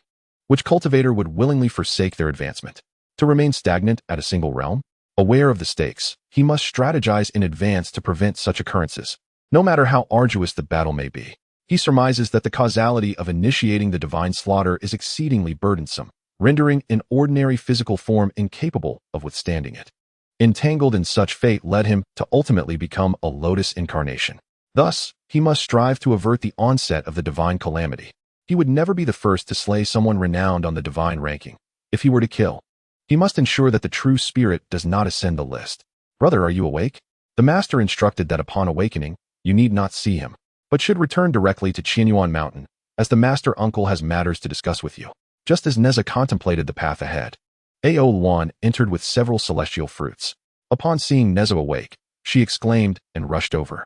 Nezha smiled, acknowledging, yes, I am awake. The tribulation drained my powers significantly. I nearly lost my life. Ao Luan's face reflected terror as she recounted, I initially thought my true dragon tribulation was daunting, but your heavenly tribulation was even more formidable.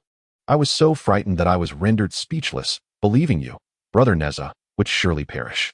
Yet unexpectedly, I muddled through and survived. Reflecting on it now, I cannot fathom how I endured. You do not recall the tribulation? Ao Luan gazed at Nezha in astonishment. Nezha replied, it's not that I do not remember. At first, the details were vivid, but as it progressed, I only recall using various magical artifacts to fend off the heavenly lightning, gritting my teeth to persevere. The specific details, however, elude me. He dared not elaborate too much. The events were far too incredible, and if revealed, they would certainly attract endless troubles, even calamities. Brother, you are truly remarkable. If it were me, even with so many magical artifacts, I might not have the courage to resist and would have perished outright. Ao Luan admired as she gazed at Nezha, her eyes sparkling with admiration. Nezha gently shook his head, saying, you must not harbor such thoughts. As cultivators, we are destined to defy the heavens. No matter how great the tribulation we encounter, we must not be daunted. We must possess the courage to face all adversities. Any calamity that dares to obstruct our path must be crushed to dust. Brother speaks wisely. I shall remember, Ao Luan replied, her hands clasped before her. Her gaze towards Nezha growing ever more brilliant, causing him a tinge of embarrassment. By the way, what did you say earlier? That I should return directly? That I need not see Master Uncle? Nezha inquired suddenly. Ao Luan momentarily paused, then quickly nodded. Yes, the master did indeed say so. Is there anything amiss? Nezha shook his head. No, nothing at all. In that case, I shall take my leave. Please extend my regards to Master Uncle. Seeing Nezha truly prepared to depart, Ao Luan's mood dipped slightly as she softly cautioned, brother, be careful on your journey. I heard the master say that this is a decree passed down from our ancestor, instructing the disciples of the central sect to remain vigilant within the cave and not descend the mountain without permission. It seems they are deliberating on matters concerning the divine ranking. I do not quite understand, but from the master's demeanor, it appears quite serious. Nezha affirmed, understood. I will be cautious. Given this, I shall hasten back to the mountain to avoid any unforeseen complications. As Nezha departed from Putuan Mountain, he stepped onto the wind and fire wheels, soaring towards Qianyuan Mountain. From Ao Luan, he learned that Xiongshide had already been sent back to Qintang Pass by the compassionate traveler. Hearing this, Nezha could only shrug helplessly. He had not anticipated that the compassionate traveler would take such action, directly sending his steed back. The distance from Putuan Mountain to Qianyuan Mountain was considerable, and Nezha hastened his journey, eager to return home swiftly. He temporarily wished to avoid unnecessary complications, desiring instead to observe the ramifications brought forth by the ascension of the saint. This would better inform his subsequent plans. Unbeknownst to him, Nezha found himself before a towering mountain. This mountain rose to a height of 10,000 zhang, stretching several hundred miles in circumference. During his journey to Mount Putal, he had been carried by the bear-like Shishite, remaining in meditative silence, oblivious to the surroundings. Upon beholding such a majestic divine mountain, he could not help but exclaim in admiration, contemplating a route around it. Although the mountain soared to great heights, it was not the tallest in the mortal realm. Merely considered ordinary, the slopes were densely populated with ancient pines and verdant cypress, and the air was alive with the agile leaps of ancient beasts and monkeys, suffused with an ethereal essence, hinting at the presence of some true immortal in seclusion. Friend, please halt. Before Nezha could navigate around the divine mountain, he was suddenly confronted by a familiar yet strange voice, causing him to shudder and nearly tumble from his fiery wheel. Chapter 58. The Invitation of Shun Gongbao Friend. Please halt. This phrase was well known, a famous catchphrase from his previous life, universally recognized and often repeated. Its origin lay within the very realm in which he now resided, the world of Fengshen. The phrase was notorious, for it functioned as a harbinger of doom, bringing misfortune to any who heard it, a veritable death knell, inevitably fatal, unfailingly effective. Upon hearing these words, Nezha felt an overwhelming wave of nausea. Was his fate about to be reversed? How could he possibly hear this phrase? Could it truly be Shun Gongbao? Should he heed the advice of the saint of the Chan sect, as instructed to ignore all calls and press forward? However, he thought, since fate had brought him to this encounter, he must face it boldly. He could not shy away after recently confronting Ao Luan. Moreover, this might not be entirely unfavorable. Perhaps he could utilize this individual to disrupt the Fengshen narrative. It would all depend on whose strategy prevailed. With this in mind, Nezha halted his journey, his expression contorting as he transformed into a visage entirely different from before. After completing this transformation, he turned to see a slightly plump middle-aged Taoist, mounted upon a magnificent white tiger, who was gazing at him with a cheerful smile. Recognizing the white tiger, Nezha surmised that this individual was indeed Shun Gongbao. Nonetheless, he feigned ignorance, inquiring, "How may I address you, esteemed friend? What business do you have with me?" Shun Gongbao gently patted the head of the white tiger, bringing it to a halt mid-air. "I am Shun Gongbao, and I wish to discuss a matter with you, esteemed friend." Upon finishing his words, he leaped down from the tiger, approaching Nezha and scrutinizing him with evident satisfaction. Nezha pretended to be perplexed, stating, "I am unacquainted with you, so what matter could warrant discussion? I have pressing affairs and must take my leave." In a swift motion, Shun Gongbao interposed himself before Nezha, blocking his path. "Fear not, esteemed friend. I harbor no ill intentions towards you. Rather, I have a beneficial proposal to share. Please allow me to speak, and should you still wish to depart, I shall not impede you. What say you?" Nezha had initially intended to seek out Shun Gongbao, but was surprised that Shun Gongbao had come seeking him first, saving him considerable effort. In the original timeline, their first encounter had occurred long after the calamity of Fengshen had already commenced. At this moment, the calamity of the investiture of the gods had yet to commence, yet Shun Gongbao had already come knocking at my door, indicating that the trajectory of the investiture was beginning to deviate. No, from the moment I was reborn into the realm of the investiture, the trajectory has been askew. I wonder, under the workings of the heavenly Tao, whether this path will revert to its original course. What troubles Nezha most is this very possibility. Should we return to the original trajectory, he would inevitably become the incarnation of the lotus, doomed to a lamentable existence. Now, with Shun Gongbao's visit, it offers an opportunity to prepare in advance. As for the outcome, it is beyond my concern. Calculating the time, although Jiangxia has descended from the mountain, Huang Feihu has yet to return to Zhou, and the news of the investiture has not yet emerged. Jiangxia has neither brought the investiture list down, nor had a falling out with Shun Gongbao. I am left in the dark as to why Shun Gongbao seeks me, claiming it to be a fortuitous matter. Nezha hesitated and said, "Taoist friend, my years of cultivation are few, and I possess no remarkable divine powers or spells. Observing your prowess in subduing dragons and tigers, and your leisurely adventures across the 3 mountains and 5 peaks, it seems you are indeed a person of great capabilities. If this is a good fortune, why then do you seek my assistance?" Shun Gongbao blinked, sensing that although Nezha was inexperienced, he was not easily deceived and had a strong will. However, having observed Nezha for a while, he realized that this matter could not proceed without Nezha's help, particularly given Nezha's youth. If he were to seek aid from his own peers, the benefits would likely be snatched up by others, leaving him with nothing but disappointment. Casting a glance around, Shun Gongbao said softly, "Taoist friend, I must confess, I perceive a fierce fire aura surrounding you. You should excel in fire-related divine arts. This matter of fortune requires someone skilled in fire spells. Regrettably, I am adept in water-based techniques, which are naturally counteractive, thus I seek collaboration." Nezha scrutinized Shun Gongbao once more and replied solemnly, "If you desire my assistance, I am willing, but you must elucidate the circumstances of this matter. I need to have a clear understanding." Shun Gongbao hesitated briefly before saying, "Very well, I shall reveal this matter of fortune to you. Follow me." This is not a suitable place for discussion.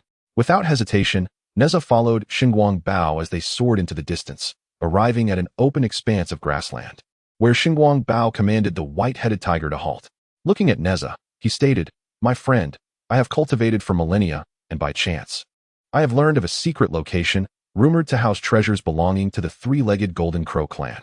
As you know, the progenitor of the three-legged golden crow is Dejuan, a spirit of fire, most skilled in fire-related techniques, whereas my practice lies in water arts, which are in direct opposition. Thus, I wish to enlist your assistance. Nezha responded. I observe that your cultivation is exceedingly high, and your sect must possess a significant background. Why not seek your own peers? Xinguang Bao quickly interjected. Friend, this is my opportunity, and I am uncertain whether there are indeed treasures. Therefore, I dare not disturb my sect, lest I rouse the masses only to find nothing, which would be a grave misfortune. Nezha nodded, acknowledging Xinguang Bao's reasoning. If there were truly nothing, his fellow disciples would undoubtedly make his life miserable. Conversely, if there were genuine treasures, they would not fall into his hands. Very well, I shall agree to assist you. However, if there are indeed treasures, I demand a share. Otherwise, I shall inform my master, and you shall find it impossible to evade, Nezha declared with a confident smile. Shen Gongbao smiled faintly and reassured his companion. Rest assured. My friend, I, Shen Gongbao, am not so lacking in integrity.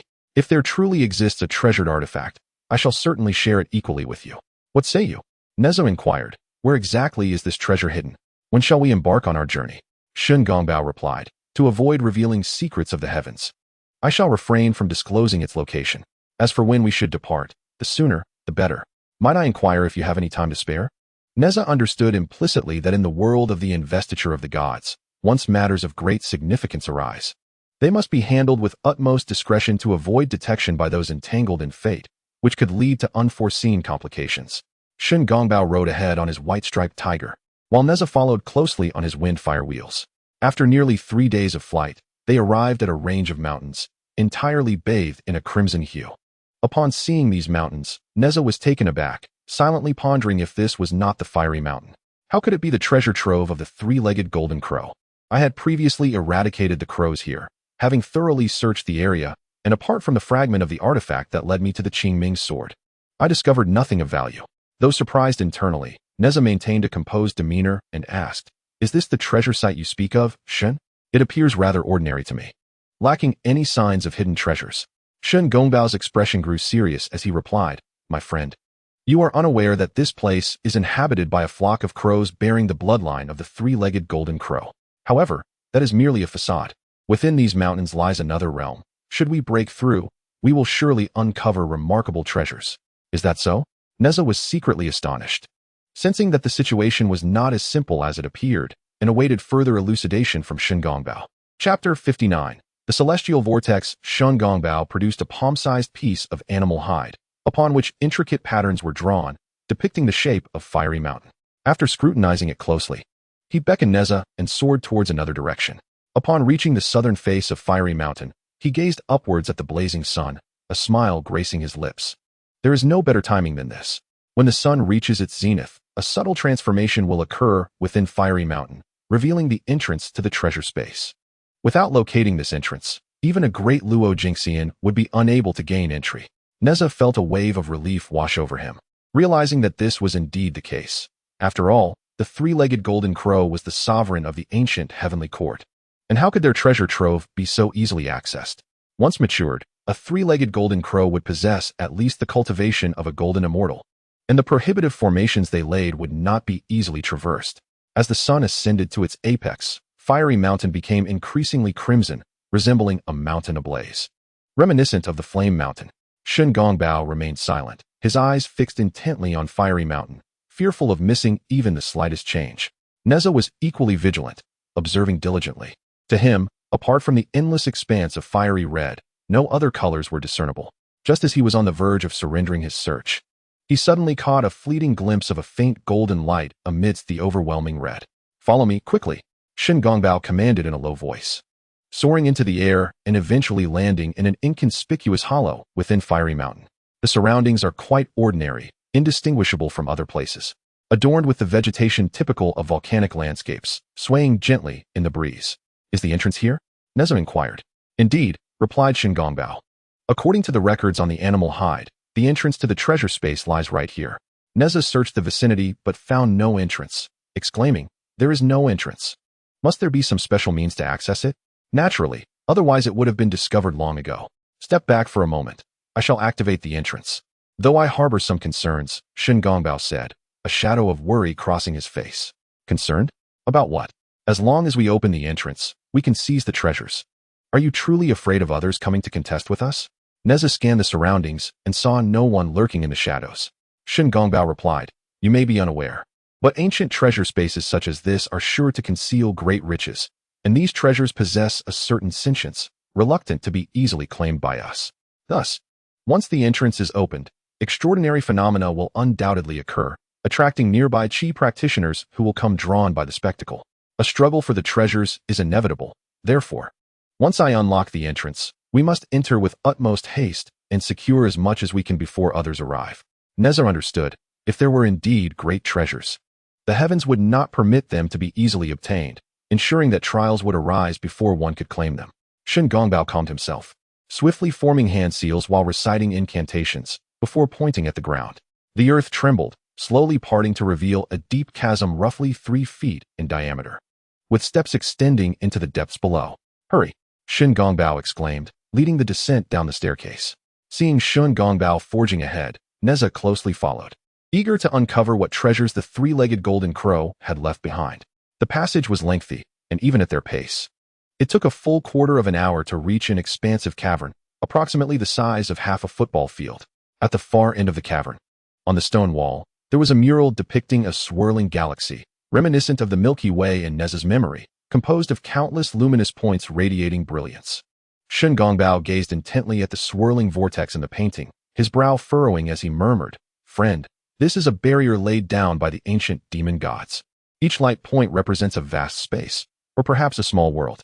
Within this stellar vortex lies an infinite number of spaces, and one of those treasures is hidden within.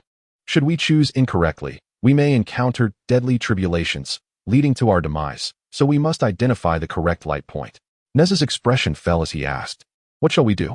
With so many stellar spaces, we cannot simply gamble on luck, can we?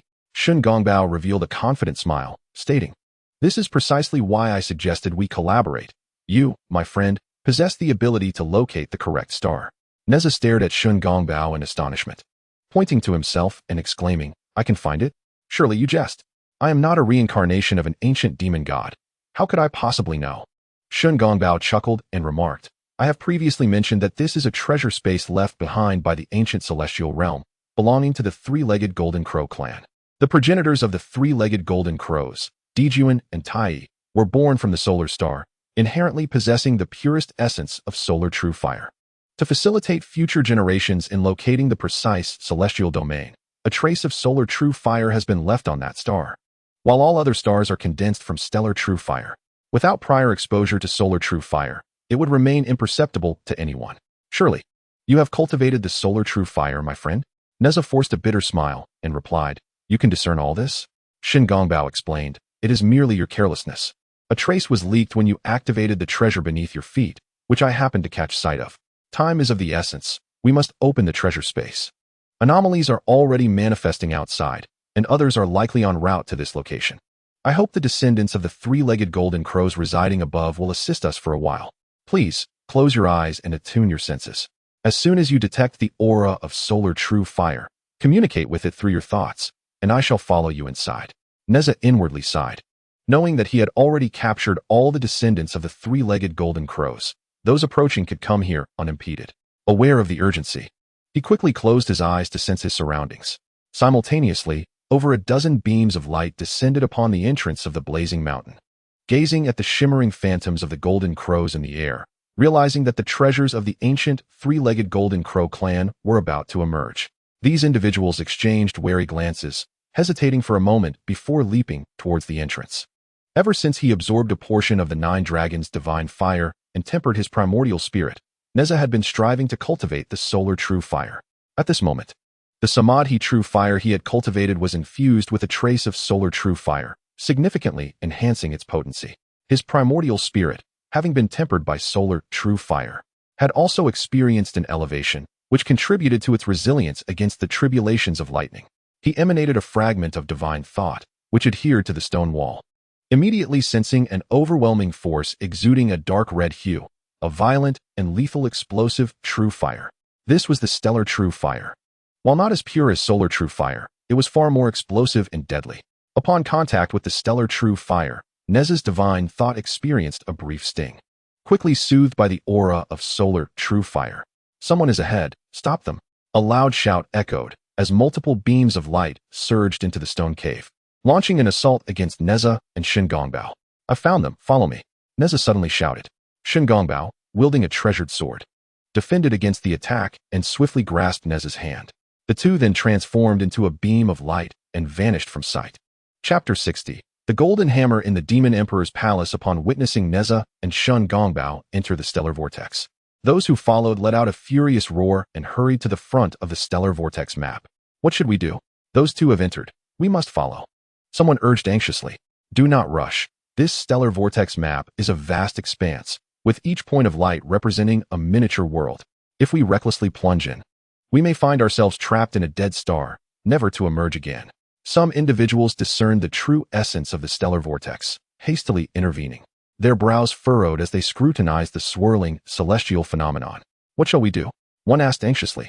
Unless someone is well versed in the intricacies of formations, we are at a loss, another remarked. Whoever possesses expertise in formations should not hold back. After all, within lies the treasure of the three-legged Golden Crow clan, someone exclaimed. Concurrently, a dozen radiant lights surged into the cavern. This was a barrier set by the three-legged Golden Crow clan. Perhaps those who could wield true solar fire might uncover the correct celestial space, one of the newcomers suggested. Upon hearing this, the crowd began to murmur. True solar fire? Who among us possesses the means to wield it? Those capable of harnessing true solar fire would surely be beyond our reach. As it became evident that no one was adept in formations nor able to wield true solar fire, the crowd fell into deep contemplation. I possess a treasure that is said to have been touched by true solar fire. I wonder if it might prove useful. I shall give it a try. A figure clad in a black robe produced a crimson jade vial, silently reciting an incantation, his gaze fixed intently on the stellar vortex. Suddenly, before the black-robed figure could activate his artifact, a streak of light flashed by, cleaving him in two. From the severed body emerged a black, primordial spirit. Its expression one of terror. Neglecting to curse, it attempted to flee by employing its spells. Humph, seeking to escape? Perish.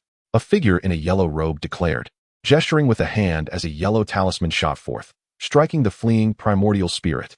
The spirit, upon being hit by the talisman, emitted a hissing sound, dissipating into wisps of azure smoke, utterly vanishing from existence.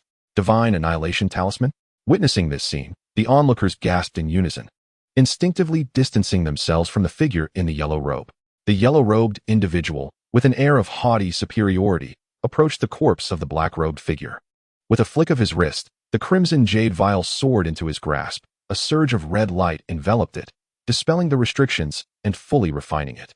Moments later, the yellow-robed figure vanished into the stellar vortex like a stream of light.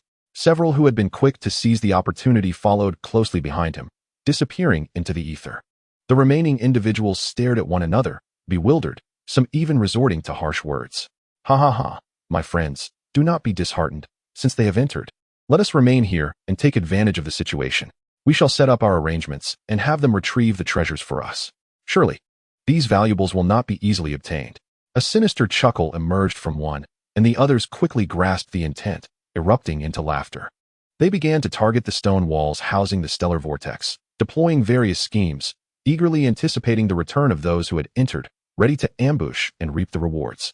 When Nezha sensed the faintest trace of true solar fire within the stellar vortex, he felt an irresistible pull, as if he were being drawn into boundless space.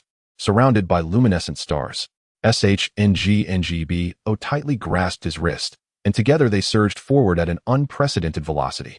Time passed, though it was uncertain whether it was merely a moment or an entire year. Before the two, a small point of light rapidly expanded, growing larger and larger until it transformed into an immense celestial body.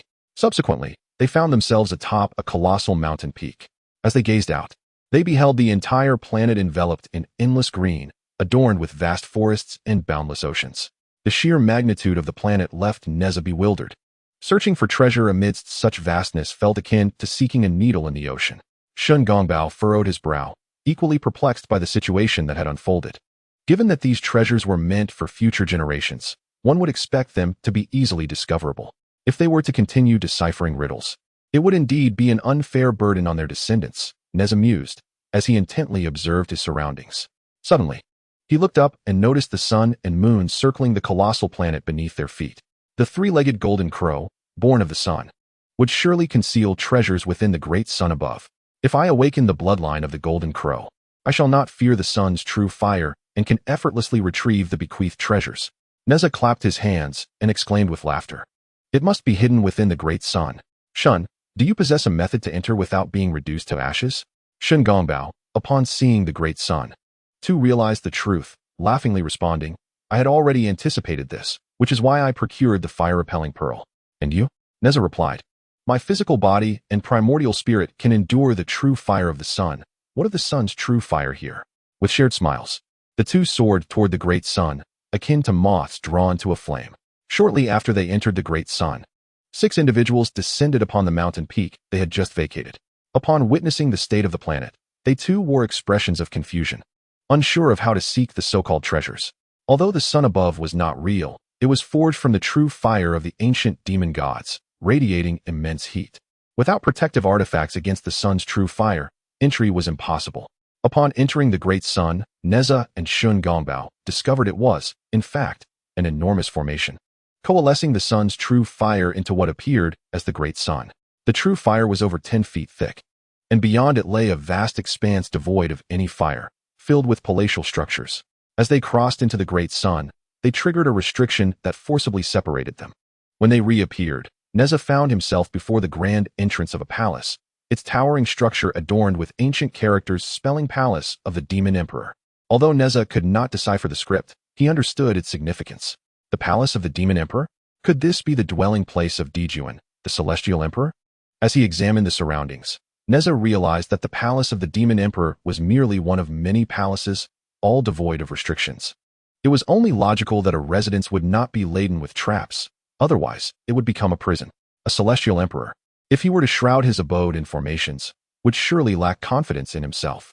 Nezha stepped inside and discovered the interior space was far more expansive than it appeared from the outside. Above the palace loomed a throne, intricately carved with majestic 5-clawed golden dragons, emanating an aura of dominance. Was this the throne of the Heavenly Emperor? Could this be the assembly hall of the Demon Emperor? It seemed unlikely that any treasures resided here apart from this chair. Nezha cast a few glances before shifting his focus elsewhere.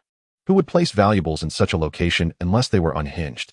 As he prepared to turn away, he noticed that the Heavenly Emperor's throne had vanished, replaced by a purple gold hammer, measuring 3 feet and 3 inches in length, with a hammerhead the size of a watermelon, exuding an alluring presence.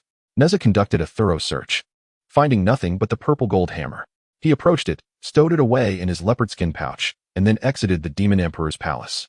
Chapter 61. The Golden Treasure. Upon leaving the Demon Emperor's palace, Nezha swiftly navigated through the multitude of palaces, searching for treasures. However, the sheer number of palaces was overwhelming, and his unfamiliarity with the surroundings compelled him to inspect each one sequentially, hoping to discover a place where magical artifacts and elixirs were concealed, which was his ultimate objective for coming here. After examining several palaces without a single find, anxiety began to gnaw at him. He was not the only one who had entered.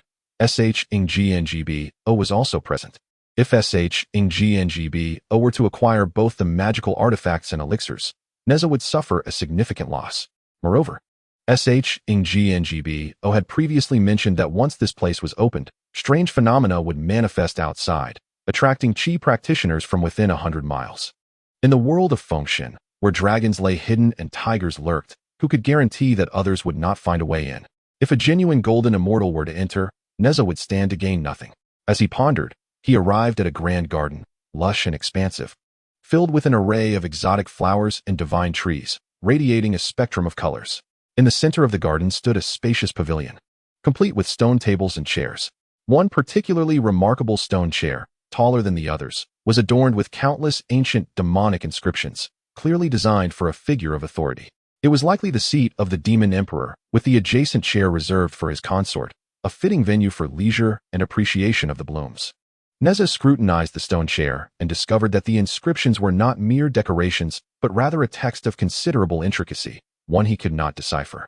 Although he understood the 3 demonic characters of the Demon Emperor's palace, these symbols were far too profound for him to comprehend. Placing his hand upon the stone chair, he summoned the true fire of the sun, which surged forth from his palm and enveloped the chair. The immense stone chair quivered slightly, actively consuming the true fire of the sun.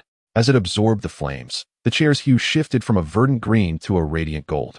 Could this place have once been the celestial court of the ancient demon clan? Had it been forged into a colossal magical artifact? This chair was the linchpin controlling all within the demon court. By refining the stone chair, everything here would fall under his dominion, including the external formation of solar flames and the swirling constellation diagram. The fates of those who entered would rest entirely in his hands. A look of astonishment washed over Nezha's face, swiftly followed by elation, for this was far superior to any magical artifact or elixir. In ancient times, the celestial realm of the demon clan was forged into a colossal artifact, a spatial treasure. In the future, when its power becomes formidable enough to create a cave abode, the ancient heavenly court could be directly utilized. Except for the saints, it is likely that no one could breach the defenses of the ancient heavenly court. Nezha immediately summoned all his magical energy, channeling the true fire of the sun to refine the stone chair. Stop, young one. At the sight of 1/3 of the stone chair turning golden, Nezha could no longer contain his joy, nearly bursting into laughter. Just then, 6 figures leapt forth from a distance, the leader clad in a golden yellow robe. It was this individual who reprimanded Nezha, but how could Nezha heed him? This was an extraordinary opportunity, one he would surely regret missing for a lifetime. Seeing Nezha's indifference, the golden-robed Taoist sneered, producing a bright red fire orb and hurling it towards Nezha. Before it could reach him, a wave of trepidation surged within Nezha. He understood the orb's potency, should it strike. Even the body of a world-destroying demon would not endure. He hastily relinquished the stone chair and retreated to evade it. Unfortunately, Nezha was unaware of the intricacies at play. Otherwise, he would not have let go to avoid the attack. The golden-robed Taoist commanded, "You all hold him back while I refine the town-defending stone chair. I assure you, each of you shall receive a powerful treasure. I have sworn. You need not worry, for I do not wish to meet an untimely end." The other 5 exchanged glances, and in unison, they shouted while brandishing their divine weapons as they charged at Nezha. Realizing the imminent threat, Nezha cursed his misfortune but had no choice but to confront them with all his might. These 5 were all celestial immortals. Although they could not breach his world-destroying demon form, if he did not deal with them, he would be unable to concentrate on battling the golden-robed Taoist for control over the town-defending stone chair. As the golden-robed Taoist pressed his hands onto the stone chair, a surge of true solar fire erupted from his body. Though it was not as pure as Nezha's, it was certainly more abundant. This is bad. He can also wield true solar fire, Nezha thought in alarm, producing the 9-dragon divine fire and casting it towards the approaching 5. The 9-dragon divine fire soared into the air, expanding to several zhang in diameter, swirling towards the 5. A congenital spiritual treasure? Truly formidable. But soon it shall be mine, the falling treasure coin. The blue-robed Taoist, upon sighting the 9-dragon divine fire, not only felt no fear, but instead displayed a glimmer of delight. Casually, he produced a copper coin adorned with a pair of wings, tossing it into the air to collide with the 9-dragon divine fire, both plummeting to the ground. The gray-robed Taoist next to him chuckled softly, hastily darting out to retrieve the falling treasure coin and the now palm-sized divine fire, returning to the side of the blue-robed Taoist. Qiao Baoxiao has ascended. Upon seeing the falling treasure coin, Nezha could hardly guess the connection between the two. The illustrious Dinghai Pearl had indeed been cast down by these two using this very treasure. Although the 9-dragon divine fire was powerful, it could not compare to the Dinghai Pearl. Upon encountering the falling treasure coin, how could it possibly escape? These two were figures of renown on the investiture of the gods, and the falling treasure coin in their possession could summon all treasures beneath the innate supreme treasure level, with the sole limitation that it could not invoke weapons and could not return on its own. Nezha glanced back at the golden-robed Taoist, who was fervently refining the town government stone chair, and observed that he had already processed a quarter of it. If given a bit more time, he would likely achieve a third. Should the opponent succeed in this endeavor, Nezha would face the dire consequence of being possessed by a world-destroying demonic body. Despite both being renowned figures on the investiture of the gods, they could not afford to consider their statuses. If death were to befall them, all opportunities would vanish. Nezha could only hope that the Qingming sword would devour their divine souls, preventing them from ascending to the investiture of the gods, thus absolving him from being the initiator of the calamity. With this thought, he steeled his resolve and decided to wield the Qingming sword against both of them. Upon witnessing the effortless descent of the falling treasure money from Nezha's innate spiritual treasure, the other 3 Taoists were filled with delight as they stood by to watch the spectacle.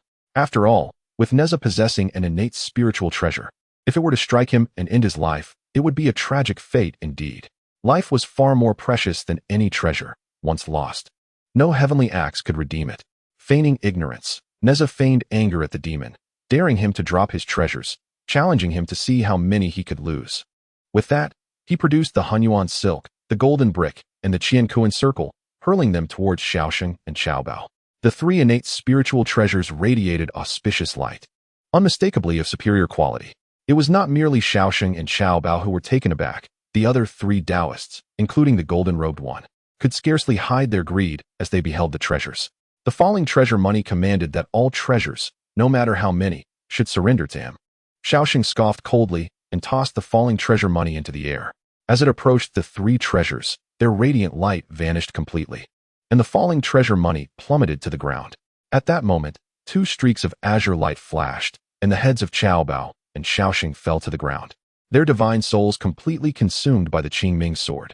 In truth, Nezha had left a fragment of his spirit behind while the attention of others was captivated by the three innate spiritual treasures. His physical form executed the instantaneous technique, arriving beside Xiaosheng and Xiaobao in an instant, wielding the Qingming sword to end their lives. Realizing that their divine souls had been entirely devoured by the Qingming sword and transformed into a special energy flowing into his being, which was then absorbed by the source of destruction, Nezha felt a quiet relief. Witnessing the inexplicable demise of Xiaosheng and Xiaobao, with their divine souls failing to escape, the remaining three Taoists were immediately struck by terror and scattered in all directions. Even the golden-robed Taoist, who had been refining the town government stone chair, was startled but did not relent. Instead, he intensified his efforts to harness his powers and refine the chair. Nezha casually unleashed a ray of solar, true fire, incinerating the bodies of Xiaobao and Xiaosheng into ash, before reclaiming his treasures and the falling treasure money. Since their divine souls had not been siphoned away by the investiture of the gods, it indicated that he was not the catalyst for the calamity. Moreover, he had acquired the falling treasure money. Even without gaining access to the ancient demon clan South Heavenly Court, this venture had proven worthwhile. Having slain Xiaobao and Xiaosheng, and with no lingering concerns, he would not spare the remaining three celestial beings. In an instant, the physical form merged with the spiritual essence, once again employing the technique of instantaneous movement. Three beams of azure light flashed, and the remaining three celestial beings met their demise, subsequently reduced to ashes by the true fire of the sun. After extinguishing the five companions of the golden-robed Taoist, it became evident that he had taken advantage of the moment to refine half of the town guardian stone chair. Nezha let out a cold chuckle, brandishing the Qingming blade and striking down towards the golden-robed Taoist. Just as the blade was about to reach its target, the town guardian stone chair emitted a peculiar radiance, blocking the Qingming blade. No matter how fiercely he exerted himself, he could not harm the golden-robed Taoist. What was happening? Did this individual possess a protective treasure, or was the stone chair autonomously safeguarding its refiner? It must be the latter. He had been deceived. Filled with frustration, Nezha hastily sheathed the Qingming blade, placing both hands on the opposite side of the stone chair, exerting his magical force to contest the control of the chair with the golden-robed Taoist.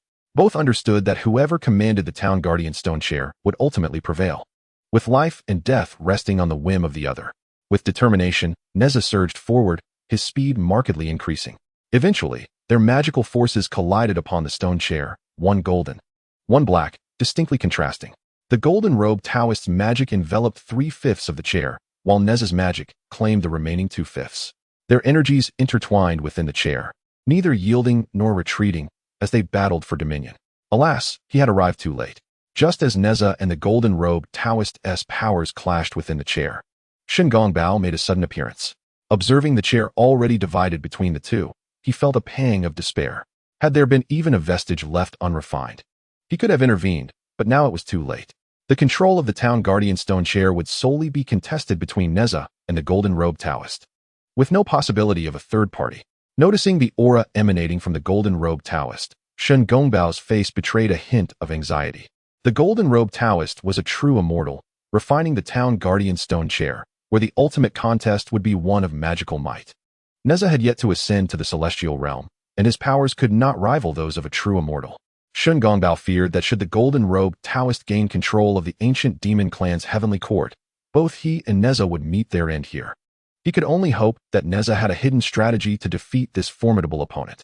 Clutching the beast's skin, Shun Gongbao recognized that he was within the ancient demon clan's heavenly court. He initially intended to seize some magical treasures and elixirs before searching for the town guardian stone chair, only to discover that the palace concealing these treasures was surrounded by countless prohibitions, rendering entry impossible. By the time he followed the instructions on the beast's skin to seek the stone chair, he found it already divided between Nezha and the golden-robed Taoist, leading to his regretful lamentations. For the sake of a sesame, he had lost a watermelon, returning empty-handed and filled with rage. Shun Gongbao, clutching the beast's skin and glancing at it a few times, ultimately reduced it to ashes, his teeth grinding in frustration, yet powerless to change the outcome. The golden-robed Taoist cast a glance at Nezha and suddenly summoned all his magical force, the black energy surging forcefully towards the golden magic. Nezha's magic was repelled, retreating repeatedly as the area covered by the dark energy expanded, now encompassing 4/5, while Nezha's golden magic occupied a mere 1/5. If completely expelled, he would be deemed a failure. Nezha felt an overwhelming urgency within, yet found himself utterly powerless. At this juncture, he had only just reached the tribulation stage and had traversed merely one of the 3 calamities, leaving him 2 calamities short of becoming an immortal. Although his magical prowess was exponentially greater than that of others at the same level, when compared to a true immortal, he still fell significantly short. The person refining the town's stone chair, shielded by its protective aura, could only contest through sheer magical energy, yet the opponent was a true immortal, possessing far greater strength. What could he do? How could he expel the opponent's magical energy? Nezha exerted all his strength to channel his magical energy, barely managing to withstand the opponent's assault, maintaining 1/5 of the territory. However, he understood that without an alternative solution, losing this contest was merely a matter of time. Nezha attempted to invoke the world-extinguishing demon body, channeling a thread of primordial annihilation into the stone chair. As the essence of annihilation flowed into the chair, Nezha's magical energy transformed into a dark golden hue, imbued with a sense of solemnity and heaviness. Not only did the color of his magical energy change, but the once powerless golden energy began to strike back. The dark golden energy did not merely compress the black energy. Instead, it gradually consumed it, transmuting the black energy into dark gold. The rate of consumption was not rapid. Initially, he could only sustain 1/5 of the territory, as the magical energy from the golden-robed Taoist surged like a mighty river. For every portion Nezha managed to consume, a fragment of energy would replenish, firmly occupying 4/5 of the territory.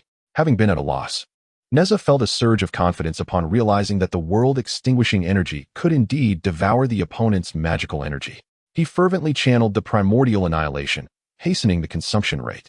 After more than an hour, the previously stagnant boundary between the black and gold energies exhibited a slight shift. The domain of the world-extinguishing energy expanded a fraction, and it continued to grow slowly yet resolutely. The golden-robed Taoist, recognizing that although the opponent's magical energy was not as abundant as his, it was remarkably resilient, realized that no matter how hard he tried, he could no longer displace the opponent's magical energy. At this moment, he was alarmed to find that he was being consumed. Chanting incantations, he exerted all his magical energy, yet it was futile. The dark golden energy continued to expand its territory, gradually swallowing the black energy entirely. 2 hours later, the situation finally reversed. The world-extinguishing energy claimed 4/5 of the territory, leaving the black energy with a mere 1/5. The golden-robed Taoist's countenance darkened, realizing that he could no longer turn the tide. He promptly withdrew his hands and fled, transforming into a streak of light, escaping from the solar true fire formation. With no adversary remaining, and bolstered by the essence of annihilation, Nezha completed the refinement of the town's stone chair in less than a quarter of an hour. At the moment of his triumph, the solar true fire formation and myriad palaces were all reflected in his consciousness, and the ancient demon clan's heavenly court was wholly his. Chapter 63. Refinement and Transmission. The golden-robed Taoist emerged from the solar true fire formation, returning to the vast planet below. Gazing at the boundless, infinite starry sky, he found no path forward. He sighed deeply, lamenting that as a descendant of the Golden Crow, he was unable to inherit the treasures left by his ancestors. Did the heavens truly wish to extinguish the lineage of the Golden Crow? At that moment, the great sun in the sky erupted with boundless solar flames, which surged forth, reducing half of the massive celestial body beneath him to mere ashes in an instant. Once the solar flames reached a certain intensity, they rapidly retracted, shrinking until they vanished completely. 2 silhouettes emerged from the place where the sun had disappeared and gracefully descended before him, observing him in silence. Nezha was in high spirits, especially pleased by his acquisition of the ancient demon clan's heavenly court. More importantly, his suspicions had been validated. He realized that any being struck down by the Qingming blade, regardless of their renown on the Fengshen list, could not escape the fate of being severed from their true spirit, thus rendering them incapable of ascending to divinity and preventing the onset of the divine slaughter tribulation.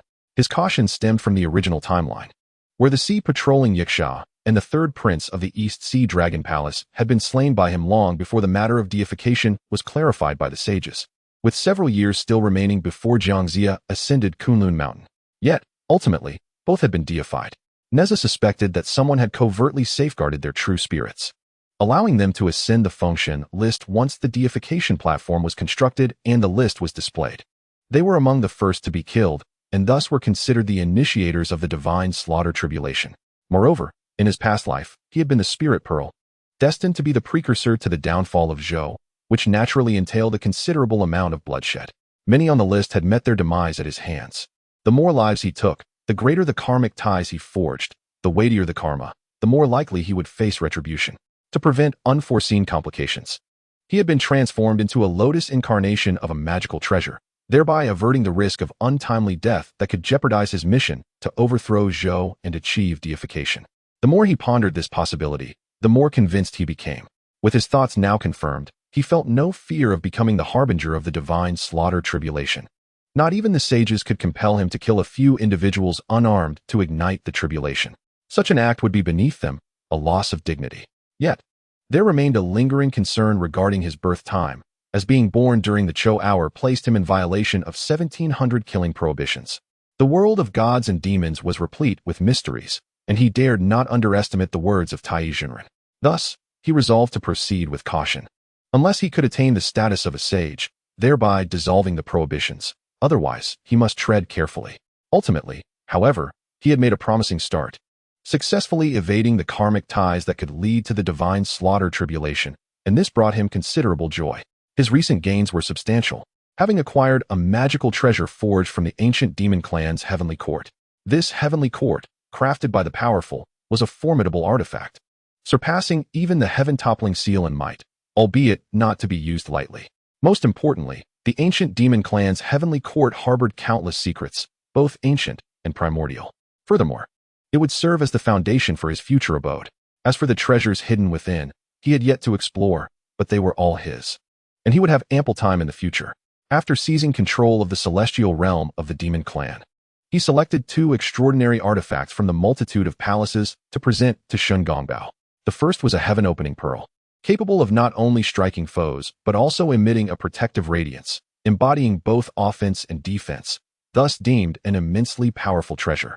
The second was the Binding God rope, similar to the Binding Fairy rope, specifically designed for restraining individuals. Although Shun Gongbao understood that accepting these treasures would entangle him in karmic consequences, he could not resist the allure of such invaluable items. Upon receiving the 2 artifacts, Nezha's joy intensified, for Shun Gongbao now owed him a significant debt of gratitude, thereby weaving a substantial web of karma. At that moment, Nezha had accomplished half of his ulterior motives concerning Shun Gongbao. The remaining half awaited the arrival of Jiangxia on Mount Kunlun to discern Shun Gongbao as ultimate choices, thus revealing the efficacy of his strategic maneuvers. Patience was essential. I am King Mingzi, and this is my friend Shun Gongbao. May I inquire your esteemed name? Nezha inquired leisurely, observing the gold-robed Taoist's face, marred by indignation. He had altered his appearance using the 10,000 illusions technique, and thus deemed it prudent to change his name to avoid future complications. The gold-robed Taoist inhaled deeply and, with a heavy sigh, introduced himself. I am Jin Guang Dao Run, honored to meet both of you. Are you willing to take refuge with me? Nezha proposed directly, leaving Shun Gongbao astounded, pondering the unexpected turn of events. Jin Guang Dao Run gazed at Nezha, grappling with inner turmoil. After much deliberation, he finally sighed and bowed his head, conceding, I am willing to take refuge. Do not resist, my compassion has its limits. Nezha cautioned as he produced the mother-child controlling divine talisman and infused it into Jin Guang Dao Ren's consciousness, simultaneously transmitting the scriptures of the Great Sun Tathagata Sutra and the Great Sun Tathagata Mantra. Upon witnessing the mother-child controlling divine talisman, Jin Guang Dao Ren felt an overwhelming sense of reluctance and frustration. However, As he received the scriptures from Nezha, his discontent dissipated in an instant. With hands clasped together, he bowed sincerely to Nezha, expressing his commitment to earnestly take refuge. Nezha smiled and encouraged him, "Focus on your cultivation, and you shall attain profound enlightenment and achieve the great Tao." Jingguang Daoren stood before Nezha, humbly lowering his gaze, no longer uttering a word. Nezha, observing the devoted Jingguang Daoren, felt an inexplicable thrill within. By planting the mother-child controlling divine talisman, he discovered that Jingguang Daoren was a descendant of the three-legged golden crow who had awakened the golden crow bloodline and attained the status of a true immortal. Fortunately, he was still underage. Otherwise, he would not have been a match for him. The true immortal of the three-legged golden crow practiced the Great Sun Tathagata Sutra and the Great Sun Tathagata Mantra. Nezha envisioned a scene a millennium hence, with the Great Sun Tathagata seated on a 9-petal lotus, delivering teachings. Yet, despite the grandeur, even he would bow before him, uncertain of the outcome. He hesitated to ponder further, for the dream was too grand, and it was still daylight. The unfolding events left Shen Gongbao utterly astonished, continuously expressing his admiration. Initially, he had decided to collaborate with Nezha primarily due to Nezha's perceived weakness in cultivation, yet possessing the ability to control the true fire of the sun, with the intent of gaining treasures and asserting dominance over the distribution, thus reaping benefits while leaving Nezha with no recourse. At this moment, a profound sense of dread enveloped him, and he silently rejoiced at not having engaged in conflict with that individual. Had a confrontation ensued, he would have surely been no match for him, and he was left to ponder the identity of this mysterious disciple. Nezha glanced at the side of Shen Gongbao and remarked, "My friend, the matter here is concluded. We should take our leave." Shen Gongbao replied, "I shall defer to your judgment." Nezha extended his hand and pointed to the vast, boundless expanse of the starry sky, which began to change dramatically. All the stars surged toward them, while the ones beneath their feet rapidly diminished in size. After a few breaths, all the stars converged into Nezha's grasp, transforming into a painting that depicted the swirling star pattern engraved on the stone wall. Abruptly, the three of them found themselves within the stone cavern, where the ambushed individuals were taken aback as their carefully laid traps collapsed, leading to their astonishment, which quickly turned to elation upon seeing the trio's arrival.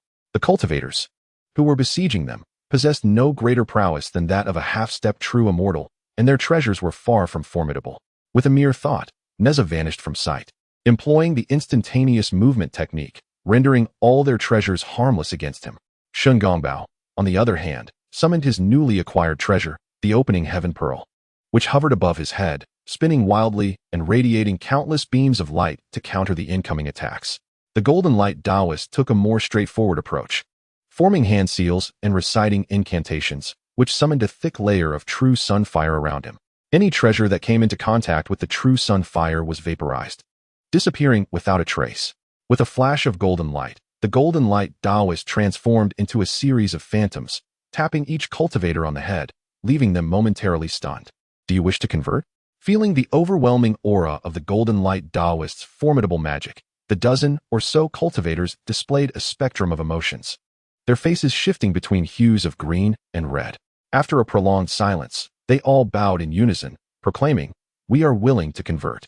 Mimicking the golden light Taoist, each individual was implanted with a controlling talisman in their consciousness, thus gaining a new batch of followers. Once the golden light Taoist had concluded his dealings, Nezha reappeared, much to Shen Gongbao's astonishment. During Nezha's moment of invisibility, Shen Gongbao had opened his senses fully, searching incessantly, yet found no trace of Nezha, who had left behind no lingering presence. As a true immortal of the Taiyi level, Shen Gongbao was astounded that he could not detect Nezha's concealed form, which only deepened his sense of awe. At this moment, Nezha appeared even more enigmatic in Shen Gongbao's eyes, and he dared not underestimate him any further. The friend King Mingzi has a mysterious background. He must not be offended, and it is paramount to cultivate a good rapport. Upon reaching the surface, Nezha instructed the golden light Taoist to meditate in the fire mountain, while the 20 or so individuals he had subdued could be organized by the Taoist himself. He informed the golden light Taoist that soon a flock of crows possessing the bloodline of the golden crow would seek him out, as they were considered the descendants of the golden crow, and he should be responsible for guiding their cultivation. Having settled all matters, Nezha prepared to return to the Golden Light Cave on Qinyuan Mountain. After all, the true immortal of Taiyi was one of the 12 golden immortals, with a sage above him. The saying beneath the shade of a great tree, one finds comfort rings true, for with the protection of the Chan sect, many troubles can be avoided.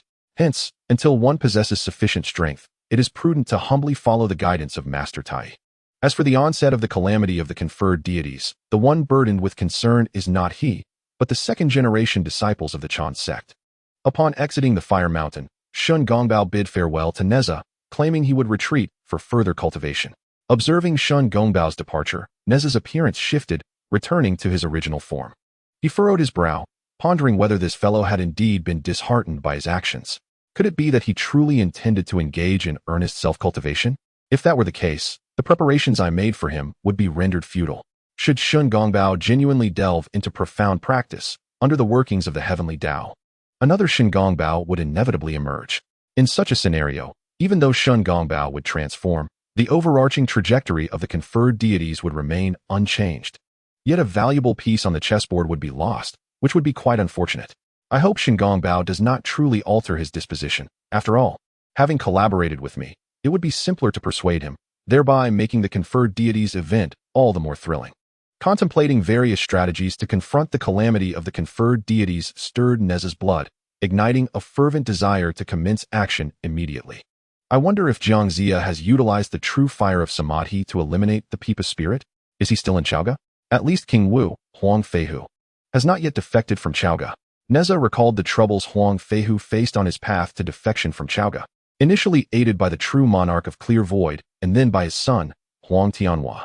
Ultimately, Master Taiyi ordered Nezha to assist, which allowed Huang Feihu and his group to successfully escape to Shiqi, becoming part of that realm. After clarifying all matters, Nezha soared back to Qianyuan Mountain on his wind-fire wheels. "Master, I have returned," Nezha exclaimed as he landed at the entrance of the Golden Light Cave, startling the drowsy Golden Cloud boy awake, nearly causing him to tumble to the ground in a comical manner. Hearing Nezha's voice, Master Taiyi felt a buzzing in his head, accompanied by a slight ache. However, given that Nezha was his disciple, his only direct disciple, reincarnated under the edicts of Yu Su and tasked with a special mission, the weight of that mission brought a different kind of pain to Taiyi's mind. The more I consider his mission, the more it troubles me. To instill a greater aura of menace in this child, I specifically chose the hour of the pig for his birth, ensuring he bore 1,700 slaughters worth of karmic debt. Yet to this day, it seems he has yet to unleash his killing intent. How can he lead the charge? How can I fulfill the calamity? The reason for selecting a time that would burden Nezha with such a heavy karmic debt was to provoke him into trouble, which he would then be unable to manage, requiring his involvement to clean up the mess, thus allowing him to complete his own karmic retribution for the unclaimed 3 corpses over the past 1,500 years. Initially, I worried that his murderous aura would become too overwhelming, leading to an undesirable conclusion, but it appears I was overly concerned, unnecessarily fretting. With a sigh, Master Taiyi waved his hand. "Nezha has returned. Come in quickly." Nezha approached Master Taiyi, clasping his fists in a gesture of respect, his excitement palpable.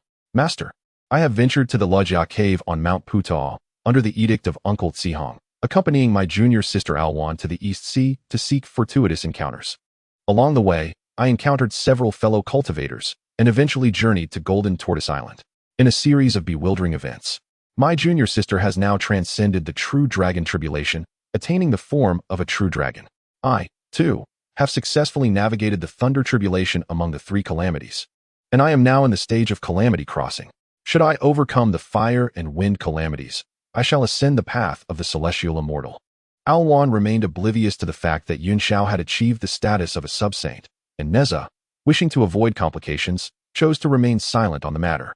If Master Taiyi were to inquire about it, he would concoct an excuse to deflect the question. As for the 10 heavenly lords and others, Nezha was confident they would keep their counsel. Even if they did not, he held no fear.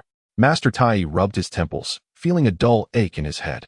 "You traversed the thunder calamity in such a state of confusion? Is this truly your narrative?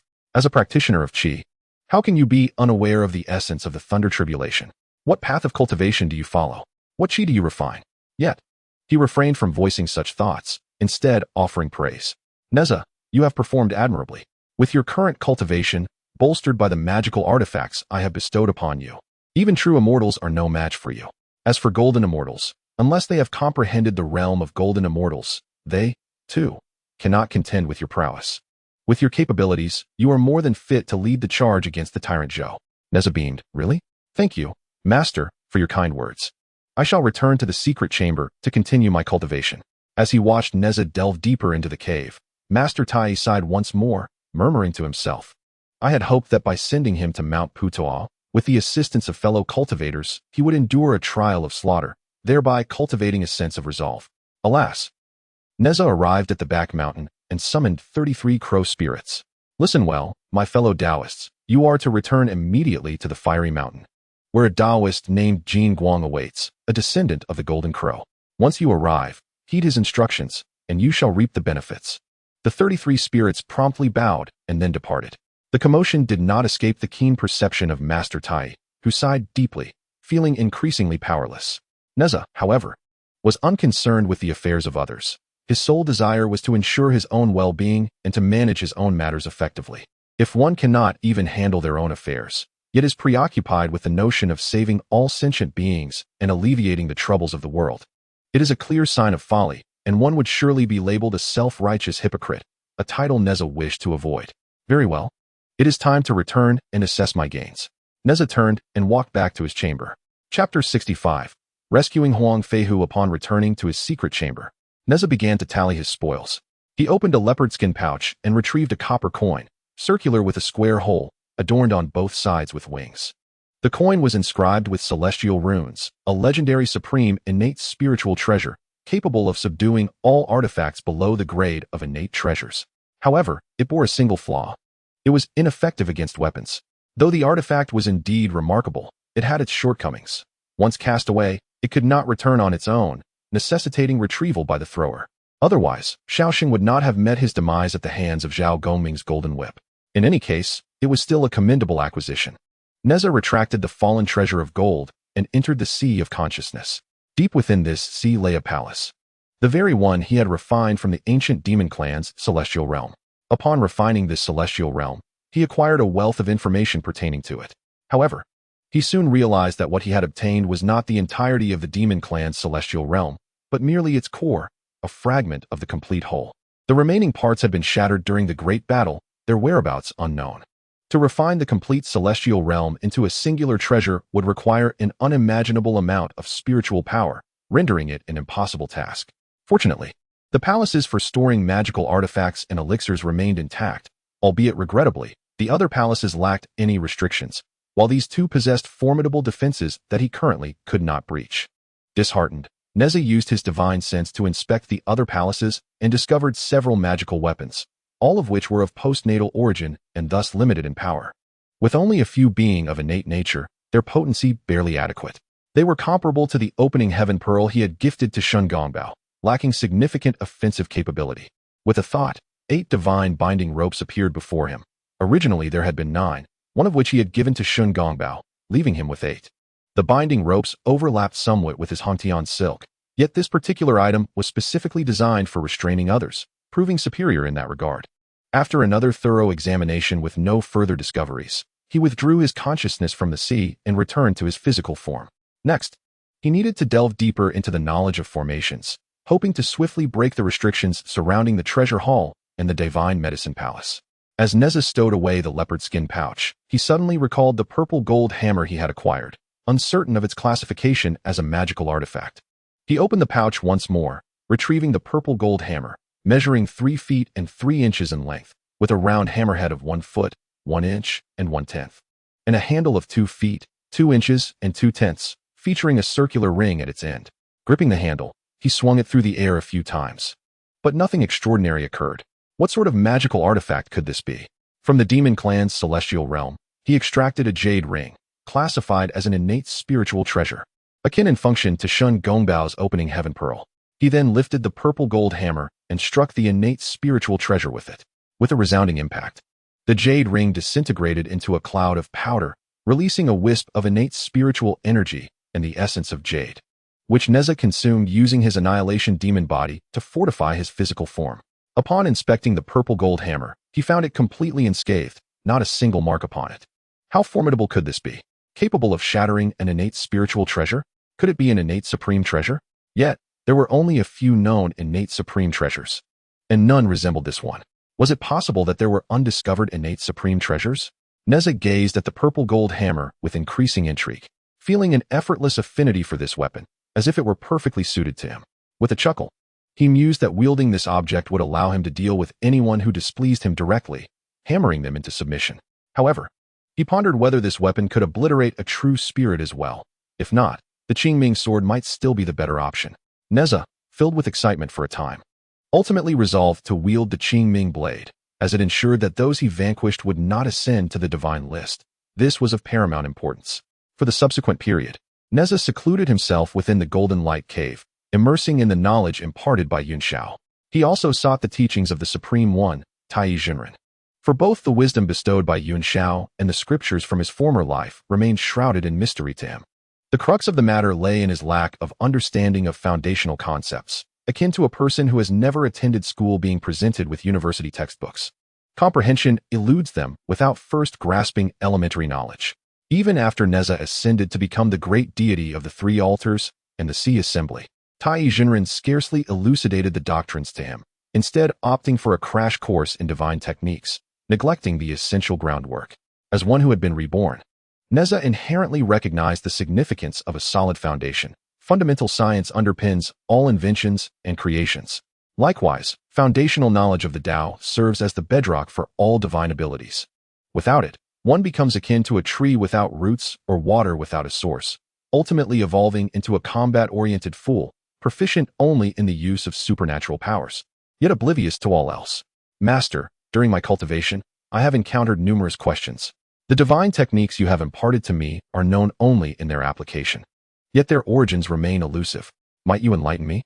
Nezha implored, gesturing toward the fireball he had summoned, which was the size of a basin.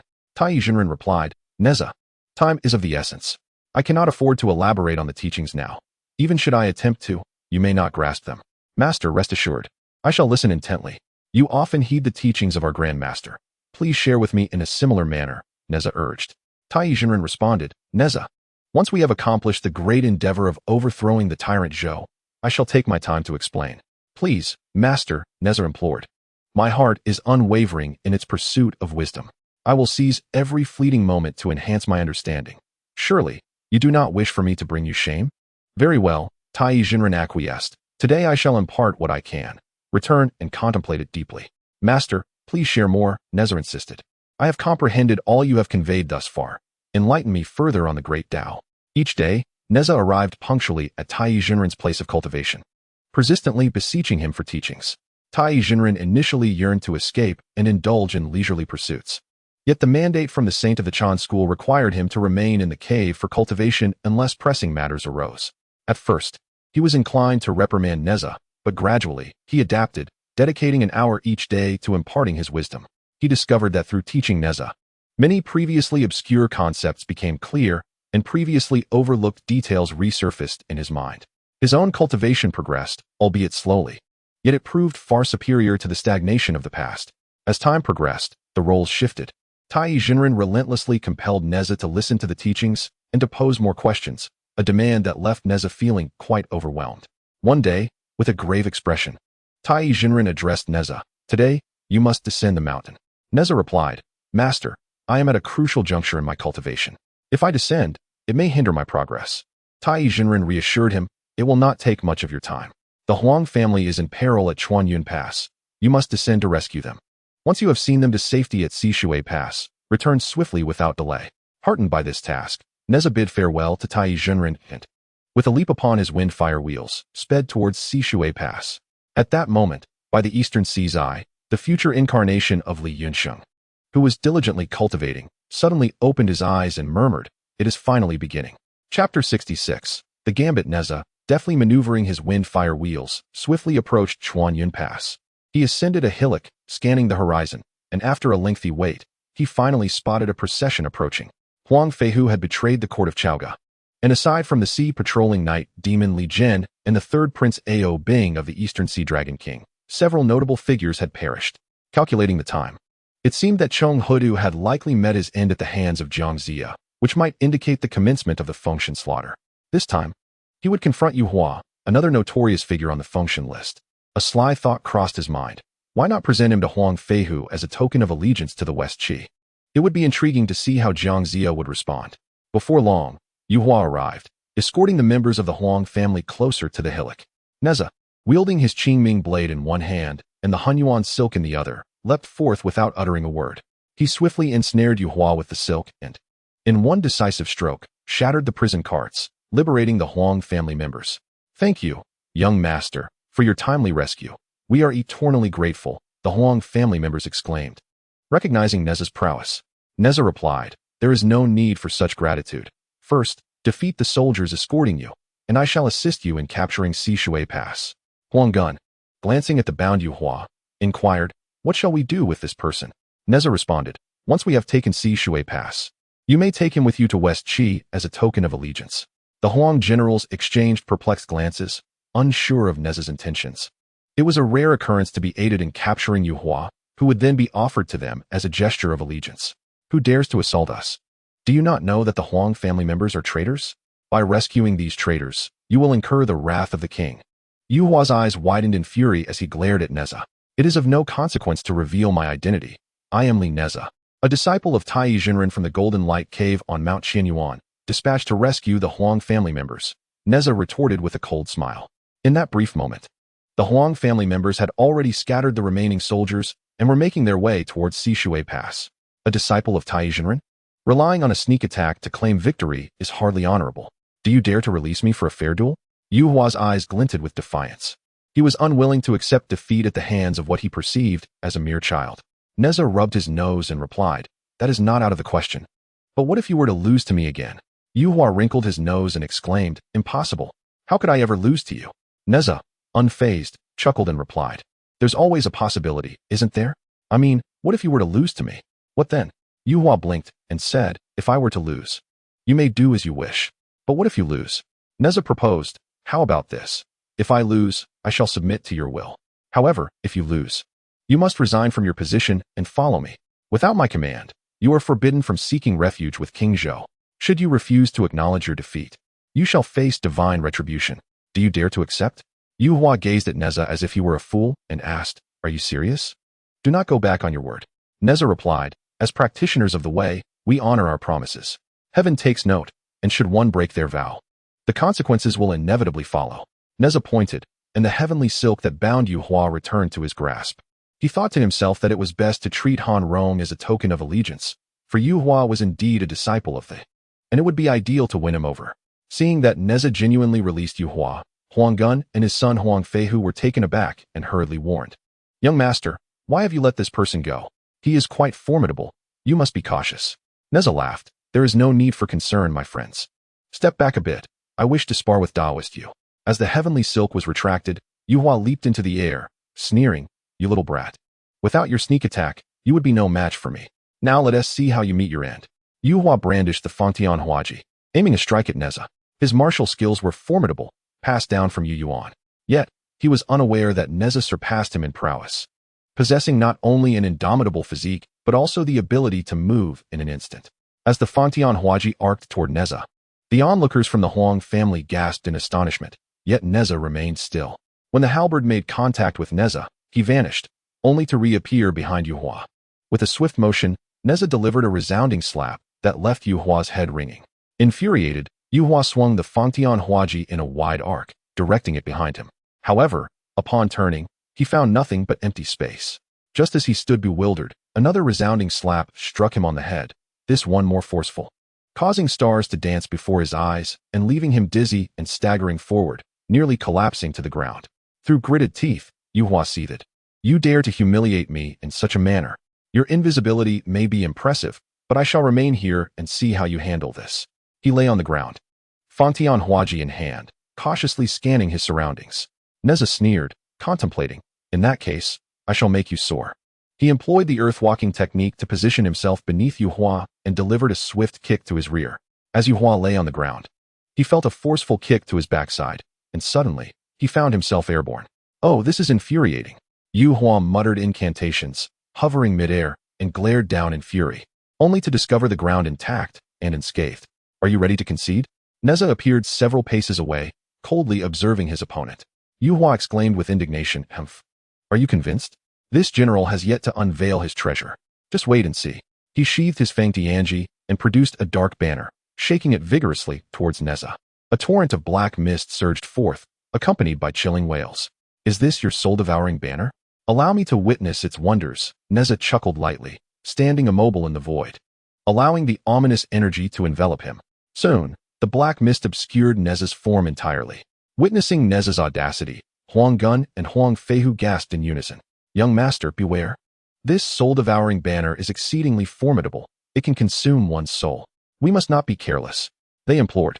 Yu Hua, reveling in Nezha's arrogance and the desperate cries of the Huang family, sneered. This treasure is the culmination of 13 years of arduous cultivation. Any being ensnared by my soul-devouring banner shall inevitably have their soul severed. Their life and death shall be at my discretion. Huang Gun sighed and addressed Yu Hua, General. Our Huang family will accompany you without hesitation, but we beseech you to spare this young master. Huang Feihu quickly added, Indeed, this is our family's transgression. We do not wish to harm the innocent. Yu Hua replied coldly, We are both practitioners of the way. Oaths hold great weight. My earlier words were not mere jest. Having spoken, his fate is sealed. Seeing the worry etched on Huang Gun's family's faces, Yu Hua felt increasingly triumphant. You have humiliated me so, today. I shall ensure your soul suffers torment until death. The name of the soul-devouring banner sounded fearsome, yet it proved to be merely that. Suddenly, a light-hearted voice emerged from the black smoke. No matter how anxious and worried the Huang family may be, or how smug Yu Hua appears, they were all left in stunned silence. Chapter 67. Disciple, the time is not yet right. Upon hearing Nezha's voice, Huang Gun and his father felt a rush of mixed emotions, exhaling deeply with relief. However, Yu Hua's heart tightened. How can this be? The soul-devouring banner is my crafted treasure, never having failed. How could you? As he spoke, Yu Hua's grip weakened, and the banner vanished from sight. When he looked up, he found the soul-devouring banner in Nezha's hands, who was now playfully toying with it. It turned out that after Nezha refined the spirit pearl, his soul was safeguarded by it, impervious to all forms of harm. Not even Yu Hua's soul-devouring banner, nor the more formidable ghostly bone banner, could inflict any injury upon him. Realizing that the treasure had somehow ended up in Nezha's possession, Yu Hua's expression shifted dramatically as he pointed at Nezha, rendered speechless. Nezha chuckled and casually tossed the soul-devouring banner back to Yu Hua, asking, Well, do you concede? Yu Hua opened his mouth, his face flushed, yet words failed him. You just stated that we are all practitioners of the way. Once an oath is made, the heavens take heed. Should one violate it, divine retribution shall follow. I hope my fellow practitioner abides by his oath to avoid tarnishing his reputation and jeopardizing his life, Nezha said coldly, regarding Yu Hua with indifference. Whether Yu Hua would submit or not mattered little to him. If need be, he would let him face divine retribution. Shen Gongbao had once made a vow, only to breach it in the end, facing dire consequences, as the cycle of cause and effect is relentless. Does the esteemed friend you doubt the veracity of my words, seeking to tempt fate and disregard the cycle of celestial justice? Nezha spoke softly. Although his voice was but a whisper, it resonated in Yu Hua's ears like a thunderclap, jolting him awake. I concede defeat. Henceforth, I shall resign my official duties and retreat to Penlai Island for solitary cultivation. I shall not leave the mountain without your permission. Nezha replied, That is splendid. I hope you will not forget today's words, for if you do, you shall surely face divine retribution. Yu Hua summoned the fire-eyed beast, mounting it as the creature conjured clouds beneath its feet, whisking him eastward. Upon his return to Penlai Island, Nezha descended before General Huang Gong, saying, I initially intended to present Yu Hua to you, so that you might escort him to Shiqi. Alas, I must now find a replacement. I shall assist you in capturing Han Rong. This man bears more significance than Yu Hua. Huang Gong hastily replied, Young master, you have already saved my family, and I am eternally grateful. How could I trouble you further? Nezha responded, Do not worry. When I departed, my master instructed me to escort you beyond the Sui River Pass. It is fortuitous that I can assist you in capturing Han Rong as well. It is a simple task. Let us proceed to the Sui River Pass. As Yu Hua journeyed partway, he pondered, If I depart without a word, it will be difficult to explain to master when in the court. I should first return to the Sui River Pass to inform General Han before I leave. It is only proper. With this thought, Yu Hua gently urged the fire-eyed beast onward and soon arrived at the Sui River Pass. Why have you returned, General Yu? Where are the Huang family members? Han Rong observed Yu Hua's dejected demeanor and sensed trouble brewing. Yu Hua replied, I have failed in my duty to the general. I encountered a Taoist, namely Nezha, along the way, who rescued the Huang family and captured me as well. He compelled me to vow to resign my position and retreat to Penlai Island for cultivation before releasing me. I wish to return and inform you before departing. I urge you to prepare. General Chisho, if you leave, what shall become of me? Han Rong exclaimed, alarmed by Yu Hua's sudden intent to depart. Yet, Yu Hua paid him no heed, storming away in frustration. Han Rong sighed deeply, realizing that this Taoist named Nezha would be formidable, and he needed to prepare accordingly. With this in mind, Han Rong bellowed, issuing orders for everyone to ready themselves for battle. Huang Gong and Huang Feihu, leading 3,000 soldiers, hurried toward the Sui River Pass. Meanwhile, Nezha soared atop his wind and fire wheels, swiftly ascending into the clouds. In the clouds stood a figure identical to Nezha. This was his future self, Li Yunsheng, who had come upon receiving Nezha's message. Nezha retrieved a purple gold hammer, the falling treasure coins, and 4 binding ropes from his leopard skin pouch, presenting them to Li Yunsheng. Friend, we shall act separately in hopes of utterly altering the trajectory of the divine punishment.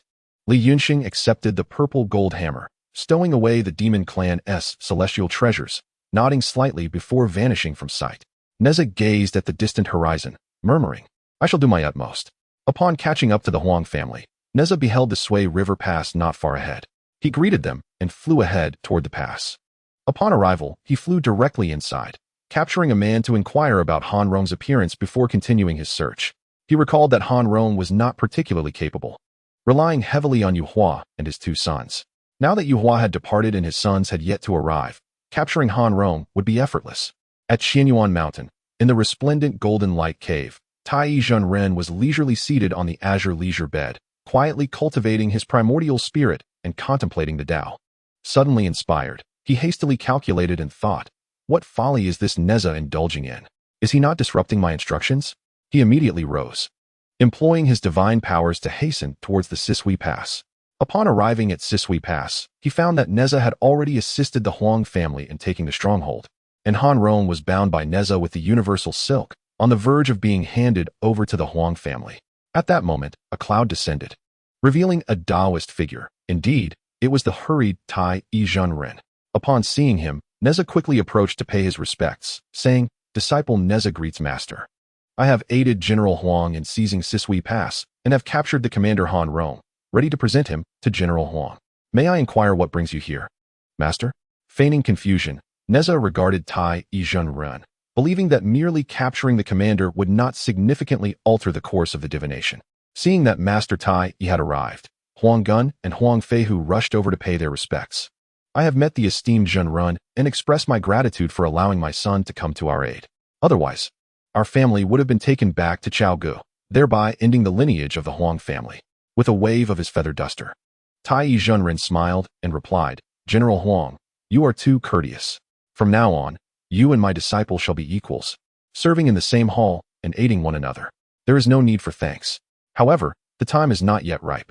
Nezha must return with me to the mountain for further cultivation. As for Han Rong, it is not yet the moment for his demise. Thus, let him go for now. Though Huang Gun and Huang Feihu could not comprehend Taiyi Zhenren's reasoning behind sparing Han Rong, they recognized the true prowess of this immortal and dared not oppose his will. Heeding the immortal's command, they released Han Rong. Nezha, realizing he could not defy his master, reluctantly retracted the universal silk, allowing Han Rong to escape. The Huang family, having crossed Sisui Pass, soon entered Shiqi. Meanwhile, Nezha accompanied Taiyi Zhenren back to Qianyuan Mountain, persistently questioning why Han Rong had been released. Taiyi Zhenren, overwhelmed by the inquiries, could not discern the exact significance of Han Rong, yet he sensed that the man still held great potential and that his time had not yet come, which was why he instructed Nezha to let him go. Seeing Nezha's relentless pursuit of answers, Taiyi Zhenren's expression grew serious as he declared, Disciple, the time is not yet right. Although Taiyi Zhenren did not elaborate, Nezha speculated that after Jiangxia hung the list of deities. The 36 troops attacking Shiqi relied heavily on Han Rong to escort the army through the 5 passes and relay the news of their defeats back to Chaogu. This, perhaps, was the reason Taiyi Zhenren had permitted his release. Chapter 68. Defeating Yuan Hong barehanded. Nezha's return to Qianyuan Mountain's Golden Light Cave for further cultivation is not the focus here. Li Yunsheng, having obtained the purple gold hammer from Nezha, made his way directly to Meishan, with the intent of confronting the 7 monsters of Meishan. The 7 monsters were independent cultivators without any sect affiliations, yet their strength was formidable. Later, when King Zhou issued a call for talents, the 7 stepped forward to answer the summons, becoming a significant obstacle against the Zhou army. In his quest to alter the trajectory of the divine ceiling, Nezha resolved to first subdue these individuals and escort them to the East Sea for profound cultivation. He intended to refrain from participating in the campaign against the Zhou dynasty and observe how these people would ascend the ranks. When the time came, should there be an insufficient number of deities to be sealed, he was curious to witness how the saints and the heavenly emperor would respond, doubting that the saints would personally execute these individuals. Upon arriving at Mount Mei, Li Yunxing made his way directly to the summit, no longer concealing his aura. A formidable energy emanated from him, causing numerous birds and beasts in the vicinity to flee in terror, while some enlightened creatures trembled and prostrated themselves, emitting mournful cries. Who dares to come here and act with such impudence? A thunderous roar echoed, and a dark figure soared from the nearby mountain. After a few breaths, it approached Li Yunxing. Who are you? Why do you disturb my territory? State your name quickly, for my iron rod does not slay nameless beings. The figure bore a face reminiscent of the thunder god, with a sharp nose and monkey-like features, wielding an iron rod and standing at 8 feet tall. His piercing gaze fixed intently on Li Yunxing. This was none other than Yuan Hong, a figure reputedly formidable even to Yang Jian. Sensing the powerful aura radiating from Yuan Hong, Li Yunxing thought to himself that it was no surprise this individual could contend with Yang Jian. His strength was indeed formidable. This presented a perfect opportunity to hone his magical form. I am Li Yunxing, and having heard of a great master named Yuan Hong residing in Mount Mei, I sought your guidance. Might you be willing to impart your wisdom? Yuan Hong, perplexed, scrutinized Li Yunxing and inquired, You know my name? But I have never descended from the mountain. How do you know? Li Yunxing replied, I, a humble practitioner, comprehend the grand principles of heaven and earth. My primordial spirit traverses the void, allowing me to discern fortune and misfortune in all matters. Your name is no enigma to me. Observing Li Yunxing's calm demeanor, devoid of impatience, Yuan Hong felt a surge of irritation, scratching his head and emitting peculiar sounds, the iron rod in his hand trembling with anticipation. Very well. It has been quite some time since I last engaged in combat. Since you have come to me, I shall not hold back. Let us settle this. Before Yuan Hong's words fully faded, his iron rod flew forth, aimed at Li Yunxing's head. The strike was executed with remarkable speed, sending ripples through the air. Were it to connect, even mountains would crumble. Seeing Li Yunxing remain motionless, Yuan Hong's eyes sparkled with excitement. With a resounding crash, just as the iron rod was about to meet his crown, Li Yunxing swiftly unleashed a punch, meeting the oncoming rod with a resounding thud. Both combatants stepped back simultaneously, their gazes shifting to reveal a newfound seriousness.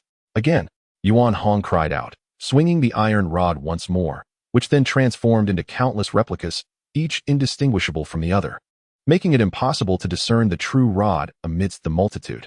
Li Yunxing, still unperturbed, aimed a punch at one of the rods. With another impact, both men retreated a step.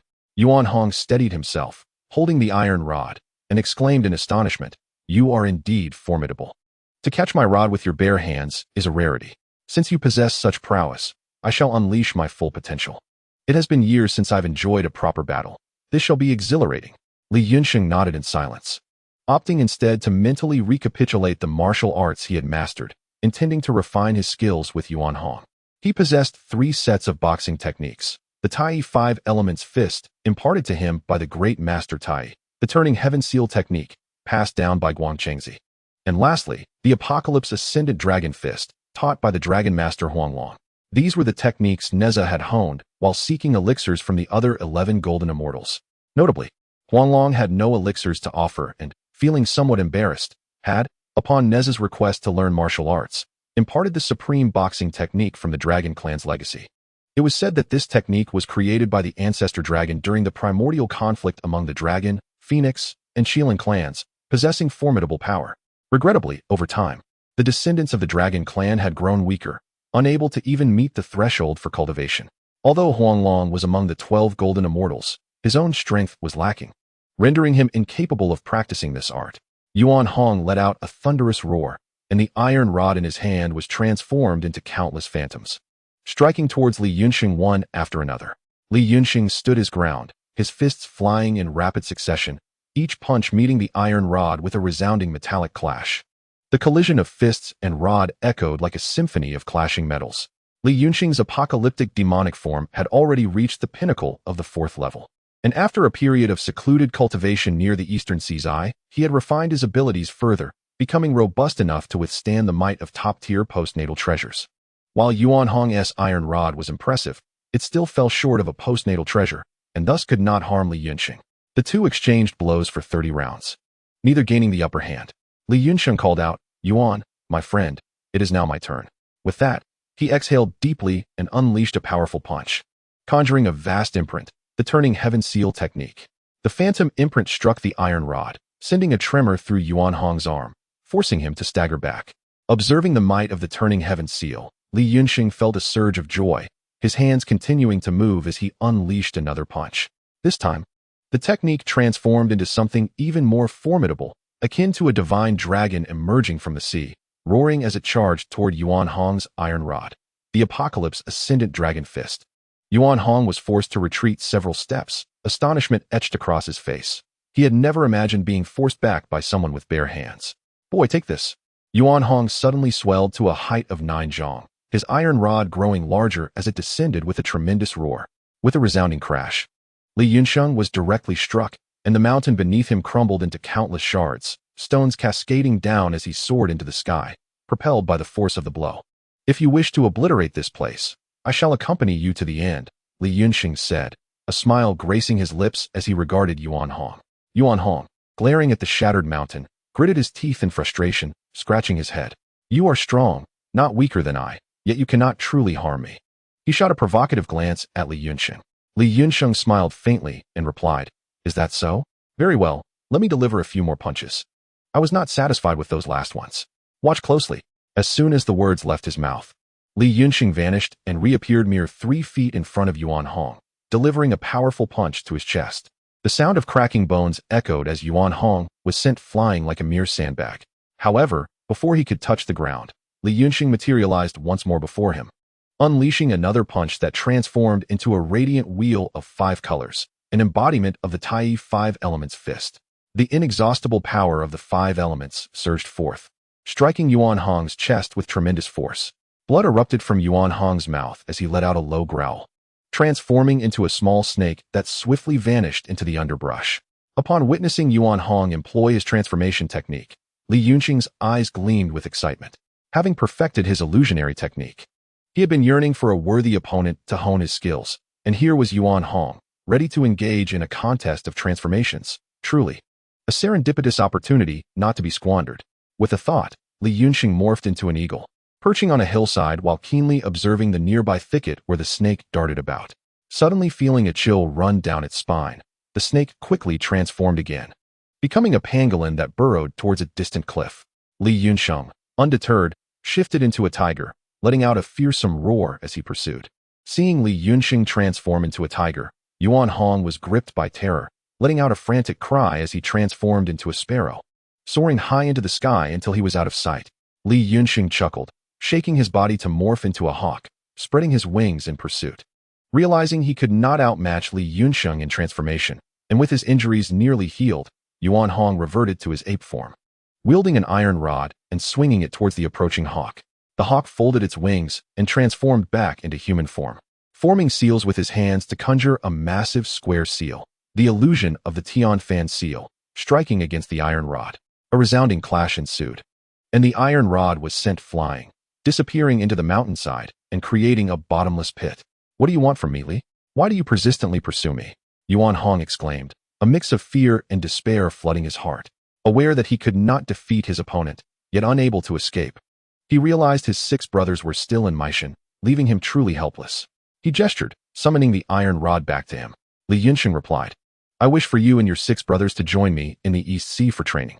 Yuan Hong retorted, "We are thriving in our cultivation at Maishan.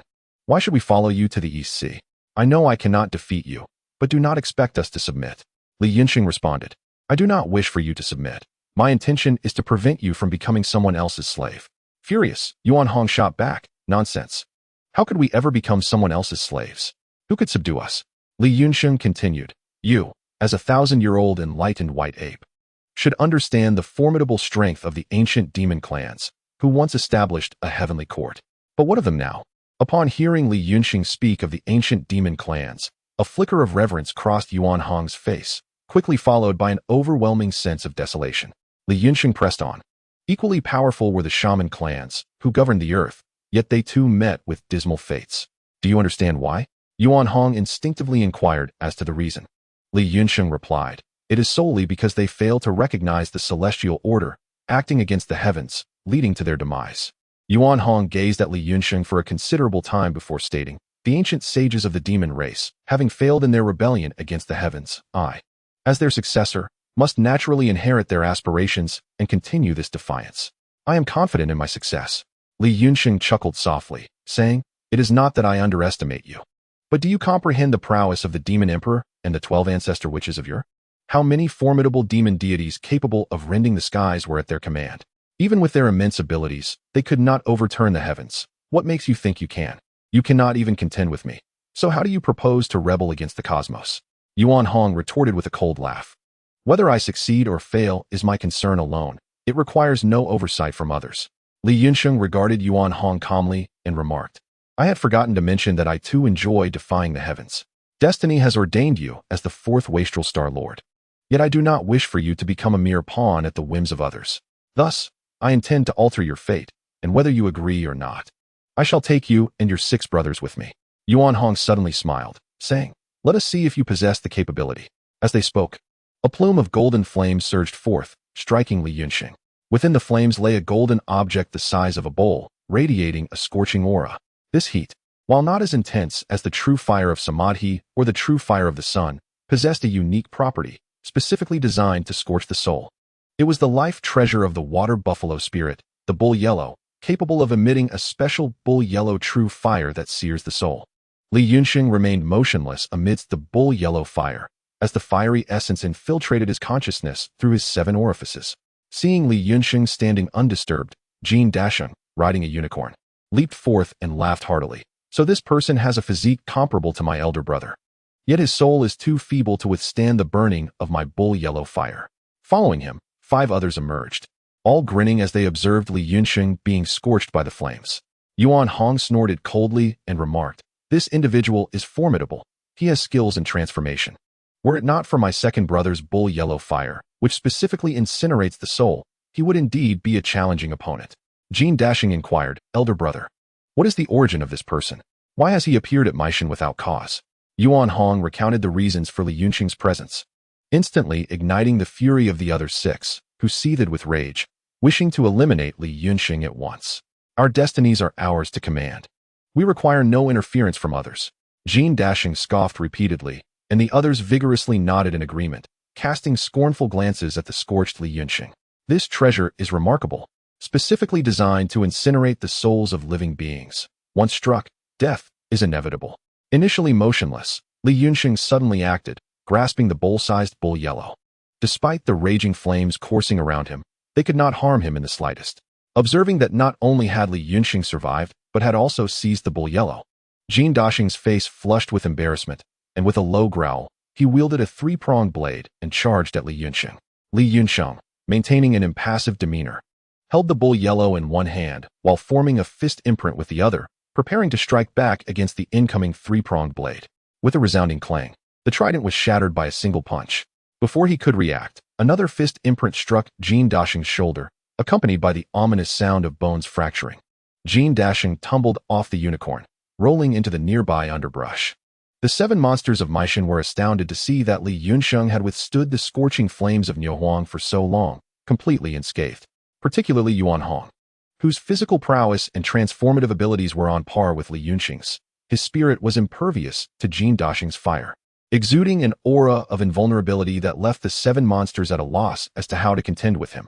Li Yunsheng cast a glance at the others and proclaimed, you 7 shall all become renowned figures in the future, revered as deities under the command of others, deprived of freedom, bound to report for duty daily. Otherwise, you shall face punishment. Do you trust my words, worthy souls? Jin Dasheng, infuriated by Li Yunsheng's confiscation of his Nyohuang and the pain of his broken bones, felt rage boil within him. As Li Yunsheng continued to speak, he seized the moment to lunge at Li Yunsheng's back with the trident once more. Li Yunsheng appeared oblivious, his gaze fixed on the remaining 6. With a clang, the trident struck Li Yunsheng, producing a shower of sparks, yet it failed to breach his skin. Jin Dasheng, having exerted all his strength, was left utterly dumbfounded. Initially skeptical of Yuan Hong's claims, he now stood in awe. Unable to comprehend the existence of a being whose flesh was impervious to blades and spears, akin to that of his elder brother. Chapter 70. Subduing the seven monsters. Realizing that Li Yunxiang was indeed a figure of indomitable strength, impervious to weapons, his physique indistinguishable from Yuan Hong's. The other six monsters were utterly astonished, staring blankly at Li Yunxiang. Understanding that without earning the absolute trust of the seven, any attempt to forcibly take them would lead to complications, jeopardizing future plans, Li Yunxiang knew he must win their hearts willingly. He turned to Jin Dashing and inquired, "What say you? Are you convinced? Do you wish to pledge your allegiance?" The six behind him exchanged glances. The canine monster, Dai Li, spat forth a red orb the size of a bowl, emanating a peculiar crimson hue, which hurtled toward Nezha's head. The centipede spirit, Wulong, released a cloud of black smoke that caused birds to plummet from the sky. This ominous smoke surged toward Li Yunxiang. The white snake spirit, Chong Hao, exhaled a noxious gas that withered the surrounding flora upon contact, its speed swift enough to reach Li Yunxiang's nostrils in an instant. The goat spirit, Yang Xian, emitted a blinding white light that paralyzed Li Yunxiang, rendering him immobile. The wild boar spirit, Zhu Zhun, let out a low growl, unleashing a plume of black vapor that enveloped Li Yunxiang. Their combined assault proved more perilous than Yuan Hong's most formidable strike. Standing aside, Yuan Hong contemplated, realizing that if he were to face such a united attack, even survival would likely leave him grievously wounded. He pondered whether this Li Yunxiang could endure such onslaught. If he could, then perhaps following him in pursuit of cultivation might not be an unworthy endeavor. Unbeknownst to him, Yuan Hong's resolve began to waver. However, he soon regained clarity upon witnessing his comrades' actions, rising to join them, raising his iron rod to strike down upon Li Yunxiang's vulnerable points. 7 individuals joined forces, simultaneously unleashing their assault. The surrounding elemental energies were thrown into disarray, causing countless mystical beings engaged in their cultivation within the Maishan Mountains to become agitated, spewing forth blood in disarray. Just as the 7 believed they had succeeded, they suddenly realized that, unbeknownst to them, Li Yunxiang had vanished without a trace, rendering all their attacks futile. What transpired? What have the 7 of you deliberated upon? Li Yunxiang appeared above the heads of the 7. How is this even possible? Just now, we had him locked in with our thoughts. How did he manage to escape? This time, even Yuan Hong was left speechless. Such a technique could only be described as transcendent and divine, far more intricate than any other Yuan magnetic white light evasion. It was executed with such subtlety that it rendered Wulong's clear wind evasion and Chong Hao's 5 luo blue smoke evasion insignificant by comparison. Observing Li Yunxiang's composed demeanor, completely unscathed, the 7 monsters of Maishan were utterly astonished. Jin Dashing remarked, "Your prowess is indeed formidable, but you cannot withstand the combined might of the 7 of us. Otherwise, you would not have needed to flee. Humph. As long as we unite, you are no match for us. What can you do about it?" Yuan Hongdao, "I shall take the lead. If you can truly overpower us 7 with your singular strength, we shall thereafter follow you loyally and acknowledge you as our master. What say you?" The other 6 echoed in unison, proclaiming that what the elder brother expressed was indeed their sentiment. "Dare you accept the challenge?" Li Yunxiang let out a light laugh and said, "Are you implying that I should remain stationary and allow all 7 of you to strike me simultaneously? And only if I remain unscathed will you concede defeat?" Yuan Hong's face flushed with embarrassment as he exclaimed, "You, O Taoist, must not humiliate us in such a manner. Although we, the 7 brothers of Maishan, have attained enlightenment in our demonic forms, we are not devoid of honor. You are free to retaliate. Should you succeed in vanquishing us 7 united, we shall follow you and heed your commands without hesitation. Should we renege, we would invite divine retribution, condemned to an eternity without reincarnation." The others were equally incensed by Li Yunxiang's words. All 7 held their heads high, yet his disdainful remarks made it abundantly clear that he looked down upon them. Standing idly while they attacked was an affront to any man of dignity. If this were to spread, the 7 oddities of Maishan would have no place in the realm of cultivation, their reputation reduced to ridicule. Li Yunxiang, undeterred, responded, "In the interest of sparing you any regrets, I invite you to strike first." Observing his unwavering confidence, the 7 oddities felt an unsettling disquiet in their hearts. "Then do not blame us," Yuan Hong declared, rallying his brothers. "Let us reveal our ultimate techniques." With that, he launched the first attack, his form soaring to an immense height, akin to the majestic Kunlun mountain. The iron rod in his grasp resembled a pillar of heaven, descending fiercely upon Li Yunsheng. Before the colossal iron staff could make contact, an overwhelming force manifested, causing the very ground of Meishan to tremble, and countless demonic beasts fled in terror. Above Yuanhong, clouds billowed and lightning crackled, stirring the very laws of heaven and earth.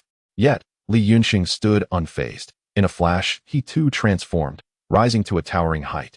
In his hand, he wielded a treasure, the golden purple hammer he had acquired from Nezha, whose nature remained a mystery, yet its hardness was unmatched. As Li Yunsheng unleashed the divine ability of heaven and earth, the purple gold hammer grew to an immense size, resembling an ancient star in his grasp. As he swung it towards the incoming iron rod, simultaneously, Jin Dashing shook his body, transforming into a towering giant, his trident glinting with a chilling light as it lunged at Li Yunsheng's head. The other 5 strange beings, lacking the divine ability of heaven and earth, revealed their true forms: enormous celestial dogs, wild boars, centipedes, giant serpents, and white rams, each exuding massive crimson orbs or spewing thick clouds of toxic black smoke, all converging upon Li Yunsheng.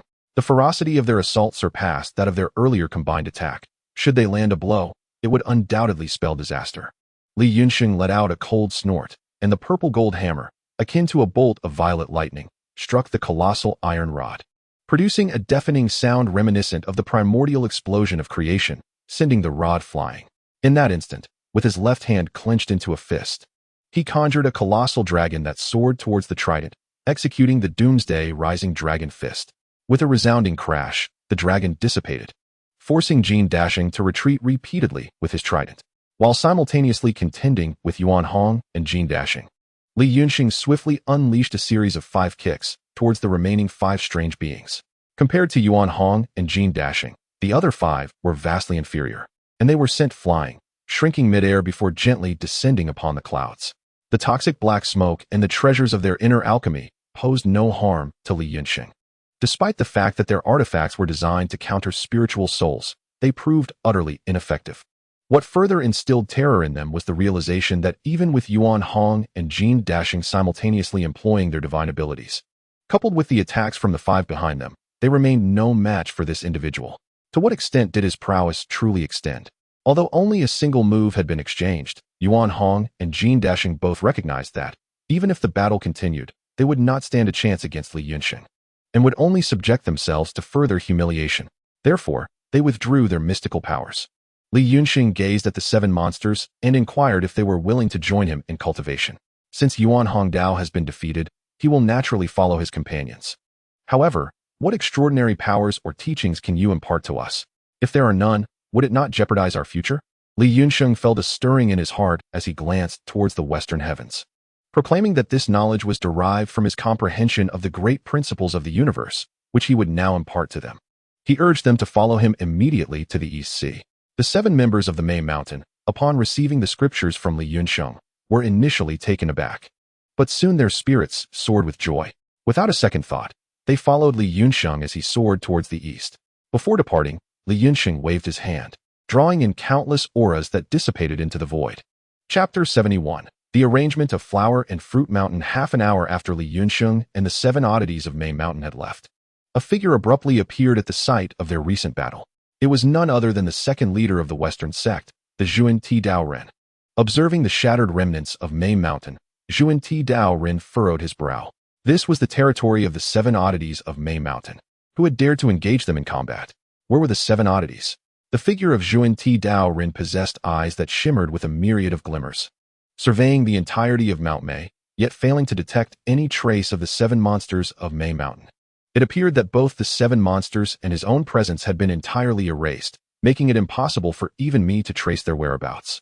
Who could have executed such an act? Could it be the 3 saints of the East? However, I had previously calculated with Brother Jiayin that while the 7 monsters may lack a substantial background, they hold significant utility.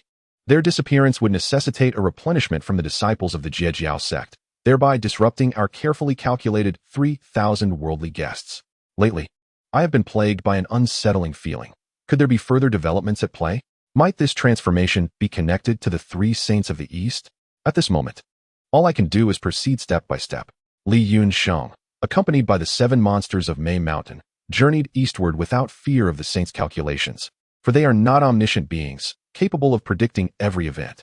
Otherwise, the Holy Mother of Turtle Spirit would not have perished at the hands of the mosquito Taoist. Nor would the 12-grade Lotus platform have been diminished by him. The 12-grade Lotus platform is the foundational essence of the Western teachings and the future of Buddhism. Intricately tied to its rise and fall, it can be said that the 12-grade Lotus platform involves vast karmic implications. Yet, even so, neither Jie Dao Ren nor Zhuan Ti Dao Ren foresaw this vulnerability of the mosquito Taoist, resulting in Buddhism's emergence being delayed by over a millennium. This is no trivial matter, and even the two saints of the West would not jest with such a significant event as the advent of Buddhism. Thus, the saints are not all-knowing, nor do they comprehend all affairs of the world. Furthermore, as the calamity of the Feng Shen approaches, the heavenly mysteries become obscured and convoluted. Li Yunsheng possesses the origin of world annihilation. Erasing traces with this power makes prediction even more challenging. Observing Li Yunsheng's urgency to return, the 7 monsters of May Mountain, though bewildered, refrained from questioning further. They flew directly towards the ancestral veins of the 10 continents, heading for the auspicious Flower and Fruit Mountain. After more than 10 days, they arrived at the foot of a mountain. This mountain, with its imposing stature, dominated the vast ocean, majestic as the Yao Sea, with tides surging like silver mountains and waves crashing like snowstorms. Water and fire converged, forming lofty mounds, while the eastern sea bore a towering peak. The cliffs were adorned with bizarre stones, and unique pinnacles rose sharply, as colorful phoenixes sang in harmony and a lone Qilin rested. Atop the peaks, one could occasionally hear the calls of the golden rooster, while dragons could be seen entering and exiting the stone caverns. Within the forest dwelled longevity deer and celestial foxes, while the trees bore mystical birds and black cranes. The exquisite grasses and flowers thrived eternally, and the verdant pines and cypresses flourished in perpetual spring. Immortal peaches bore fruit regularly, and the refined bamboo left behind trails of clouds. Vines wound through the gorges, dense with foliage, and the surrounding banks were fresh with new grass. This was the fabled Flower and Fruit Mountain, the very pillar that upholds the heavens where rivers converge, the unyielding root of the earth through countless tribulations. At the summit of the mountain, there rested a celestial stone, standing at an impressive height of 3 zhang, 6 qi, and 5 cun.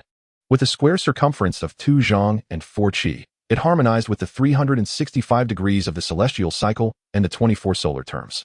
Upon it were 9 orifices and 8 holes, arranged according to the patterns of the 9 palaces and 8 trigrams. There were no trees to cast shadows around, yet fragrant orchids adorned the sides. Since the inception of heaven and earth, it had received the pure essence of heaven and the elegance of the land daily, absorbing the sun's essence and the moon's radiance for an extended period, thus acquiring a sense of spiritual enlightenment. Li Yunsheng had long harbored intentions regarding the cunning stone monkey, yet had hesitated to take action. Upon obtaining the ancient demon clan's heavenly realm, Nezha became acutely aware of the immense fortune enveloping him. Otherwise, such smooth sailing would be inconceivable, especially in acquiring something as significant as the ancient demon clan's heaven so effortlessly. With fortune on his side, he recognized the necessity to seize the moment. Empowered by this auspicious aura, he could take calculated risks, employing foresight to strategically place all possible pieces on the board. Even if these pieces proved to be of no use in the future, it was far better to have them in place than to find himself lacking when the time came to utilize them. This truly was a paradise, an ideal location for cultivation. When Yuan Hong arrived, he felt an overwhelming sense of familiarity, as if he had returned home. The other 6 marvelers expressed their admiration, their faces reflecting envy. "Master, is this your cave abode?" Jean Dashing inquired excitedly. During their journey, Li Yunsheng had enlightened the 7 with scriptures, greatly benefiting them, particularly Yuan Hong and Jean Dashing, whose advanced cultivation allowed them to gain even more. Henceforth, they began to address Li Yunsheng as master, to which he merely smiled, offering no objections. This is not my cave abode, and it is somewhat tied to certain affairs. If it can be altered according to my vision, this celestial realm could indeed become our sanctuary," Li Yunsheng elucidated with a smile. "What do you mean it isn't our cave abode? Whose is it then?" Jean Dashing expressed concern at their uninvited arrival. However, Li Yunsheng remained unfazed, for he had long pondered the origins of the Water Curtain Cave and Flower Fruit Mountain, or rather, who its original master was. Not only he, but many who had witnessed the tales of Fengshen and Journey to the West had speculated various theories. Nevertheless, Li Yunsheng harbored his own conjectures, and on his journey to Meishan, he had previously visited Flower Fruit Mountain, confirming that the Water Curtain Cave was still unclaimed. further validating his assumptions. Moreover, he surmised that the celestial stone had not existed since the dawn of creation, nor was it a remnant of Nuwa's repairs to the heavens. Given the multitude of signs aligning with his theories, he dared to covet the celestial stone of Flower Fruit Mountain. Otherwise, even 100-fold courage would not suffice. All 6 of you should remain here in tranquil meditation and refrain from wandering aimlessly. Yuan Hong, come with me, Li Yunsheng instructed. Yuan Hong nodded and followed Li Yunsheng to the side of the celestial stone. At this juncture, the stone was still over 600 years from emerging into existence. Although extraordinary and imbued with a nascent consciousness, its sentience was minimal. The period of the stone's most rapid growth in awareness would occur during the final century before its emergence, at which point it would possess a strong sense of autonomy, capable of actively absorbing the essence of heaven and earth. As Yuan Hong approached the stone, his heart raced, overwhelmed by an impulse to weep with joy. Yuan Hong, you should sever a strand of your divine consciousness and infuse it into the celestial stone. It will yield immense benefits in the future, Li Yunsheng advised. Yuan Hong nodded repeatedly, feeling an intrinsic connection to the celestial stone that nearly compelled him to howl in delight. Having already achieved mastery of his primordial spirit, he severed a strand of divine consciousness and, incorporating the 9 transformations profound technique, plunged it into the celestial stone. As the essence of the soul penetrated, it felt as if it had returned to the maternal womb, enveloped in warmth, merging seamlessly with the stone fetus within the celestial stone. At that moment, he was the stone fetus, and the stone fetus was he. Aware that this was an extraordinary opportunity not to be squandered, he hastily began to cultivate his heart's method.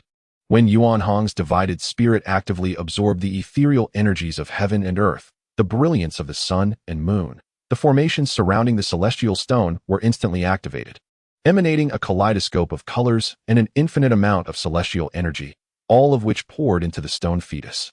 After completing this, Li Yunsheng gazed into the void, murmuring to himself, if Taiyi were to discover that I have disturbed his plans, would he come to confront me? The group did not linger any longer and continued their flight towards the East Sea. They sought out a small island 1,000 miles from Mount Huagua to cultivate in seclusion, awaiting the emergence of the celestial stone from the mountain. Chapter 72. The Blood Transformation Divine Blade. At the moment Yuan Hong cast his divided spirit into the celestial stone, a thunderous roar erupted from the distant Tongbai Mountain, causing the earth to tremble and the Huai River to surge with waves towering 3 zhang high. Deep beneath Tongbai Mountain, in a profound and mysterious space adorned in resplendent gold and jade, resided a colossal snow-white furred ape, standing over 8 zhang tall, striking its chest with its hands, sending tremors throughout the entire space. The ape roared, its entire body radiating a shimmering blue light, within which countless runes swirled, reverberating against the surrounding walls with a series of deep, resounding echoes, causing the entire space to shake even more violently as numerous objects fell to the ground. Taiyi, I have honored my promise to assist you in channeling the waters of the world. Where is the promise you made to me? How is the drop of my essence refined away? Do you dare to deceive me? Once I shatter this wretched space and emerge, I shall annihilate your descendants. Just wait for it. The space trembled increasingly, with fine cracks occasionally appearing on the walls, only to swiftly mend themselves. Above Tongbai Mountain, dark clouds gathered, thunder roared, and an overwhelming aura of demonic energy overflowed, gradually coalescing into a massive white-furred divine ape, towering tens of thousands of feet high. The divine ape howled towards the heavens, striking its chest, creating ripples in the surrounding space. Within 1,000 miles, any practitioner of some cultivation felt paralyzed with fear, rendered silent and motionless. Not long after, a gigantic golden net appeared atop Tongbai Mountain, radiating brilliant golden light that intensified until, at last, it came crashing down. The dark clouds dispersed, the demonic aura vanished. The colossal shadow of the divine ape dissipated, and the thunderous roar faded away, as if it had never existed. Everything that transpired felt like a dream, leaving no trace behind. Tongbai Mountain remained a picturesque landscape of green waters and blue skies, with golden sunlight cascading onto the ground, resembling an immortal realm. On Penglai Island, Yu Hua rode the fiery-eyed beast, arriving despondently at Yu Yuan's place of cultivation. Noticing his disciple's downcast expression, Yu Yuan was puzzled and inquired, "My dear disciple, did not Brother Wen Dao arrange an official position for you? Why have you returned at this time?" Yu Hua released the fire-eyed beast and approached Yu Yuan. Sitting beside him, "Master," he lamented, "I have brought shame upon myself, having been defeated by a mere child. It is truly disgraceful." Yu Yuan raised an eyebrow and inquired, "What is most disgraceful? Speak, and I shall take charge." Yu Hua sighed, filled with frustration. "What infuriates me most is that I wagered against that person and lost. Without his consent, I shall never set foot outside Penglai Island for the rest of my life." Upon hearing this, Yu Yuan's eyes glinted with cold light as he asked, "Who is that person? Tell me, and I shall confront him." At this, Yu Hua's eyes sparkled.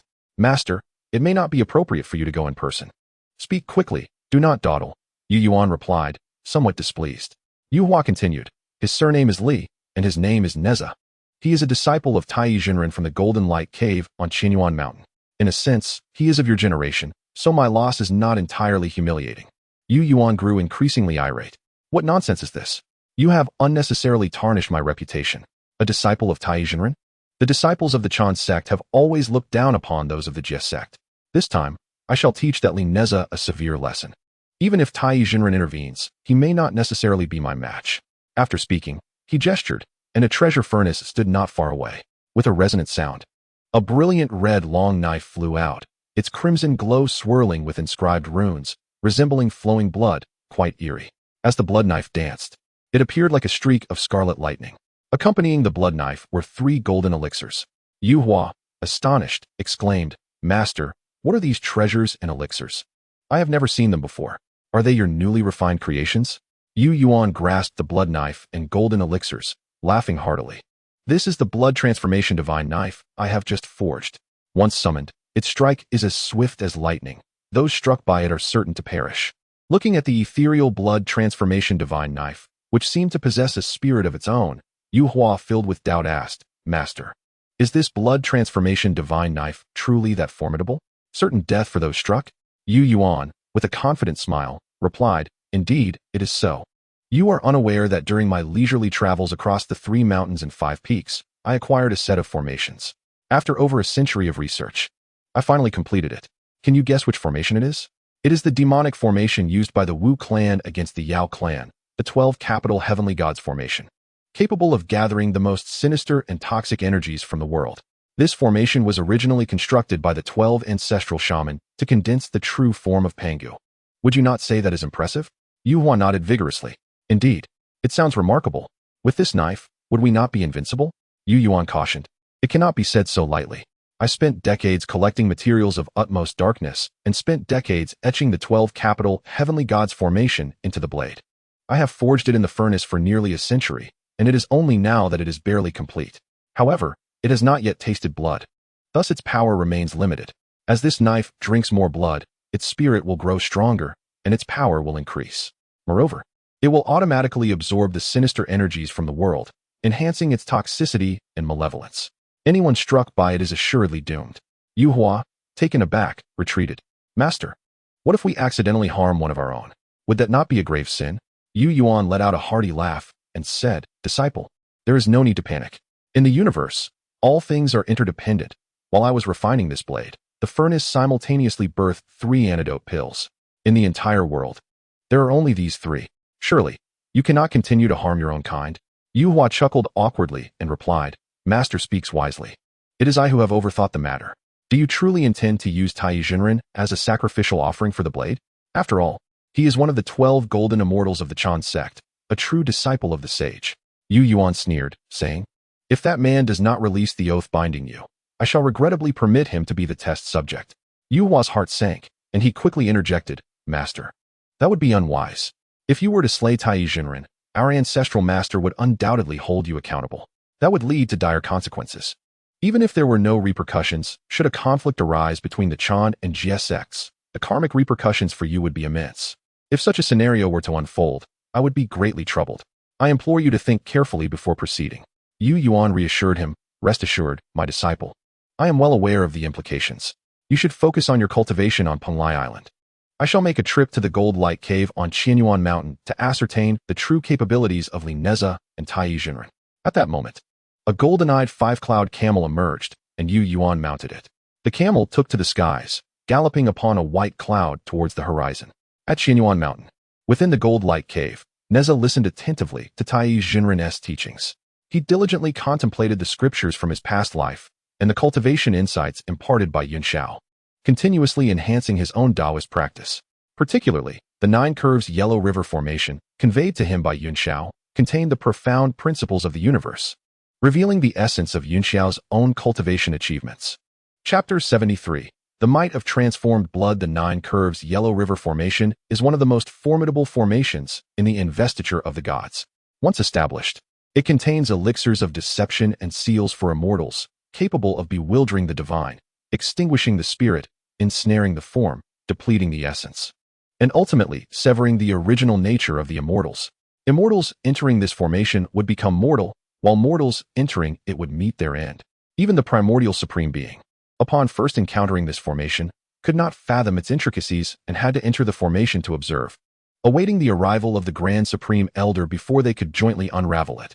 This formation is not even set by a sage. Should it be laid out by a sage, its power would escalate significantly, rivaling only the extermination of immortals formation and the 10,000 immortals formation, shaking the very universe. Even so, the current 9 curves yellow river formation is unparalleled in its mystique and infinite profundity, encompassing all things. Nezha values the path of formations because he had once contemplated the essence of the cosmos in his past life. He perceives formations as the closest representation of the truth of heaven and earth, believing that the entire universe is akin to a colossal formation. Legend has it that the Grand Supreme Elder's 2 instruments, dust formation, can transform into dust and become the primordial world. Therefore, he believes that the heavenly Tao is a superlative formation, yet it is so vast that it exceeds all imagination, which is why no one has unraveled its mysteries. If one can penetrate this formation and discern the methods of ingress and egress, it may very well lead to transcending the realm of saints. For if the grand celestial formation cannot confine you, you shall roam freely across the myriad realms enveloped by the heavenly path, truly stepping beyond the confines of all worlds, liberated from the celestial order, achieving genuine tranquility and eternal peace. In recent days, as I have listened to the teachings of the Taoist Master Taiyi, I have contemplated the insights bestowed upon him regarding his cultivation and the 9 curves of the Yellow River Formation. Nezha's spiritual progress has surged at an astonishing pace, so rapid that even Master Taiyi finds it hard to believe. The more he observes Nezha, the more he is pleased. If only Nezha's heart of compassion were not so profound, he would be the epitome of a flawless disciple. Alas, it is precisely this excessive kindness that leaves Master Taiyi with a furrowed brow throughout the day. Just as Nezha was immersed in understanding the 9 curves of the Yellow River Formation, the Golden Cloud Boy rushed in, flustered and alarmed. Brother, something is amiss," he exclaimed in a flurry. Nezha frowned and asked, "What is the matter? Why such commotion? Where is Master? What would he think of this disarray?" The Golden Cloud Boy lowered his voice and said, "A strange person has arrived outside the cave, claiming to seek you. This individual has a visage akin to indigo, with red hair and fearsome fangs, towering at 8 feet, riding upon a fierce beast, emanating a most menacing aura." Nezha murmured, "Such a terrifying appearance. Who could this be? Why would he specifically demand to see me? I have wronged no one." Suddenly recalling the figure of Yuhua, whom he had subdued and driven away, he compared it with the Golden Cloud Boy's description and conjectured that it was likely Yuan. Yuan? A 3rd-generation disciple of a student of the Holy Mother of Golden Spirit. I wonder if he has forged the blood transformation divine blade. This is troubling. If Master were to confront him, he might take action. With this thought, Nezha disregarded all else and dashed towards the cave entrance. Upon arriving, he beheld a fierce clash between Master Taiyi and the strange individual, with 2 spheres of golden light colliding and intertwining in a fierce spectacle. "Stop! Cease this at once," Nezha called out, having now confirmed that this person was indeed Yuan by his fearsome demeanor and his mount. The 2 combatants paused simultaneously, stepping out of the fray, gazing curiously at the agitated Nezha. "Who are you? Why should I halt?" Yuan glared, his expression becoming even more fearsome. Master Taiyi, equally perplexed, inquired, "Nezha, why do you wish for me to cease?" "So it is you, Nezha. Come forth and meet your demise." Yuan roared upon hearing Master Taiyi's words. Nezha approached Master Taiyi with utmost seriousness, stating, "Master, this person is Yuhua's master, and a disciple of the. You are a 2nd-generation disciple of the. Even if you were to triumph, it would bring little honor. Let me face him. Regardless of victory or defeat, you would incur no loss. It would merely reflect my lack of skill." Master Taiyi, however, paid no heed to Nezha's other remarks, fixating instead on the phrase, "Let the disciple take his place." Upon hearing this, Master Taiyi was profoundly moved. His disciple had finally taken the initiative to engage in battle. Could it be that Nezha's desire to protect his master's honor had ignited this fierce determination? Infinite longevity and blessings. Witnessing the palpable killing intent emanating from Nezha, Master Taiyi was filled with excitement, continuously stroking his beard, his 3 long strands of whiskers quivering with anticipation. Yu Yuan let out a hearty laugh, exclaiming, "This is splendid. Let me witness the prowess of the 3 generations of disciples from the Chan sect. Nezha, you dare to bully my pupil. I shall not let this transgression go unpunished." Nezha brandished the Qingming sword, fully aware that his opponent was impervious to physical weapons with a body of copper and iron. Thus, he resolved to exert all his strength. For should he vanquish his foe, he could prevent the opponent's true spirit from ascending to the divine list. Very well.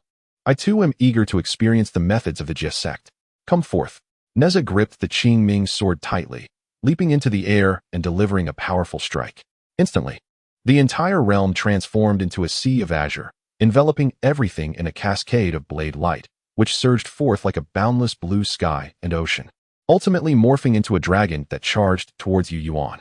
Upon witnessing the oncoming azure light, Yu Yuan's expression tightened, and he swiftly rolled off the 5-cloud camel to evade the blade's wrath, lamenting the fate of the creature as it was cleaved in 2. His eyes narrowed, and with a flick of his fingers, he began to chant a spell, directing a finger at Nezha. A crimson beam shot forth, bursting in midair to reveal a vast sea of blood that surged ominously, filling the air with a pungent odor and darkening the skies for dozens of yards around. As the blood sea swelled, the surrounding flora withered and decayed upon contact with the miasma, while the stones emitted wisps of green smoke, disintegrating into dust. From the depths of the blood sea emerged furious snow dragons, roaring as they lunged toward Nezha. The blood dragons roamed, transforming into arcs of lightning that struck Nezha, causing sparks to fly. Though the divine blade was formidable, it failed to breach Nezha's corporeal form, leaving only pale imprints upon him. Amidst the blood sea, an object surfaced, an ethereal, blood-red long sword, exuding a foul stench, which had caused the heavens to change hue. The blood transformation divine sword?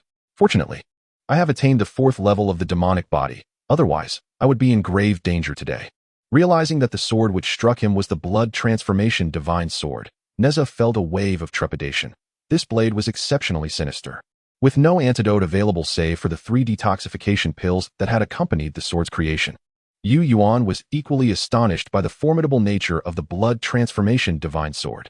He understood well its power. Not even a 2nd-generation disciple of the Chan sect could survive a strike. Truly, there was some skill here. I wonder how many blows you can withstand. With a cold smirk, Yu Yuan continued to wield the blood transformation divine sword, witnessing blood dragons incessantly emerging from the sea, transforming into countless bolts of lightning as they rained down upon Nezha, producing a cacophony of clashing sounds. Confident that the blood transformation divine sword was ineffective against his 4th-level demonic body, Nezha's assurance surged. He began to wield the Qingming sword with fervor, summoning azure dragons that roared and clashed with the onslaught of blood light in a dazzling display. In the heart of Qinyuan Mountain, one half bore the azure skies and clear oceans, while the other half churned with a tumultuous sea of blood. The elite disciples of the 3 generations clashed in a fierce contest, each vowing to establish their superiority and determine a victor, uncertain of which is superior, the Qingming sword or the blood-transforming divine blade. I recall Yu Yuan being restrained by the binding celestial ropes wielded by Zhu Lushan. Yet, the 12 golden immortals were utterly helpless against him. Ultimately, it was only through the use of Lu Ya's celestial slaying flying blade that they managed to vanquish him. I wonder if my Qingming sword possesses the power to pierce through his corporeal form. While Nezha fended off the assaults of the blood-transforming divine blade, he pondered his strategies. Yu Yuan, noticing Nezha's distraction during their combat, grew infuriated and intensified his attacks. The blood-transforming divine blade slashed back and forth, creating an expansive sea of blood that became increasingly viscous, tumultuous, and foul-smelling, enveloping Nezha entirely. In response, Nezha wielded his Qingming sword, which danced into a swirling vortex of azure, resisting the encroachment of the boundless blood sea. Witnessing Yu Yuan's formidable martial prowess, Taiyi Jinren felt a surge of trepidation, which was further compounded by his astonishment at Nezha's abilities. He could hardly fathom that Nezha's skills had reached such heights, his corporeal body seemingly indestructible. Taiyi Jinren could not recall having transmitted any teachings regarding Nezha's impervious physical form. Was it possible that Nezha had encountered a fortuitous circumstance, attaining a body of unyielding resilience?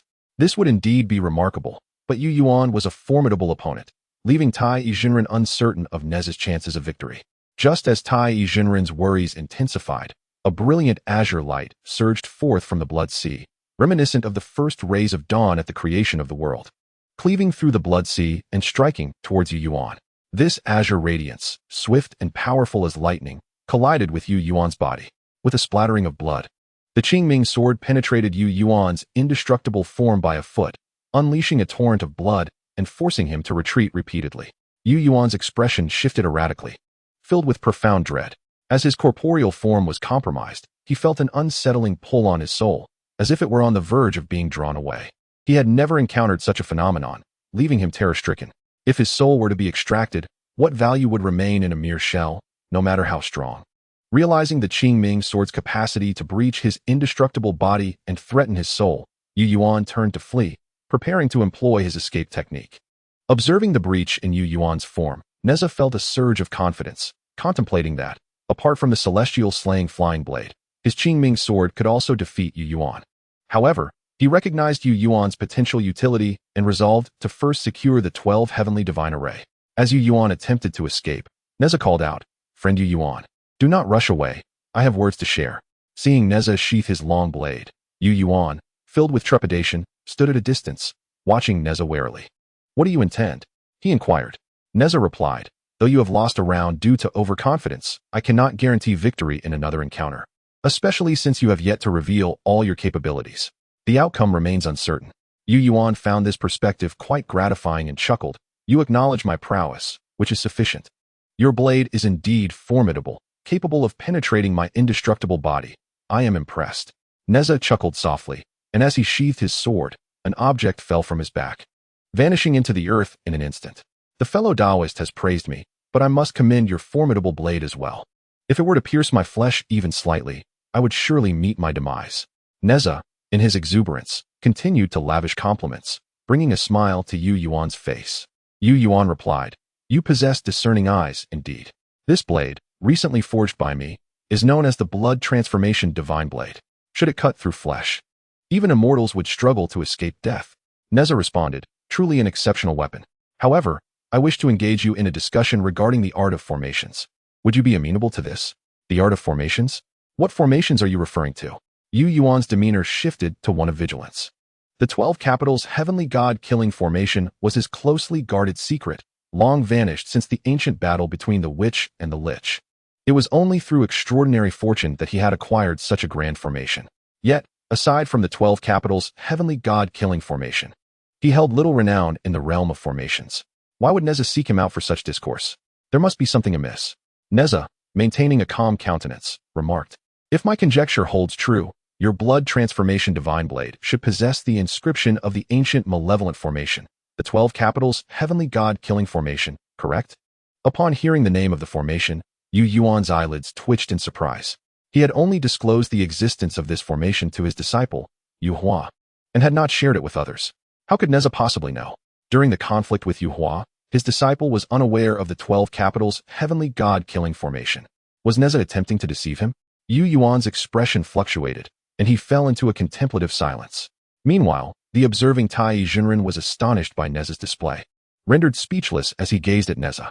What fortuitous opportunity had Nezha encountered to be aware of an ancient malevolent formation?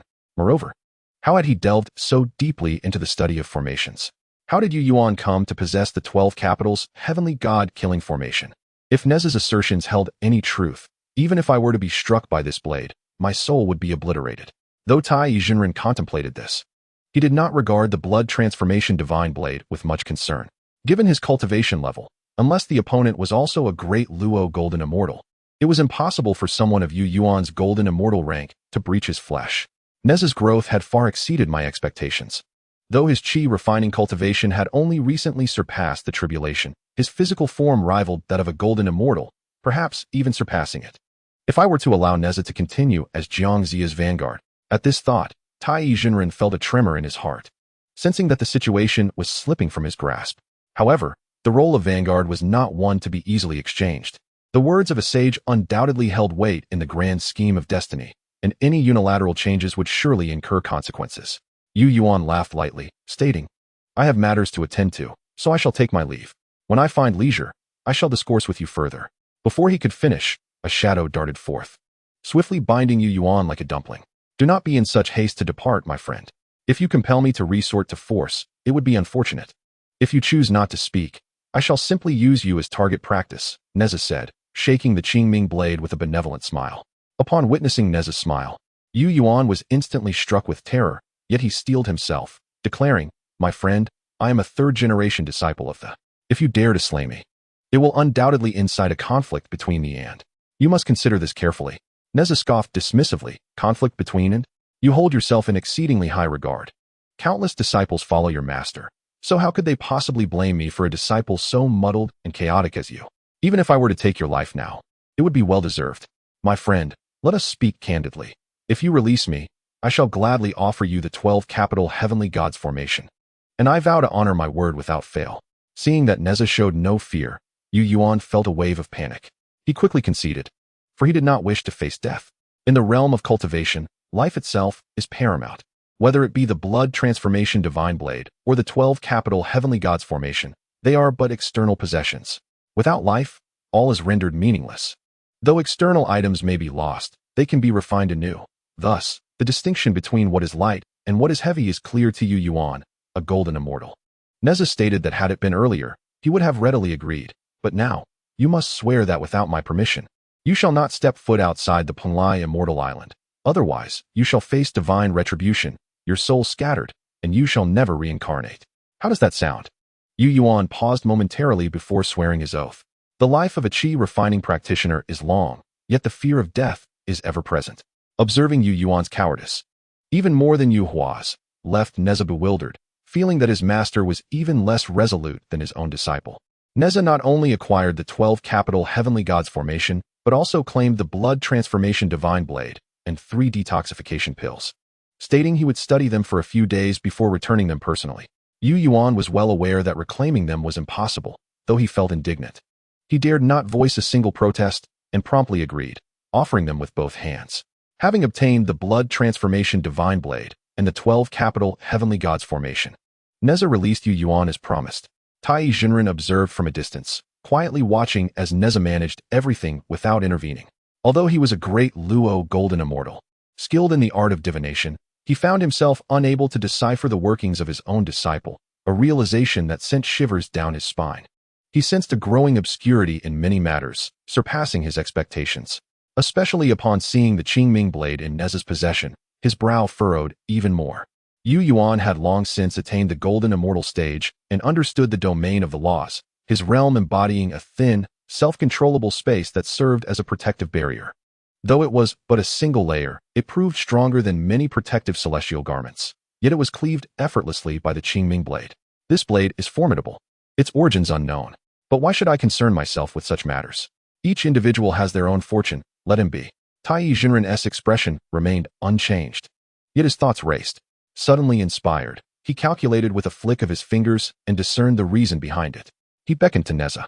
Nezha sheathed the Qingming blade and the blood transformation divine blade, approaching Taiyi Jinren and respectfully inquiring what his master wished of him. Taiyi Jinren hesitated, as Nezha's transformation had deviated from his expectations. Allowing him to descend the mountain felt somewhat unsettling. However, after contemplation, he resolved to permit Nezha to proceed.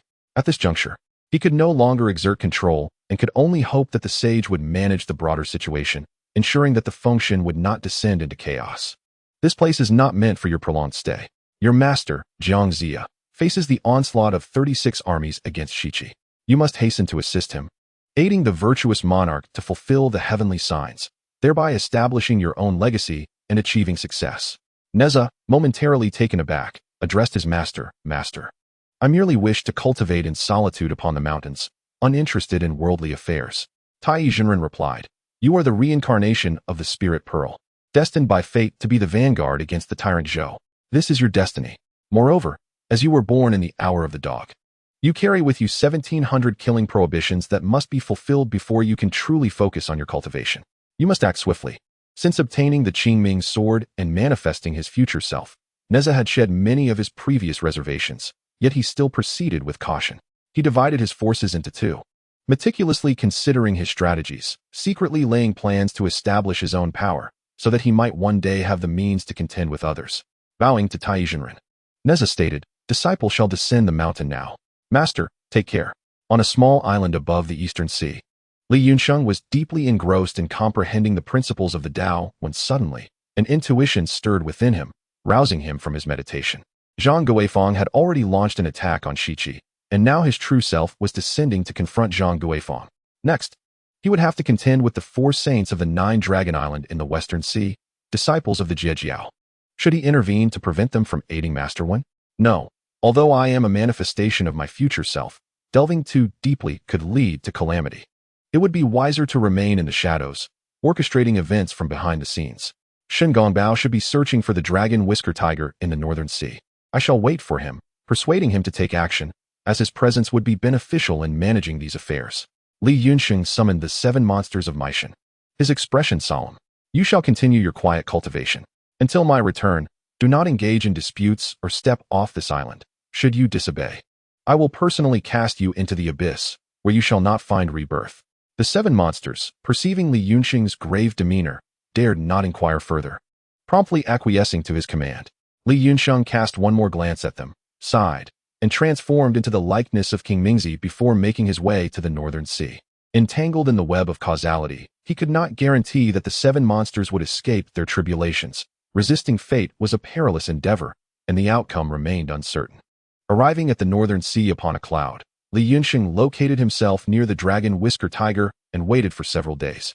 Eventually witnessing Shen Gongbao deceiving the dragon whisker tiger before riding away on the white-striped tiger, he hastily pursued, calling out, "Friend, please pause." Upon uttering these words, Li Yunsheng felt an odd sensation, as if something was amiss. It resembled Shen Gongbao's habitual expression, yet was employed to halt his companion. Shen Gongbao, still seething from the humiliation inflicted by the southern polar immortal, was eager to trouble Jiang Zia when he heard someone calling out. He immediately halted, and upon recognizing King Mingzi, his spirits lifted. "What brings you to seek me, friend?" Shen Gongbao inquired. Li Yunsheng replied, "I seek you out in concern, fearing you may fall prey to another's schemes, thereby losing your life and becoming a mere servant." Shen Gongbao was momentarily taken aback. "What do you mean by that? Could you elucidate? This matter bears significant weight. Please accompany me." With a gesture, Li Yunsheng led Shen Gongbao to a grand palace. After they settled, Li Yunsheng waved his hands, enveloping them in a luminous barrier composed of the essence of annihilation, undetectable even to saints. Witnessing Li Yunsheng's grave demeanor, Shen Gongbao felt a sinking sensation in his heart. Realizing the severity of the situation exceeded his expectations, Taoist friend Shen Gongbao tentatively inquired but hesitated to continue. Li Yunsheng, having arranged everything, exhaled in relief and remarked that even a saint could not perceive our conversation. Shen Gongbao's expression shifted as he gazed at Li Yunsheng, his eyes gradually changing. Taking a deep breath, he urged, "Please, enlighten me, for I trust in your words." Li Yunsheng chuckled softly, somewhat hesitant, and replied, "Let us discuss this further once you have heard all I have to say." Observing the resolute demeanor of Shen Gongbao, he continued, "I must reveal that I hope you will not be too astonished. Your fate has already been predetermined by others. I believe it has not been long since you parted ways with Jiang Zia. You must have seen the function bang in his possession. Anyone whose name appears on that list is destined to perish, their true essence sealed within. Subjected to the control of others and enshrined as a deity of the celestial court, molded into a divine form, and dispatched at the behest of the celestial emperor, Haoyan. Should one resist, they would be met with the punitive lashes of the divine whip, bound to a relentless schedule, devoid of freedom. This is a far cry from the leisurely existence among the 3 mountains and 5 peaks, where one roams freely. Once enshrined, one becomes a slave. If you continue down this path, your physical form will be cast into the sea of oblivion, and your true essence will be sealed as the general of water." Shen Gongbao's astonishment deepened, his eyes widening in disbelief, rendering him speechless. Chapter 76. Conspiracy of Enshrinement. Noticing Shen Gongbao's expression, Li Yunsheng suppressed a chuckle, intending to provoke him further to avoid unnecessary persuasion. Sipping his tea, he continued, "Your wager with Jiang Zia, coupled with the humiliation from the Antarctic immortal, was all meticulously orchestrated to sow discord between you and Jiang Zia, compelling you to assist in nefarious deeds. Otherwise, how could one assemble the complete roster of 365 rightful deities? How could the grand calamity of enshrinement be fulfilled? How could the 12 golden immortals achieve their slaughtering tribulations and return to seclusion? Yet, all of this necessitates your cooperation. What are your intentions, dear friend? Shun Gongbao stood frozen, as if his soul had departed, his demeanor vacant. Li Yunsheng let out a cold laugh, asking, "Do you know what the holy master of the has uttered? Close the cave doors tightly, and quietly chant the Huangting scriptures. Cast oneself into the western lands, where one's name appears on the Fengshen Bang. If you proceed according to your current plans, many disciples will be lured down the mountain by your invitation. Not only will you have assembled the 365 rightful deities for the Celestial Emperor, but you will also have facilitated the 12 golden immortals in completing their slaughtering tribulations, thereby aiding the holy masters of the Yin fulfilling their grand calamity of enshrinement. But what of you? Not only will you gain nothing, but you will also earn the perennial infamy of being an accomplice in tyranny, and none shall express gratitude towards you. Rather, they will seek to slay you and enshrine you. Furthermore, you will have offended all those who are enshrined, particularly the disciples of. Initially, they may remain oblivious, but as time passes, they will come to understand the full scope of events. Those enshrined will undoubtedly direct their wrath towards you, effectively alienating you from both the and. Once listed for enshrinement, one's cultivation ceases to progress, and one's path remains stagnant, awaiting the next calamity of enshrinement for a chance at liberation. Not only will you be subjugated, but consider the countless hours of cultivation you will have squandered. Taoist friend, do you find my words credible? The entire palace was enveloped in an eerie stillness, a silence so profound it bordered on madness. Shun Gongbao's complexion fluctuated between pale and ashen, his body began to sway, and his heart raced tumultuously as a primordial spirit slowly emerged. Time slipped away unnoticed until Shun Gongbao finally regained his composure. He gazed intently at Nezha and in a hushed tone inquired, "Who exactly are you? How do you possess such knowledge? You even know of my duel with Jiangxia on Kunlun Mountain. Were you lurking nearby? That is impossible. Your mind is even more intricate than mine, and a sage would undoubtedly not tolerate your existence." Li Yunsheng, unperturbed, replied, "I am one who revels in defiance against the heavens, and I happen to know the truth behind the investiture of the gods. Thus, I wish to take a gamble, to see if I can disrupt this great calamity. Even if I cannot alter it, I intend to transform the investiture into something unrecognizable. Dare you join me in this wager? Are you not afraid that I might betray you?" Shun Gongbao retorted. Li Yunsheng assured him, "As I have stated, the words exchanged here are beyond the perception of the sages. As long as I do not seek them out, they will not find me. What must I do?" Shun Gongbao inquired.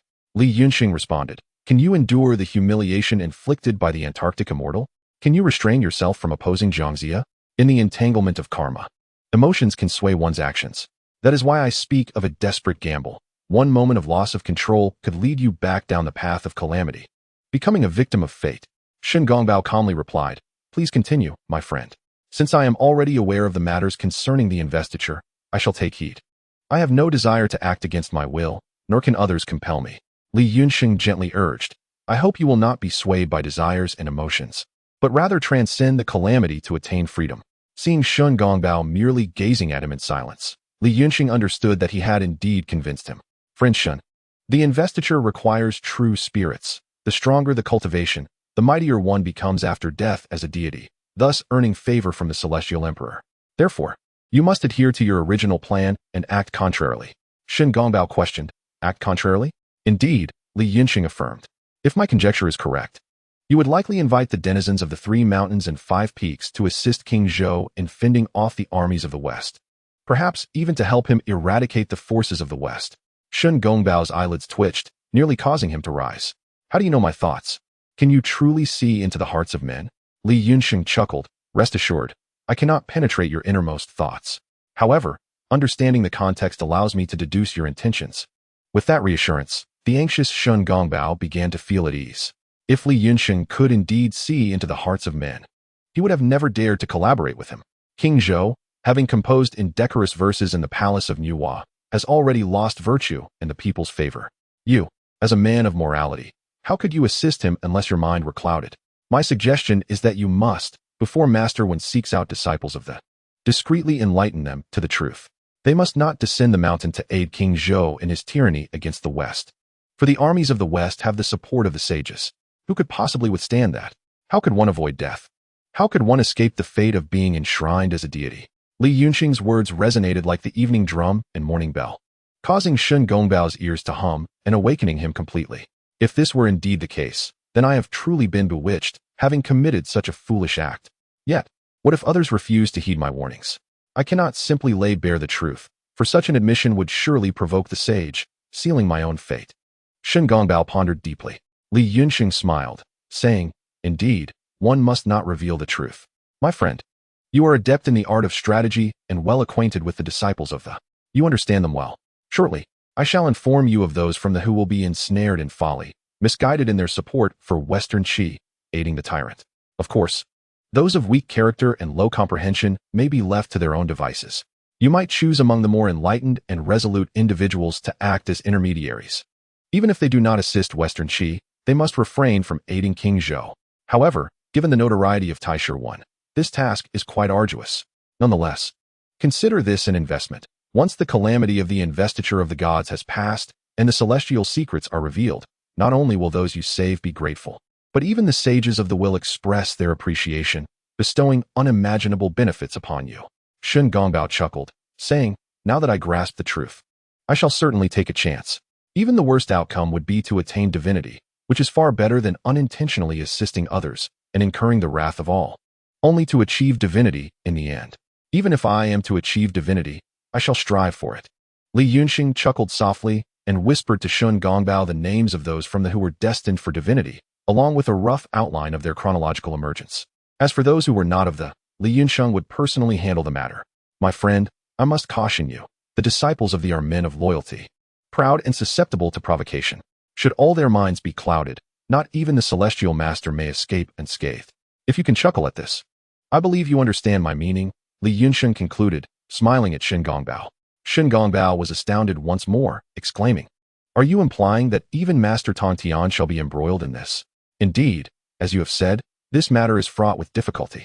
However, I find it intriguing, for at least I understand the purpose of my actions. Await my good news." With a grand gesture, Li Yunxing summoned a flash of golden light, and Shun Gongbao vanished, having been sent forth by him. Chapter 77. Challenge. If you dare. Shun Gongbao gazed upon the vast emptiness of the North Sea, feeling as though all that had just transpired was but a dream. Many once clear thoughts began to fade. Boundless longevity and fortune, I seek the path wholeheartedly. Yet the trials are so severe. The journey is arduous, but what of it? Shun Gongbao summoned his white tiger steed, mounting it with fervor as he declared, "As men of virtue, we naturally assist the enlightened sovereign. How could we aid a tyrant?" He rode the white tiger away, turning towards the location of the dragon whisker tiger. Realizing he could no longer adhere to his original plans and needed to confer anew with the dragon whisker tiger, Li Yunxing, with a thought, emerged from the primordial celestial court, casting a glance at the departing Shun Gongbao, transforming into a stream of water and heading towards the eastern sea. At the moment of their separation, the heavenly mysteries grew increasingly obscure, making it difficult for even the sage to discern all that lay ahead. The once clear waters of destiny have been thoroughly muddied by human intervention, rendering everything obscured and indistinct.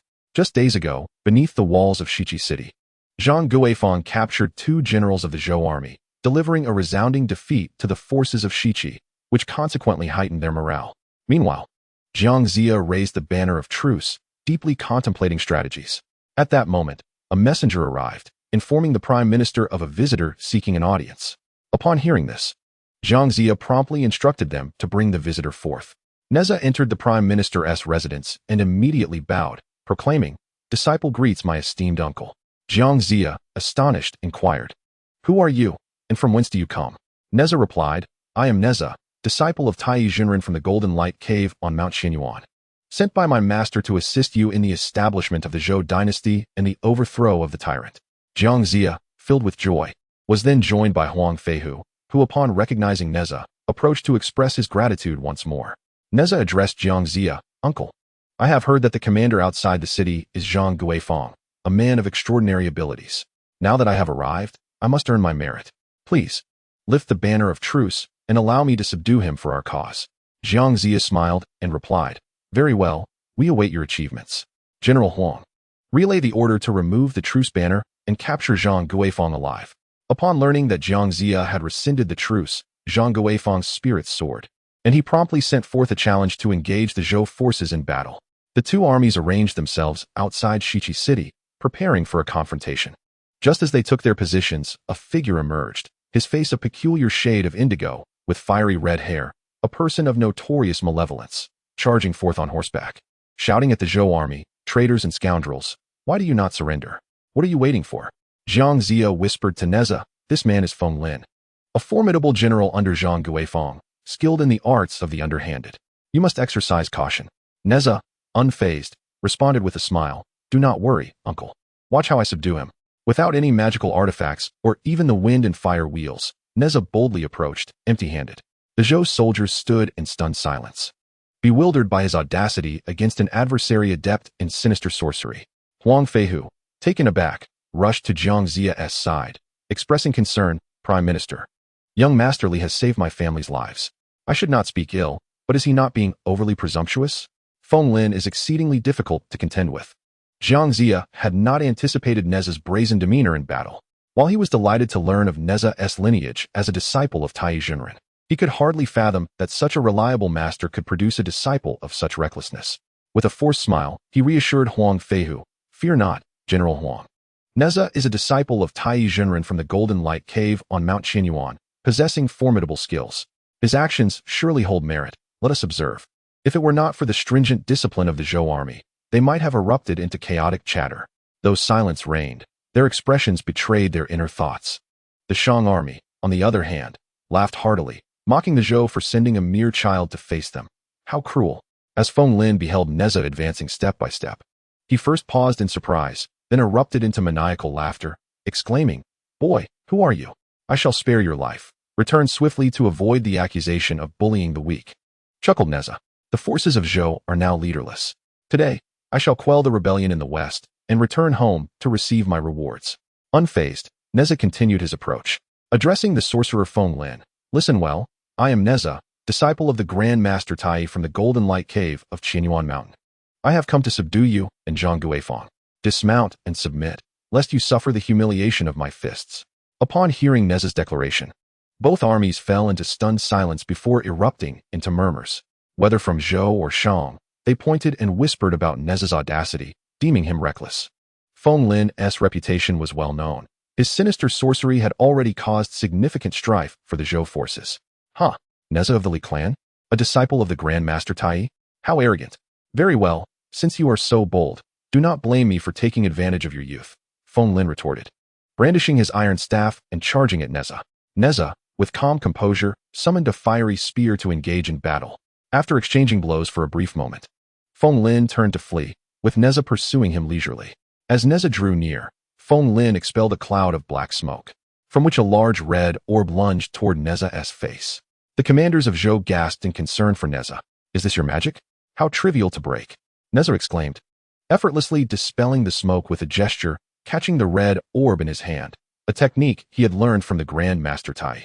Seeing his spell thwarted with such ease, Feng Lin, rather than being disheartened, grew furious and charged at Nezha with his staff, shouting, You insolent brat, daring to disrupt my sorcery, you seek death. Nezha stood his ground, pointing a finger as a crimson thread descended from the heavens, ensnaring Feng Lin and toppling him from his horse, rolling to Nezha's feet. Without uttering a word, Nezha unleashed a flurry of fists upon Feng Lin, rendering him battered and bruised, tears streaming from his eyes. Will you submit? Nezha inquired with a compassionate gaze at the disfigured Feng Lin, his tone gentle. I am General Zhang. Before Feng Lin could finish, Nezha resumed his assault, even more ferociously. Will you submit? Will you submit? Yes, I was about to say I would, but you wouldn't let me. It's so unfair. Feng Lin finally blurted out, feeling wronged, having intended to declare his loyalty, but interrupted by Nezha's relentless strikes. I am so wronged. I have endured unnecessary blows. He lamented inwardly. Nezha replied with a smile, Good, report to the Chancellor. Should you betray us, I shall ensure you endure every torment imaginable, casting your spirit into the abyss. Forever denied rebirth. Feng Lin trembled in response. I sincerely submit, I will never betray. At this moment, the soldiers from both sides remained in a state of disbelief.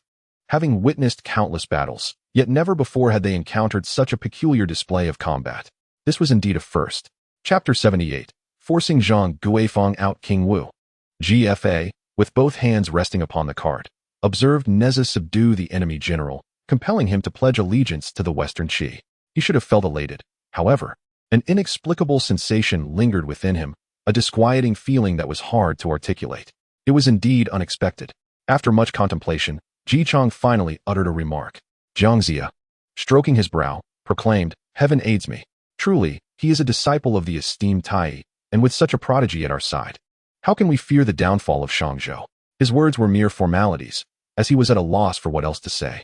Huang Feihu and the other generals fell silent, for Nezha had proven his prowess, possessing the audacity to back it up. Zhang Guifang was equally astounded. It was not until Feng Lin had yielded to the Western Qi that he fully grasped the situation.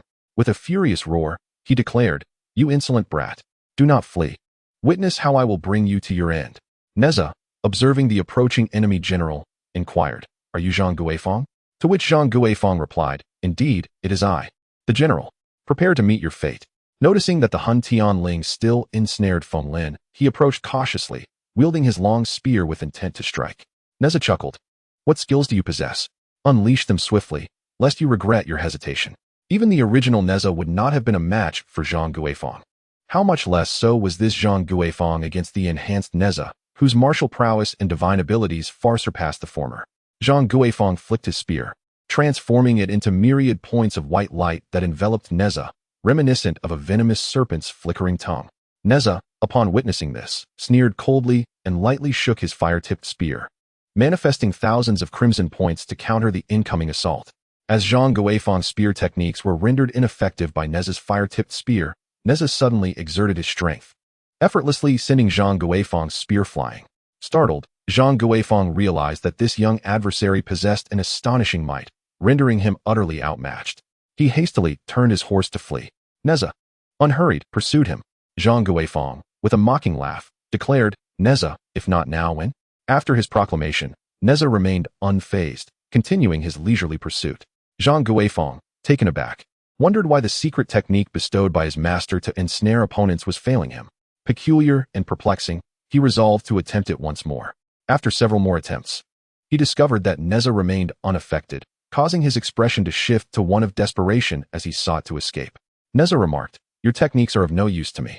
Surrender to the Western Qi and spare yourself the humiliation." Zhang Guifang vehemently retorted, "Never. I, Zhang, am a loyal minister of Shangzhou. How could I submit like that old rogue Huang Feihu?" Nezha replied, "That is not for you to decide. Descend from your steed." In a flash, the binding divine rope ensnared Zhang Guifang, pulling him to the ground before Nezha. Without any further ado, Nezha unleashed a series of blows, soon leaving Zhang Guifang battered and bruised. "Will you yield?" Zhang Guifang proclaimed, "I pledge my life to the king. You shall not succeed." Thud, thud, thud, Nezha struck again, softly telling Zhang Guifang, "I have ample time to play with you. If you do not submit to the Western Qi, not only will you face my wrath, but as you can see, the generals behind me will take turns persuading you to surrender. Moreover, I possess the means to ensure your survival until you yield to the West Qi. You must contemplate this carefully. In this present age, King Zhou of Shang has lost the hearts of the people, and fate dictates his imminent downfall. Would you prefer to be a loyal soul of a fallen nation or a general of a rising power? History is penned by the victors, should you refuse to submit. Millennia hence, your name shall be inscribed in the annals as a foolishly loyal general who aided King Zhou in the oppression of the populace. Have you considered this? My hand itches again." Zhang Guifang's mind momentarily clouded, only to awaken swiftly, his countenance transformed in an instant. At that moment, a barrage of blows rained down upon him. Bang, bang, bang. Allow me to rouse you. Ponder this well. The hearts of the people are the will of heaven, and public sentiment reflects divine intention. He who wins the hearts of the people receives the aid of heaven. He who receives such aid shall conquer the world. This is my understanding of the great way. The workings of the universe are not swayed by anyone's will. Not even a sage would dare defy the will of heaven and the sentiments of the people. Zhang Guifang initially wished to respond defiantly, yet he comprehended Nezha's words and their implications. His thoughts began to shift. However, he was a disciple of a celestial being from the who had taught him a powerful summoning technique. Although his master did not reveal his identity, he had instructed Zhang to assist King Zhou and sworn an oath not to pose any difficulties for him. Should he defect to the West Qi, he would face a far graver fate for breaking that vow. I understand your words, my friend, yet I had sworn to assist King Zhou. Even if I do not assist him, I cannot stand against him, lest I meet a demise that would doom my spirit to eternal oblivion. Zhang Guifang sighed, continuing, "With death looming on either side, You might as well end my life. I would accept my foolish loyalty. Nezha was momentarily taken aback, realizing that Zhang Guifang had indeed sworn an oath under the guidance of a celestial being, which raised the question of whether fate was truly predetermined. It is no wonder that disciples of the are descending from the mountains, as their interests are deeply intertwined with those of King Zhou. From the Grand Master, Wenzhong downwards, most capable generals have intricate connections to the now, as King Zhou faces siege from all directions, teetering on the brink of collapse. If they were to remain indifferent and withdraw all their disciples, while preserving their strength for future contests, they would find it exceedingly challenging to intervene in the affairs of humanity. I, too, must hasten my pace. I must secure that individual. Regrettably, their strength is formidable. Without sufficient power, even the most eloquent words are futile. I must devise a strategy, for this person is pivotal to my future plans, and I cannot afford any missteps. Nezha glanced at Zhang Guifang, who awaited death with closed eyes, and remarked, "Since you have expressed yourself thus, it would be unjust for me to further compel you. I shall release you, but you must swear to retreat into seclusion, forsaking all worldly conflicts. Otherwise, you shall face divine retribution and your soul shall scatter." Zhang Guifang, who awaited death, was taken aback that Nezha chose not to kill him, but instead demanded an oath of retreat and cultivation. A most favorable outcome that did not contravene his original vow. "Are you sincere in your words?" Zhang Guifang inquired hesitantly. Nezha replied, "What I have said is indeed true. It is now up to you to decide." Zhang Guifang hesitated momentarily, murmuring, "Master, forgive me. From this day forth, I shall devote myself to the path of cultivation, refraining from further involvement in worldly conflicts. Should I violate this oath, may heaven's thunder strike me, my soul scatter, and I be eternally barred from reincarnation." Nezha retracted the binding rope of the gods, releasing Zhang Guifang, who then returned to the command tent to relinquish his seal of authority. It was only when Nezha presented himself before Jiang Ziya, accompanied by Feng Lin, that King Wu, GFA, and the other generals realized the commander of the invading Zhou army had been subdued by a mere boy of 17 or 18. Nezha clasped his fists and addressed his master uncle. "I am fortunate to have fulfilled my duty. Zhang Guifang has chosen to retreat into seclusion, no longer serving the tyrant Shang Zhou. General Feng Lin has experienced a profound change of heart and is willing to submit to the West Qi, aligning with the auspicious omen of the phoenix singing upon Mount Qi, heralding the arrival of a wise sovereign.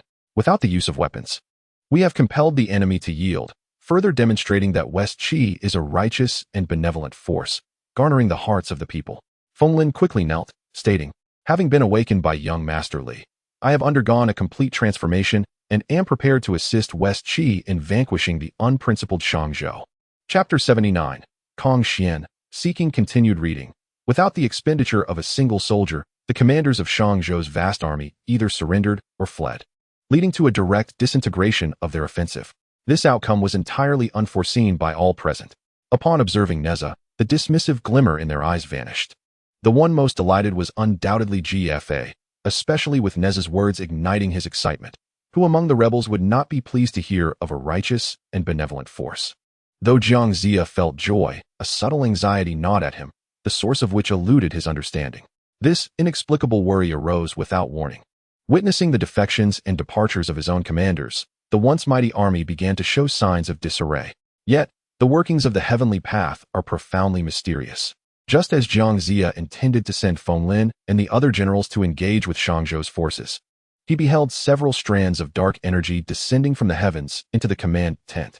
The army of Shang Zhou, which had been on the verge of collapse, suddenly fell silent, their morale now surpassing what it had been before.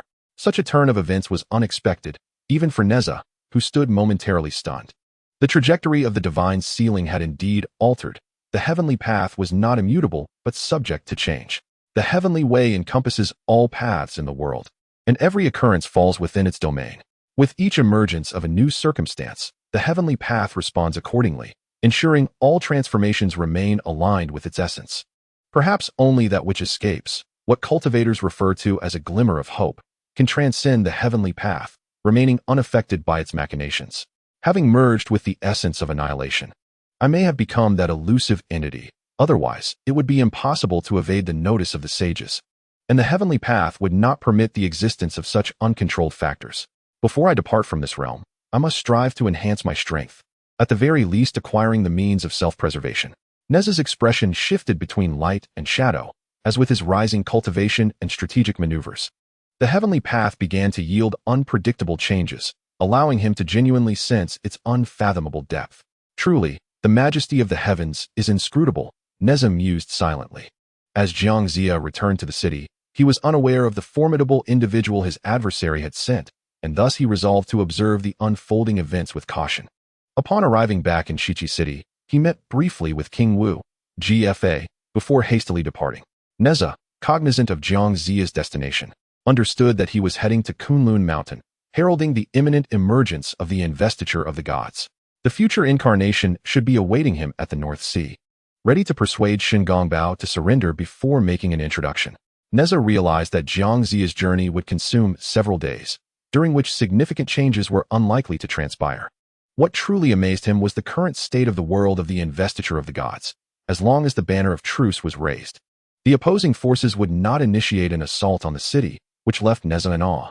Days later, Nezha felt a stirring within him, signifying that the future incarnation had indeed swayed Shingongbao and returned to the leisurely island in the East Sea for further cultivation. Consequently, he resolved to send his future self to meet that individual. Even if it did not come to fruition, there remained ample time and opportunity. Meanwhile, he continued to ponder the profound intricacies of the 12 capital heavenly gods' great array and the cultivation wisdom imparted by Yun Xiao in preparation for the upcoming calamity. On the East Sea, at the leisurely island, Li Yunsheng, deeply engrossed in the Tao, awakened from his meditative state. The celestial order flowed like an unceasing river. While he resembled a fisherman on the shore, although he could catch myriad beings from the waters, he could not alter the river's course. Given sufficient time, it was not impossible to bend the stream. As Jingwei could fill the sea, he too could effect change, albeit at a great expenditure of time and the inevitable trials that would ensue.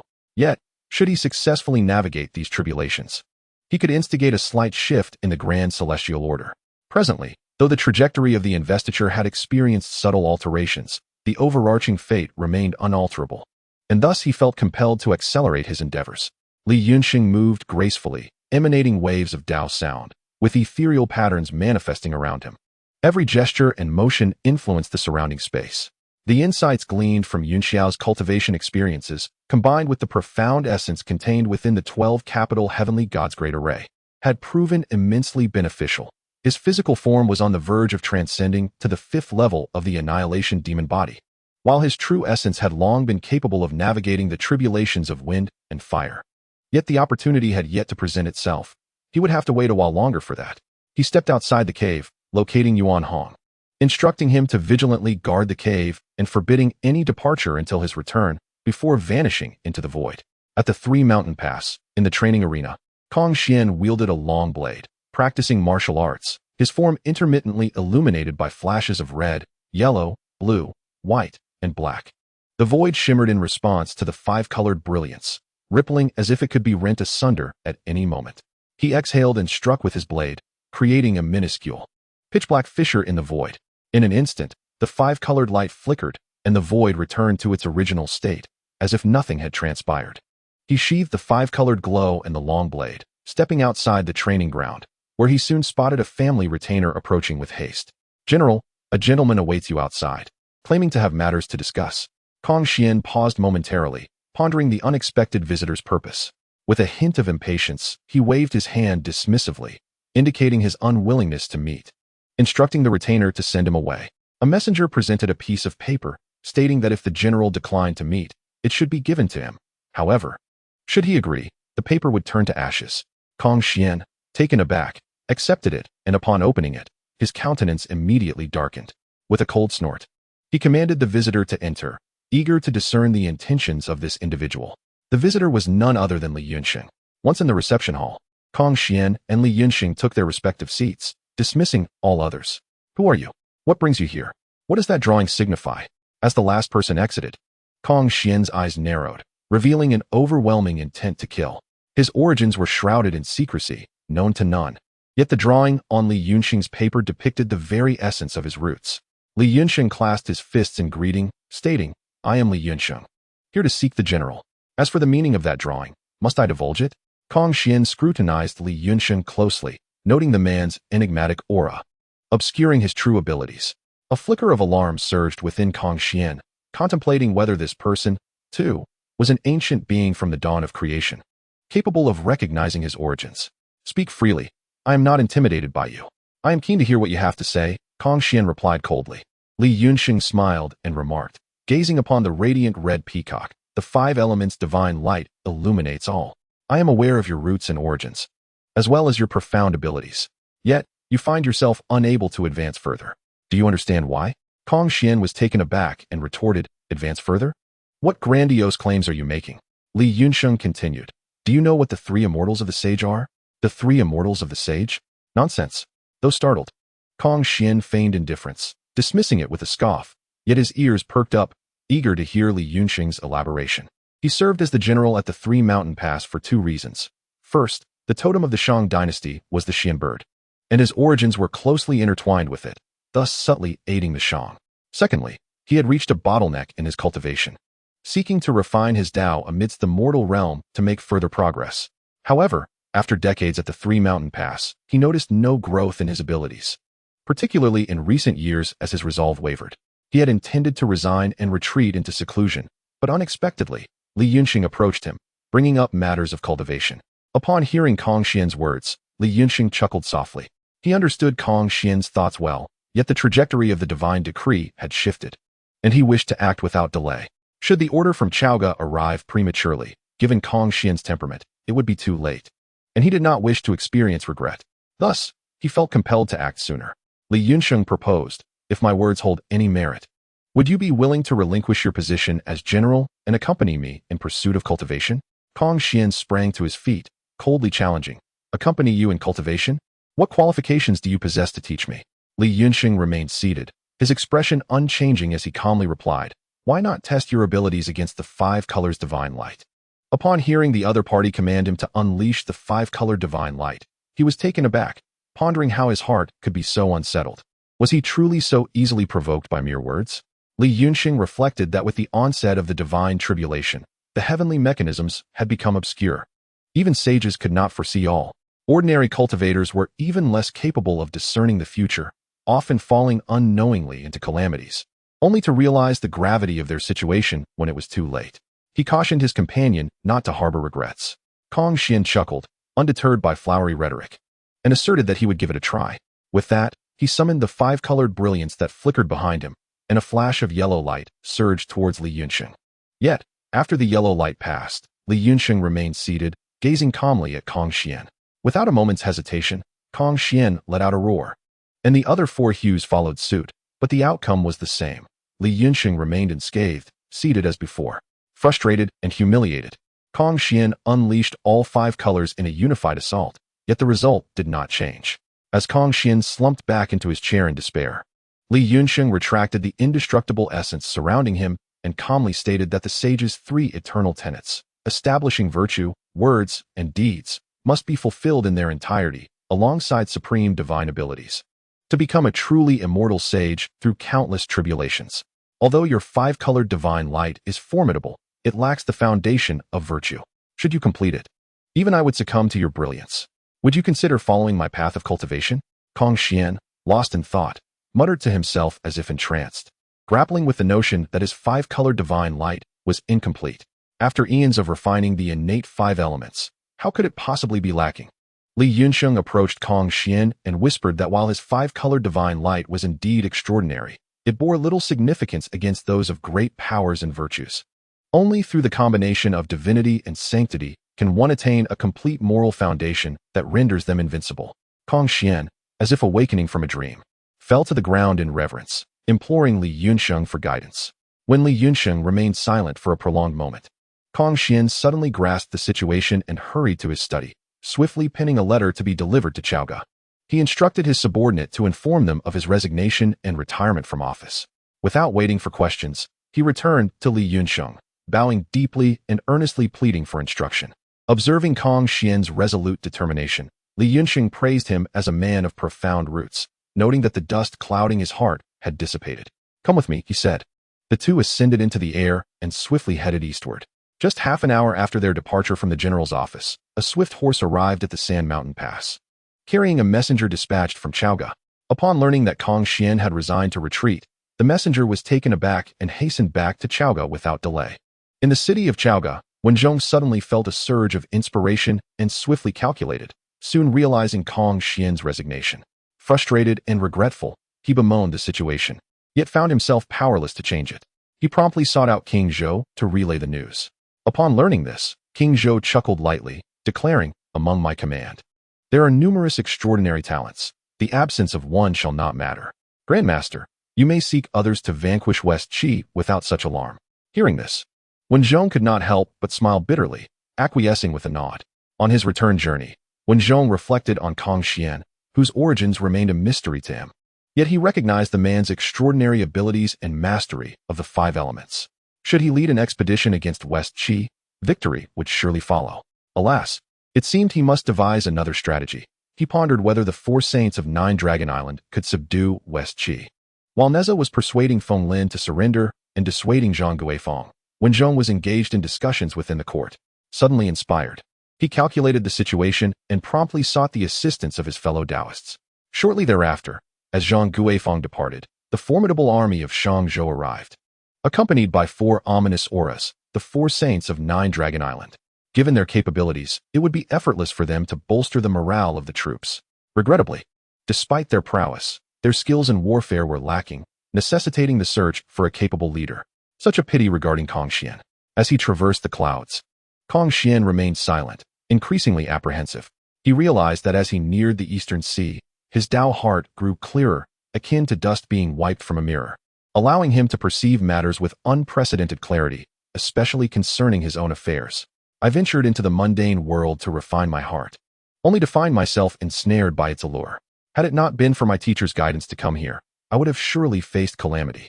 In retrospect, I was indeed oblivious to my peril. Contemplating this, Kong Xian sensed a long stagnant progress in his cultivation beginning to shift, yet he still awaited the right opportunity. Could this opportunity be what his teacher referred to as the three immutables of the sage? Kong Xian pondered privately, refraining from inquiring, understanding that when the time was right, his teacher would speak. "This is where I have been cultivating, the Isle of Freedom," proclaimed Li Yunsheng, guiding Kong Xian above the island, pointing to a small isle resembling a solitary boat amidst the sea. Isle of Freedom? A splendid name. Is not the pursuit of longevity and tranquility the essence of freedom? Kong Xian praised. "Come with me. There are 7 others on the island whom I shall introduce to you." As they descended, Li Yunsheng summoned the 7 wonders of Meishan, presenting them to Kong Xian while also introducing him to the group. "You are all my disciples. Do not engage in strife amongst yourselves. Support and uplift one another." All 8 bowed in acknowledgement, though the 7 wonders regarded Kong Xian with peculiar gazes, which he reciprocated, both feeling a sense of discontent. Li Yunsheng observed this, but chose not to address it, believing it best for them to navigate their dynamics independently. Once introductions were concluded, he beckoned Kong Xian, saying, "Follow me." Kong Xian cast a glance at the 7 wonders, snorted disdainfully, and followed Li Yunsheng into the cave dwelling. "I have previously conveyed to you that one must embody both the divine and the sacred to attain complete virtue. Your moral character is insufficient. Naturally, you cannot command those of great power," Li Yunsheng stated, seated comfortably while regarding Kong Xian, who promptly stood in respect. "I implore you, Master, please teach me how to embody the divine and the sacred, achieving virtue and harmony." When Li Yunsheng spoke of your 5-colored divine light being referred to as the 5-element sacred light, it signified the attainment of virtue. As for the method of transforming the 5-colored divine light into the 5-element sacred light, you must take heed. Benevolence, righteousness, propriety, wisdom, and faith are the 5 constants. Also known as the 5 virtues, your 5-colored divine light is but a trace of primordial 5-element energy.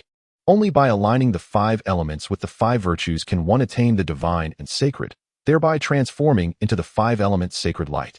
At that moment, you shall possess the capability to stand shoulder to shoulder with those of immense divine powers. Li Yunsheng extended his hand into the void, inscribing the ancient characters for benevolence, righteousness, propriety, wisdom, and faith. Each character contained a thread of virtue. If one could comprehend them, it would naturally lead to actions that were both unrestrained and harmonious. Movements in accordance with nature and the great way, thus becoming a sage. Chapter 81. Capturing with one hand gazing at the 5 grand characters suspended in the void. Kong Xian was momentarily entranced. His eyes fixated on the characters for benevolence, righteousness, propriety, wisdom, and faith, his mind racing with countless thoughts surging forth like a fountain. This contemplation lasted for 9 days and nights, during which he entered the path and achieved enlightenment. On the 10th day, Kong Xian suddenly awakened, as the 5 characters in the void transformed into 5 strands of essence that penetrated his consciousness, merging with his primordial spirit. At that moment, heavenly flowers of 5 colors began to descend, transforming in midair into spiritual energy that entered Kong Xian's being. After 3 more days and nights, a soft sound emerged, and Kong Xian smiled, as a man resembling him by 8 parts appeared beside him, donned in a scholarly robe, exuding an air of cultured elegance, reminiscent of a well-read scholar. "Greetings, fellow practitioner," the refined man, who introduced himself as Kong Qiu, bowed to Kong Xian. Kong Xian promptly returned the gesture, stating, "Kong Xian has encountered the esteemed teacher. The path of the sage requires your guidance. I require retreat to comprehend the divine powers." Kong Qiu replied, "You and I are of one essence. There is no need for formalities. I too must seek to understand the 5 constants. First, establish virtue. Then, establish words. Subsequently, establish achievements, thus attaining the 3 immortals of the sage." The 2 exchanged knowing smiles and proceeded deeper into the cave, paying homage to Li Yunxing. Li Yunxing nodded, extending his hand, as countless pieces of information flowed into Kong Qiu's consciousness. This can serve as a reference. Observe the operation of the human path. When your comprehension nears completion, you may reincarnate and undergo tribulations. The outcome will depend on your opportunity. The 2 bowed once more, with the disciple acknowledging, "I understand. Thank you for your guidance, esteemed teacher. I take my leave." Li Yunxing resumed his closed-door cultivation, awaiting news from Nezha, as the 2 conspired in light and shadow regarding the sealing of the gods. In Shiqi City, several days after Jiang Ziya's departure, he returned riding a peculiar divine beast, accompanied by an unattractive dragon-bearded tiger. The citizens of Shiqi marveled at the peculiar beast, yet recoiled in fear upon seeing the dragon-bearded tiger. Their fear gradually subsided upon realizing it was Jiang Ziya's disciple. Nezha, upon learning of this, found it curious. Recalling that Jiang Ziya had only brought the list of deities and the sacred cypress mirror upon his initial arrival at Kunlun. After establishing the altar of sealing the gods in Shiqi and displaying the list, he had summoned notable figures to the list. It was only during his second descent to Kunlun that he had brought back the peculiar beast and the dragon-bearded tiger. It appears that the trajectory of the function has indeed altered. Following the duel between Jiang Ziya and Shun Gongbao, he was summoned back by Yuan Shi, who subsequently conveyed the presence of the divine beast, the Qilin, while indicating the locations of Bai Jian and Long Su-hu. At this juncture, Bai Jian should be accompanied by the 5 paths of deities to oversee the construction of the function platform. Nezha, having not encountered Bai Jian, speculates that he must have gone directly to supervise the work, for the matters concerning the function cannot be taken lightly. The future incarnation has gained profound insights from the 12 capital heavenly gods and the cultivation experiences in Yunxiao, yielding immense benefits. Presently, the annihilation demon body is on the verge of breaking through to the 5th level. Once this breakthrough occurs, my physical form will rival that of an innate spiritual treasure. Even the great Luo Jingxian would be powerless against me, thereby granting me a solid foundation. My current corporeal form has also reached the mid-stage of the 4th level of the annihilation demon body, sufficient to withstand the might of postnatal treasures without succumbing to death. The annihilation demon body comprises 9 levels. The disparities among the first 4 levels are relatively minor, yet as one progresses to the latter 5, the differences are unfathomable, akin to the chasm between heaven and earth. I am truly eager to discover the extent of strength that the 9th level might possess. Next, I must guide my primordial spirit through the trials of wind and fire, and seek an opportune moment to locate the 9 springs of heaven and earth. If I can find them, not only will my samadhi true fire reach its zenith, but I will also gain complete mastery over the true fire of the sun, in addition to acquiring 9 extraordinary treasures. The trajectory of the function has already shifted, and all matters will evolve accordingly. I must act preemptively. The 9 springs of heaven and earth, Xianglong Spring, Banshan Spring, Wenquan, Donghe Spring, Huangshan Spring, Shaoan Spring, Guangfen Spring, Tang Spring, and Zhuogo Spring. Each conceals ancient treasures within its depths. Nezha quietly cultivates his primordial spirit, comprehending the principles and enhancing his path. Suddenly, he perceives someone approaching, bearing orders to leave the city and confront the army of Chengtang. In recent days, the Zhou army has discerned that the 4 black lines that suddenly appeared were, in fact, the 4 saints of the 9 Dragon Island from the Western Sea. Indeed, the 4 saints have arrived ahead of schedule.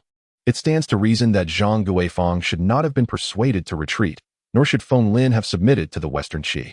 However, due to my interventions, circumstances have shifted. In order to prevent Cheng Tang's swift demise and to facilitate the completion of the Fengshan calamity, the four saints of the Nine-Dragon Island have arrived ahead of time. How intriguing. With a chuckle, Nezha makes his way outside the palace, where he finds Jiang Zia leading the generals towards the city gates. Nezha promptly follows. Upon his arrival, all present nod in acknowledgement, none daring to underestimate him. Outside the city, formations are arranged as the two armies face each other, each observing the other.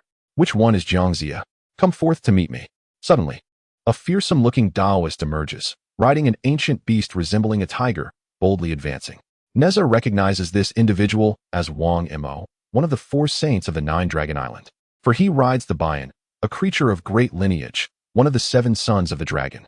Upon its emergence, the mounts of the Western Qi army tremble and collapse, causing their riders to be unceremoniously thrown to the ground, covered in dust. Only Jiang Zia and Huang Feihu remain unmoved. Jiang Zia's mount, the Qilin, is an ancient marvel, the king of beasts, and would not fear the Bian. Huang Feihu's steed, the five-colored divine ox, is likewise an ancient rarity, impervious to the Bian's presence. I am but Jiang Zia. May I inquire how my esteemed friend wishes to be addressed? Witnessing the valiant generals in disarray, Jiang Zia felt a tinge of embarrassment, yet he maintained his composure.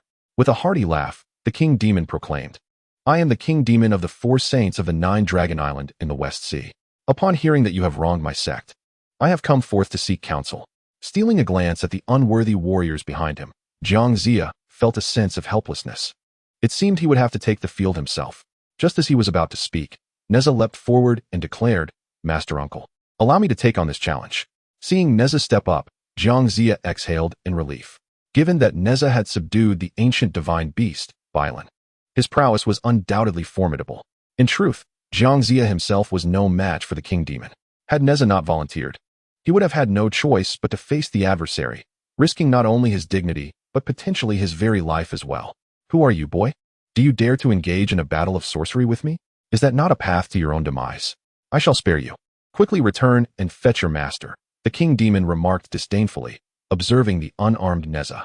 Nezha, flexing his limbs, retorted with a smile, Is that so? You may come to regret your words. In an instant, Nezha vanished, only to reappear behind the king demon, delivering a powerful punch to his head.